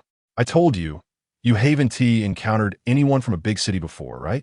Xiao Yu remarked with a knowing expression. Chen Shou now felt that being a simple villager wasn't so bad after all. Setting aside these concerns, a new issue arose. According to Xiao Fan's designated weapon pickup locations, Xiao US was in the southern part of the city, while Xiao Fan's was in the northern part, separated by over 100 kilometers. If the enemy had the same knowledge of the drop locations as before, they would undoubtedly dispatch two groups to launch a surprise attack. Our side has the system to rely on, so it shouldn't be a significant issue. The real concern lies with Xiao Fan's side. Ru Yin has only demonstrated her capabilities as a medic with limited knowledge of firearms. What is Xiao Fan's strength like? Chen Shou asked, looking up. Xiao Yu pondered for a moment. There has been interaction between the Demon City and the Northern City. The Northern City, relying on its status, has secured numerous training resources, and their strength in drills is comparable to ours in the Demon City. I've heard he holds a record for the 50-meter moving target and has led several extermination missions, though he places great importance on procedures and regulations. His abilities should not be underestimated. Under his leadership, those extermination missions achieved significant victories with minimal sacrifices. Chen Shou, deep in thought, finally sighed. We can only take it one step at a time. After the meeting concluded, the two boarded a vehicle and headed towards the southern part of the city. The southern area of Lorong was a newly developed district with a low occupancy rate. At night, it resembled a ghost town. Perhaps having learned from previous lessons, this time, the weapon drop would not employ helicopters, which would announce their presence, but would instead utilize a ground handover. I'll find a high vantage point to assist you with the sniper rifle, Chen Shou offered, raising the weapon in his hand. Xiao Yu surveyed the handover location, which was chosen in an open wasteland 200 meters away from a construction site where buildings awaited completion. Be careful, Chen Shou cautioned. Don't worry, Xiao Yu replied, patting the handgun resting on her thigh. I'll crouch down before the time approaches. I want to show myself until I confirm everything is all right. I'm familiar with this timing. During my last time abroad in Arthas, the situation was quite similar. I was at Grind Coffee. Chen Shou quickly interrupted. I need to leave now. As they entered the construction site, each step echoed with the crunch of discarded materials beneath their feet. To prevent any potential enemy ambush, Chen Shou conducted a cursory sweep of the building. Confirming no threats. He ascended to a high point to set up the rifle for Xiao Yu. Just then, Ru Yin sent a message. Brother Cun, help me. Chapter 70. One-sided, overwhelmed Brother Cun, save me.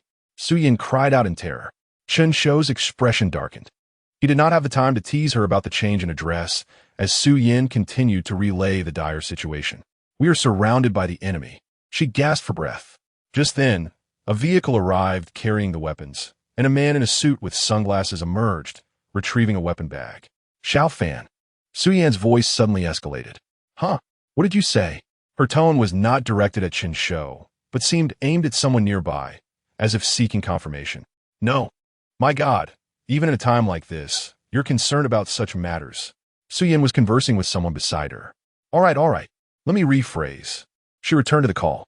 Our esteemed Captain Fan. Chen Shou interjected.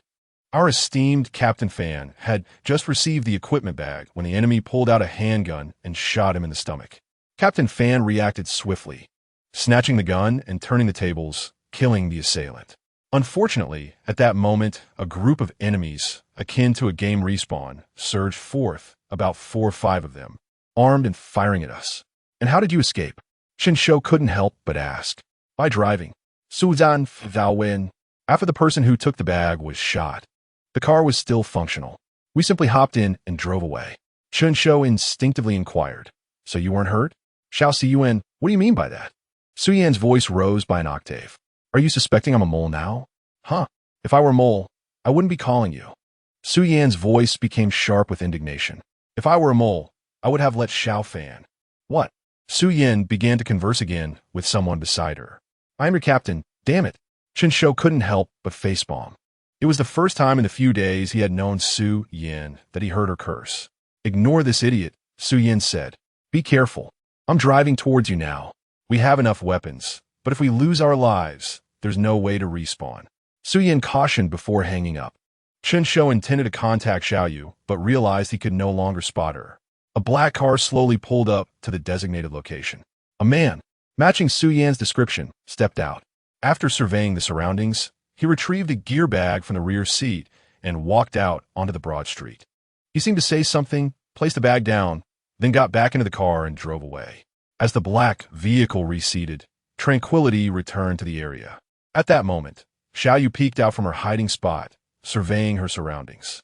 Just as Chen Shou contemplated whether to fire a warning shot, the enemy reappeared. A hail of bullets was directed at Xiaoyu's exposed head. Flashes of gunfire erupted from all directions. Chen Shou counted 8 enemies, fanned out around Xiaoyu. He aimed his scope, and upon sighting a target, declared, "Perfect shot." The first enemy fell, shell casings ejected as the next bullet was chambered.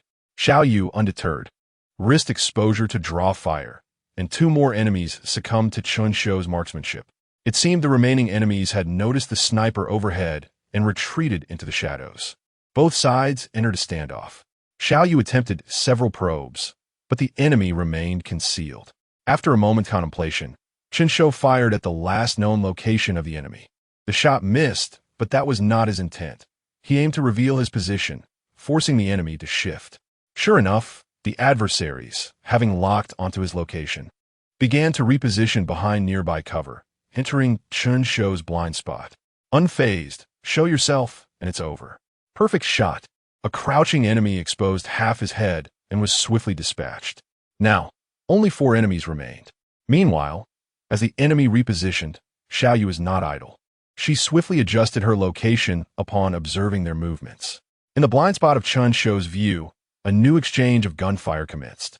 Chen Shou stowed his sniper rifle and drew his pistol, leveraging his enhanced strength to leap down the staircase, akin to rock climbing. The unfinished stairs crumbled under his weight, dust billowing as he descended 3 floors in less than 2 minutes. Following the sounds of gunfire, he saw flashes of light rapidly closing in on Xiaoyu from 4 directions. This was perilous. Chen Shou quickened his pace, stealthily approaching the enemy from behind. With the activation of his skill, he became virtually undetectable. He reached the enemy's cover and executed a swift kill. Now, only 3 adversaries remained. Xiaoyu was struggling. In the recent exchange, she had been shot in the right hand, and the pain hindered her accuracy, leaving her to rely on suppressive fire. Chen Shou maintained the same firing rate as the enemies, openly converging with another ally. When the enemy beside him noticed their comrade had turned, they instinctively redirected their weapon, but it was too late. The next volley of fire commenced, and yet another enemy fell. Damn it! Xiaoyu cursed under her breath. Chen Shou activated his skill again. In this new round of gunfire, the enemies sensed something amiss. What once was a cacophony of sound transformed into a focused barrage. Charge! The enemies forsook their cover, rushing forward, determined to take down anyone they could. Xiaoyu closed her eyes, resigned to her fate. 2 figures clad in dark attire emerged from the shadows, weapons aimed at her. The anticipated gunfire rang out. Yet, death did not come as expected. Xiaoyu opened her eyes to see Chen Shou standing before her, expressionless, leaving her momentarily stunned. She was acutely aware of the battle's dynamics. She had failed to hit a single target, while Chen Shou had single-handedly eliminated 8 enemies. Although she had drawn fire, his ability to emerge unscathed spoke volumes about his prowess. It appeared that not only did the higher-ups have erroneous intelligence about the enemy, but they were also misinformed regarding their own team. "Are you all right?" Chen Shou inquired with concern. Xiaoyu weakly shook her head. Having been shot in the calf one day and in the hand the next, there was no way she was fine. Her combat effectiveness had diminished significantly. Chen Shou approached, supporting her and urgently tending to her wounds with practiced skill, leaving Xiaoyu momentarily taken aback. "I'm fine. Let's wait for Su Yin," she nodded in agreement. Before long, Su Yin made an urgent call. Chapter 71. No time to explain. Get in the car. "How are things over there?" Ru Yin inquired. "It's resolved," Chen Shou replied, supporting Xiaoyu. "Now we're just waiting for you to arrive." "Resolved? How many of you are there?" Ru Yin raised her voice. "There are 8 of us in total. Xiaoyu is drawing fire while I flank them for surprise attacks," Chen Shou explained. "Are you all injured?" Xiaoyu held her gun. "I've done a quick bandage on my end. The rest is up to you." "Another injury?" Ru Yin exclaimed. "I have an injured person here as well, and judging by his condition, he might not last much longer. Here is the plan," Ru Yin continued. "You drive, and I'll tend to their wounds." "Is it that urgent?" Chen Shou sensed something was amiss. Bang, bang, bang. Gunfire erupted from the other end of the line. Did you hear that? We have pursuers, Ru Yin warned. They appeared from nowhere, did a 180-degree drift, and are now tailing us. Hold on, I'll honk the horn. You rush to the driver's seat, and watch out for bullets. Shortly after ending the call, the horn blared down the empty street, growing closer. Chen Shou tightened his grip on the gun. Soon, a black car identical to the previous one sped towards them at 140 kilometers per hour. With an urgent brake, the tires screeched, sparks flying from the friction. Get in the car, Ru Yin shouted, pushing open the driver's door and flinging the back seat door wide. Without hesitation, Chen Shou scooped up Xiao Yu and rushed her to the vehicle, tossing her into the back seat. He also kicked the gear bag into the car. A dull thud echoed, followed by a boy's muffled groan, to which Xiao Yu quickly apologized. Clang, clang, clang. Just as they were getting in, the black car pursued them closely. Guns emerged from both sides of the windows, firing at them. Damn it! Chen Shou cursed under his breath, releasing the handbrake and slamming the accelerator.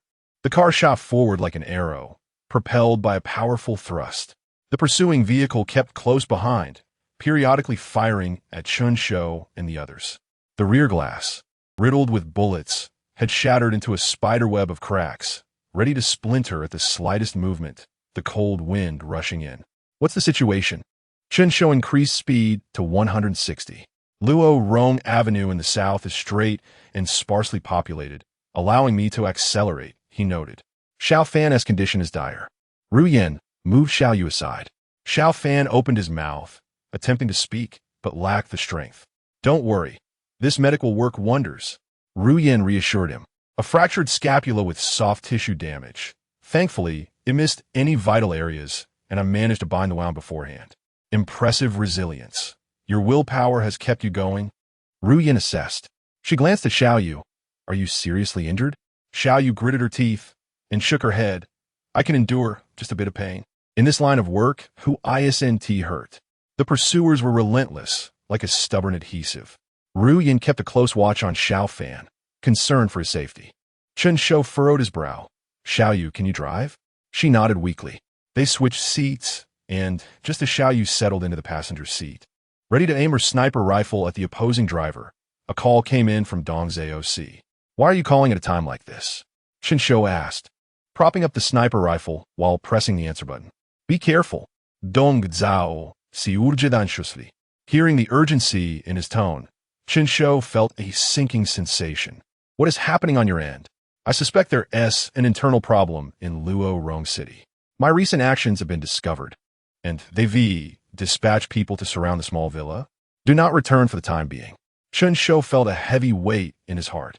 What's going on? Ru Yin pressed. Chen Shou relayed the information. Where can we go now? Ru Yin asked. Chen Shou sighed, equally perplexed, as the pursuers relentlessly tailed them. Let us check the gear bag, Chen Shou commanded. With a swift motion, the zipper was pulled down. It's all weights. Ru Yin swore angrily. You need to investigate if your higher-ups have gone awry. The last remark was directed at Xiao Fan. Chen Shou was unfazed. A sudden thought struck him. The communication devices are still functional, right? He inquired. All four are operational. Bring them all in. Let us eliminate them en masse, Chen Shou declared. Xiao Fan's eyes widened at the absurdity of the plan, his mouth agape to protest. Now is not your time to speak. If it weren't for your fragmented plan, we wouldn't be in this predicament. Ru Yin pressed down on Xiao Fan's wound, causing him to cry out in pain. Can you really handle this? Xiao Yu asked anxiously, glancing back at the rearview mirror. Clang, clang, clang. The assailants reloaded and resumed shooting, causing the group to duck behind their seats in fear. Like mosquitoes, the two cars were merely meters apart, but in the darkness, Chen Shou struggled to discern the enemy. Through the scope, he locked onto the man in the passenger seat, weapon drawn.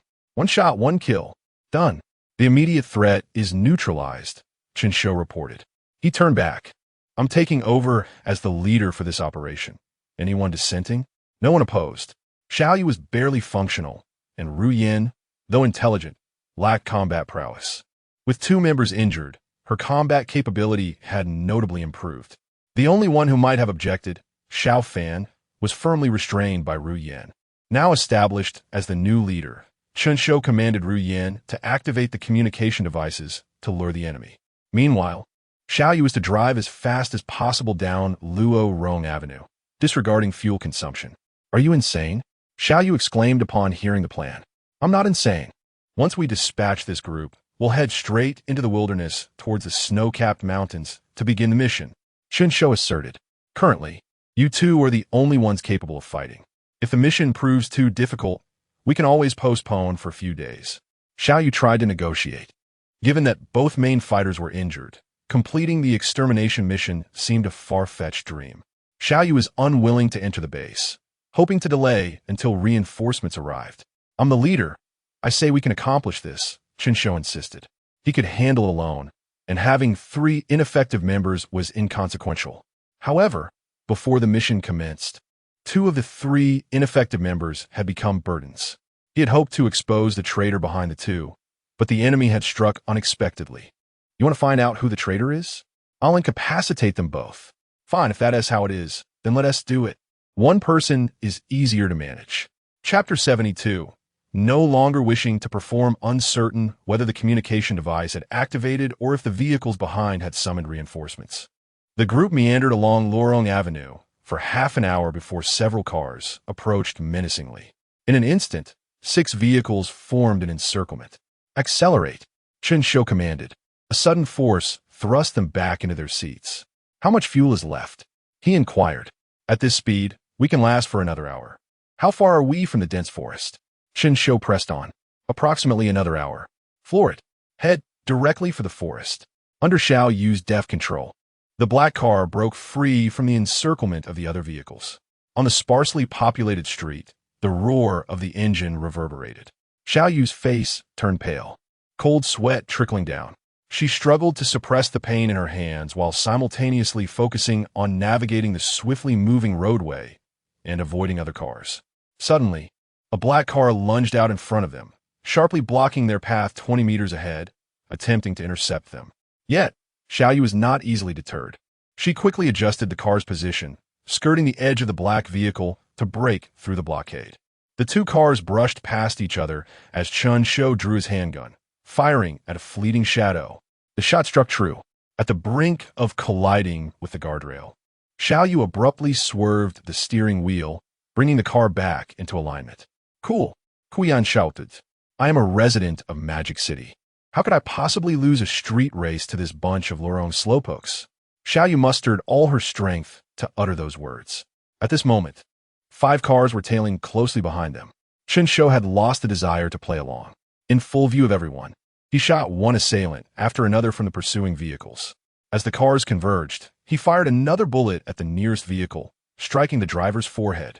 The rear vehicle lost control, veering sharply and careening wildly on the road. Before long, the trailing car, having narrowly avoided disaster, accelerated to catch up. Now, they reached another intersection. Vehicles emerged from both lanes, attempting to forcibly block Chen Shou and his companions. What now? Watch me. Xiao Yu, akin to a seasoned racer, executed a stunning drift, gliding past the aggressively approaching cars.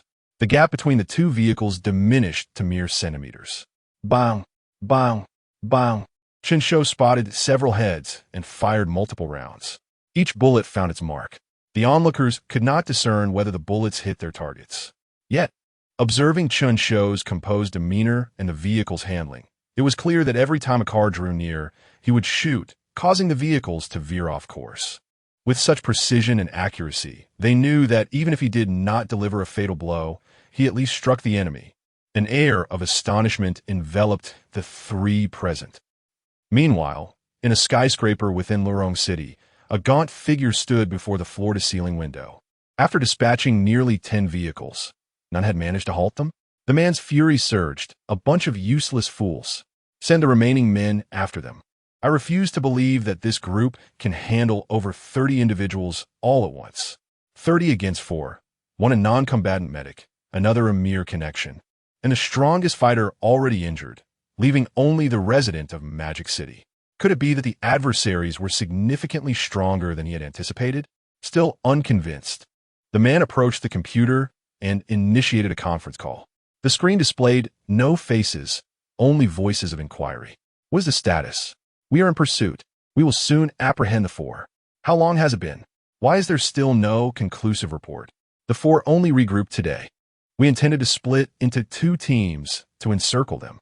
However, one team discovered the situation and seized a vehicle to flee. And the other team? An 8-man squad was annihilated, the gaunt man replied. 2 individuals managed to wipe out 8? We dispatched only elites. You must reassess the true capabilities of the enemy. The voice exuded a potent pressure, and beads of sweat began to form on the man's brow. One of the 2 is from Magic City, and the other from Highland. According to the data, the man attempted to explain. I do not wish to hear it. We have already provided you with our utmost assistance. If you fail to eliminate these 4, you will be next. With a crack, the conference abruptly ended, leaving the man with a blackened screen, his expression ashen. Taking a deep breath, he placed a call. Where are they heading now? Into the dense forest? Confused, he quickly issued orders to replace the personnel at the checkpoints with their own men. Stop them after they enter the checkpoint. Once they reach the forest, conventional tracking methods will become ineffective. To find individuals in the vast wilderness is akin to searching for a needle in a haystack. To eliminate these 4, it must be done within the urban area. Also, under the pretext of a fire drill, evacuate all unrelated individuals from the checkpoints. He feared not the death of ordinary people, but rather that they might not perish thoroughly enough. Survivors would only serve to tarnish his reputation. What do we do now? After eliminating several vehicles, the group transitioned from panic to turbulence, and eventually to a sense of normalcy. Chen Shou's displayed combat prowess was beyond the comprehension of ordinary individuals. Rushed to Wanhui Tower. Chen Shou fired another shot. But Xiao Yu hesitated. There are many civilians there. Would it not be inappropriate to bring the battlefield into that area? Xiao Yu, an official, though dismissive of the general populace, had learned to value life during her training. If the civilians were wise, they would have evacuated in advance. If not, a gunfight among the crowd was inevitable. Given the current scale, there would surely be survivors, and survivors would inevitably spread the news online. Even if they managed to contain the situation, it would resurface with renewed fervor. Chen Shou explained, well, if they haven't evacuated, it works to our advantage. We can blend into the crowd. Xiao Yu pondered briefly, pressed the accelerator, and turned the car towards Wanhui Tower. Attention, all visitors. An emergency fire drill will soon be conducted on the main thoroughfare of Wanhui Tower. Please be advised to steer clear. Loudspeakers have been strategically placed in the vicinity of Wanhui Tower, and the bewildered crowd was being ushered away by the security team deployed by the gaunt man. At this moment at the checkpoint, a well-equipped armed squad surveyed the unconscious guards on the ground, dragging them behind the guard booth as they began setting up equipment at the checkpoint. Chapter 73. Breaking through the checkpoint, the vehicle continued its journey, and upon entering the city, the flow of people and cars became noticeably denser. Xiaoya had to force herself to concentrate even more, navigating through the throngs with her innate sense of direction, carelessly heading towards the Wanhui Tower. Fortunately, after reaching the urban area, the enemy's movements had considerably restrained.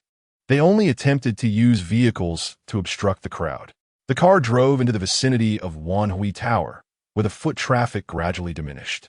Originally, this area had been a gathering spot for tourists, but the now desolate streets signified something crucial. The enemy had infiltrated not only the upper echelons of his team, but even that of Luorong.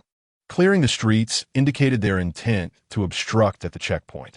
Chen Shou remained calm in the face of adversity. Once the enemy ceased their indiscriminate shooting, he issued commands. The 8 handguns scavenged from the southern part of the city, along with the magazines from the enemy, were reorganized and the partially filled magazines were replenished. Having been cornered for so long, Chen Shou had no intention of holding back any longer. Once they disembarked, he would unleash a bloody onslaught. Be cautious after breaking through the checkpoint. The enemy is surely lying in wait for us. Xiaoya, attempt to pull over to the side. We'll exit from one side of the vehicle, using it as cover to make our escape, Chen Shou instructed. And then what? Rian inquired. Xiaoya glanced at the unconscious Xiaofan in the rearview mirror.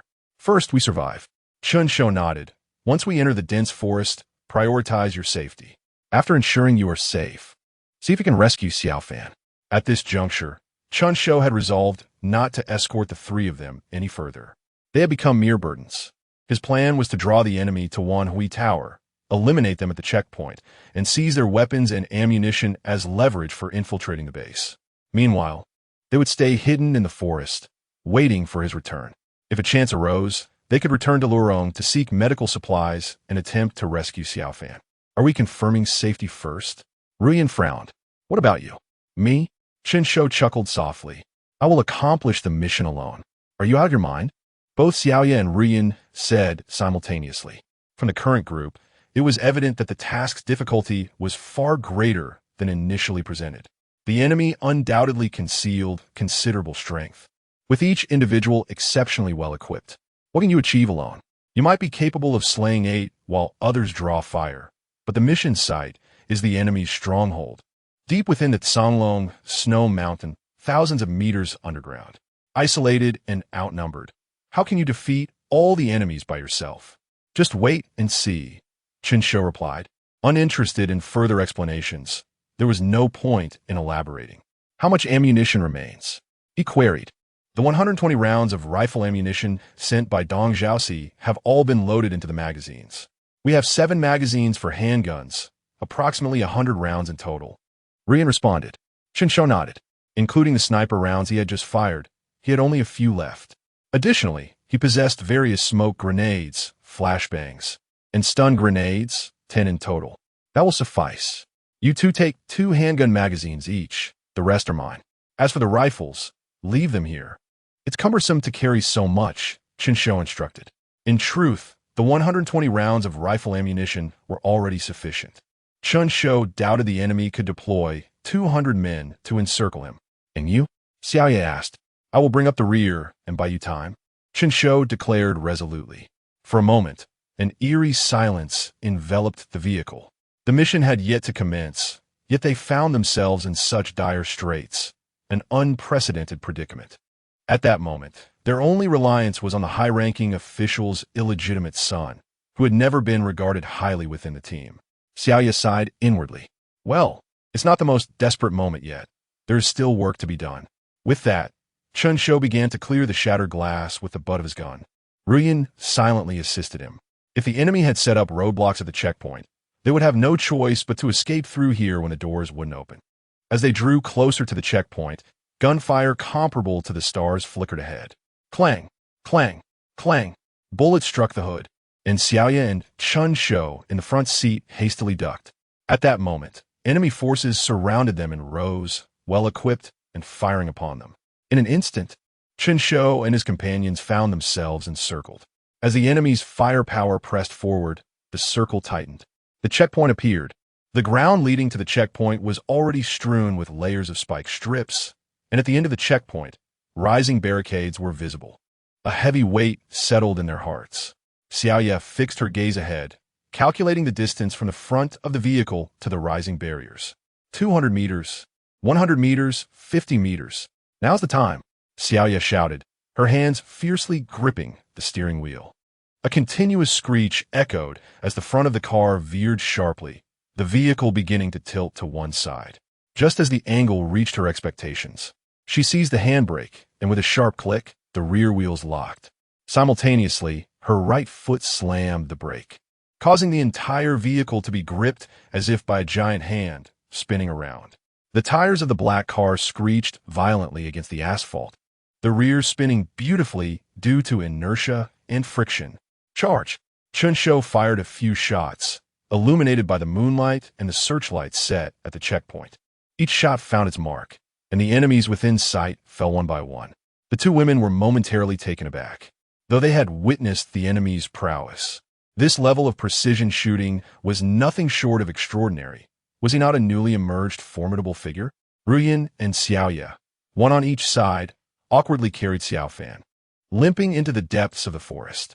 Chen Shou, with 2 rifles and a sniper rifle slung across his back, and 2 handguns in hand, was fully armed with ammunition.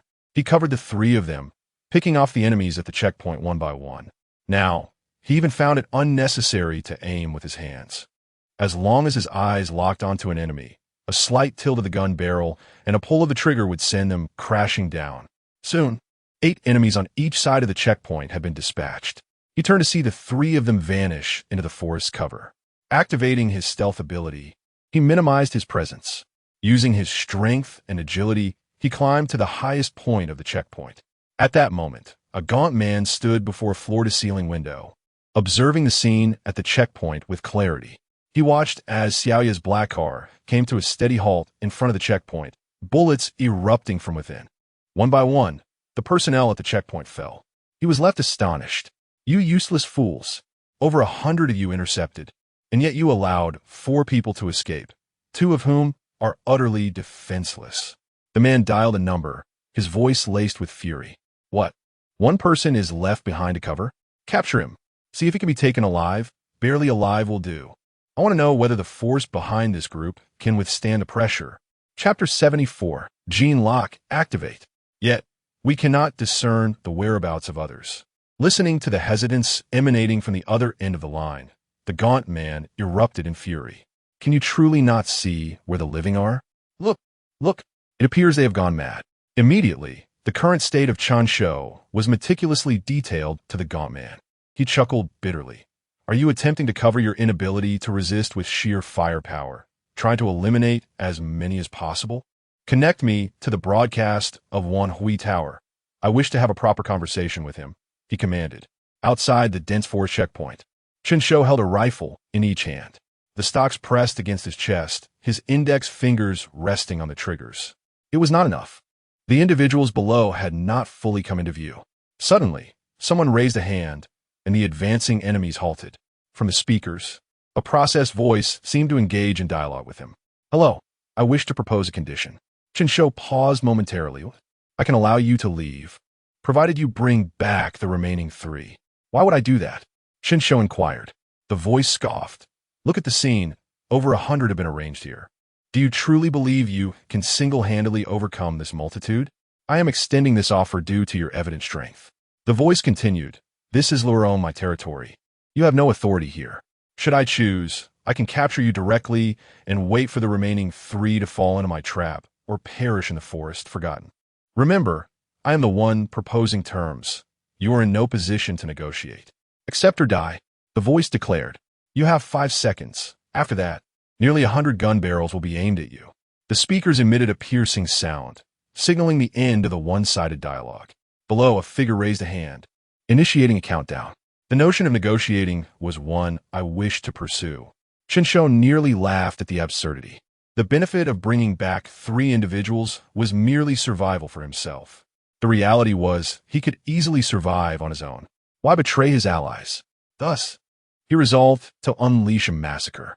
A faint smile graced his lips as he stood atop the watchtower, the spotlight casting a long shadow upon the crumbling ground below. Here, his vantage point was unparalleled. In this moment, he resembled a judge looking down upon all. The multitude of armed enemies had fully entered his field of vision. Hundreds of soldiers, fully equipped, advanced in a standard wedge formation, their guns slightly lowered. Below, the leader raised his right hand and slowly lowered a finger. 3. Hundreds of firearms simultaneously rose, their dark muzzles aimed at Chen Shou.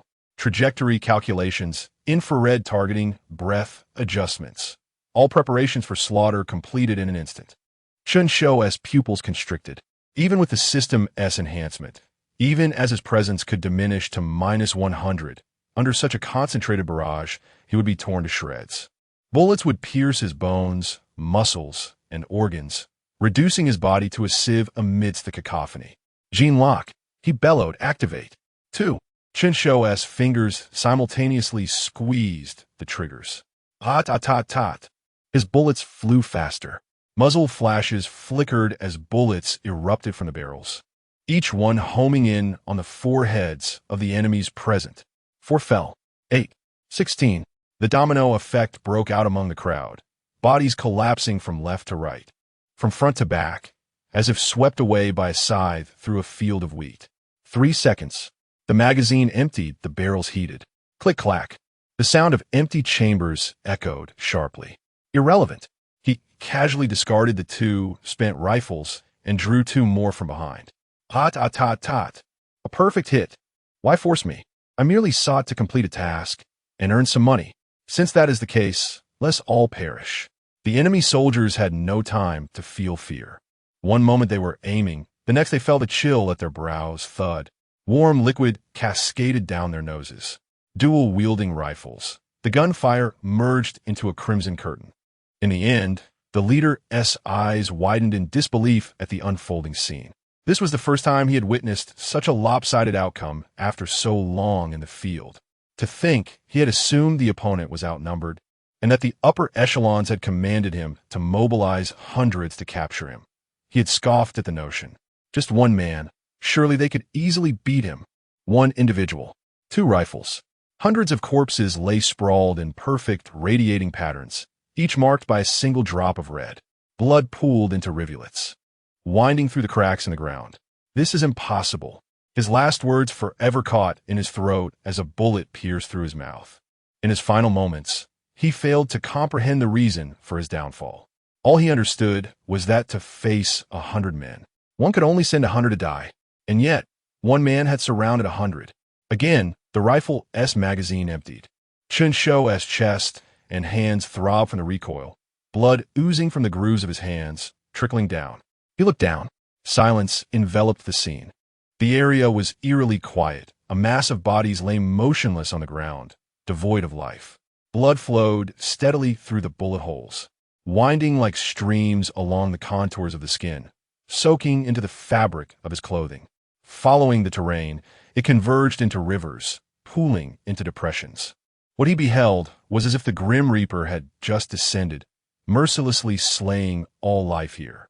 The earlier oppressive sensation of being under gunfire, all fear of death, paled in comparison to the sheer intimidation of witnessing hundreds lying lifeless on the ground. Chen Shou exhaled. Killing one person may stir discomfort, causing his legs to tremble. But to kill 100 would render him numb. This was the largest number of lives he had taken since becoming an assassin. The battle concluded in less than 5 seconds. Indeed, against the might of firepower, all barehanded combat was mere bluster. Having steadied his breath and confirmed the absence of any living foes, Chen Shou had one more task to undertake. He needed to secure the battlefield. It was important to note that the weapons in the hands of these soldiers, most had not even fired a single shot, merely standing there, following orders, and confusingly meeting their demise. This was a treasure. Chen Shou leaped down from his elevated position, retrieved his gear from the vehicle, and rushed to the battlefield. Time to scavenge. Guns were worth their weight in silver. As for the bounty from this mission assigned by Su Shi, don't blame me, Chen Shou, for seizing the opportunity to earn some extra cash. This rubbish, the more he collected, the more exhilarated he became, contemplating how these firearms would flow into the black market, allowing him to avoid work and establish his own faction in the future. Meanwhile, in the high-rise building, the gaunt man observed the scene below, beginning to feel a sense of panic. Chapter 75. A bountiful return. What manner of person is this? 1 against 100, unharmed. In his recollection, not even the most elite of agents could achieve such a feat. The man below had, in mere seconds, dispatched an entire company of foes. Where have you been? The gaunt man's eyes widened in terror as he turned to flee. Run, quickly. If he did not escape, those men would come for his life. Yet his legs betrayed him, each step a Herculean effort. The phone on the desk began to ring. He chose to answer, for ignoring it would yield far graver consequences. You have failed. The voice on the other end was cold and monotonous, as if announcing a trivial matter. Grant me another chance. I will retrieve them all. The gaunt man's lips quivered, his words stumbling out. Too late. They have already ventured deep into the forest, heading towards the Songlong snow mountain. What follows is our affair. It no longer concerns you. I understand. The light faded from the gaunt man's eyes. Remain where you are. Do not move. Our people will soon arrive to provide you with sustenance. The death sentence has been pronounced. It would be wise not to flee. We possess information about your wife and daughter. The voice sneered, shattering the man's last vestige of hope. In the east, blossoms bloomed vibrantly. Chen Shou crouched on the ground, humming a tune, indifferent to the blood pooling beneath him as he began to tally the spoils of his grim harvest. A total of 127 firearms, over 200 magazines, sufficient for Chen Shou to penetrate the enemy base 3 or 4 times over. Gazing at the still bleeding corpses, he pondered the possibility of finding a compatible blood type for Xiao Fan among them. Perhaps they could bring Xiao Fan back and conduct transfusions? Otherwise, it seemed wasteful to watch them merely bleed out. Alas, they had likely wandered far from here. Chen Shou attempted to hoist the gear bag onto his back. What a burden! The weight of several hundred pounds pressed down upon him, making him feel diminutive. With each step, the ground seemed to crack beneath his feet. This is all pocket change. I cannot let it slip away. I must find a place to conceal it, and once my mission concludes, return to unearth it for sale on the black market. In the dense forest, Ru Yin and her companions were straining to advance, hindered by 2 injured members, moving forward with great difficulty. Suddenly, a barrage of gunfire erupted from behind. Ru Yin sighed inwardly. In such a hail of bullets, even someone as formidable as Chen Shou would likely not survive. The trio continued their silent trek through the woods. Chen Shou crouched, crushing a dry twig beneath his shoe. He casually scraped away the layer of decaying leaves, quickly forming a small mound of soil beneath his feet, where he methodically buried the surplus rifles.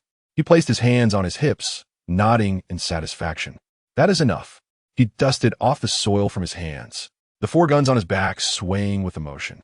He simply needed to replicate his previous actions, charge into the enemy's den with 4 rifles in tow. Carrying more would become a hindrance, and his presence would serve only as an opportunity to reload. With this plan in mind, Chen Shou pulled out a map to survey his surroundings. This location was still several hundred kilometers from Tsanglong Snow Mountain. The forest stretched endlessly, resembling a natural barrier akin to a deadly wasteland. Within the thicket, many displaced individuals from neighboring countries had taken refuge. The Dacian Empire remained indifferent, while the surrounding nations could do little, resulting in a region that was difficult to traverse. Chen Shou felt a sense of tranquility. After shedding the 3 burdens, everything seemed to flow with ease. After securely hiding his treasures, Chen Shou returned to the city and unlocked a shared bicycle. The mountain bike originally prepared for him by Su, she had been swapped out by some scoundrel. Now he found himself riding this inferior contraption towards Tsanglong Snow Mountain. Time slipped away, and after an indeterminate period of cycling, it felt as if he were trapped in a cyclical loop, the distant snow-capped peak remaining unchanged. Riding through the forest felt like treading in place, with only the same scenery surrounding him, occasionally spotting small creatures that led him to believe he was caught in some repetitive cycle. Exhausted, Chen Shou secured his bicycle to a tree with a rope, then climbed up another tree, binding himself tightly with the rope to prevent rolling off in sleep. A night passed in silence, and when Chen Shou awoke, morning light filtered through the dense canopy, warming him. It was time to continue his journey. He mumbled a few words, his stomach growling in hunger. He had hastily departed the previous day, neglecting to eat. Perhaps he could forage for something here. Meanwhile, due to their slow pace, the 3 were overtaken by Chen Shou, who soon left them far behind. They brushed past each other without a word exchanged. How long must we walk? Xiao Yu complained. At their current rate, reaching the snow mountain would take them 2 months. By then, the outside world would likely presume they had perished on their mission. We must devise a plan. Ru Yin, drenched in sweat, set Xiao Fan down. Xiao Fan's vital signs were stable. I will return to the city and see if I can procure some supplies for everyone. They had walked all night, yet had not covered the distance Chen Shou had traversed on his bicycle in just 2 hours. Though they were far from the city, returning was still feasible, albeit requiring effort. Xiao Yu expressed concern. Should we not return together? After all, Xiao Fan requires treatment. Ru Yin nodded. You 2 wait for me at the forest's edge. Be cautious not to be discovered. The city is teeming with enemy forces. I possess skills to alter my appearance, so you need not worry. Once I gather supplies, we shall depart. Ru Yin continued, and the 2, convinced of the plan's viability, turned back towards Luro. Not long after, Ru Yin returned, her expression complex, hands empty. You may not comprehend what has transpired. She recounted the deaths of over 100 individuals, her fingertips trembling involuntarily, stained with the blood of an unknown victim. She opened her mouth, but found her throat parched and painful. The horrific imagery surged in her mind, winding rivers of blood, the crimson-stained corpses of countless victims. Dead. Over 100? Xiao Yu was stunned, repeating the words as if in disbelief, her eyelashes fluttering rapidly. A mere fraction of a person? Ru Yin nodded silently. What a splendidly sunny day it is, filled with the fragrance of blooming flowers. Chen Shou hummed a cheerful tune, moving forward amidst the melodies of birds and the scent of blossoms. Perhaps it was the rejuvenating sleep, but today he found himself pedaling with far greater vigor than the day before, the snow-capped peak appearing ever closer. Yet he still lacked sufficient food. As he rode, Chen Shou suddenly halted, his ears picking up an unfamiliar sound amid the tranquil forest. Thud, thud, thud. The sound of timber being felled. Chen Shou's face lit up with joy. Indeed, wild men must inhabit these woods. Chapter 76. The Girl in the Mist-Laden Forest. A slender figure clad in a conical hat wielded an axe with remarkable dexterity. With a powerful upward swing followed by a swift downward chop, wood chips flew as she cleaved a notch into the side of a tree. Once the first V-shaped incision was formed, she hastily circled to the opposite side, raising the axe higher this time, carving out a fuller arc. Before long, a tree, roughly the size of 3 or 4 fists, began to tilt. With a thunderous crash, the earth trembled. Birds and animals perched in the treetops erupted into a frenzied flight, flapping their wings in panic. The fallen trunk stirred up a cloud of dust, as withered leaves and grass fragments swirled in the air. Wiping her brow with her sleeve, she left a streak of mud across her forehead. Just as she bent down to inspect the cut, she froze. Behind the fallen trunk lay a pair of boots caked with dried blood. She looked up and noticed Chen Shou standing before her, instantly catching sight of the gun slung over his shoulder. A wary expression crossed her face as she gripped the axe tightly, seemingly warning him to stay back. Chen Shou scratched his head, aware that this dense forest harbored some refugees or descendants of criminals who existed outside the recognition of both nations, living a life of rudimentary subsistence. He pondered, "Do you have any food?" The girl regarded him with a cold stare. Her back bore several rifles, and her demeanor suggested she was in good spirits. As her gaze dropped slightly, her pupils dilated in realization. This man was dangerous, perhaps just having committed murder before fleeing here.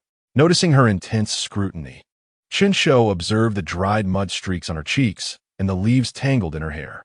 Yet, her eyes radiated a clarity that spoke of innocence, a freshness reminiscent of a university student. The girl remained silent, taking a step back, and upon seeing Chen Shou rooted to the spot, she turned and fled. Hey, why is she running? Do I look that fierce? Chen Shou couldn't help but wonder. However, this proved advantageous. He was troubled by his lack of shelter, and her flight likely led toward her home, which could provide him a guide. Mounting his bicycle, he leisurely followed her. The girl's legs felt as though they were laden with lead, yet she pressed on, propelled by sheer will, her heart racing and breath coming in heavy gasps. She dared not glance back, not even for a fleeting second. The uncertainty of whether the man's gun still held bullets was too great a risk. Her slight frame darted through the forest, using the sturdy trunks as cover, stumbling as she fled. The exertion from her earlier labor still lingered, and now, this desperate escape drained her of every ounce of strength. I cannot stop. I absolutely must not stop.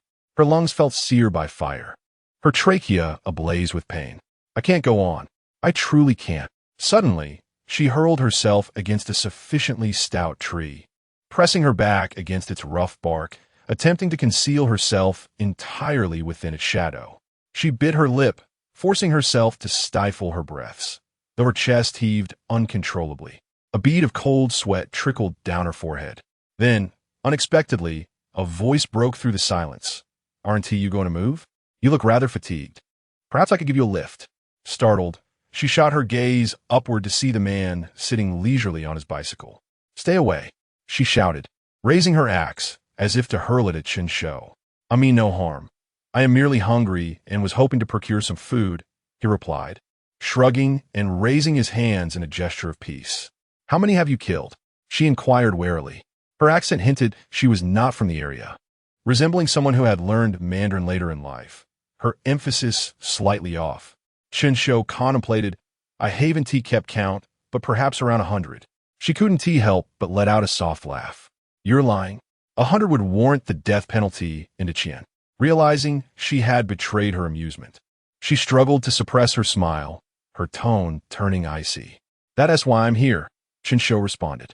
That makes sense, she admitted, momentarily taken aback. Yet, she remained uncertain of his intentions, resolving not to lead him to her home. Do you have any food? He inquired once more. Wait here, I'll fetch you something to eat, she devised, attempting to outsmart him. Chen Shou chuckled. What if you don't return?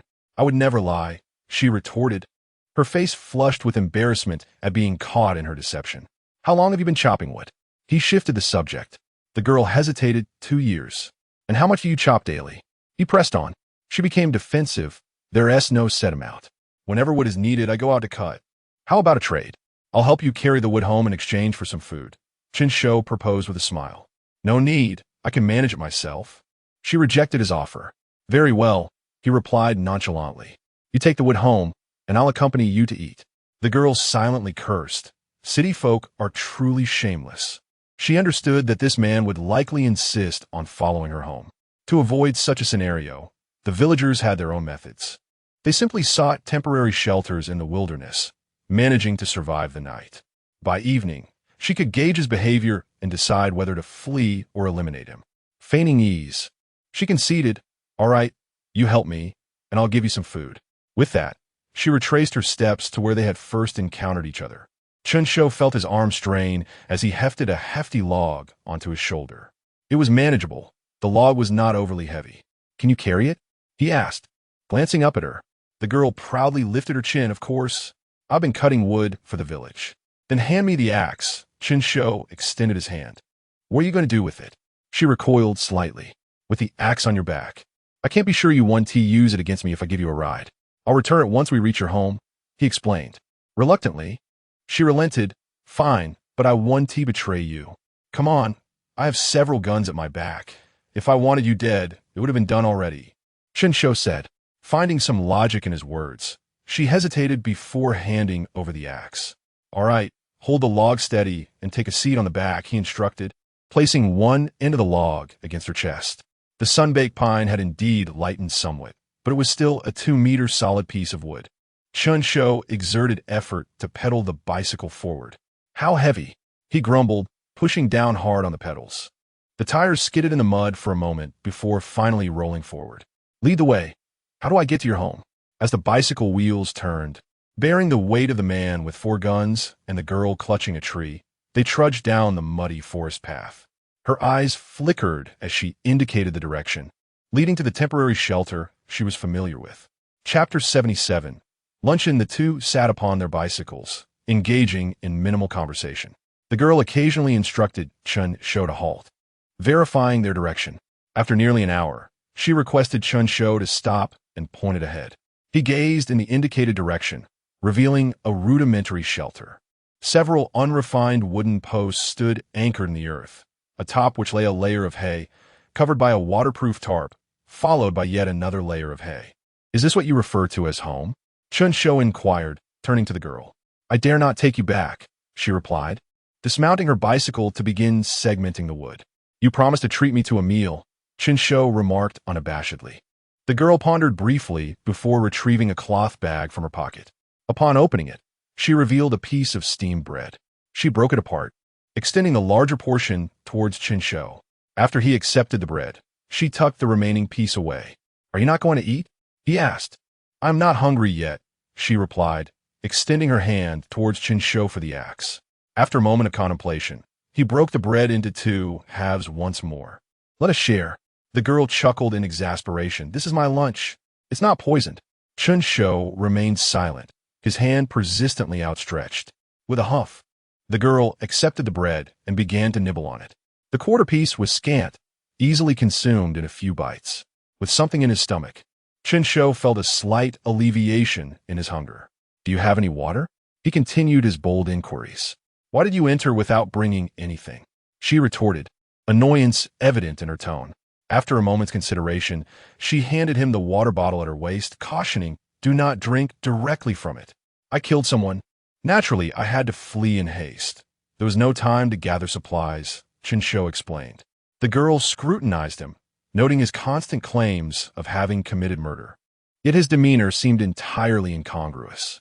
She had witnessed those who had taken lives, often appearing either panicked or menacing. Her father had once told her that those whose expressions betrayed their emotions were the easiest to deal with, as their intentions were transparent. It was the ones whose faces revealed nothing that were likely the true psychopaths. A shiver coursed through her at this thought. Chen Shou cheerfully accepted the water bottle and drank until he felt sufficiently quenched. That was my entire day's worth of water, she exclaimed, noticing the bottle felt considerably lighter upon reclaiming it, her anger flaring anew. Then you ought to return home for more, Chen Shou replied with a grin. She turned away, contemplating for a moment before stating, You have eaten and drunk. How about you chop the wood now? I cannot, Chen Shou firmly denied. The girl paused, then angrily seized the axe and began to chop the wood. Were you born here? Chen Shou asked, observing her adept movements. With a disgruntled humph, she acknowledged. I see that fabric is not something you all could produce. Where did you acquire it? Chen Shou questioned, gesturing towards the waterproof tarp on the shelter. The girl glanced at it and replied, Some villagers secretly procure items from the area of Lorong, or others barter with us from neighboring villages. So you are not entirely primitive, Chen Shou remarked. Not all, she retorted sharply. This axe was brought back from Lorong. As they exchanged words, Chen Shou's ignorance of her lifestyle became apparent, prompting the girl to channel her frustration into the wood. Bored, Chen Shou pulled out his phone to check for messages, only to find a cross in the signal icon indicating he was out of the service area. There was no possibility of wireless internet here, as there were no signal towers in sight. Undeterred, he opened a messaging app, only to be greeted by a spinning circle followed by a red notification indicating poor network conditions. He was about to stow away his phone when he noticed the girl pausing her work and gazing at him with intrigue. Is that a mobile phone?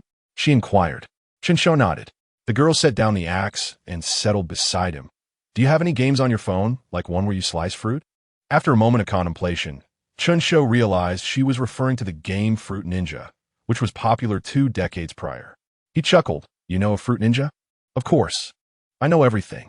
There's a person in our village with a phone, but they refuse to let us use it. What are you doing? She asked, noticing him open an app with a tomato icon. I'm reading a novel, he casually replied, clicking on a downloaded book and beginning to read. I have been reborn. I have returned to the moment my wife betrayed me. In my previous life, I suffered from brain cancer, treating my left foot first before ultimately succumbing. In this life, I shall treat my right foot first. I shall reclaim all that is rightfully mine. As he read, he felt a gentle breath against his ear. Turning, he saw the girl wide-eyed, fixated on his phone screen. Why are you not working? He teased. Why are you stopping me from working? She protested. Without completing your tasks. You cannot play on the phone, he asserted. This task can be finished in no time, she replied defiantly, turning her head away. After a while, seeing Chen Shou unwavering, she ultimately stood to resume chopping the wood. Are you truly here to escape? She asked, seeking to bridge their connection through the phone. I never claimed I was here to escape, Chen Shou responded. But you killed someone and ran here. Isn't that escaping? She queried, puzzled. Not at all. I killed because they obstructed me from saving someone, he clarified. The girl paused, contemplating. Is it truly worth killing hundreds to save one? It should not be so. Why confine one person in a place and prevent me from rescuing them? Chen Shou countered. The girl found his reasoning compelling. What if the person in question was truly malevolent? Should they not be confined? Not necessarily. From what I see, she hardly fits that description, Chen Shou replied. The girl's curiosity was piqued. Could you tell me whom you intend to save? I promise to keep it a secret.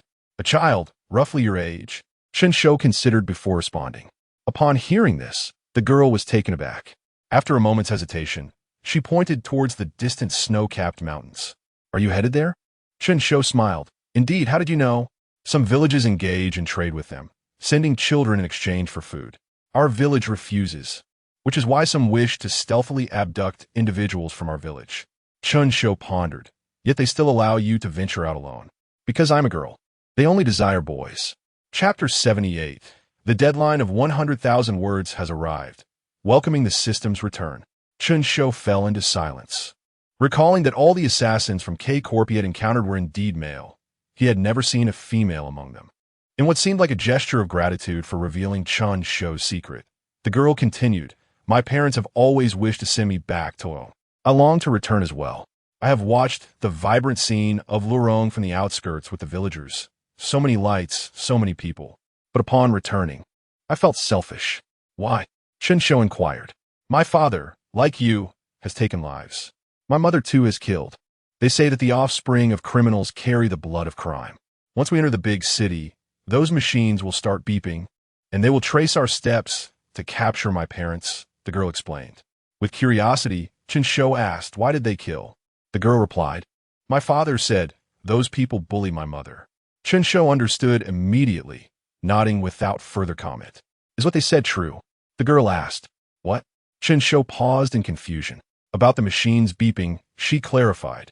Chen Shou pondered for a moment. It seemed unlikely, as he had only heard that children couldn't take public service exams, but had never heard of anyone being tracked down. Besides, the Public Security Bureau was understaffed, already overwhelmed with civil disputes like domestic arguments, family violence, and noise complaints. Where would they find the time to venture into the mountains to apprehend anyone? The girl should be more concerned about whether she could obtain a household registration. However, Chen Shou was not part of the system and was unaware of these processes. He had never heard of such things. Nevertheless, Chen Shou decided to instill a glimmer of hope in the girl.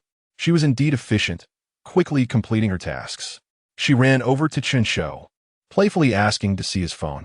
"You can only play for an hour," Chen Shou replied, activating the minor mode.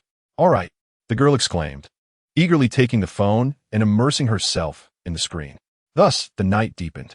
Initially intending to limit the girl to an hour of screen time, Chen Shou found himself unable to resist her charm, granting her yet another hour, and then another.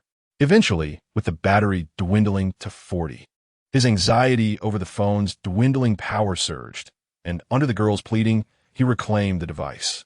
By the campfire, the girl produced a steam bun, bit into it, and shared half with Chen Shou. "Here, for you, to pay for the phone time." Chen Shou chuckled, finding her amusing. He accepted the bun without hesitation. "My name is Xiao Si. What about you?" she asked. "Xiao Si Yuan," he replied. "That is not your real name," she countered immediately. Chen Shou raised an eyebrow. "Then Xiao Si isn't your real name either." Xiao Si. The girl pouted. "You city folks have surnames, but I've never heard of anyone with the surname Xiao." Chen Shou smiled. "My surname is Chen from Erdong." "So, you're Chen Si Yuan?" "Close enough." "Close enough? What does that mean?" As the night deepened, the fire dwindled to its last flicker, and darkness enveloped the surroundings once more. The girl lay on the prepared straw beside Chen Shou, sleeping soundly. Through layers of leaves, Chen Shou gazed at the stars above. Suddenly, he pondered whether the system could still be summoned in the absence of a signal.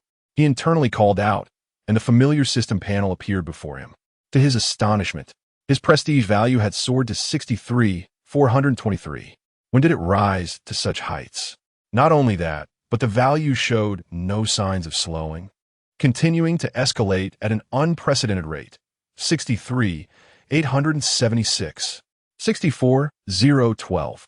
64,682. Chen Shou felt a surge of excitement, his eyes riveted on the data panel, watching as his prestige climbed to over 80,000 before finally tapering off. What was happening?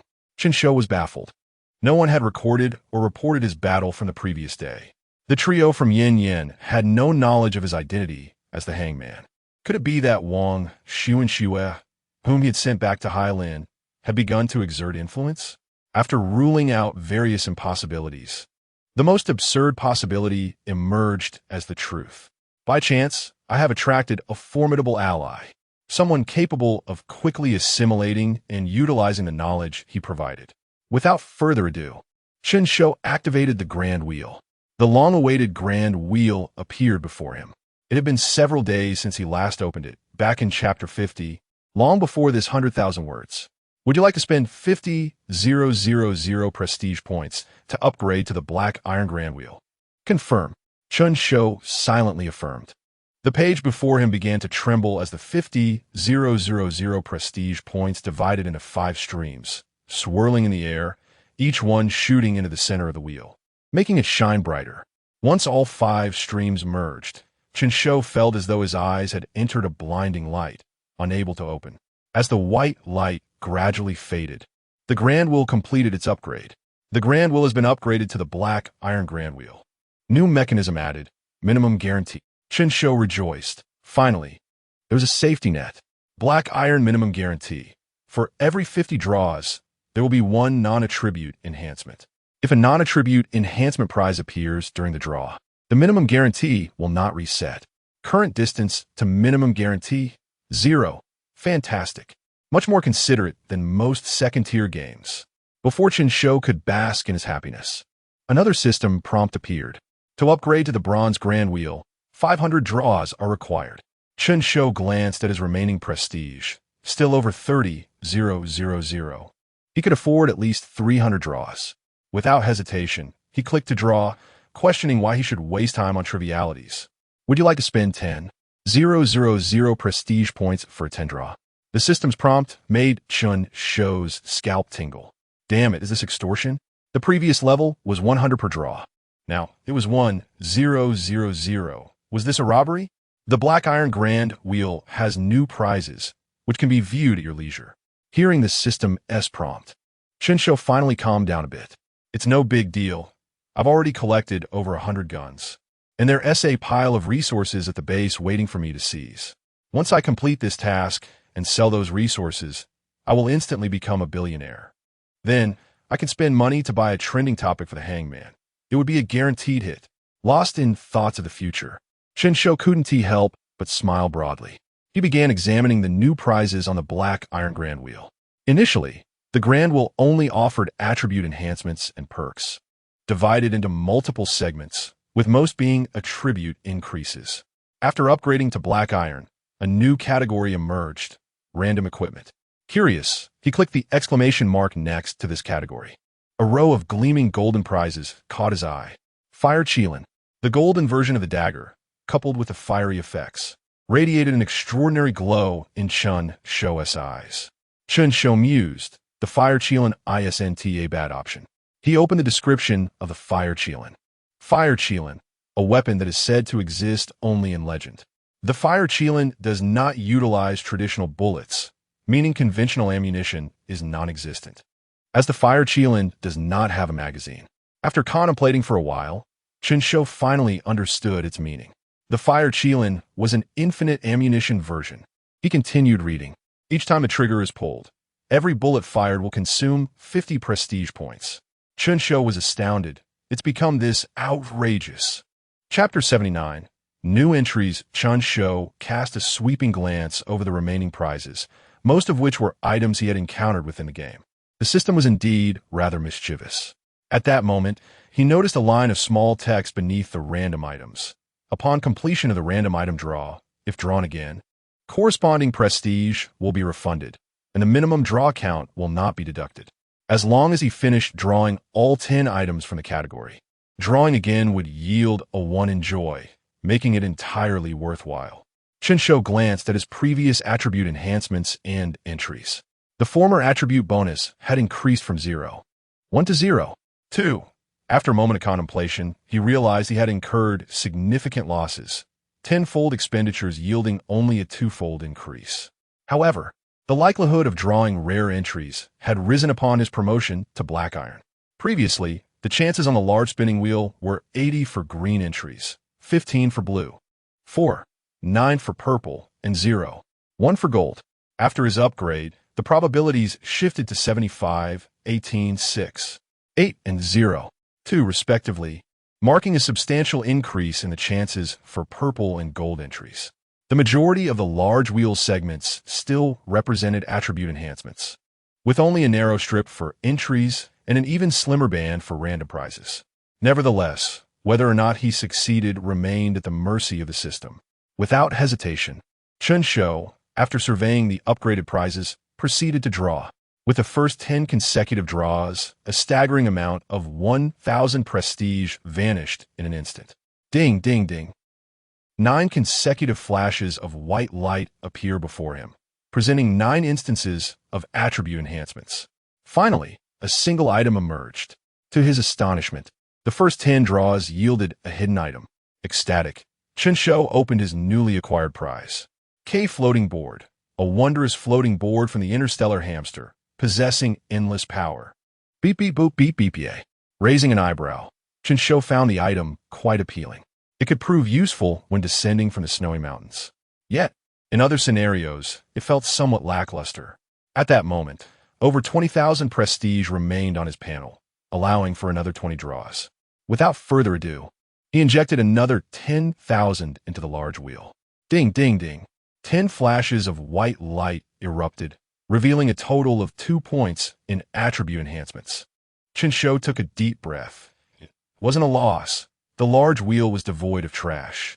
He prepared for the final 10 draws, hoping for something exceptional. At the very least, he wished for a green entry. Once again, he invested 10,000 prestige into the large wheel. White, white, white. Filled with hope, Chen Shou watched as 9 flashes of white light illuminated the air, his expression tightening with anticipation. He understood the difficulty of obtaining entries. However, with 30,000 prestige spent, he had drawn fewer than before. The pressure on the combat power was palpable. Then, in the final moments, a flash of purple light burst forth. What a surprise! A purple entry. Chen Shou felt a surge of excitement, though he was concerned about waking up Xiao Si. He tiptoed outside and began to bounce in place. Random tariff system. Active upon using this skill, a random roll will occur, yielding a result between 2 and 7 points. The points drawn will be converted into corresponding tariffs. When an assassin attacks, the bullets fired in melee actions will multiply according to the tariffs accumulated. Entry duration, 1 minute. Resets at midnight the following day, with a maximum accumulation of 3 times. The description was lengthy, comprising over 100 words. Chen Shou took a moment to grasp the intricacies of this entry. As the saying goes, the longer the explanation, the stronger the entry. This one was no exception. Upon using it, a verification would take place, with results ranging from 2 to 7 points. If he rolled a 2, that would equate to a 10 increase in tariffs.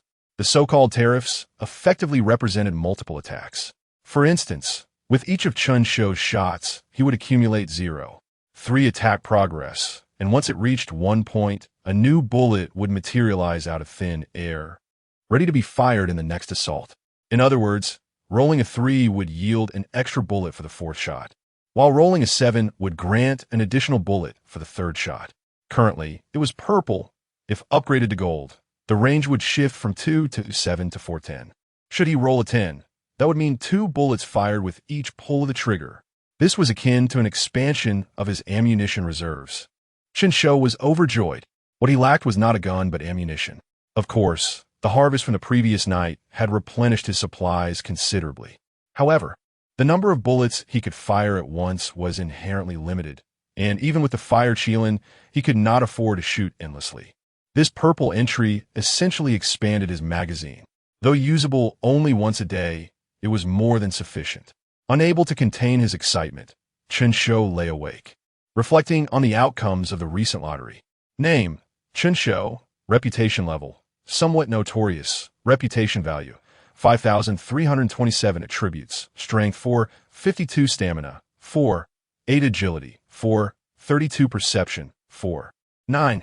Entries, bullseye, gold. Firearm Mastery, sniper, gold. Stray dog, gold. First aid knowledge, gold. Random tariff system, purple. Martial arts, green. 56 petal and leaf, green. Mechanical traps, white. All 4 categories of attributes had seen a significant boost. Chen Shou gazed at his fists, the newly acquired strength surging through his veins. He casually swung his arm forward. Whoosh! The wind from his punch tore through the air, causing the tender green leaves of nearby shrubs to rustle. This was somewhat surreal. Chen Shou squinted, turning toward a nearby tree. He extended only his index and middle fingers, gently pressing against the trunk. The bark splintered instantly, the wood fibers collapsing like cotton. When he withdrew his fingers, 2 deep imprints remained on the trunk. Closing his eyes, Chen Shou experimented with the new sensations his heightened perception afforded him. This time, he could even hear Xiao Si's faint breathing and steady heartbeat nearby. As he slowly shut his eyes, darkness enveloped him, yet the world blossomed in another form. Whoosh! That was Xiao Xi's breath, as light as willow catkins brushing across the surface of a lake. He could even discern the subtle tremor in her nostrils with each inhalation. Thump, thump. The heartbeat resonated like a small drum hidden within his chest, matching the rhythm of Xiao Xi's heart. This was incredible. He had become superhuman. While he could not yet assess his stamina, his agility was evident. Previously, it took him 10 minutes to surrender in a conflict. Now, with enhanced abilities, he feared he might yield in just 6 minutes. Chen Shou was exhilarated and unable to sleep. It was not until dawn that he finally succumbed to slumber. The next day, upon waking, Chen Shou found Xiao Xi sitting beside him, her large eyes filled with curiosity as she gazed at him. "What are you doing? What's so fascinating about sleeping?" Chen Shou waved his hand dismissively. "Why are you smiling in your sleep?" Xiao Xi asked, intrigued. "Go on, go. What do children know about adult matters?" Chen Shou sat up and stretched lazily. "Do you want to come home with me?" Xiao Xi tilted her head and inquired. Chen Shou pondered for a moment. "Will your family welcome me?" He indeed needed a place to replenish his supplies. The journey to the Canglong Snow Mountain was still lengthy, and it was impractical to proceed on an empty stomach. The half of a steamed bun he had consumed yesterday had long been digested, and after the excitement of the night, he even suspected he might have fainted from hunger. If he didn't eat something soon, he feared the muscle gifted by the system would vanish. Of course, they will welcome you. The villagers might even like you. Why is that? Is it because I killed someone just like them? Chen Shou queried, puzzled. It's because you're good-looking. Chen Shou. Chapter 80 recounts a horrific event where over 100 lives were extinguished in a single instance. Our village is not far from here. Let us stroll there at a leisurely pace. Xiao Xi placed the timber onto the rear seat of the bicycle. The two walked upon the leaf-strewn earth, their steps producing a crunching sound. After traversing a dripping cave and ascending a slick, natural stone path for approximately 10 minutes, Chen Shou beheld the so-called village.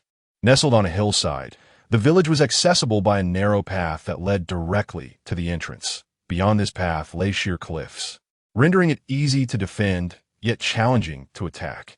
"Welcome to my home." Xiao Xi smiled at Chen Shou. "Our village is called Hope Village." The entrance was modest, allowing passage for but a single person, with red, handwritten couplets affixed on either side, and the door bore the marks of wood's natural growth. "Are there many such villages nearby?" Chen Shou inquired with curiosity. "Quite a few," Xiao Xi replied. "Villages like ours, lacking powerful backing, often engage in barter or pay someone to fetch goods from Lorong. However, some villages have their own support." Xiao Xi gestured towards the distant snow-capped mountains. "They trade children for supplies with those people over there." "Sell children?" Chen Shou thought he had misheard. Xiao Xi's expression turned bitter yes. "They specifically abduct minors to sell to those individuals, exchanging them for necessities, and they predominantly target boys. But why don't they capture girls instead?" Chen Shou barely finished his sentence, an unsettling notion creeping into his mind due to excessive exposure to the news. That's not the case. Xiao Xi understood his implication. They have no interest in raising children, and they certainly don't wish to care for them. There are also instances of villages collaborating indirectly, supplying children annually in exchange for goods. Chen Shou was left speechless. Xiao Xi pushed open the door, its hinges creaking with age, while the door swung into a wind chime, producing a melodious sound. The entire village unfolded before them. A dozen wooden houses haphazardly dotted the hillside, each surrounded by chickens and ducks or small vegetable patches. Between the houses, clothes hung from lines, having been soaked in detergent. Xiao Xi assisted in lifting the bicycle over the threshold. Upon entering, she was greeted warmly by many of the villagers. However, when Chen Shou followed behind, a sudden silence enveloped the crowd. They pretended to be busy or hurriedly retreated into their homes, peering at Chen Shou through open windows. Clearly, the unexpected presence of a stranger instilled caution, especially with the firearm slung over his shoulder. "They dislike people like you who carry guns," Xiao Xi whispered. "Our folks have encountered those from the snow mountains. They roam the hills armed." Chen Shou nodded in understanding. Xiao Xi grasped his hand. "Don't worry. I'm here." Chen Shou chuckled softly. The pair, one small and one large, ventured deeper into the village. Xiao Xi's home was at the edge of the hillside. A modest log cabin beside a simple stone-built chicken coop containing about 10 fowls. A rudimentary wooden fence bordered the edge, preventing anyone from falling. With a coil of hemp rope atop it, Xiaoxi explained it was for emergency escape. Should enemies attack from the front, the children could exit through there. "Dad, I'm back," Xiaoxi shouted at the door. A hearty voice responded from within. "Why are you back so late? Where did you go last night?"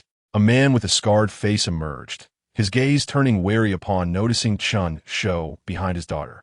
"Who is this?" He instinctively pulled Xiaoxi closer. "This is Chen Shou. He mentioned he arrived here after killing many people," Xiaoxi informed her father.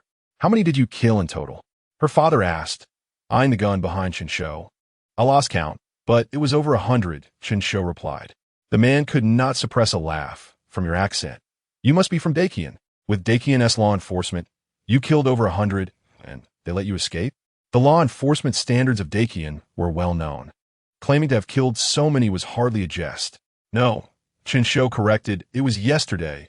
I killed over 100 in one go, and they didn't manage to catch me before I ran in here." The man raised an eyebrow. "What about today?" "Not yet," Chen Shou replied nonchalantly. The man's expression shifted. Could this person be a madman? He pulled Xiaoxi inside. "Why did you bring such a person back to the village?" "But he is a good person. He has a gun and isn't on bad terms with the Snow Mountain people." Snow Mountain people was the term Xiaoxi's village used to refer to members of the K society. "How do you know he is a good person?" her father asked. Xiaoxi tilted her head innocently. "Because he let me play with his phone for hours yesterday." The man was left speechless. Reluctantly, he allowed Chen Shou to enter. "Cool, he said, offering Chen Shou a glass of water. After expressing his gratitude, Chen Shou turned to Xiaoxi. "Would you like some water?" At this, Xiaoxi retrieved her cup and poured herself a glass from the man's pitcher, drinking eagerly. Only then did Chen Shou feel at ease to drink his own. "From your accent, you don't seem to be from Lurong," the man observed as he pulled out a chair to sit. "I'm from Hailin," Chen Shou replied.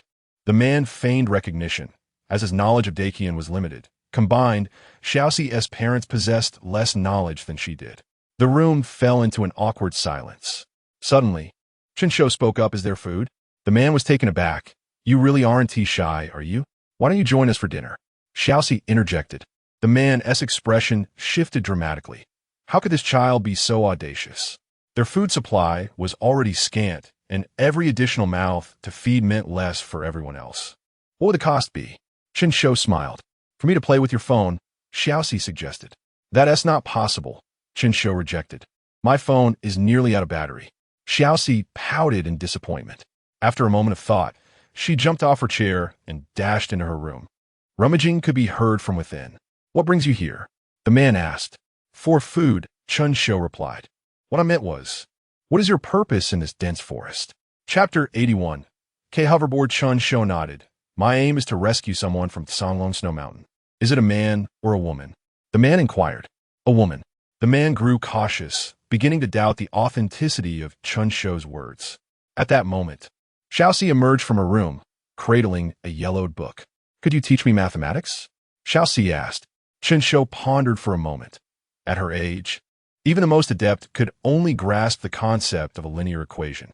Accepting the book she offered, he glanced at the cover, which bore ominous words that seemed to have emerged from the depths of hell. Advanced Mathematics, Tongji Edition. "Are you joking? How could a mere child comprehend something that even I, an adult in my 20s, cannot?" "No, this book is far too wicked. I cannot teach you," Chen Shou asserted with conviction. "Oh," Xiaoxi replied, disappointed, as she returned to her room to rummage through her belongings. "Does she have a deep fondness for reading?" Chen Shou asked. Upon hearing Chen Shou mention his daughter, the man's tone softened with pride. "She has loved reading since childhood, and she is far more intelligent than her peers," he boasted. With a sigh, he continued, "You're likely aware of our circumstances. If not for us, she might be attending school, just like other children.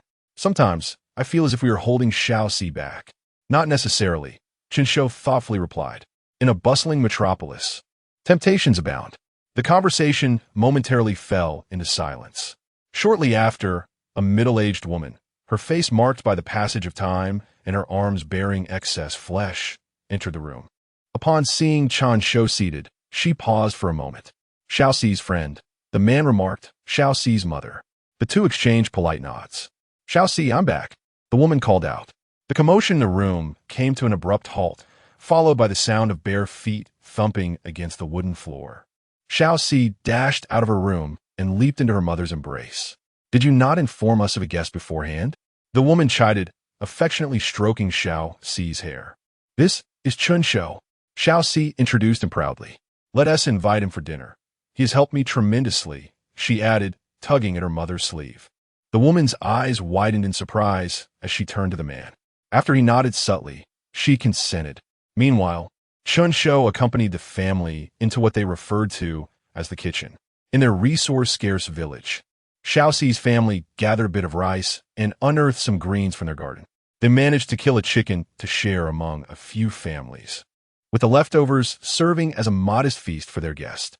As Xiao Xi watched her parents washing rice and vegetables, she leaned toward Chen Shou and said, In the past, we could only have chicken during the New Year. If not for you, I would have had to wait another 6 months. Chen Shou chuckled, realizing that her desire to have him stay for dinner stemmed from her craving for chicken. And remember, as a guest, don't actually act like one, Xiao Xi instructed. It's unbecoming for a guest to arrive empty-handed. Chen Shou contemplated, but I have neither money nor food on me. Since the comprehensive promotion of electronic payments, Chen Shou had only carried his phone when going out, never anticipating a time when cash would be necessary. But you still have a bicycle, right? Xiao Xi suggested eagerly. After you rescue the person, could you return the bike to me? Return it? The little one seems to think the yellow bike belongs to her, Chen Shou mused, recalling the 200 yuan deposit he had yet to receive after waiting 3 years for a refund. Then he remembered the K hoverboard he had drawn last night. If you want it, I can get it to you now. Xiao Xi's eyes sparkled with excitement. Really? You wouldn't deceive me, would you? With a mysterious smile, Chen Shou replied, I possess an even better mode of transport. If you're interested, I'll take you to see it tonight. The cooking progressed swiftly, given the scarcity of resources. All that was required was to steam the food until it was cooked. During this time, several villagers, noticing the camaraderie between Xiao Xi and Chen Shou, approached him with curiosity. Why do you carry so many guns? One asked. There are numerous foes. One gun is insufficient, Chen Shou replied earnestly. And how many enemies have you eliminated so far? Another inquired. Over 100, he answered. The seriousness of Chen Shou's demeanor amused several women, as his youthful face seemed incongruous with his words. After dinner, Chen Shou took Xiao Xi and taught her how to ride a bicycle. After a few laps, she was able to ride it independently, quickly becoming the envy of the village. Inside the house, Xiao Xi's parents observed the joy between the two and began to converse in hushed tones. Is he from the Snow Mountain? The woman asked. The man shook his head. He doesn't seem like it. His accent is not that of Lorong, and his manner of speaking appears genuine. Yet, even when he claimed to have killed over 100 people, his expression remained unchanged. The woman fell silent, recalling how her husband had fought valiantly to save her, managing to eliminate 3 men who had bullied her, and he had been injured in the process. Her husband had labored tirelessly for years, his arms the strongest in the village. Could this young man, clad in loose clothing that concealed any muscle, truly have killed over 100 people? Even with a gun, it requires strength to control one. Rest assured, I will keep an eye on him. There won't be any trouble, the man assured her. The woman nodded, still concerned. With no extra rooms available, Chen Shou had to make do with sleeping in the living room for the night. In the dead of night, Chen Shou suddenly opened his eyes. Outside, the sounds of insects chirping filled the air, while inside, the rhythmic sounds of snoring echoed. He gently unfolded his bedding and softly shook Xiao Xi awake. She murmured sleepily, rubbing her eyes, still heavy with fatigue as she gazed at Chen Shou. Would you like to try my new mode of transport? He asked. Xiao Xi nodded enthusiastically. They stealthily made their way to the edge of the fence. I'll lower you down. Wait for me below, Chen Shou whispered. But what about you? Xiao Xi questioned. There are patrols on the ground. That's easily managed. Chen Shou instructed Xiao Xi to grasp the rope tightly as he slowly lowered her down. The village gate was not particularly high for Chen Shou, especially with the enhancement of the system's abilities. With the activation of the presence awareness attribute, He exerted a slight force while standing at the wall's edge and effortlessly exited the village. He walked briskly, evading the gaze of the night watchman. The sound of dripping water from the cave gradually faded into the distance. Chen Shou retrieved the hoverboard from the system space. It gleamed with a cold metallic sheen, its streamlined body slightly vibrating as it hovered 30 centimeters above the ground, its exhaust ports continuously emitting soft blue flames. This contraption, he tapped the surface, producing a dull thud that resonated like some high polymer material, neither metallic nor plastic. The lights embedded on either side illuminated automatically. The moment Chen Shou touched the surface of the hoverboard, a ring of blue light ignited along its edge. The entire vehicle sank slightly before rising rapidly, seemingly completing a precise weight calibration, accompanied by a subtle humming sound from a base. Chen Shou's expression turned peculiar, for as soon as he stepped onto the hoverboard, a control guide appeared vividly in his retina. Chapter 82. Invasion. The hoverboard bears little distinction from skateboard, save for the addition of a forward-leaning acceleration. Chen Shou leaned slightly forward, and the rear of the hoverboard emitted a brilliant white flame, propelling him forward with immense force. Wow! The sudden thrust nearly caused him to lose his balance. He distinctly observed that with merely a slight bend of his waist, the hoverboard display indicated a speed exceeding 20 km/h. Is this truly a board? If I were to transform into a skilled craftsman, wouldn't its speed soar beyond 80 km/h? A wave of disbelief washed over Chen Shou. The situation had taken on a surreal, almost absurd quality, akin to villagers presenting nuclear technology. As night enveloped the forest, Chen Shou maneuvered swiftly through the trees on the hoverboard, relishing the cool night air against his face. What a thrill! Before long, he located the spot where Xiao Si awaited. "Get on," he signaled to her. Xiao Si's eyes widened in astonishment at the gleaming hoverboard beneath his feet. Cautiously, she stepped onto it, and the board sank slightly before rising again, offering a palpable sense of feedback. "Hold on tight." Chen Shou bent forward, and the hoverboard surged forward, propelling both of them into the night. Xiao Si let out a startled scream, her hands desperately clutching Chen Shou's shirt. In no time, they arrived at the temporary lodging they had occupied the previous day. Chen Shou came to a steady stop, and Xiao Si hopped off like a little rabbit, her face alight with uncontainable excitement, her smile stretching from ear to ear. "Where did you get this?" she inquired. "This is from Zenith Star Technology," Chen Shou replied, dismounting the hoverboard. As he retracted his consciousness, the board transformed into countless pixels, dissipating into the air. He sighed in relief. With his hoverboard, he would no longer struggle with that old bicycle. "See, I can give you that bicycle now," he said. Xiao Si gazed at him eagerly. "Actually, I didn't want that bicycle that much." In the Village of Hope, the man's snoring abruptly ceased as he jolted awake, his eyes flying open. Darkness enveloped the surroundings, with the moonlight streaming through the window as the sole source of illumination. Beside him, a woman lay in deep slumber, exhausted and emitting soft snores. He tiptoed out of bed and stepped into the living room, finding it empty, his pupils dilating in alarm. The guest, who should have been resting on the sofa, had vanished without a trace. He scanned the area anxiously. Outside, the bicycles were neatly arranged, still secured with chains. Returning indoors, he was struck by the realization that Xiao Si was also absent. A cacophony of thoughts thundered in his mind, leaving him momentarily blank. He dared not awaken his wife, fearing that the news would further disturb her sleep. Quietly, he stepped out of the room and surveyed the vicinity, noticing signs that the emergency escape rope had been tampered with. The issue, however, was that the rope required someone to pull from above for it to lower a person down. Given Xiao Si's strength, she could never have managed to lower that young man. Thus, only one possibility remained. The young man had deceived Xiao Si, lowered her down, and then stealthily slipped away. The man hurried to the night watchman, inquiring if he had seen their guest. The watchman paused, momentarily taken aback, before shaking his head and preparing to speak. Suddenly, a deafening gunshot rang out, the bullet piercing the dilapidated wooden door and striking the watchman before him. In an instant, the once living man crumpled to the ground. The man was left in shock. Clang, clang, clang. Xiao Si's father, realizing the gravity of the situation, swiftly pulled the rope. The force spreading through the village and ringing the bells at every household. Intruders! That young man is an accomplice. A jolt of realization struck Shou Si's father. But there was no time for contemplation. Villagers emerged from their homes to ascertain the cause of the commotion. Another series of gunshots echoed, causing the old wooden door to tremble violently, threatening to give way. Children and pregnant women quickly find a place to hide. A voice cried out. Panic ensued as the crowd sprang into action.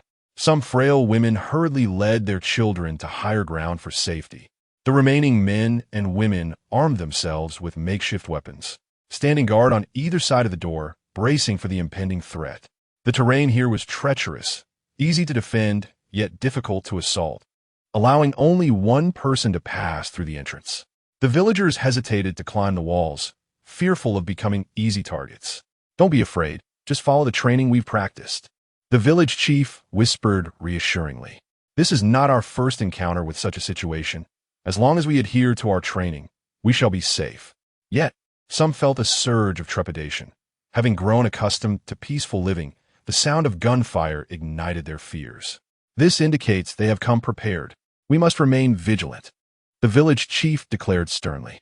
Some villagers were paralyzed by fear, recalling past invasions from neighboring villages, which had never been as brazen as this. Charging in under the cover of darkness. Just by listening to the commotion outside, it was clear that the enemy was numerous. Even if they managed to take down one intruder, it would be a daunting task, especially considering the adversary was armed. Should even one of them breach their defenses, the village would be doomed. As these thoughts raced through their minds, the villagers' faces turned pale, with some trembling uncontrollably. Shou Si's mother, frantic with worry, dashed to her daughter's room, only to find the bed empty. Shou Si, where are you? A wave of despair washed over her, as if her soul had been snatched away. Enemies are coming. Quickly, hide with me. She flitted about like a headless fly, searching in vain for Shou Si's presence. Overwhelmed by sorrow, she was guided by the village women to a hiding place. This refuge was the only cave halfway up the mountain, cramped and crowded, barely accommodating a few standing figures, anxiously waiting for the chaos to subside. How could there be an attack in the dead of night? One pregnant woman fretted, her brow furrowed in concern. Another shook her head. If they want to come, they will come. Do bad people need a reason to assault you? However, the pregnant woman hesitated, but we have nothing here. Why would they come to attack us in the dead of night? We still have a few children in our village. Silence fell over the group, and soon, the muffled sounds of quarrels among the children echoed within the cave, reverberating ominously. It must be that man Shou Si brought back. A burly boy asserted firmly. We all saw it. He was armed with 4 guns. He cannot be a good person. Look at how he smiled. He surely harbors ill intentions. Ever since he arrived, the Snow Mountain people have come. Each utterance seemed to mock Shou Si, redirecting the blame toward her mother. The frightened children sought a clearer target to vent their fears, and Shou Si became that target. Shou Si's mother, struck as if by lightning, vehemently denied their claims. Impossible. Shou Si would never do such a thing. The children's words ignited subtle divisions among the adults present, some instinctively taking a step back. Those with kind hearts fell silent, unwilling to voice reassurances. They could only watch helplessly as Shou Si's mother wept in the corner. Chapter 83. The Divine Weapon. Shotgun at the entrance of Hope Village. A dull gunshot echoed through the night. A villager, caught off guard, was struck in a vital area by a pellet. He could not utter a single word. His eyes widened in agony as he collapsed backward, struggling for a moment before lying still, lifeless. Thus, a vibrant life extinguished before the gaze of many. Drag him away, the village chief shouted. The villagers, jolted from their shock, scrambled into action. Some, witnessing the gruesome sight of the body, were overtaken by panic. Not all residents of Hope Village had come here as murderers. Many sought refuge from their unbearable past lives. This was their first encounter with death. Breaths quickened, palms dampened with sweat. It was evident that multiple assailants were armed outside. By the sound, there were at least 10 adversaries. The village's combat capability was limited. What could they possibly use to resist the onslaught? The corpse was riddled with dozens of bullet holes, blood oozing profusely. The weapon inflicting such grievous harm was none other than a shotgun. The assailant charged into the village, firing indiscriminately at the side, without aiming at a specific target. The villagers, still reeling from the shock, found a largest among them, a robust man, struck by pellets and killed instantly. "Do not panic, there must be a way," the village chief reassured. In truth, he had no idea what that way might be. Their only advantage lay in the terrain. The wooden doors had been smashed to pieces by the enemy, were it not for the fact that only one enemy could pass through at a time. Hope Village might have already ceased to exist. A wave of despair washed over them, a desolation stemming from the confrontation of cold weapons against firearms, and the haunting reality of witnessing death. Moments earlier, Chen Shou and Xiao were nestled in the dense forest, eagerly experimenting with a new toy. After countless falls, Chen Shou's arms bore the marks of his efforts, bruised and battered. At last, he had begun to master the use of the hoverboard. While he could not yet perform dazzling aerial maneuvers, he could glide through the trees with the agility of a bird, avoiding collisions. Post-training, Chen Shou touched the bruises on his body, reflecting on the irony that being a killer was less taxing than indulging in extreme sports. During his time as an assassin, he had never sustained such injuries, save for a single bullet wound to his leg. Suddenly, the sharp crack of a gunshot pierced the air, and both turned towards the source. Hope Village was in turmoil. "The village is under attack," Xiao exclaimed, leaping to her feet. "There's no time. Get on," Chen Shou commanded. And without hesitation, Xiao sprang onto the hoverboard. He maneuvered swiftly through the forest. At night, the dense foliage obscured their path. The landscape appeared as an endless repetition of trees and the unsettling drone of insects. They could only trust their memory of the route they had taken and the direction of the gunfire. "Please, let nothing happen." Xiao's face reflected confusion and fear. Her grip on Chen Shou's shoulder tightening, leaving deep red imprints. Minutes later, the hoverboard sped towards the cave that served as the only passage to the village. "Find a place to hide," Chen Shou instructed, setting Xiao down in a secluded spot as sounds of chaos echoed from within the cave. She nodded, but in an instant grasped his hand tightly, tears glistening in her eyes. "You will save the villagers, right?" Chen Shou gently stroked her head. "Do not worry, I will. I no longer want the bicycle. Just ensure the villagers are safe," Xiao cried, guilt gnawing at her heart. She instinctively connected the village's plight with her own desire for fun, as if that could somehow alleviate her distress. "Rest assured, this is not your fault," Chen Shou consoled her. At the entrance of Hope Village, Chen Shou surveyed the enemy stationed at the door, silent and still. The area lay in disarray, many wounded by the shotgun's merciless barrage. Suddenly, a familiar cry of anguish pierced the air. Xiao's father had been struck. Chen Shou's expression darkened. The door had been dismantled by the attackers, leaving the villagers to frantically defend themselves with makeshift shields of pots and pans.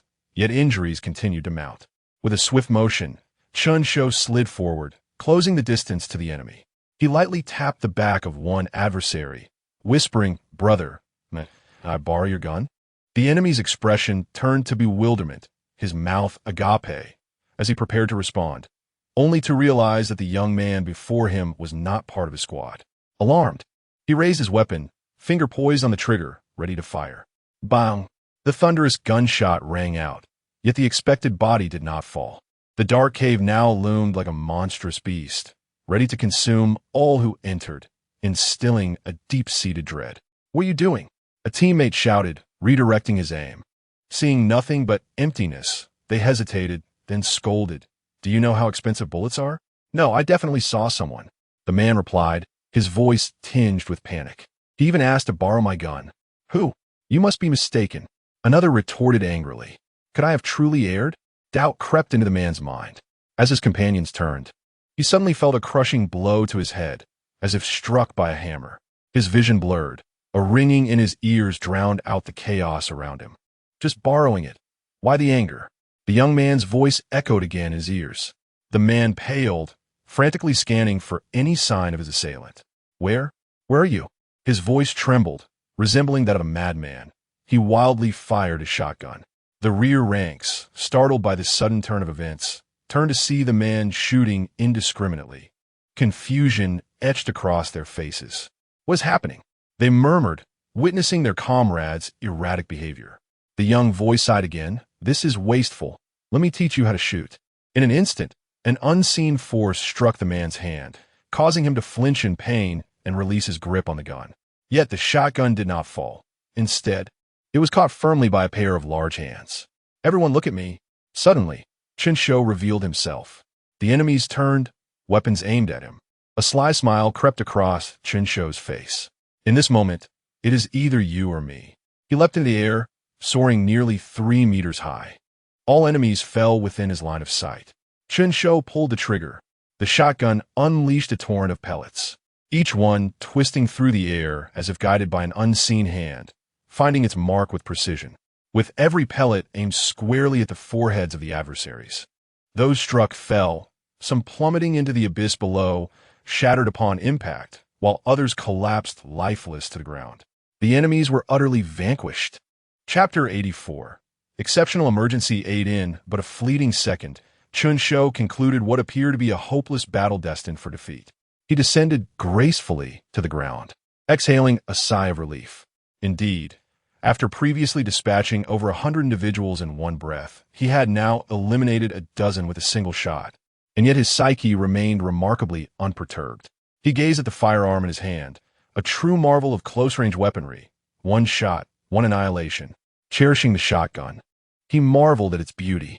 However, the proximity of his encounters constrained his vision. The villagers stood before the shocking scene, utterly astounded.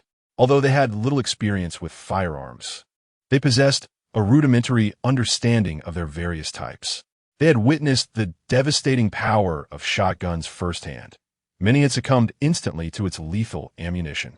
Yet, the enemy's application of the shotgun appeared somewhat juvenile in comparison to Chen Shou's prowess. Was this truly how shotguns were employed? Could one obliterate an entire group with a single shot? Chen Shou's recent display utterly shattered their preconceived notions regarding the weapon's capabilities. The stereotype of needing to fire at close range, one shot per target, was entirely obliterated by his extraordinary performance. What then had they struggled for? Endeavoring to keep the enemy at bay? Had they known, they could have simply seized a shotgun and engaged in a straightforward exchange of fire. Meanwhile, upon hearing of her husband being shot, Xiaoxi's mother rushed to the scene, only to be met with an astonishing sight. She had initially believed that the young man had merely made a common mistake, fleeing to the wilderness. Yet, the strength he exhibited was formidable. With nonchalance, he had turned the tide of battle, even slaughtering so many while maintaining an air of indifference. As she beheld the blood-soaked corpses of the enemy, a chilling realization struck her, recalling Chen Shou's words. "I have killed over 100 in one go." Initially, she assumed the adversary was merely feigning ferocity to intimidate them. She and her husband had never truly believed this could be real. But it was indeed true. The villagers remained enveloped in shock, unable to emerge from their stupor until the cries of the wounded pierced their consciousness, prompting them to react. The conflict with the enemy had concluded, yet the aftermath loomed large. Many were injured, and some had lost their lives. At that moment, no one dared contemplate how the families of the deceased would carry on. Quickly mobilize, transport the injured to a safe place, Chen Shou commanded. The village chief stood nearby, hesitating to speak, realizing that his authority had been unwittingly usurped by this young man before him. Fearful of becoming the next target, he remained silent. The onlookers soon regained their senses and began to carry the injured. Leave 1 or 2 individuals to stand guard. We must prevent a second wave of enemies from following. Chen Shou continued issuing orders. Subsequently, in full view of the gathered crowd, he began to inspect the corpses. "Why are you all standing there in bewilderment? Bring the bodies in, strip them of their clothing, and remove anything of value," Chen Shou urged, observing the stunned expressions around him. He then directed them to find a place to divide the corpses and bury them. These would serve as nutrients. As he spoke, his demeanor remained composed, as though he were merely instructing them to butcher pigs rather than dismembering bodies. The villagers exchanged glances, their gazes now tinged with fear.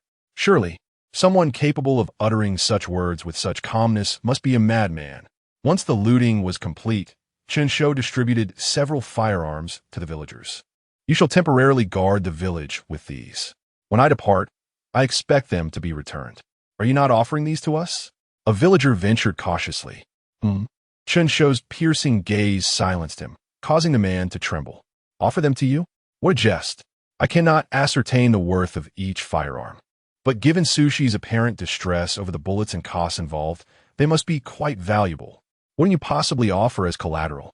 The two factions had little connection. Had it not been for Xiao Si, Chen Shou would have been disinclined to return and assist. Enough. Ishal, fich Xiao Si. You all ensure the injured are attended to. With that, he mounted his hoverboard, and amidst a roar of blue flames, he returned with Xiao Si.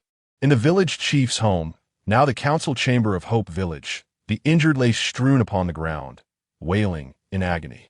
The pain inflicted by the shotgun's pellets was no trivial matter. The searing and excruciating torment was beyond the endurance of an ordinary person. As Chen Shou entered with Xiao Si, she spotted her father lying on the floor, grimacing in pain and sweating profusely. Without hesitation, she rushed to him, her eyes brimming with tears as she inquired about his condition. Is there nothing in the village to aid him? Chen Shou withdrew his gaze. The village chief sighed nearby.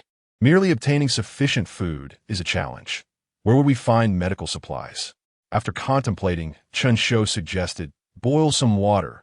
Having the bullet lodge within him is detrimental. With his knowledge of first aid, he remained confident. Performing minor surgical procedures on the battlefield posed little issue, provided the patient could endure the discomfort. The village chief was taken aback. Indeed, the enemy has some clothing. We can wash it and tear it into strips for bandages. Chen Shou continued organizing their efforts. The village chief regained his composure, stammering, but no one in our village possesses medical skills. I do, Chen Shou replied matter-of-factly. It is merely a minor procedure. As long as the issues are not severe, they can be resolved.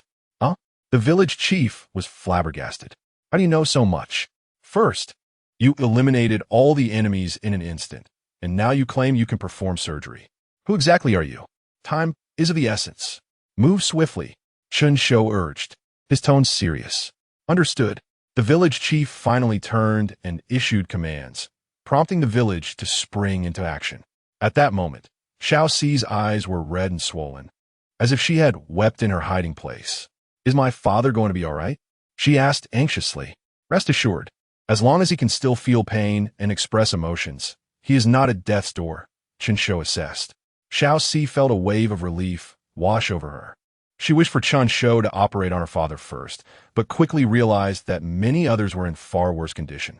Soon, basin after basin of hot water was brought in. Chen Shou wasted no time, categorizing the patients based on the severity of their injuries.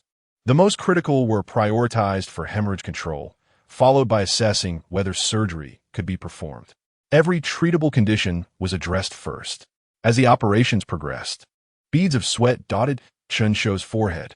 Xiao Si, ever considerate, held a handkerchief to help wipe his brow.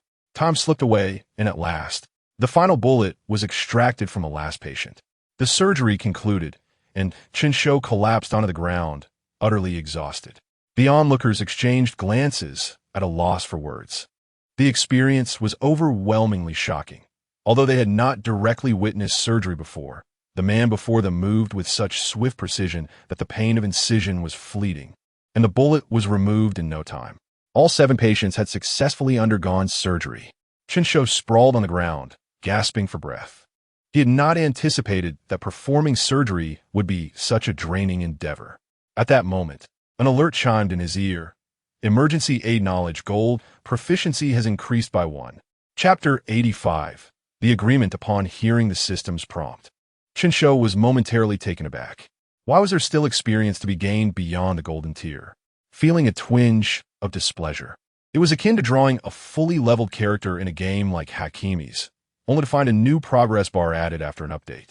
It was an undeniable trap for my reputation points, and there was no sign of a reset or doubled rewards from the update's grand wheel. Lying on the ground, Chen Shou summoned the system. After a flurry of special effects, the system's interface appeared. In the attribute section, his golden attribute, First Aid Knowledge, was now marked with an additional 1 experience. Internally, he questioned, what is this experience bar? Isn't golden synonymous with max level? After a while, the system provided an explanation. The golden attribute is a newly unlocked feature following the upgrade of the black iron wheel. Once the experience of the golden attribute accumulates to 100, a trial will be required. Upon passing this trial, the golden attribute will evolve into a master-level attribute, offering brand new functionalities. Please note, master-level attributes cannot be obtained through the Great Wheel. They can only be acquired by continuously using the attribute to gain experience. Chen Shou nodded quietly. This was akin to introducing a new power system in the game, designed to extract more money from players. Fortunately, this master attribute merely required some time investment. Wait, an important thought struck Chen Shou. He pondered, how come I haven't gained any experience despite using the sniper rifle so many times? Experience accumulation started counting after the upgrade of the Great Wheel. What about my perfect shot? I've killed at least a dozen enemies. Surely that should yield some experience. Perfect shot, gold 0. 12. Experience below 1 will not receive notifications. Forget it, forget it. Chen Shou was too weary to argue with the system. Upgrading to black iron would unlock the master attribute, and by the time he reached bronze, he feared he might unlock the hunting attribute. Upon reaching silver, there would be the top 500 attributes waiting for him. An endless cycle of wielding a 12 super invincible wooden stick to hunt crayfish. He had played enough to understand. All he needed to do was accumulate reputation points to draw and gain experience through the attributes. The system had to consider far more. Under the village chief's arrangement, Chen Shou finally lay down on a comfortable bed. This was the first good night's sleep he had in days, his head spinning from K Corporation's relentless schemes. They employed every trick in the book to ambush and eliminate him. When he awoke again, it was already noon the following day. Chen Shou opened his eyes to find bouquets of wildflowers arranged beside his bed, along with several letters written by children. After casually reading a few, he noted they mostly expressed gratitude, with some even misunderstanding his intentions and calling him a traitor in hiding. It was hardly surprising. Who could have anticipated that while he was out testing the hoverboard, the enemy would strike? After a quick wash, Chen Shou stepped out of the room. The villagers were ecstatic to see him, resembling fans who had spotted their idol. They clasped their hands tightly, eager to leap with joy, yet cautious not to make too much noise and disturb their benefactor. "Oh, hero, you're finally awake." The village chief rushed forward. "How are the injured?" Chen Shou inquired. "All is well, all is well," the village chief responded. After a night's rest, he was completely captivated by the young man before him. How could someone be so handsome and so formidable? Had he not heard from Shao Ci's family that he was off to save lives, he would have already knelt to beg him to stay in Hope Village. Glancing at the village chief, Chen Shou moved towards the patient's quarters. It was not ideal for them to remain long in someone else's home, so the villagers had spontaneously constructed a small wooden shelter for the patients, ensuring better management. After a quick observation, he found most were relatively conscious, though a few had high fevers, likely due to post-operative infections. If you have a way, get some antibiotics from Laurent. Otherwise, these few may not last the next few days, Chen Shou advised. The village chief hesitated. Laurent has been heavily guarded lately. They've set up checkpoints. Our people have tried several times, but couldn't get through. Chen Shou frowned. That's impossible. I cleared the checkpoint. Did they assign new guards that quickly? Those present froze at his words. The nonchalance with which he spoke felt chilling, especially considering his performance the previous day. "All right, I'll send someone immediately." The village chief quickly organized a team to head to Laurent. Chen Shou continued, "My efforts are not without reward. What do you wish? We shall do our utmost to fulfill it." The village chief smiled apologetically. He knew all too well what his village lacked. There was nothing but a handful of men, women, and children. "Prepare me 2 days' worth of rations," Chen Shou instructed. 2 days of provisions would be ample. The hoverboard could reach speeds of 30 miles per hour. As long as he refrained from eating or drinking, he could reach the Dragon Snow Mountain in a day. Chen Shou then made his way to Shao Ci's room. She lay with her eyes tightly closed, her lashes fluttering as if caught in a nightmare. After resting in the living room for a while, Shao Ci finally stirred awake. Seeing Chen Shou in the living room, she stammered, "Are you leaving?" Chen Shou nodded yes. "But the village's funeral is about to begin. Can you?" Xiao Si turned her head away. Chen Shou was momentarily taken aback. "What funeral? For the villagers? While you were performing surgery?" "They were discussing a simple funeral for the deceased," Xiao Si replied, somewhat bashful. "And? There's also a plan to honor you." Xiao Si finished her sentence. Chen Shou chuckled softly, realizing the situation. The Dragon Snow Mountain was not far. At full speed, he could arrive in less than a day, armed with numerous weapons to rescue and return in time for the funeral. "When is the funeral?" Chen Shou asked. "Tomorrow evening, by the river not far from the village." Xiao Si blinked. "I should be able to make it back." Chen Shou assessed the time. In truth, he had more than enough time. Yet it was wise not to be overly definitive. "Really?" Xiao Si raised her voice, skepticism evident. "I want to believe it unless you." She extended her pinky. "Let's make a pact." Chen Shou laughed. "I promise, I will return by tomorrow evening." He didn't linger too long, quickly organizing his belongings and removing the lock from his bicycle to prevent Xiao Si from inadvertently locking it. Stepping onto the hoverboard, Chen Shou set off for the Dragon Snow Mountain alone. After his departure, the villagers collectively sighed. "What a pity, we've lost the chance to thank our benefactor," someone remarked. "He promised he would return by tomorrow evening." Xiao Si interjected suddenly. The others were momentarily taken aback before breaking into smiles. The Dragon Snow Mountain was over 200 kilometers away. Even without food or water, riding a bicycle could not cover such a distance in a day, let alone round trip, exceeding 400 kilometers. Those unaware of the circumstances took this as Chen Shou's attempt to comfort Xiao Si, laughing and responding without wishing to spoil the moment. With the aid of the hoverboard, Chen Shou no longer faced the arduous task of pedaling. His speed reached 30 miles per hour, and his spirits soared freely. Watching as the Dragon Snow Mountain drew ever nearer, he felt the imposing presence of the high peaks approaching. Chapter 86. Others in the luxurious VIP ward of Lorong Hospital. The door swung open with a bang as Rian rushed in, carrying a bag of fruit. After 2 days of recuperation, Xiaoya had largely recovered, but Xiaofan still needed to rest in bed. The three gathered in Xiaofan's room. Xiaoya sniffed. Could it be that Xiaocuan truly ventured alone to the Songlong Snow Mountain? Ruyan shook her head. The phone is unreachable, and messages go unanswered. It's as if he has vanished from the earth. Xiaoya sighed. I never imagined this mission would be so perilous. We haven't even begun, and we've already suffered a fierce assault from the enemy. Ruyan silently peeled an apple, hesitant to speak, knowing that some of the dubious ideas had originated from Chen Shou. It was unexpected that it would escalate to this extent. By the way, Xiaofan, have you made any progress? Ruyan quickly shifted the topic. Xiaofan nodded, his expression turning serious, though his tone remained calm. We've unearthed a few seasoned veterans, but they are hiding extremely well. Only those with over a decade of undercover experience can even reach that position. The base indeed has hundreds of members, but the total exceeds 800, not counting the assassins currently in training. Inside the base, there are over 100 A-level assassins alone. Xiaofan's words left the others increasingly alarmed.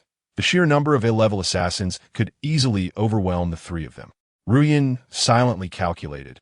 Doesn't that mean the difficulty of the mission is?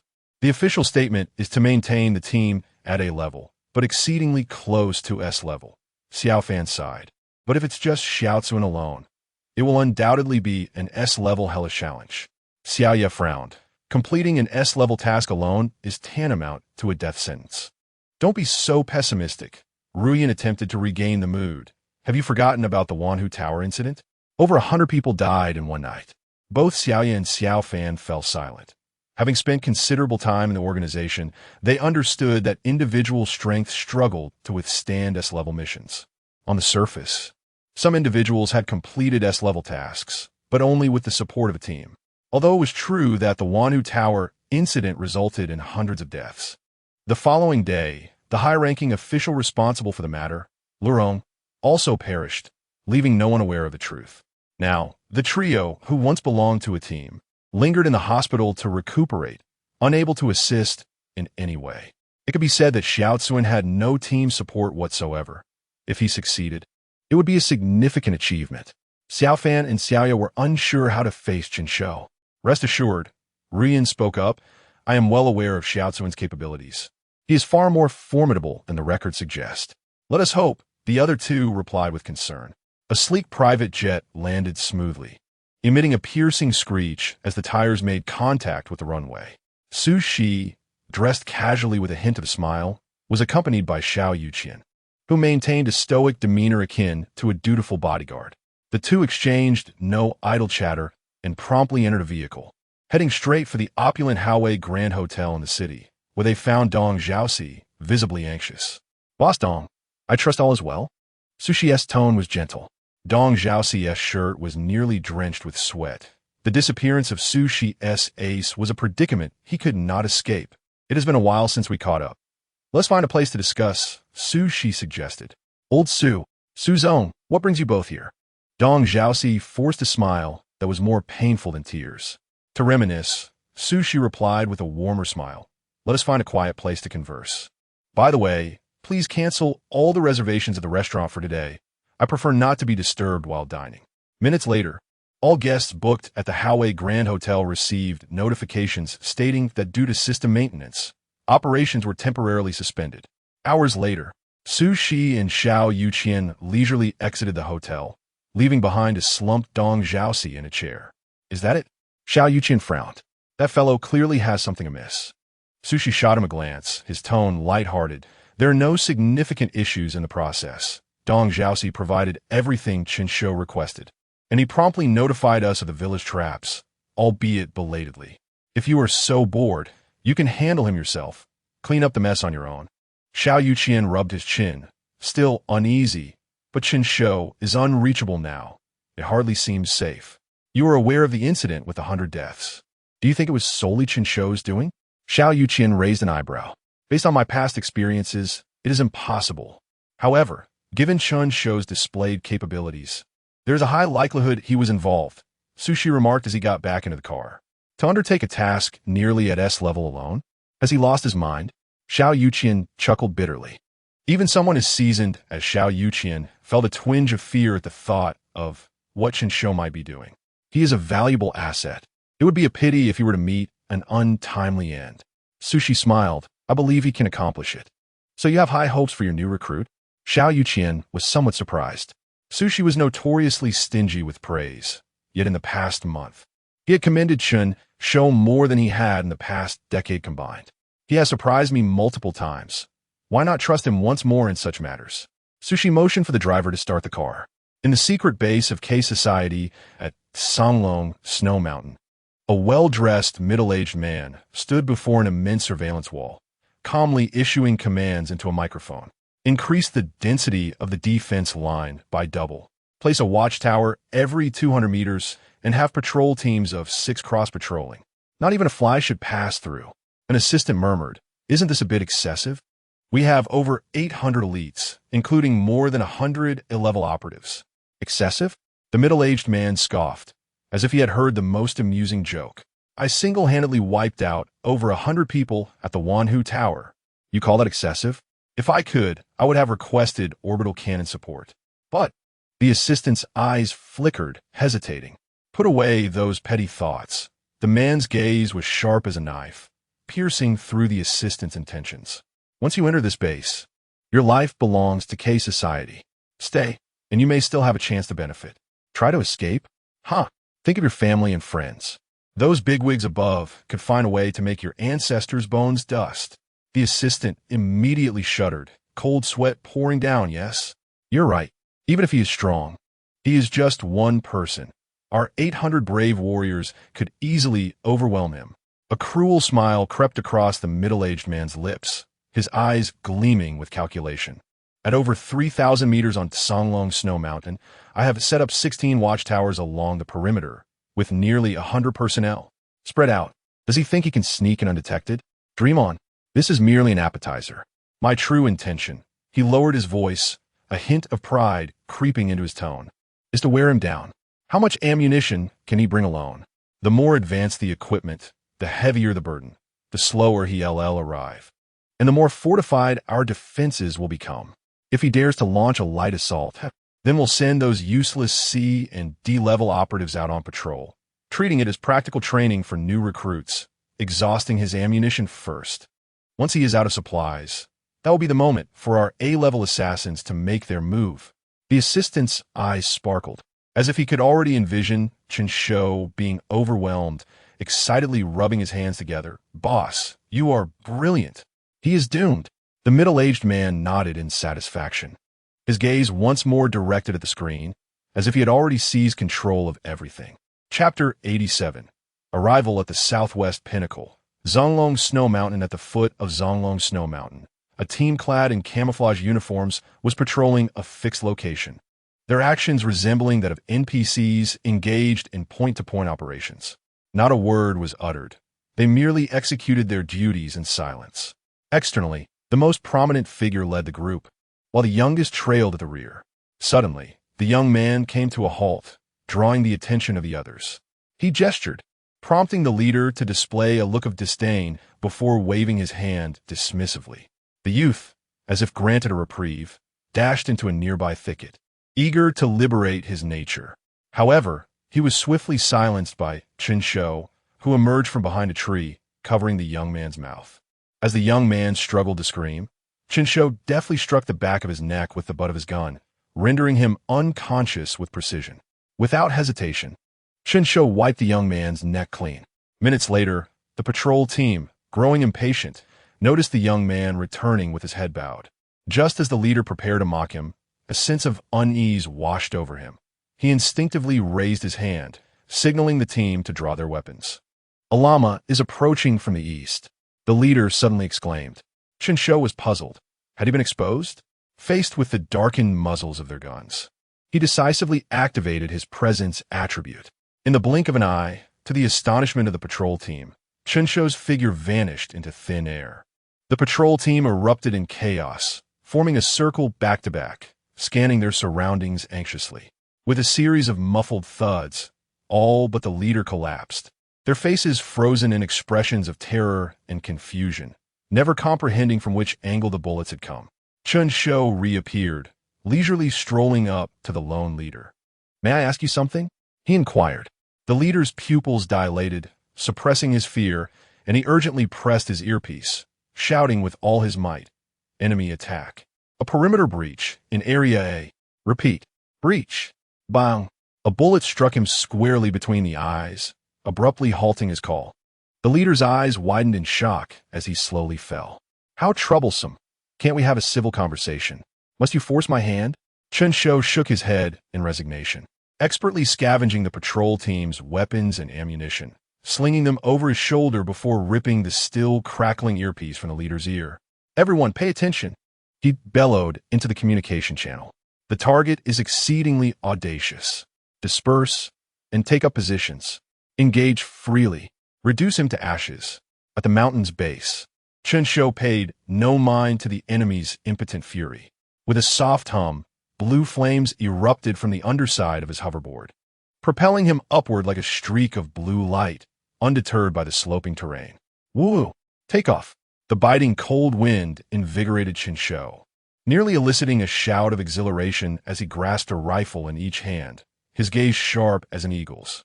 At the second outpost, the second patrol team had just received their orders and found suitable firing positions when a blurred blue shadow zipped past them with a whoosh. "What was that?" One team member gaped. "Captain, should we pursue?" The leader, watching the blue light rapidly ascend, grimaced and clenched his teeth. "Pursue? Notify the third team immediately.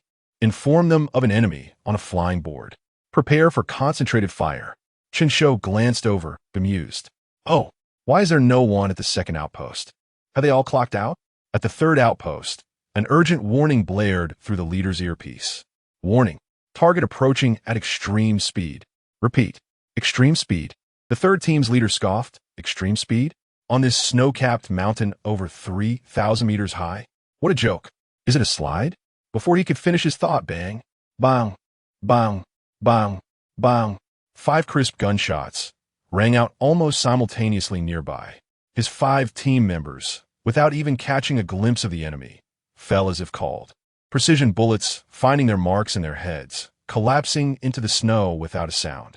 A wave of terror engulfed the leader. What kind of marksmanship is this? Instinctively, he reached for his weapon to retaliate when suddenly, a searing pain shot through his wrist. Crack! A sharp sound echoed as he let out a pained scream. His face contorted, and his gun fell to the ground. He looked up in horror to see the legendary enemy hovering before him on a board emitting blue flames. It was then he recognized the enemy's face. Chen Shou tilted his head and smiled innocently. Just a quick question for you. The leader, gritting his teeth against the pain, lunged for the fallen weapon with his other hand. Bang! Another gunshot rang out, this time striking his outstretched hand. Chen Shou watched his futile struggles, shaking his head. Ah, you're quick on the draw, but alas, your agility leaves much to be desired. How troublesome. Why must you all be so uncooperative? He grumbled, continuing to expertly loot weapons and ammunition. In the following minutes, at the 4th outpost, a flash of blue light, and it was extinguished. At the 5th outpost, not even a scream was heard. It was silenced. The patrol team's proud crossfire network and treacherous terrain crumbled before Chen Shou, as fragile as paper. They didn't even have the chance to issue a complete distress signal. Riding his hoverboard, Chen Shou zipped through, eliminating targets and collecting firearms with ease. In mere minutes, Chen Shou whistled contentedly, coming to a halt atop Zonglong Snow Mountain, at the flat expanse marked as the highest point in the southwest. The summit was remarkably open, dominated by a solitary, brightly painted red telephone booth. Standing forlornly against the backdrop of pristine white snow, exuding an inexplicable, retro-nuclear aesthetic. After all this, the elevator entrance is a telephone booth? Chen Shou scoffed, stepping inside and using his hoverboard to prop the door. The phone panel lacked a dial pad, featuring only a solitary red button. He picked up the receiver, placed it to his ear, and pressed the button. A crackling sound followed, and a muffled voice inquired, "Password?" Chen Shou pondered briefly, mimicking the emotionless tone he had previously heard. Patrol complete, requesting entry for base rest. Silence lingered for a few seconds, as if the other side was verifying something. What's the situation outside? Thinking for a moment, Chen Shou responded candidly, "Quite good. In fact, no significant resistance encountered along the way, and I've gathered a plethora of equipment." The voice, seemingly unaware of any issues, replied, "All right, continue to stand by outside. Report any anomalies immediately." "Wait," Chen Shou interjected hastily. "Could you open the door? I wish to descend." The tone from the other end instantly grew stern. "It is currently duty time. No unauthorized use of the elevators is permitted unless in an emergency. This is the regulation." Chen Shou, with utmost sincerity, replied, "Sir, I can't hold it any longer. I urgently need to use the restroom."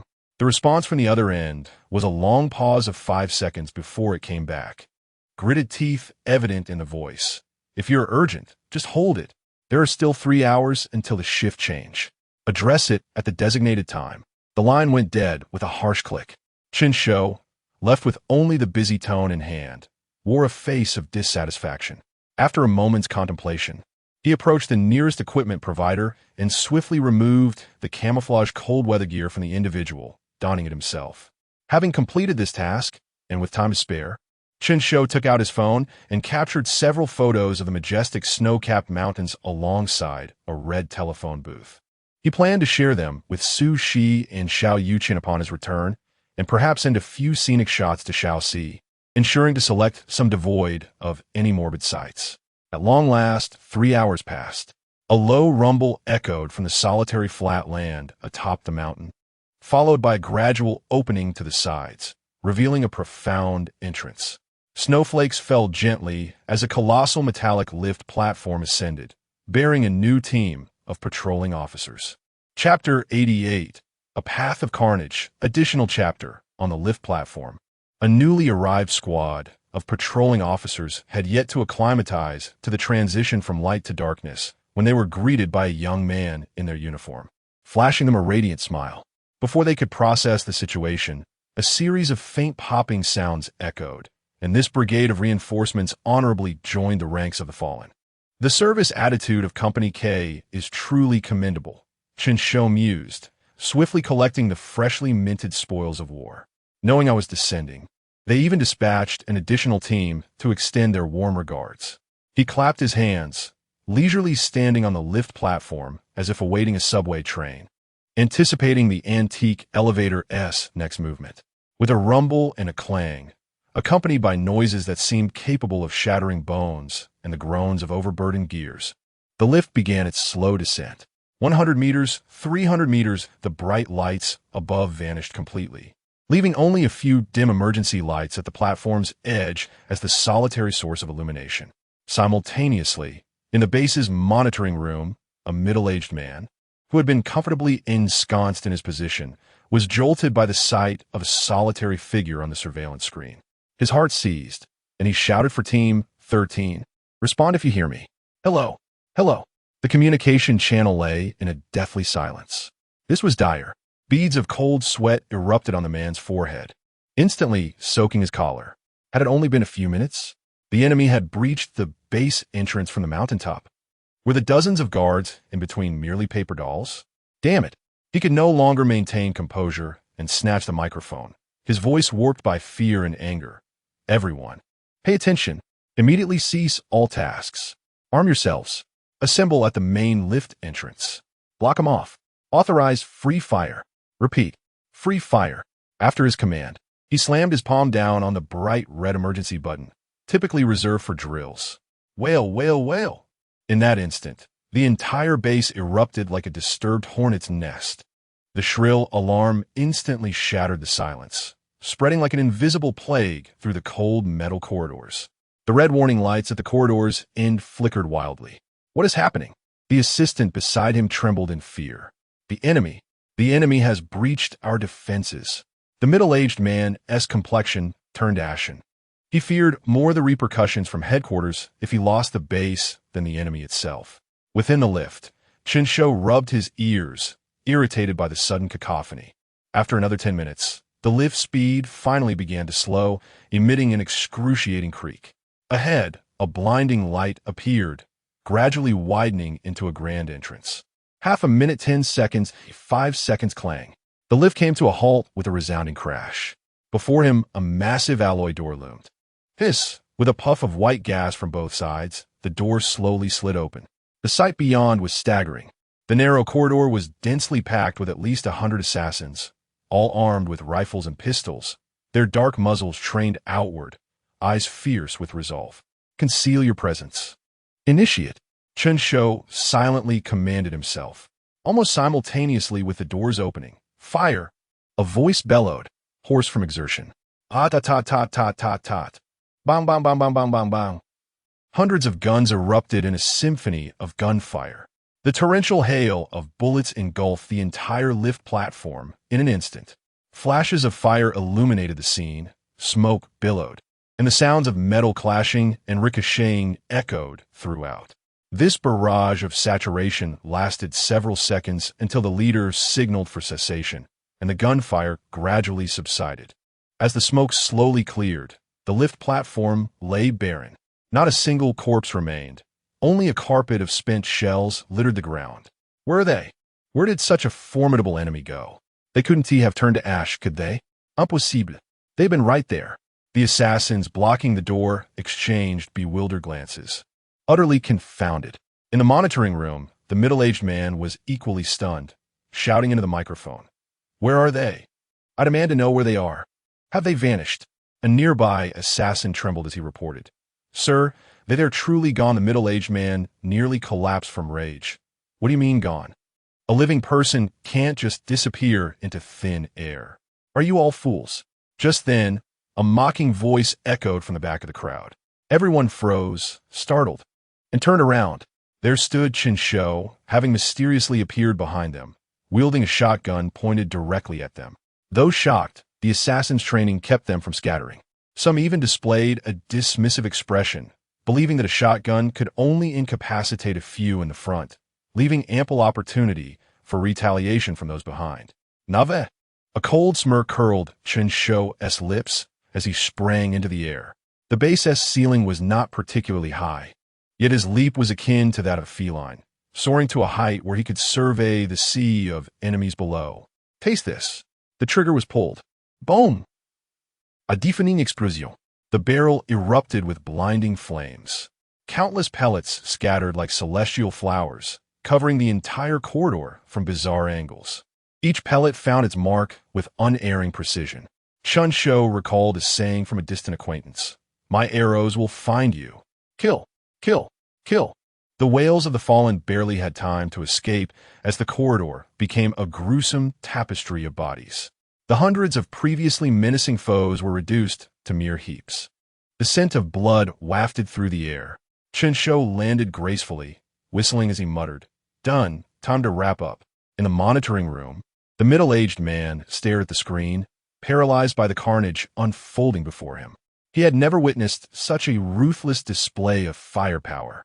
This was 100 times more absurd than gunplay. Quickly, send another team. No, seal off all passages." The middle-aged man snapped back to reality, frantic as an ant on a hot stove. Do not confront him head-on. Find a way to trap him. At that moment on the screen, the figure clad in Company K's uniform strolled nonchalantly through the recently vacated corridor. The middle-aged man felt his animosity towards Chen Shou rapidly dissipate, replaced by a bizarre sense of familiarity. He instinctively felt compelled to broadcast a reprimand.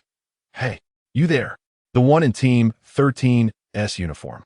Didn't you hear the alarm? With such a significant incident, why are you still meandering about? Hurry and provide support." But just as the words were about to escape his lips, he suddenly halted. Wait, that face, that figure, and that shotgun that just wrought a massacre wasn't he that the intruder from earlier? What the hell was I just thinking? The middle-aged man felt a chill run down his spine. However, when he once again fixed his gaze upon the screen, that overwhelming sensation, though this young man appeared somewhat frivolous, was indeed a misperception of our K society, surged back like a tidal wave, ensnaring him in a convoluted loop of logical confusion. What on earth is happening? The middle-aged man clutched his head, feeling as though his CPU was on the verge of overheating. Chapter 89. Let us make a deal in the monitoring room. A middle-aged man forcibly diverted his gaze from the screen. He closed his eyes and took a deep breath. "Listen to me," he shouted into the loudspeaker, exerting every ounce of strength to suppress the panic within. "The enemy is among you. He can become invisible. Stay alert." However, the assassins in the corridor exchanged bewildered glances. Chen Shou, with the effects of his invisibility spell in play, boldly traversed among them. The spell still had 5 seconds to go. 4, 3. Chen silently counted down in his mind. 2, 1. At the very moment the spell expired, Chen Shou pivoted sharply, and his shotgun roared once more. Boom! Chaos ensued as bodies fell. They never understood why. Surrounded by their own, they were suddenly struck down by bullets that seemed to come from nowhere. In front of the screen, the middle-aged man was so enraged he nearly smashed the control panel. Yet, he finally caught sight of Chen Shou's fleeting figure. "Capture him." That one in the 13th team uniform. Grasping this sliver of hope, he frantically ordered, "Everyone, chase him. Don't let him escape." Meanwhile, Chen Shou paid no heed to his pursuers. The disparity in their abilities was too stark. He glided effortlessly on his hoverboard, moving at will, while the assassins barely took 2 steps before losing sight of him. Footsteps were approaching from around the corner, quite a few of them. Chen Shou slowed his pace and prepared for the enemy's imminent appearance. As the footsteps grew louder, several shadows peeked around the corner. Tat, tat, tat, tat, tat. Precision shots. Each enemy that revealed themselves was struck squarely in the forehead by a bullet, unable to utter a single cry before collapsing limply. In the monitoring room, the middle-aged man trembled with rage at the sight of the carnage displayed on the screen, his teeth grinding in frustration. This cannot continue. Everyone, listen up. A glint of madness flashed in his eyes. Abandon the gunfight. Throw grenades at his predicted location. Blast him to pieces. However, an assistant timidly reminded him. The grenades might cause irreversible damage to the base structure. To hell with that. The middle-aged man snapped, completely losing his composure. The enemy is on the verge of demolishing the base, and you're worried about a few walls? What? Do you want to keep the base as your luxurious coffin? The assistant shrank back, muttering under his breath. Soon, the gunfire in the corridor dwindled. Chen Shou raised an eyebrow, sensing something amiss. He thoughtfully glanced upwards at an inconspicuous surveillance camera on the ceiling, a knowing expression crossing his face. The spell had cooled down, invisibility activated. Once more donning the guise of an ordinary passerby, Chen Shou stealthily made his way to the next intersection. He observed a group of assassins lurking in the shadows, each clutching high-explosive grenades, their breaths held as they anxiously watched the direction from which Chen had just departed. "What are you up to?" Chen Shou suddenly inquired. Due to the spell's effect, the assassins failed to realize that the individual in their uniform before them was their intended target. One enthusiastic assassin assumed Chen was a new recruit who had just arrived for support and casually handed him a grenade, gesturing, "When the enemy comes from that direction, throw it over there, all right?" Chen Shou examined the grenade in his hand, turning it over thoughtfully. "Is this how it's used?" he asked, as he hooked his finger and pulled the pin with a click. The assassin's expressions shifted from tense to horrified. "What are you doing? Newbie, are you looking for death? Throw it away. Throw it away." Chen Shou grinned widely. "All right." In a swift motion, he tossed the grenade to the ground. Instantly, the hoverboard appeared beneath his feet, propelling him away. Boom! A thunderous explosion reverberated throughout the base. The steel walls groaned under the strain, and dust rained down from the ceiling. In the monitoring room, the middle-aged man was beside himself, pacing frantically. He glanced at the trembling assistant beside him and, in a fit of rage, kicked him. The assistant. After kicking, the middle-aged man gasped for breath, forcing himself to regain composure. He took a deep breath, his mind racing. This kid was too unpredictable. A direct confrontation was futile. He needed to devise a means of escape. Suddenly, clarity struck him. What base, what mission? It was all nonsense. His life was paramount. A career could be rebuilt, but a life lost could never return. With this thought, his demeanor immediately shifted to one of calm determination. Straightening his collar, he sternly instructed his assistant, "You're in charge here. Keep an eye on the screen. I'm stepping out for a moment. I'll be back soon." Without waiting for a response, he turned and hurried towards the elevator, preparing to make a swift exit. On the other side, Chen Shou arrived at a crossroads, glancing at the signs indicating the intent zone and judgment zone, deciding to lie in wait for his prey. Meanwhile, in the monitoring room, the unfortunate assistant, who had just been inexplicably kicked, stared at the screen as Chen Shou nonchalantly leaned against the wall at the entrance to the intent zone, seemingly waiting for someone. The assistant faced a difficult choice. Should he risk his life to inform the supervisor who had just kicked him about the ambush ahead? Or, recalling the humiliation from that kick and the supervisor's usual arrogance, he thought, "Why should only you escape? After being kicked, I should warn you? In your dreams, if we're going down, we go down together." With newfound audacity, the assistant quietly activated the area broadcast, specifically targeting the corridor leading to the intent zone. "Supervisor, hurry. The target seems to be heading toward the exit. If you don't hurry, it will be too late." Upon hearing the broadcast, the middle-aged man's heart raced. This was bad. That kid was heading for the exit to block me. He immediately quickened his pace, the sound of his shoes echoing in the empty corridor. Ambush point. Chen Shou heard the increasingly urgent footsteps approaching and couldn't help but smile wickedly. The middle-aged man, panting hard, reached the entrance to the intent zone. Just as he was about to turn the corner, he looked up to see the young man, arms crossed and smiling at him. It was over. The middle-aged man felt a chill run down his spine. How did he get here? Suddenly, he recalled the helpful broadcast. Damn it, betrayed by my own assistant. We can make a deal. At that moment, the broadcast crackled to life. Chen Shou aimed his gun at the middle-aged man. "Regardless of your purpose here, if you grant me my life, the man before you is yours to dispose of." "You."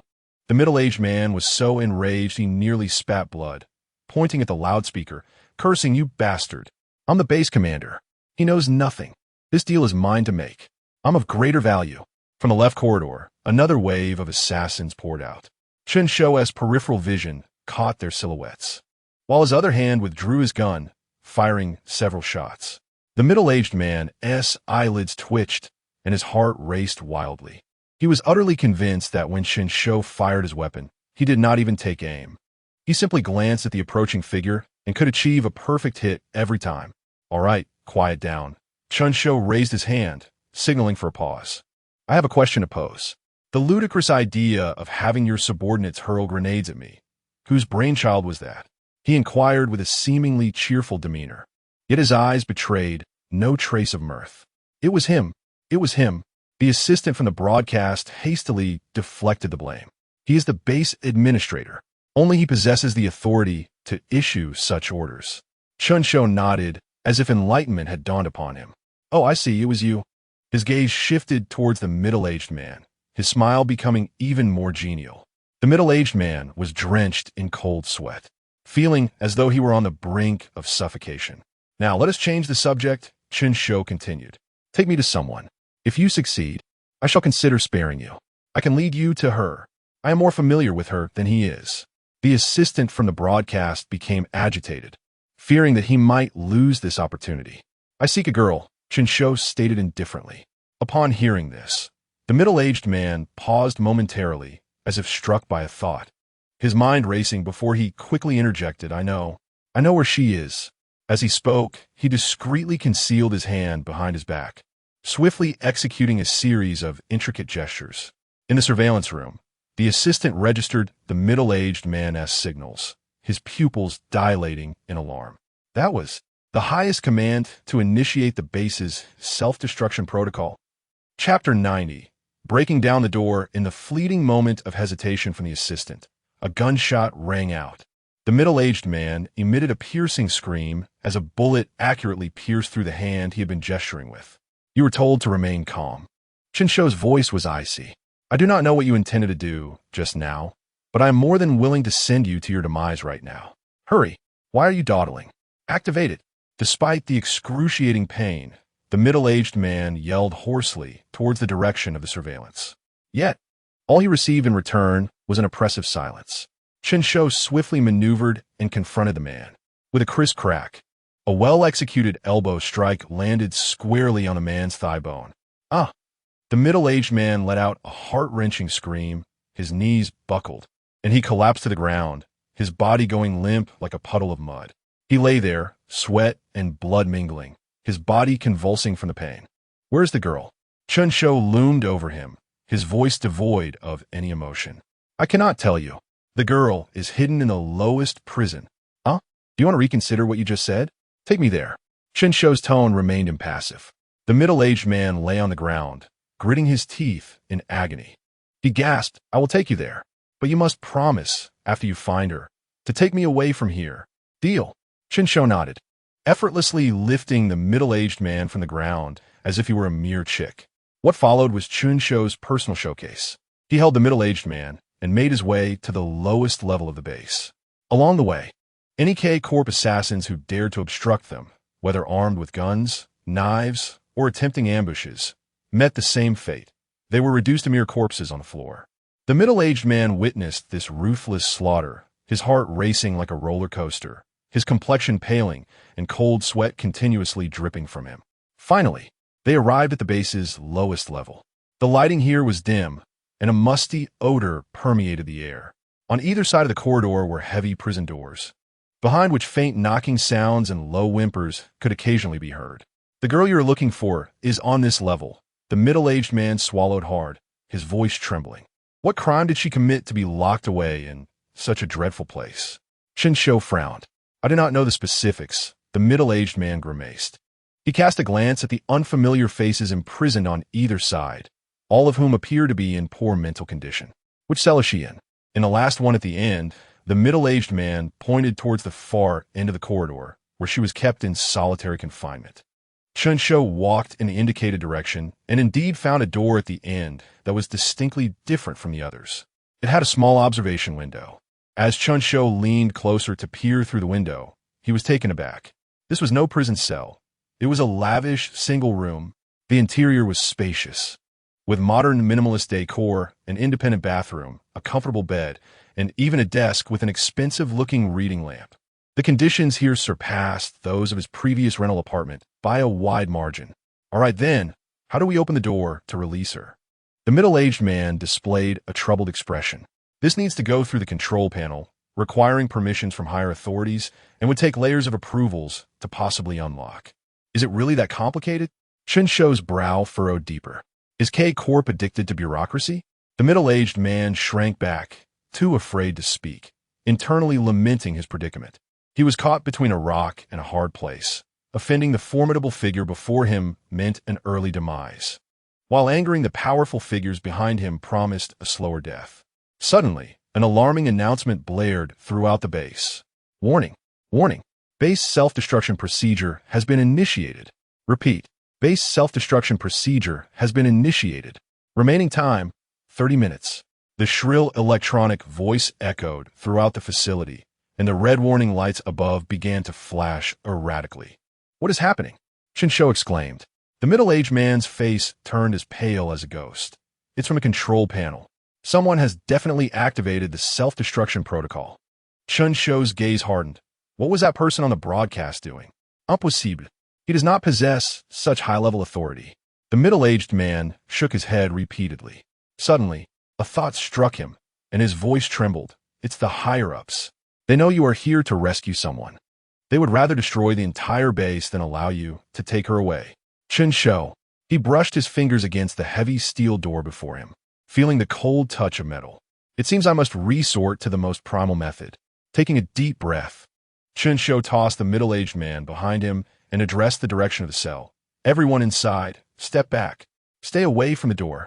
From within the prison, a calm, clear female voice responded. Why? Because I'm going to break down the door, Chen Shou replied succinctly. Then, as the girl gazed at him with a hint of confusion and the middle-aged man watched in sheer terror, Chen Shou clenched his fist. Bang! A thunderous sound erupted, akin to a battering ram striking a city gate. Chen Shou's fist crashed against the heavy door with tremendous force, causing the entire underground space to tremble. The prisoners, who had stirred restlessly due to the initiation of the self-destruction protocol, fell silent, stunned by the sudden noise. Bang! Bang! Bang! Bang! Bang! Chen Shou's expression remained impassive as he relentlessly hammered on the door. Each punch was infused with terrifying power, threatening to break the door under the strain. The girl inside the cell displayed a flicker of astonishment in her eyes. The middle-aged man, on the other hand, was utterly petrified, his eyes nearly popping out of their sockets. Is this even human? Using his fist to smash a steel door. Bang! Bang! Bang! Bang! Bang! Another series of heavy strikes. The thick steel door was visibly dented from Chen Shou's relentless assault. His knuckles were already torn, blood streaming down. Hey, how much time is left on the self-destruction countdown? Chen Shou asked without turning around. The middle-aged man trembled as he glanced at the emergency timer on the wall. Less than 25 minutes. Time is tight. Chen Shou's gaze sharpened as he exerted more force. Bang! Bang! Bang! Bang! Bang! He unleashed an even more ferocious barrage of punches. Boom! Finally, with a deafening crash, the weakest point in the door was smashed open, creating a hole the size of a basin. Panting, Chen Shou shook his bloodied fist and took a breath. He approached the newly created opening, bracing his feet against the doorframe, grabbing the jagged metal edges and pulling with all his might. Tear! The sharp metal edges sliced through his palm, blood gushing forth. But Chen Shou seemed oblivious to the pain, relentlessly tearing the hole wider until it was just large enough for a person to squeeze through. Hey, those inside, you can come out now. He gestured to indicate the size of the opening. The hole is almost as wide as your shoulder. You should be able to squeeze through. Hurry. The girl appeared somewhat reluctant, slowly approaching the opening, sizing it up. Ultimately, she tore off a corner of the bedsheet and clumsily wrapped it around her hand. Actually, I was quite comfortable in here. It's quiet, no one disturbs me, and meals are delivered on time. She muttered softly as she edged towards the opening. Chen Shou, all right, fine. Is this how you want to play? If it weren't for that reward, I would truly want to shove you back in there and let you perish with this base. As soon as the girl's head emerged from the opening, Chen Shou eagerly seized her shoulder and forcefully yanked her outward. The girl stumbled, nearly losing her balance. Chen Shou swiftly summoned the hoverboard. With one hand gripping the bewildered middle-aged man and the other clutching the girl, who had just been forcefully brought into the world, he leapt onto the hoverboard. Hold on tight. We're taking off. With a resounding hum, blue flames erupted, propelling the hoverboard, carrying the three of them like a streak of light, racing back in the direction from whence they came. Chapter 91. Escape. A chilling electronic voice reverberated. Warning. 20 minutes remaining until base self-destruction. Chen Shou and his companions raced forward, akin to a motorcycle speeding through obstacles, with Chen balancing two individuals on his arms, creating a dazzling display of sparks as they collided with various barriers. At the last possible moment, they reached the base of the elevator shaft. However, the sight before them sent a wave of despair through the middle-aged man. The sole elevator platform leading to the ground was at least 4 to 5 meters above them and ascended at a leisurely pace. Standing on the platform was a young man, gazing down at them with a gleeful expression. "It's my assistant." The middle-aged man's voice trembled with despair as he watched the platform rise higher and higher. "It's over. Completely over. We can't escape." The assistant on the platform sneered. "What a pathetic supervisor. You're just like me. Oh no, you will be buried beneath this base as fertilizer." Just as the middle-aged man sank into hopelessness, an unusually calm female voice broke through. "You must have a plan, right?"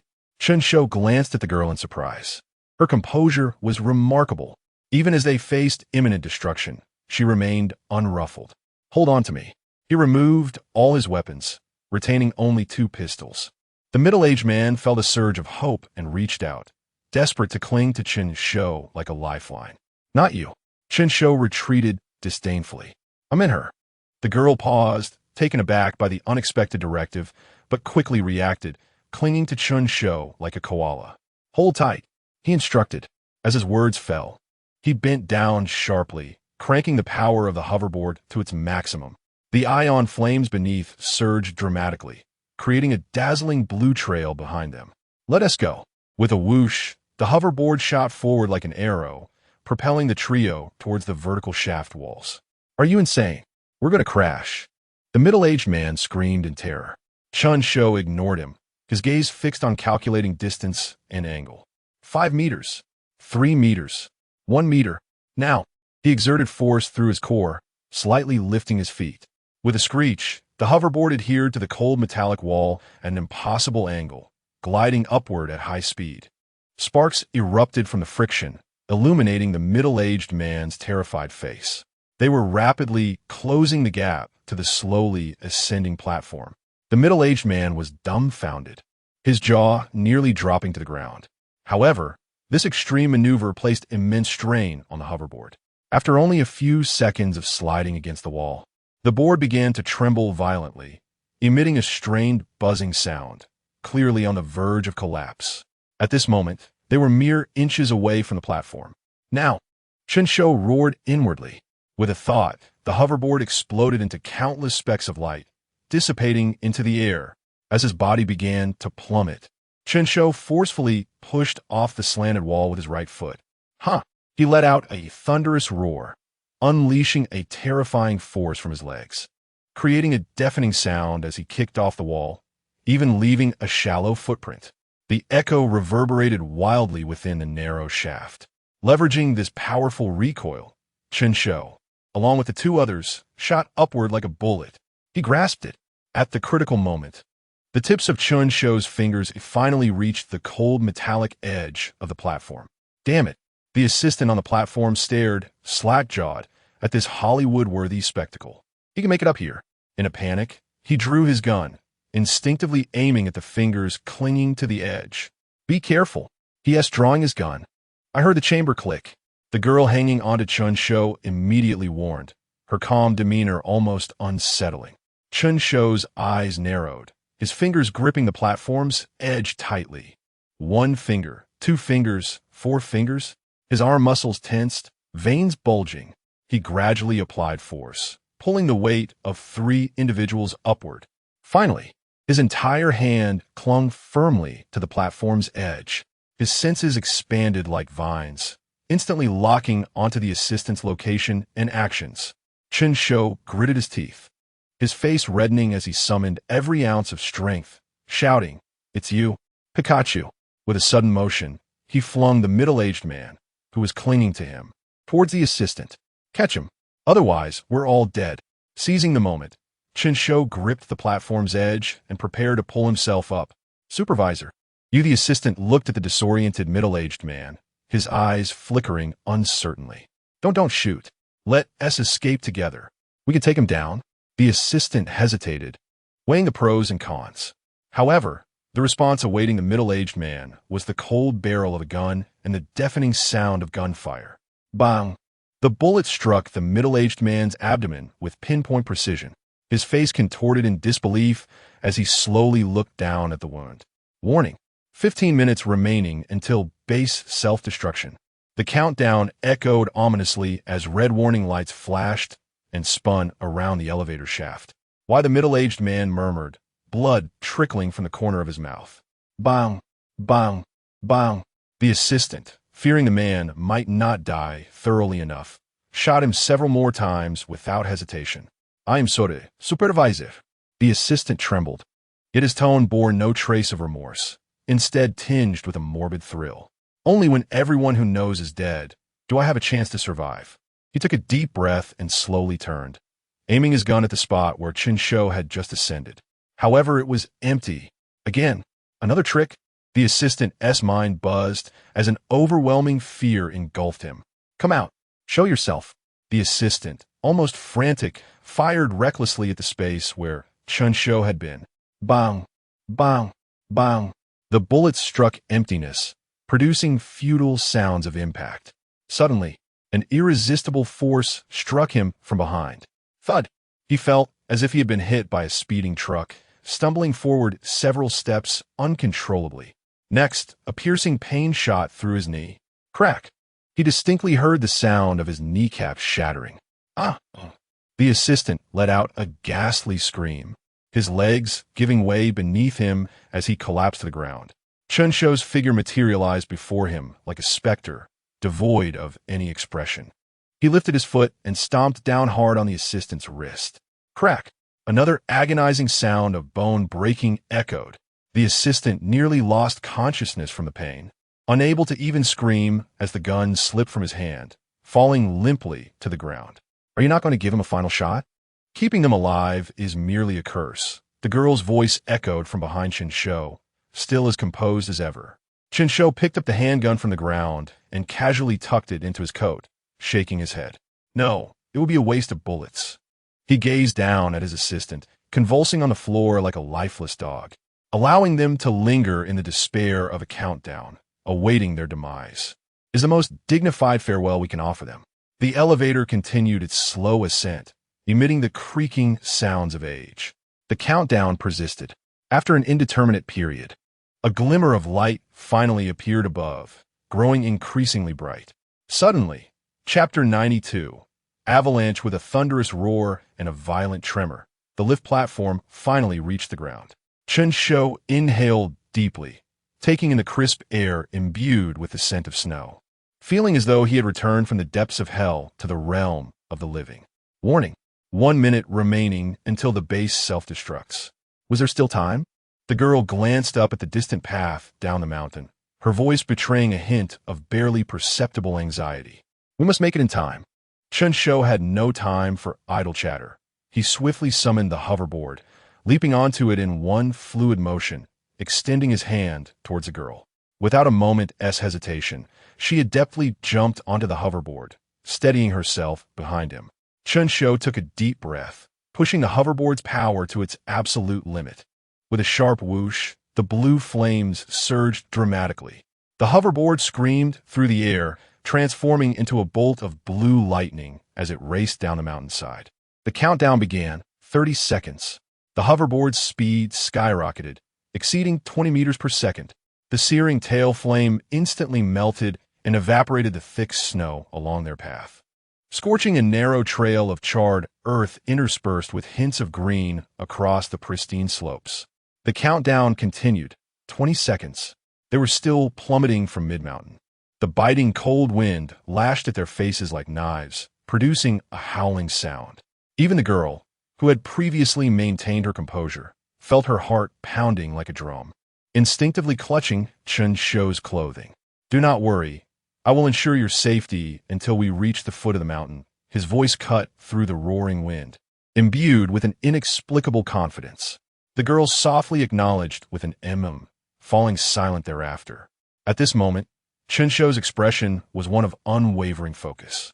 His gaze and senses operated like a sophisticated computer, mapping the steep and intricate terrain ahead, constantly adjusting the hoverboard's angle and speed to deftly avoid the scattered corpses of sentinels and remnants of equipment he had previously cleared from the snow. The countdown reached 10 seconds. They had finally surged past the relatively gentle slope. Yet, thousands of meters still lay between them and the safety of the valley below. This seemed a flight utterly impossible. 10, 9, 8, 3, 2, 1. With an unprecedented roar that seemed capable of tearing the very fabric of the universe asunder, the mountainside beneath them erupted violently. The earth trembled fiercely. The majestic Shuilong Snow Mountain was shaken as if by an unseen giant hand. From the direction of the distant lift shaft came the sound of twisted metal breaking, followed by the shriek of the platform plummeting. Those left behind, the assistant and the already faltering middle-aged man, were consumed by the overwhelming sensation of weightlessness and terror. Unable even to scream before they were engulfed by the collapsing shaft, swallowed by endless darkness and debris, ultimately reduced to indistinguishable masses of flesh.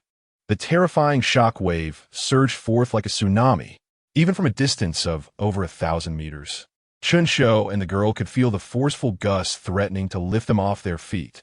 The girl instinctively turned to look back, her pupils dilating in horror. "Look above," she cried out in alarm.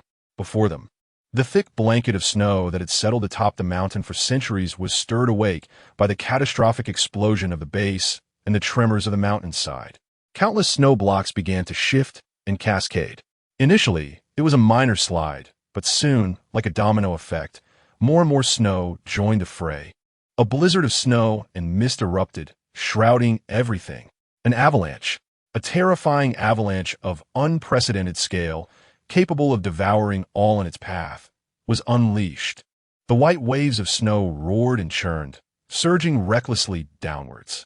Its speed was beyond imagination. The girl's face drained of color. The overwhelming white death seemed poised to engulf the entire world. She could even hear the thunderous rumble of the snow, cascading, as if 1,000 steeds were galloping. "Hold on tight." Chen Shou's voice rang out again, exuding an unshakable calm. He lowered his body sharply, pushing the hoverboard's speed up another notch. They had to escape.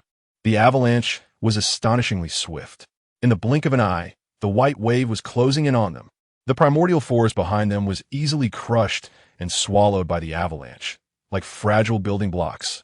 Enormous trees were uprooted, tumbling along with the snow, producing horrifying cracking sounds. The girl tightly shut her eyes, unable to bear the apocalyptic scene behind her.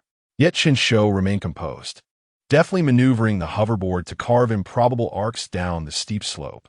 He used protruding rocks as launch pads, soaring high to narrowly avoid the massive, rolling snow blocks. The menacing avalanche failed to seize the agile figure before it. They were growing closer to the foot of the mountain. The roars behind them intensified. The chilling snow fog was already at their heels. 100 meters, 50 meters, 10 meters. They burst forth with a hum. The hoverboard propelled them out of the shadow of the avalanche, landing safely on the relatively flat and secure base of the mountain. Almost instantaneously, a thunderous crash resounded. The monstrous white wave, like a rampaging beast, crashed violently against the slope they had just vacated, burying everything beneath it. A cloud of snow and mist engulfed the area, obscuring the sun, lingering ominously. But it was not over yet. That was merely the vanguard of the avalanche. Though the white torrent behind them slowed its momentum, it relentlessly pursued them, creeping towards the dense forest at the mountain's base. Chen Shou dared not relent for a moment, scarcely allowing himself to catch his breath. As he activated the hoverboard once more, plunging into the thicket ahead. In contrast to the open slopes, navigating through the forest presented numerous challenges. Countless stout trunks stood like natural barriers, haphazardly arranged. The hoverboard's speed had to be reduced. The girl, feeling the tension return, gripped Chen Shou's clothing tightly, swaying with every sharp turn of the hoverboard. The avalanche's power showed signs of waning as it burst from the valley into the relatively flat, yet obstacle-laden forest. The deafening roar began to morph into a distant, dull rumble. Thus, the two of them raced onward through the forest, covering at least 10 kilometers without pause. Only when the rumble behind them faded into an almost imperceptible background noise did Chen Shou gradually reduce the hoverboard speed. He exhaled a long, deep sigh, his tense shoulders finally relaxing. The sustained tension and extreme exertion had left even him feeling fatigued. The girl, sensing the deceleration and the retreating threat, allowed her taut body to unwind, feeling as if she were finally safe. For the moment. Chapter 93. The funeral in the oppressive atmosphere. The funeral commenced. The sun shone brightly, filtering through the lush leaves and casting light upon each face present, yet it failed to dispel the gloom enveloping everyone. Xiaoxi stood beside her mother, her eyes swollen and red. As moments ticked by, that familiar figure ultimately did not materialize. A few sighs arose from the crowd. The elderly village chief cleared his throat and began to read aloud the names of those who had perished in the conflict. The burial commenced, earth was shoveled in, and a small bouquet of wildflowers offered in a symbolic gesture. Everything was shrouded in silence, broken only by the soft rustling of shovels moving the soil and the mournful sigh of the wind passing through the mountains. Suddenly, a thunderous sound erupted from the distant horizon. Almost immediately, the ground beneath their feet began to tremble ever so slightly. Initially, it was a mere tremor, but soon the vibrations intensified. What was happening? An earthquake? Someone exclaimed in panic. No, look over there. It's a snow-capped mountain. A sharp-eyed villager pointed towards the distance, his voice quaking. Everyone abruptly turned their gaze. They beheld the towering Zonglong snow mountain, which at that moment appeared to come alive, its entire mass visibly shaking. From the summit, vast sheets of snow cascaded down like waterfalls. An avalanche. Xiaoxi's heart tightened instantly. Could it be that Chen Shou? She dared not think further, praying that Chen Shou had not yet reached the mountain or had already fled to safety. Everyone stood frozen in place. Xiaoxi felt a weight on her shoulder as a warm hand gently rested there. Turning, she met her mother's concerned gaze, unable to contain herself any longer. Xiaoxi fell into her mother's embrace, her suppressed sobs finally erupting. All eyes remained fixed on the distant snow-capped mountain. That white tsunami, even from hundreds of kilometers away, seemed to reveal the swirling snow mist, and they could almost envision the torrent of boulders and tree trunks being swept away, devouring everything in its path with relentless force. The village chief paused for a moment, forcing himself to regain composure as he continued to preside over the funeral. Life must go on. Mourning continued until all the deceased were laid to rest. The villagers quietly placed simple wooden markers at each grave. The funeral was modest yet solemn, and in the deathly silence, it seemed it might conclude in haste. Wait! Suddenly, a hoarse voice broke through. Everyone turned towards the sound, spotting an injured man with a bandaged arm stepping forward. Should we also give? His words trailed off, but everyone understood his intent. After a brief silence, one person picked up a prepared blank wooden plaque and hesitantly asked, "What is his name?" Chen Shou, Xiaoxi choked out. The man nodded, taking out a small knife and laboriously carving the characters. Grave of Chen Shou, villager of Hope Village. Once finished, he silently placed the plaque atop a small mound of earth. There was no body, only a symbolic grave. Gazing at the freshly carved tombstone, the villager's grief was reignited. Xiaoxi's mother held her daughter tightly, offering silent comfort. As the funeral concluded, the people returned to the village with heavy hearts. Her father was still bedridden, unable to work for the time being. Now was not the moment for sorrow. Xiaoxi took a deep breath, steeling herself. That night, as everyone succumbed to weary slumber, a sudden, urgent ringing shattered the night's tranquility. What was happening? Were there more enemies? Xiaoxi's father jolted awake, fear gripping him. Xiaoxi's mother quickly reassured him. "Dad, Mom." Outside, Xiaoxi's voice, tinged with tears yet bursting with excitement, rang out almost in a shriek. The couple exchanged glances, each reflecting disbelief and joy. It was Chen Shou. Brother Chen Shou has returned.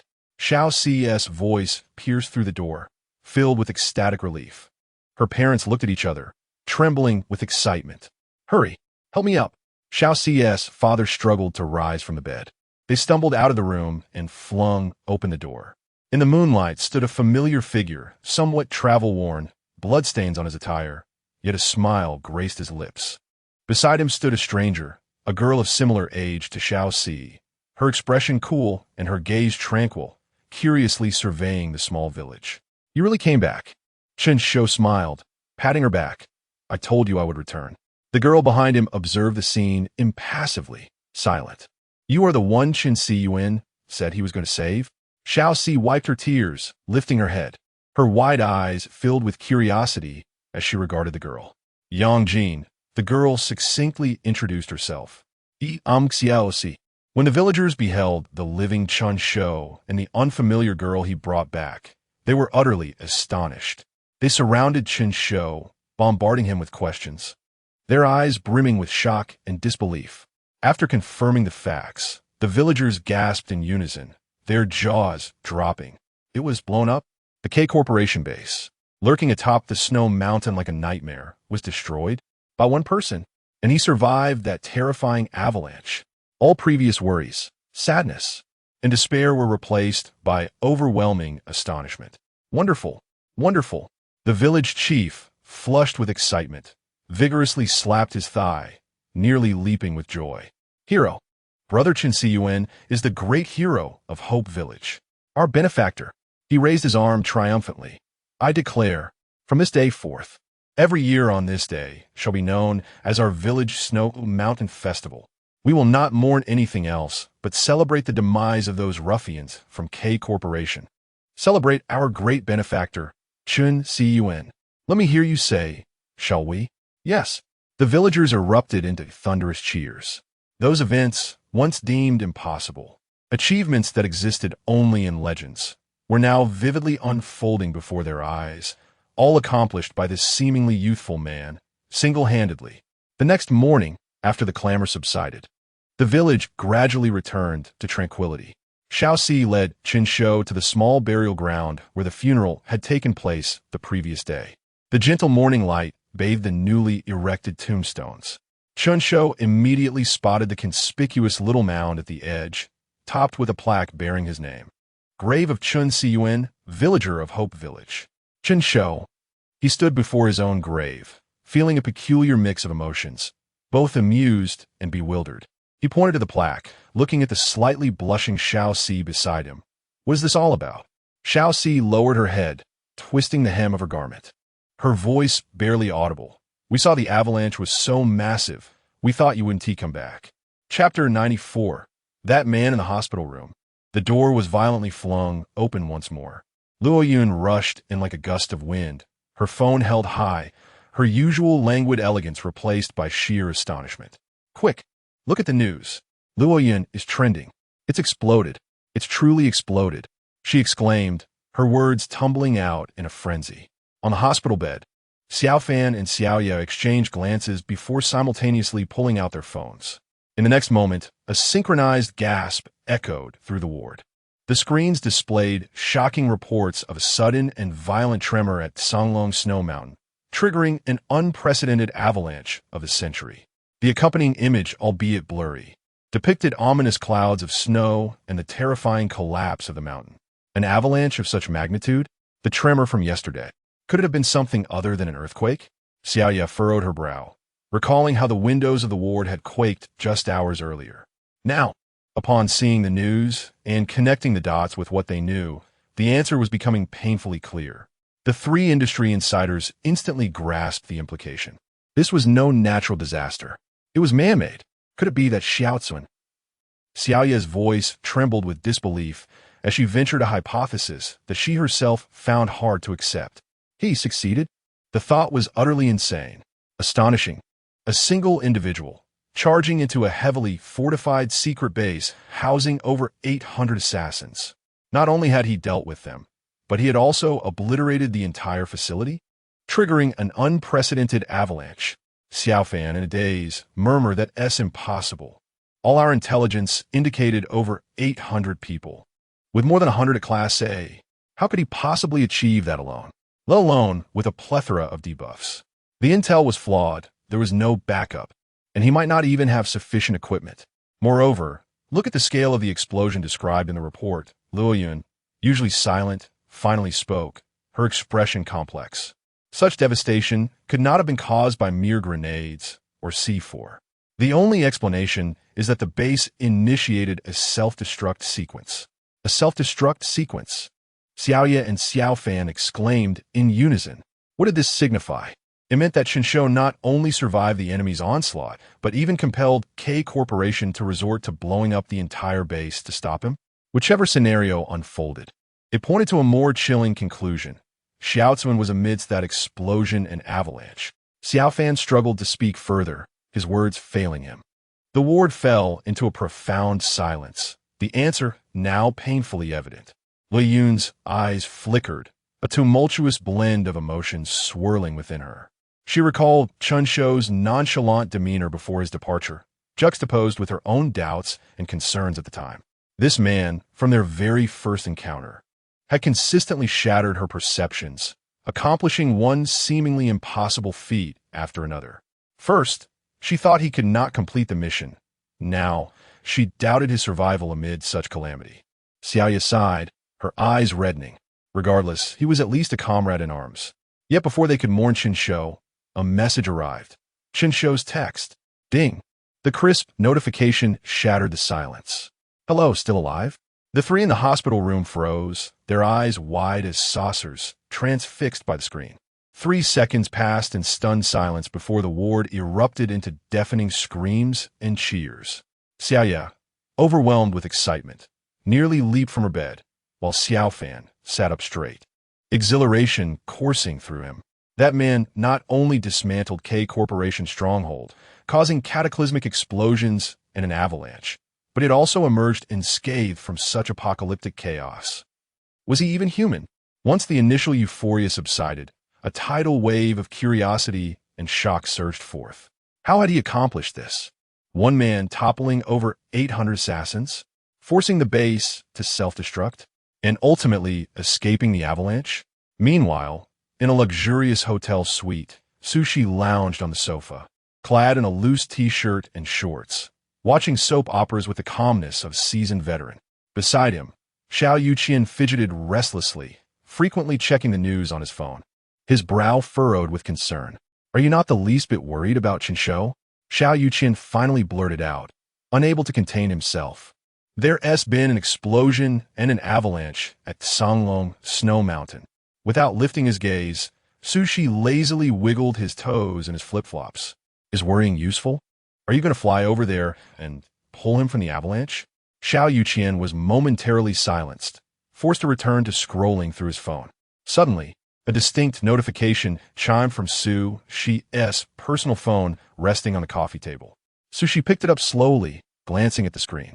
The next moment, he sprang from the sofa as if propelled by springs, his ever-composed demeanor replaced by sheer joy and disbelief. Good, good, good, he exclaimed, spinning in circles, overwhelmed with excitement. Startled by a sudden reaction, Xiao Yuqian leaned over to see the screen, which displayed a succinct message from Chen Shou. Mission accomplished. Target girl successfully rescued. Sending someone to pick her up. Mission accomplished. The girl has been rescued. Xiao Yuqian's eyes widened in astonishment. No way. Is this real? That S near S-rank difficulty. One person. Not only did he complete the original S-rank rescue mission, but he also wiped out K Corporation's stronghold at Songlong Snow Mountain. Su Shi, brimming with excitement, stumbled over his words, pacing back and forth, rubbing his hands together as his mind raced. This won't do. The previously agreed reward of 2 million is far too little, absolutely inadequate. Xiao Yuqian observed Su Shi with a mix of amusement and awe, sensing the gravity of the situation. A new era might indeed be dawning. The world of assassins would likely be stirred into a tempest by this newcomer. Who would dare provoke him? Jealousy? Xiao Yuqian shook his head. That was inconceivable. When the disparity in power is as vast as the chasm between heaven and earth. All that remains is admiration and relief. Relief that such a figure was on their side. If this task had been assigned to him, his best course of action would have been to immediately recruit reinforcements, reassess, devise a meticulous plan, and expend vast resources, with success remaining uncertain. Yet Chen Shou had charged in alone, and then proceeded to obliterate the base, while simultaneously completing another S-rank mission. And he had only been employed for less than a month. Incredible. Unbelievable.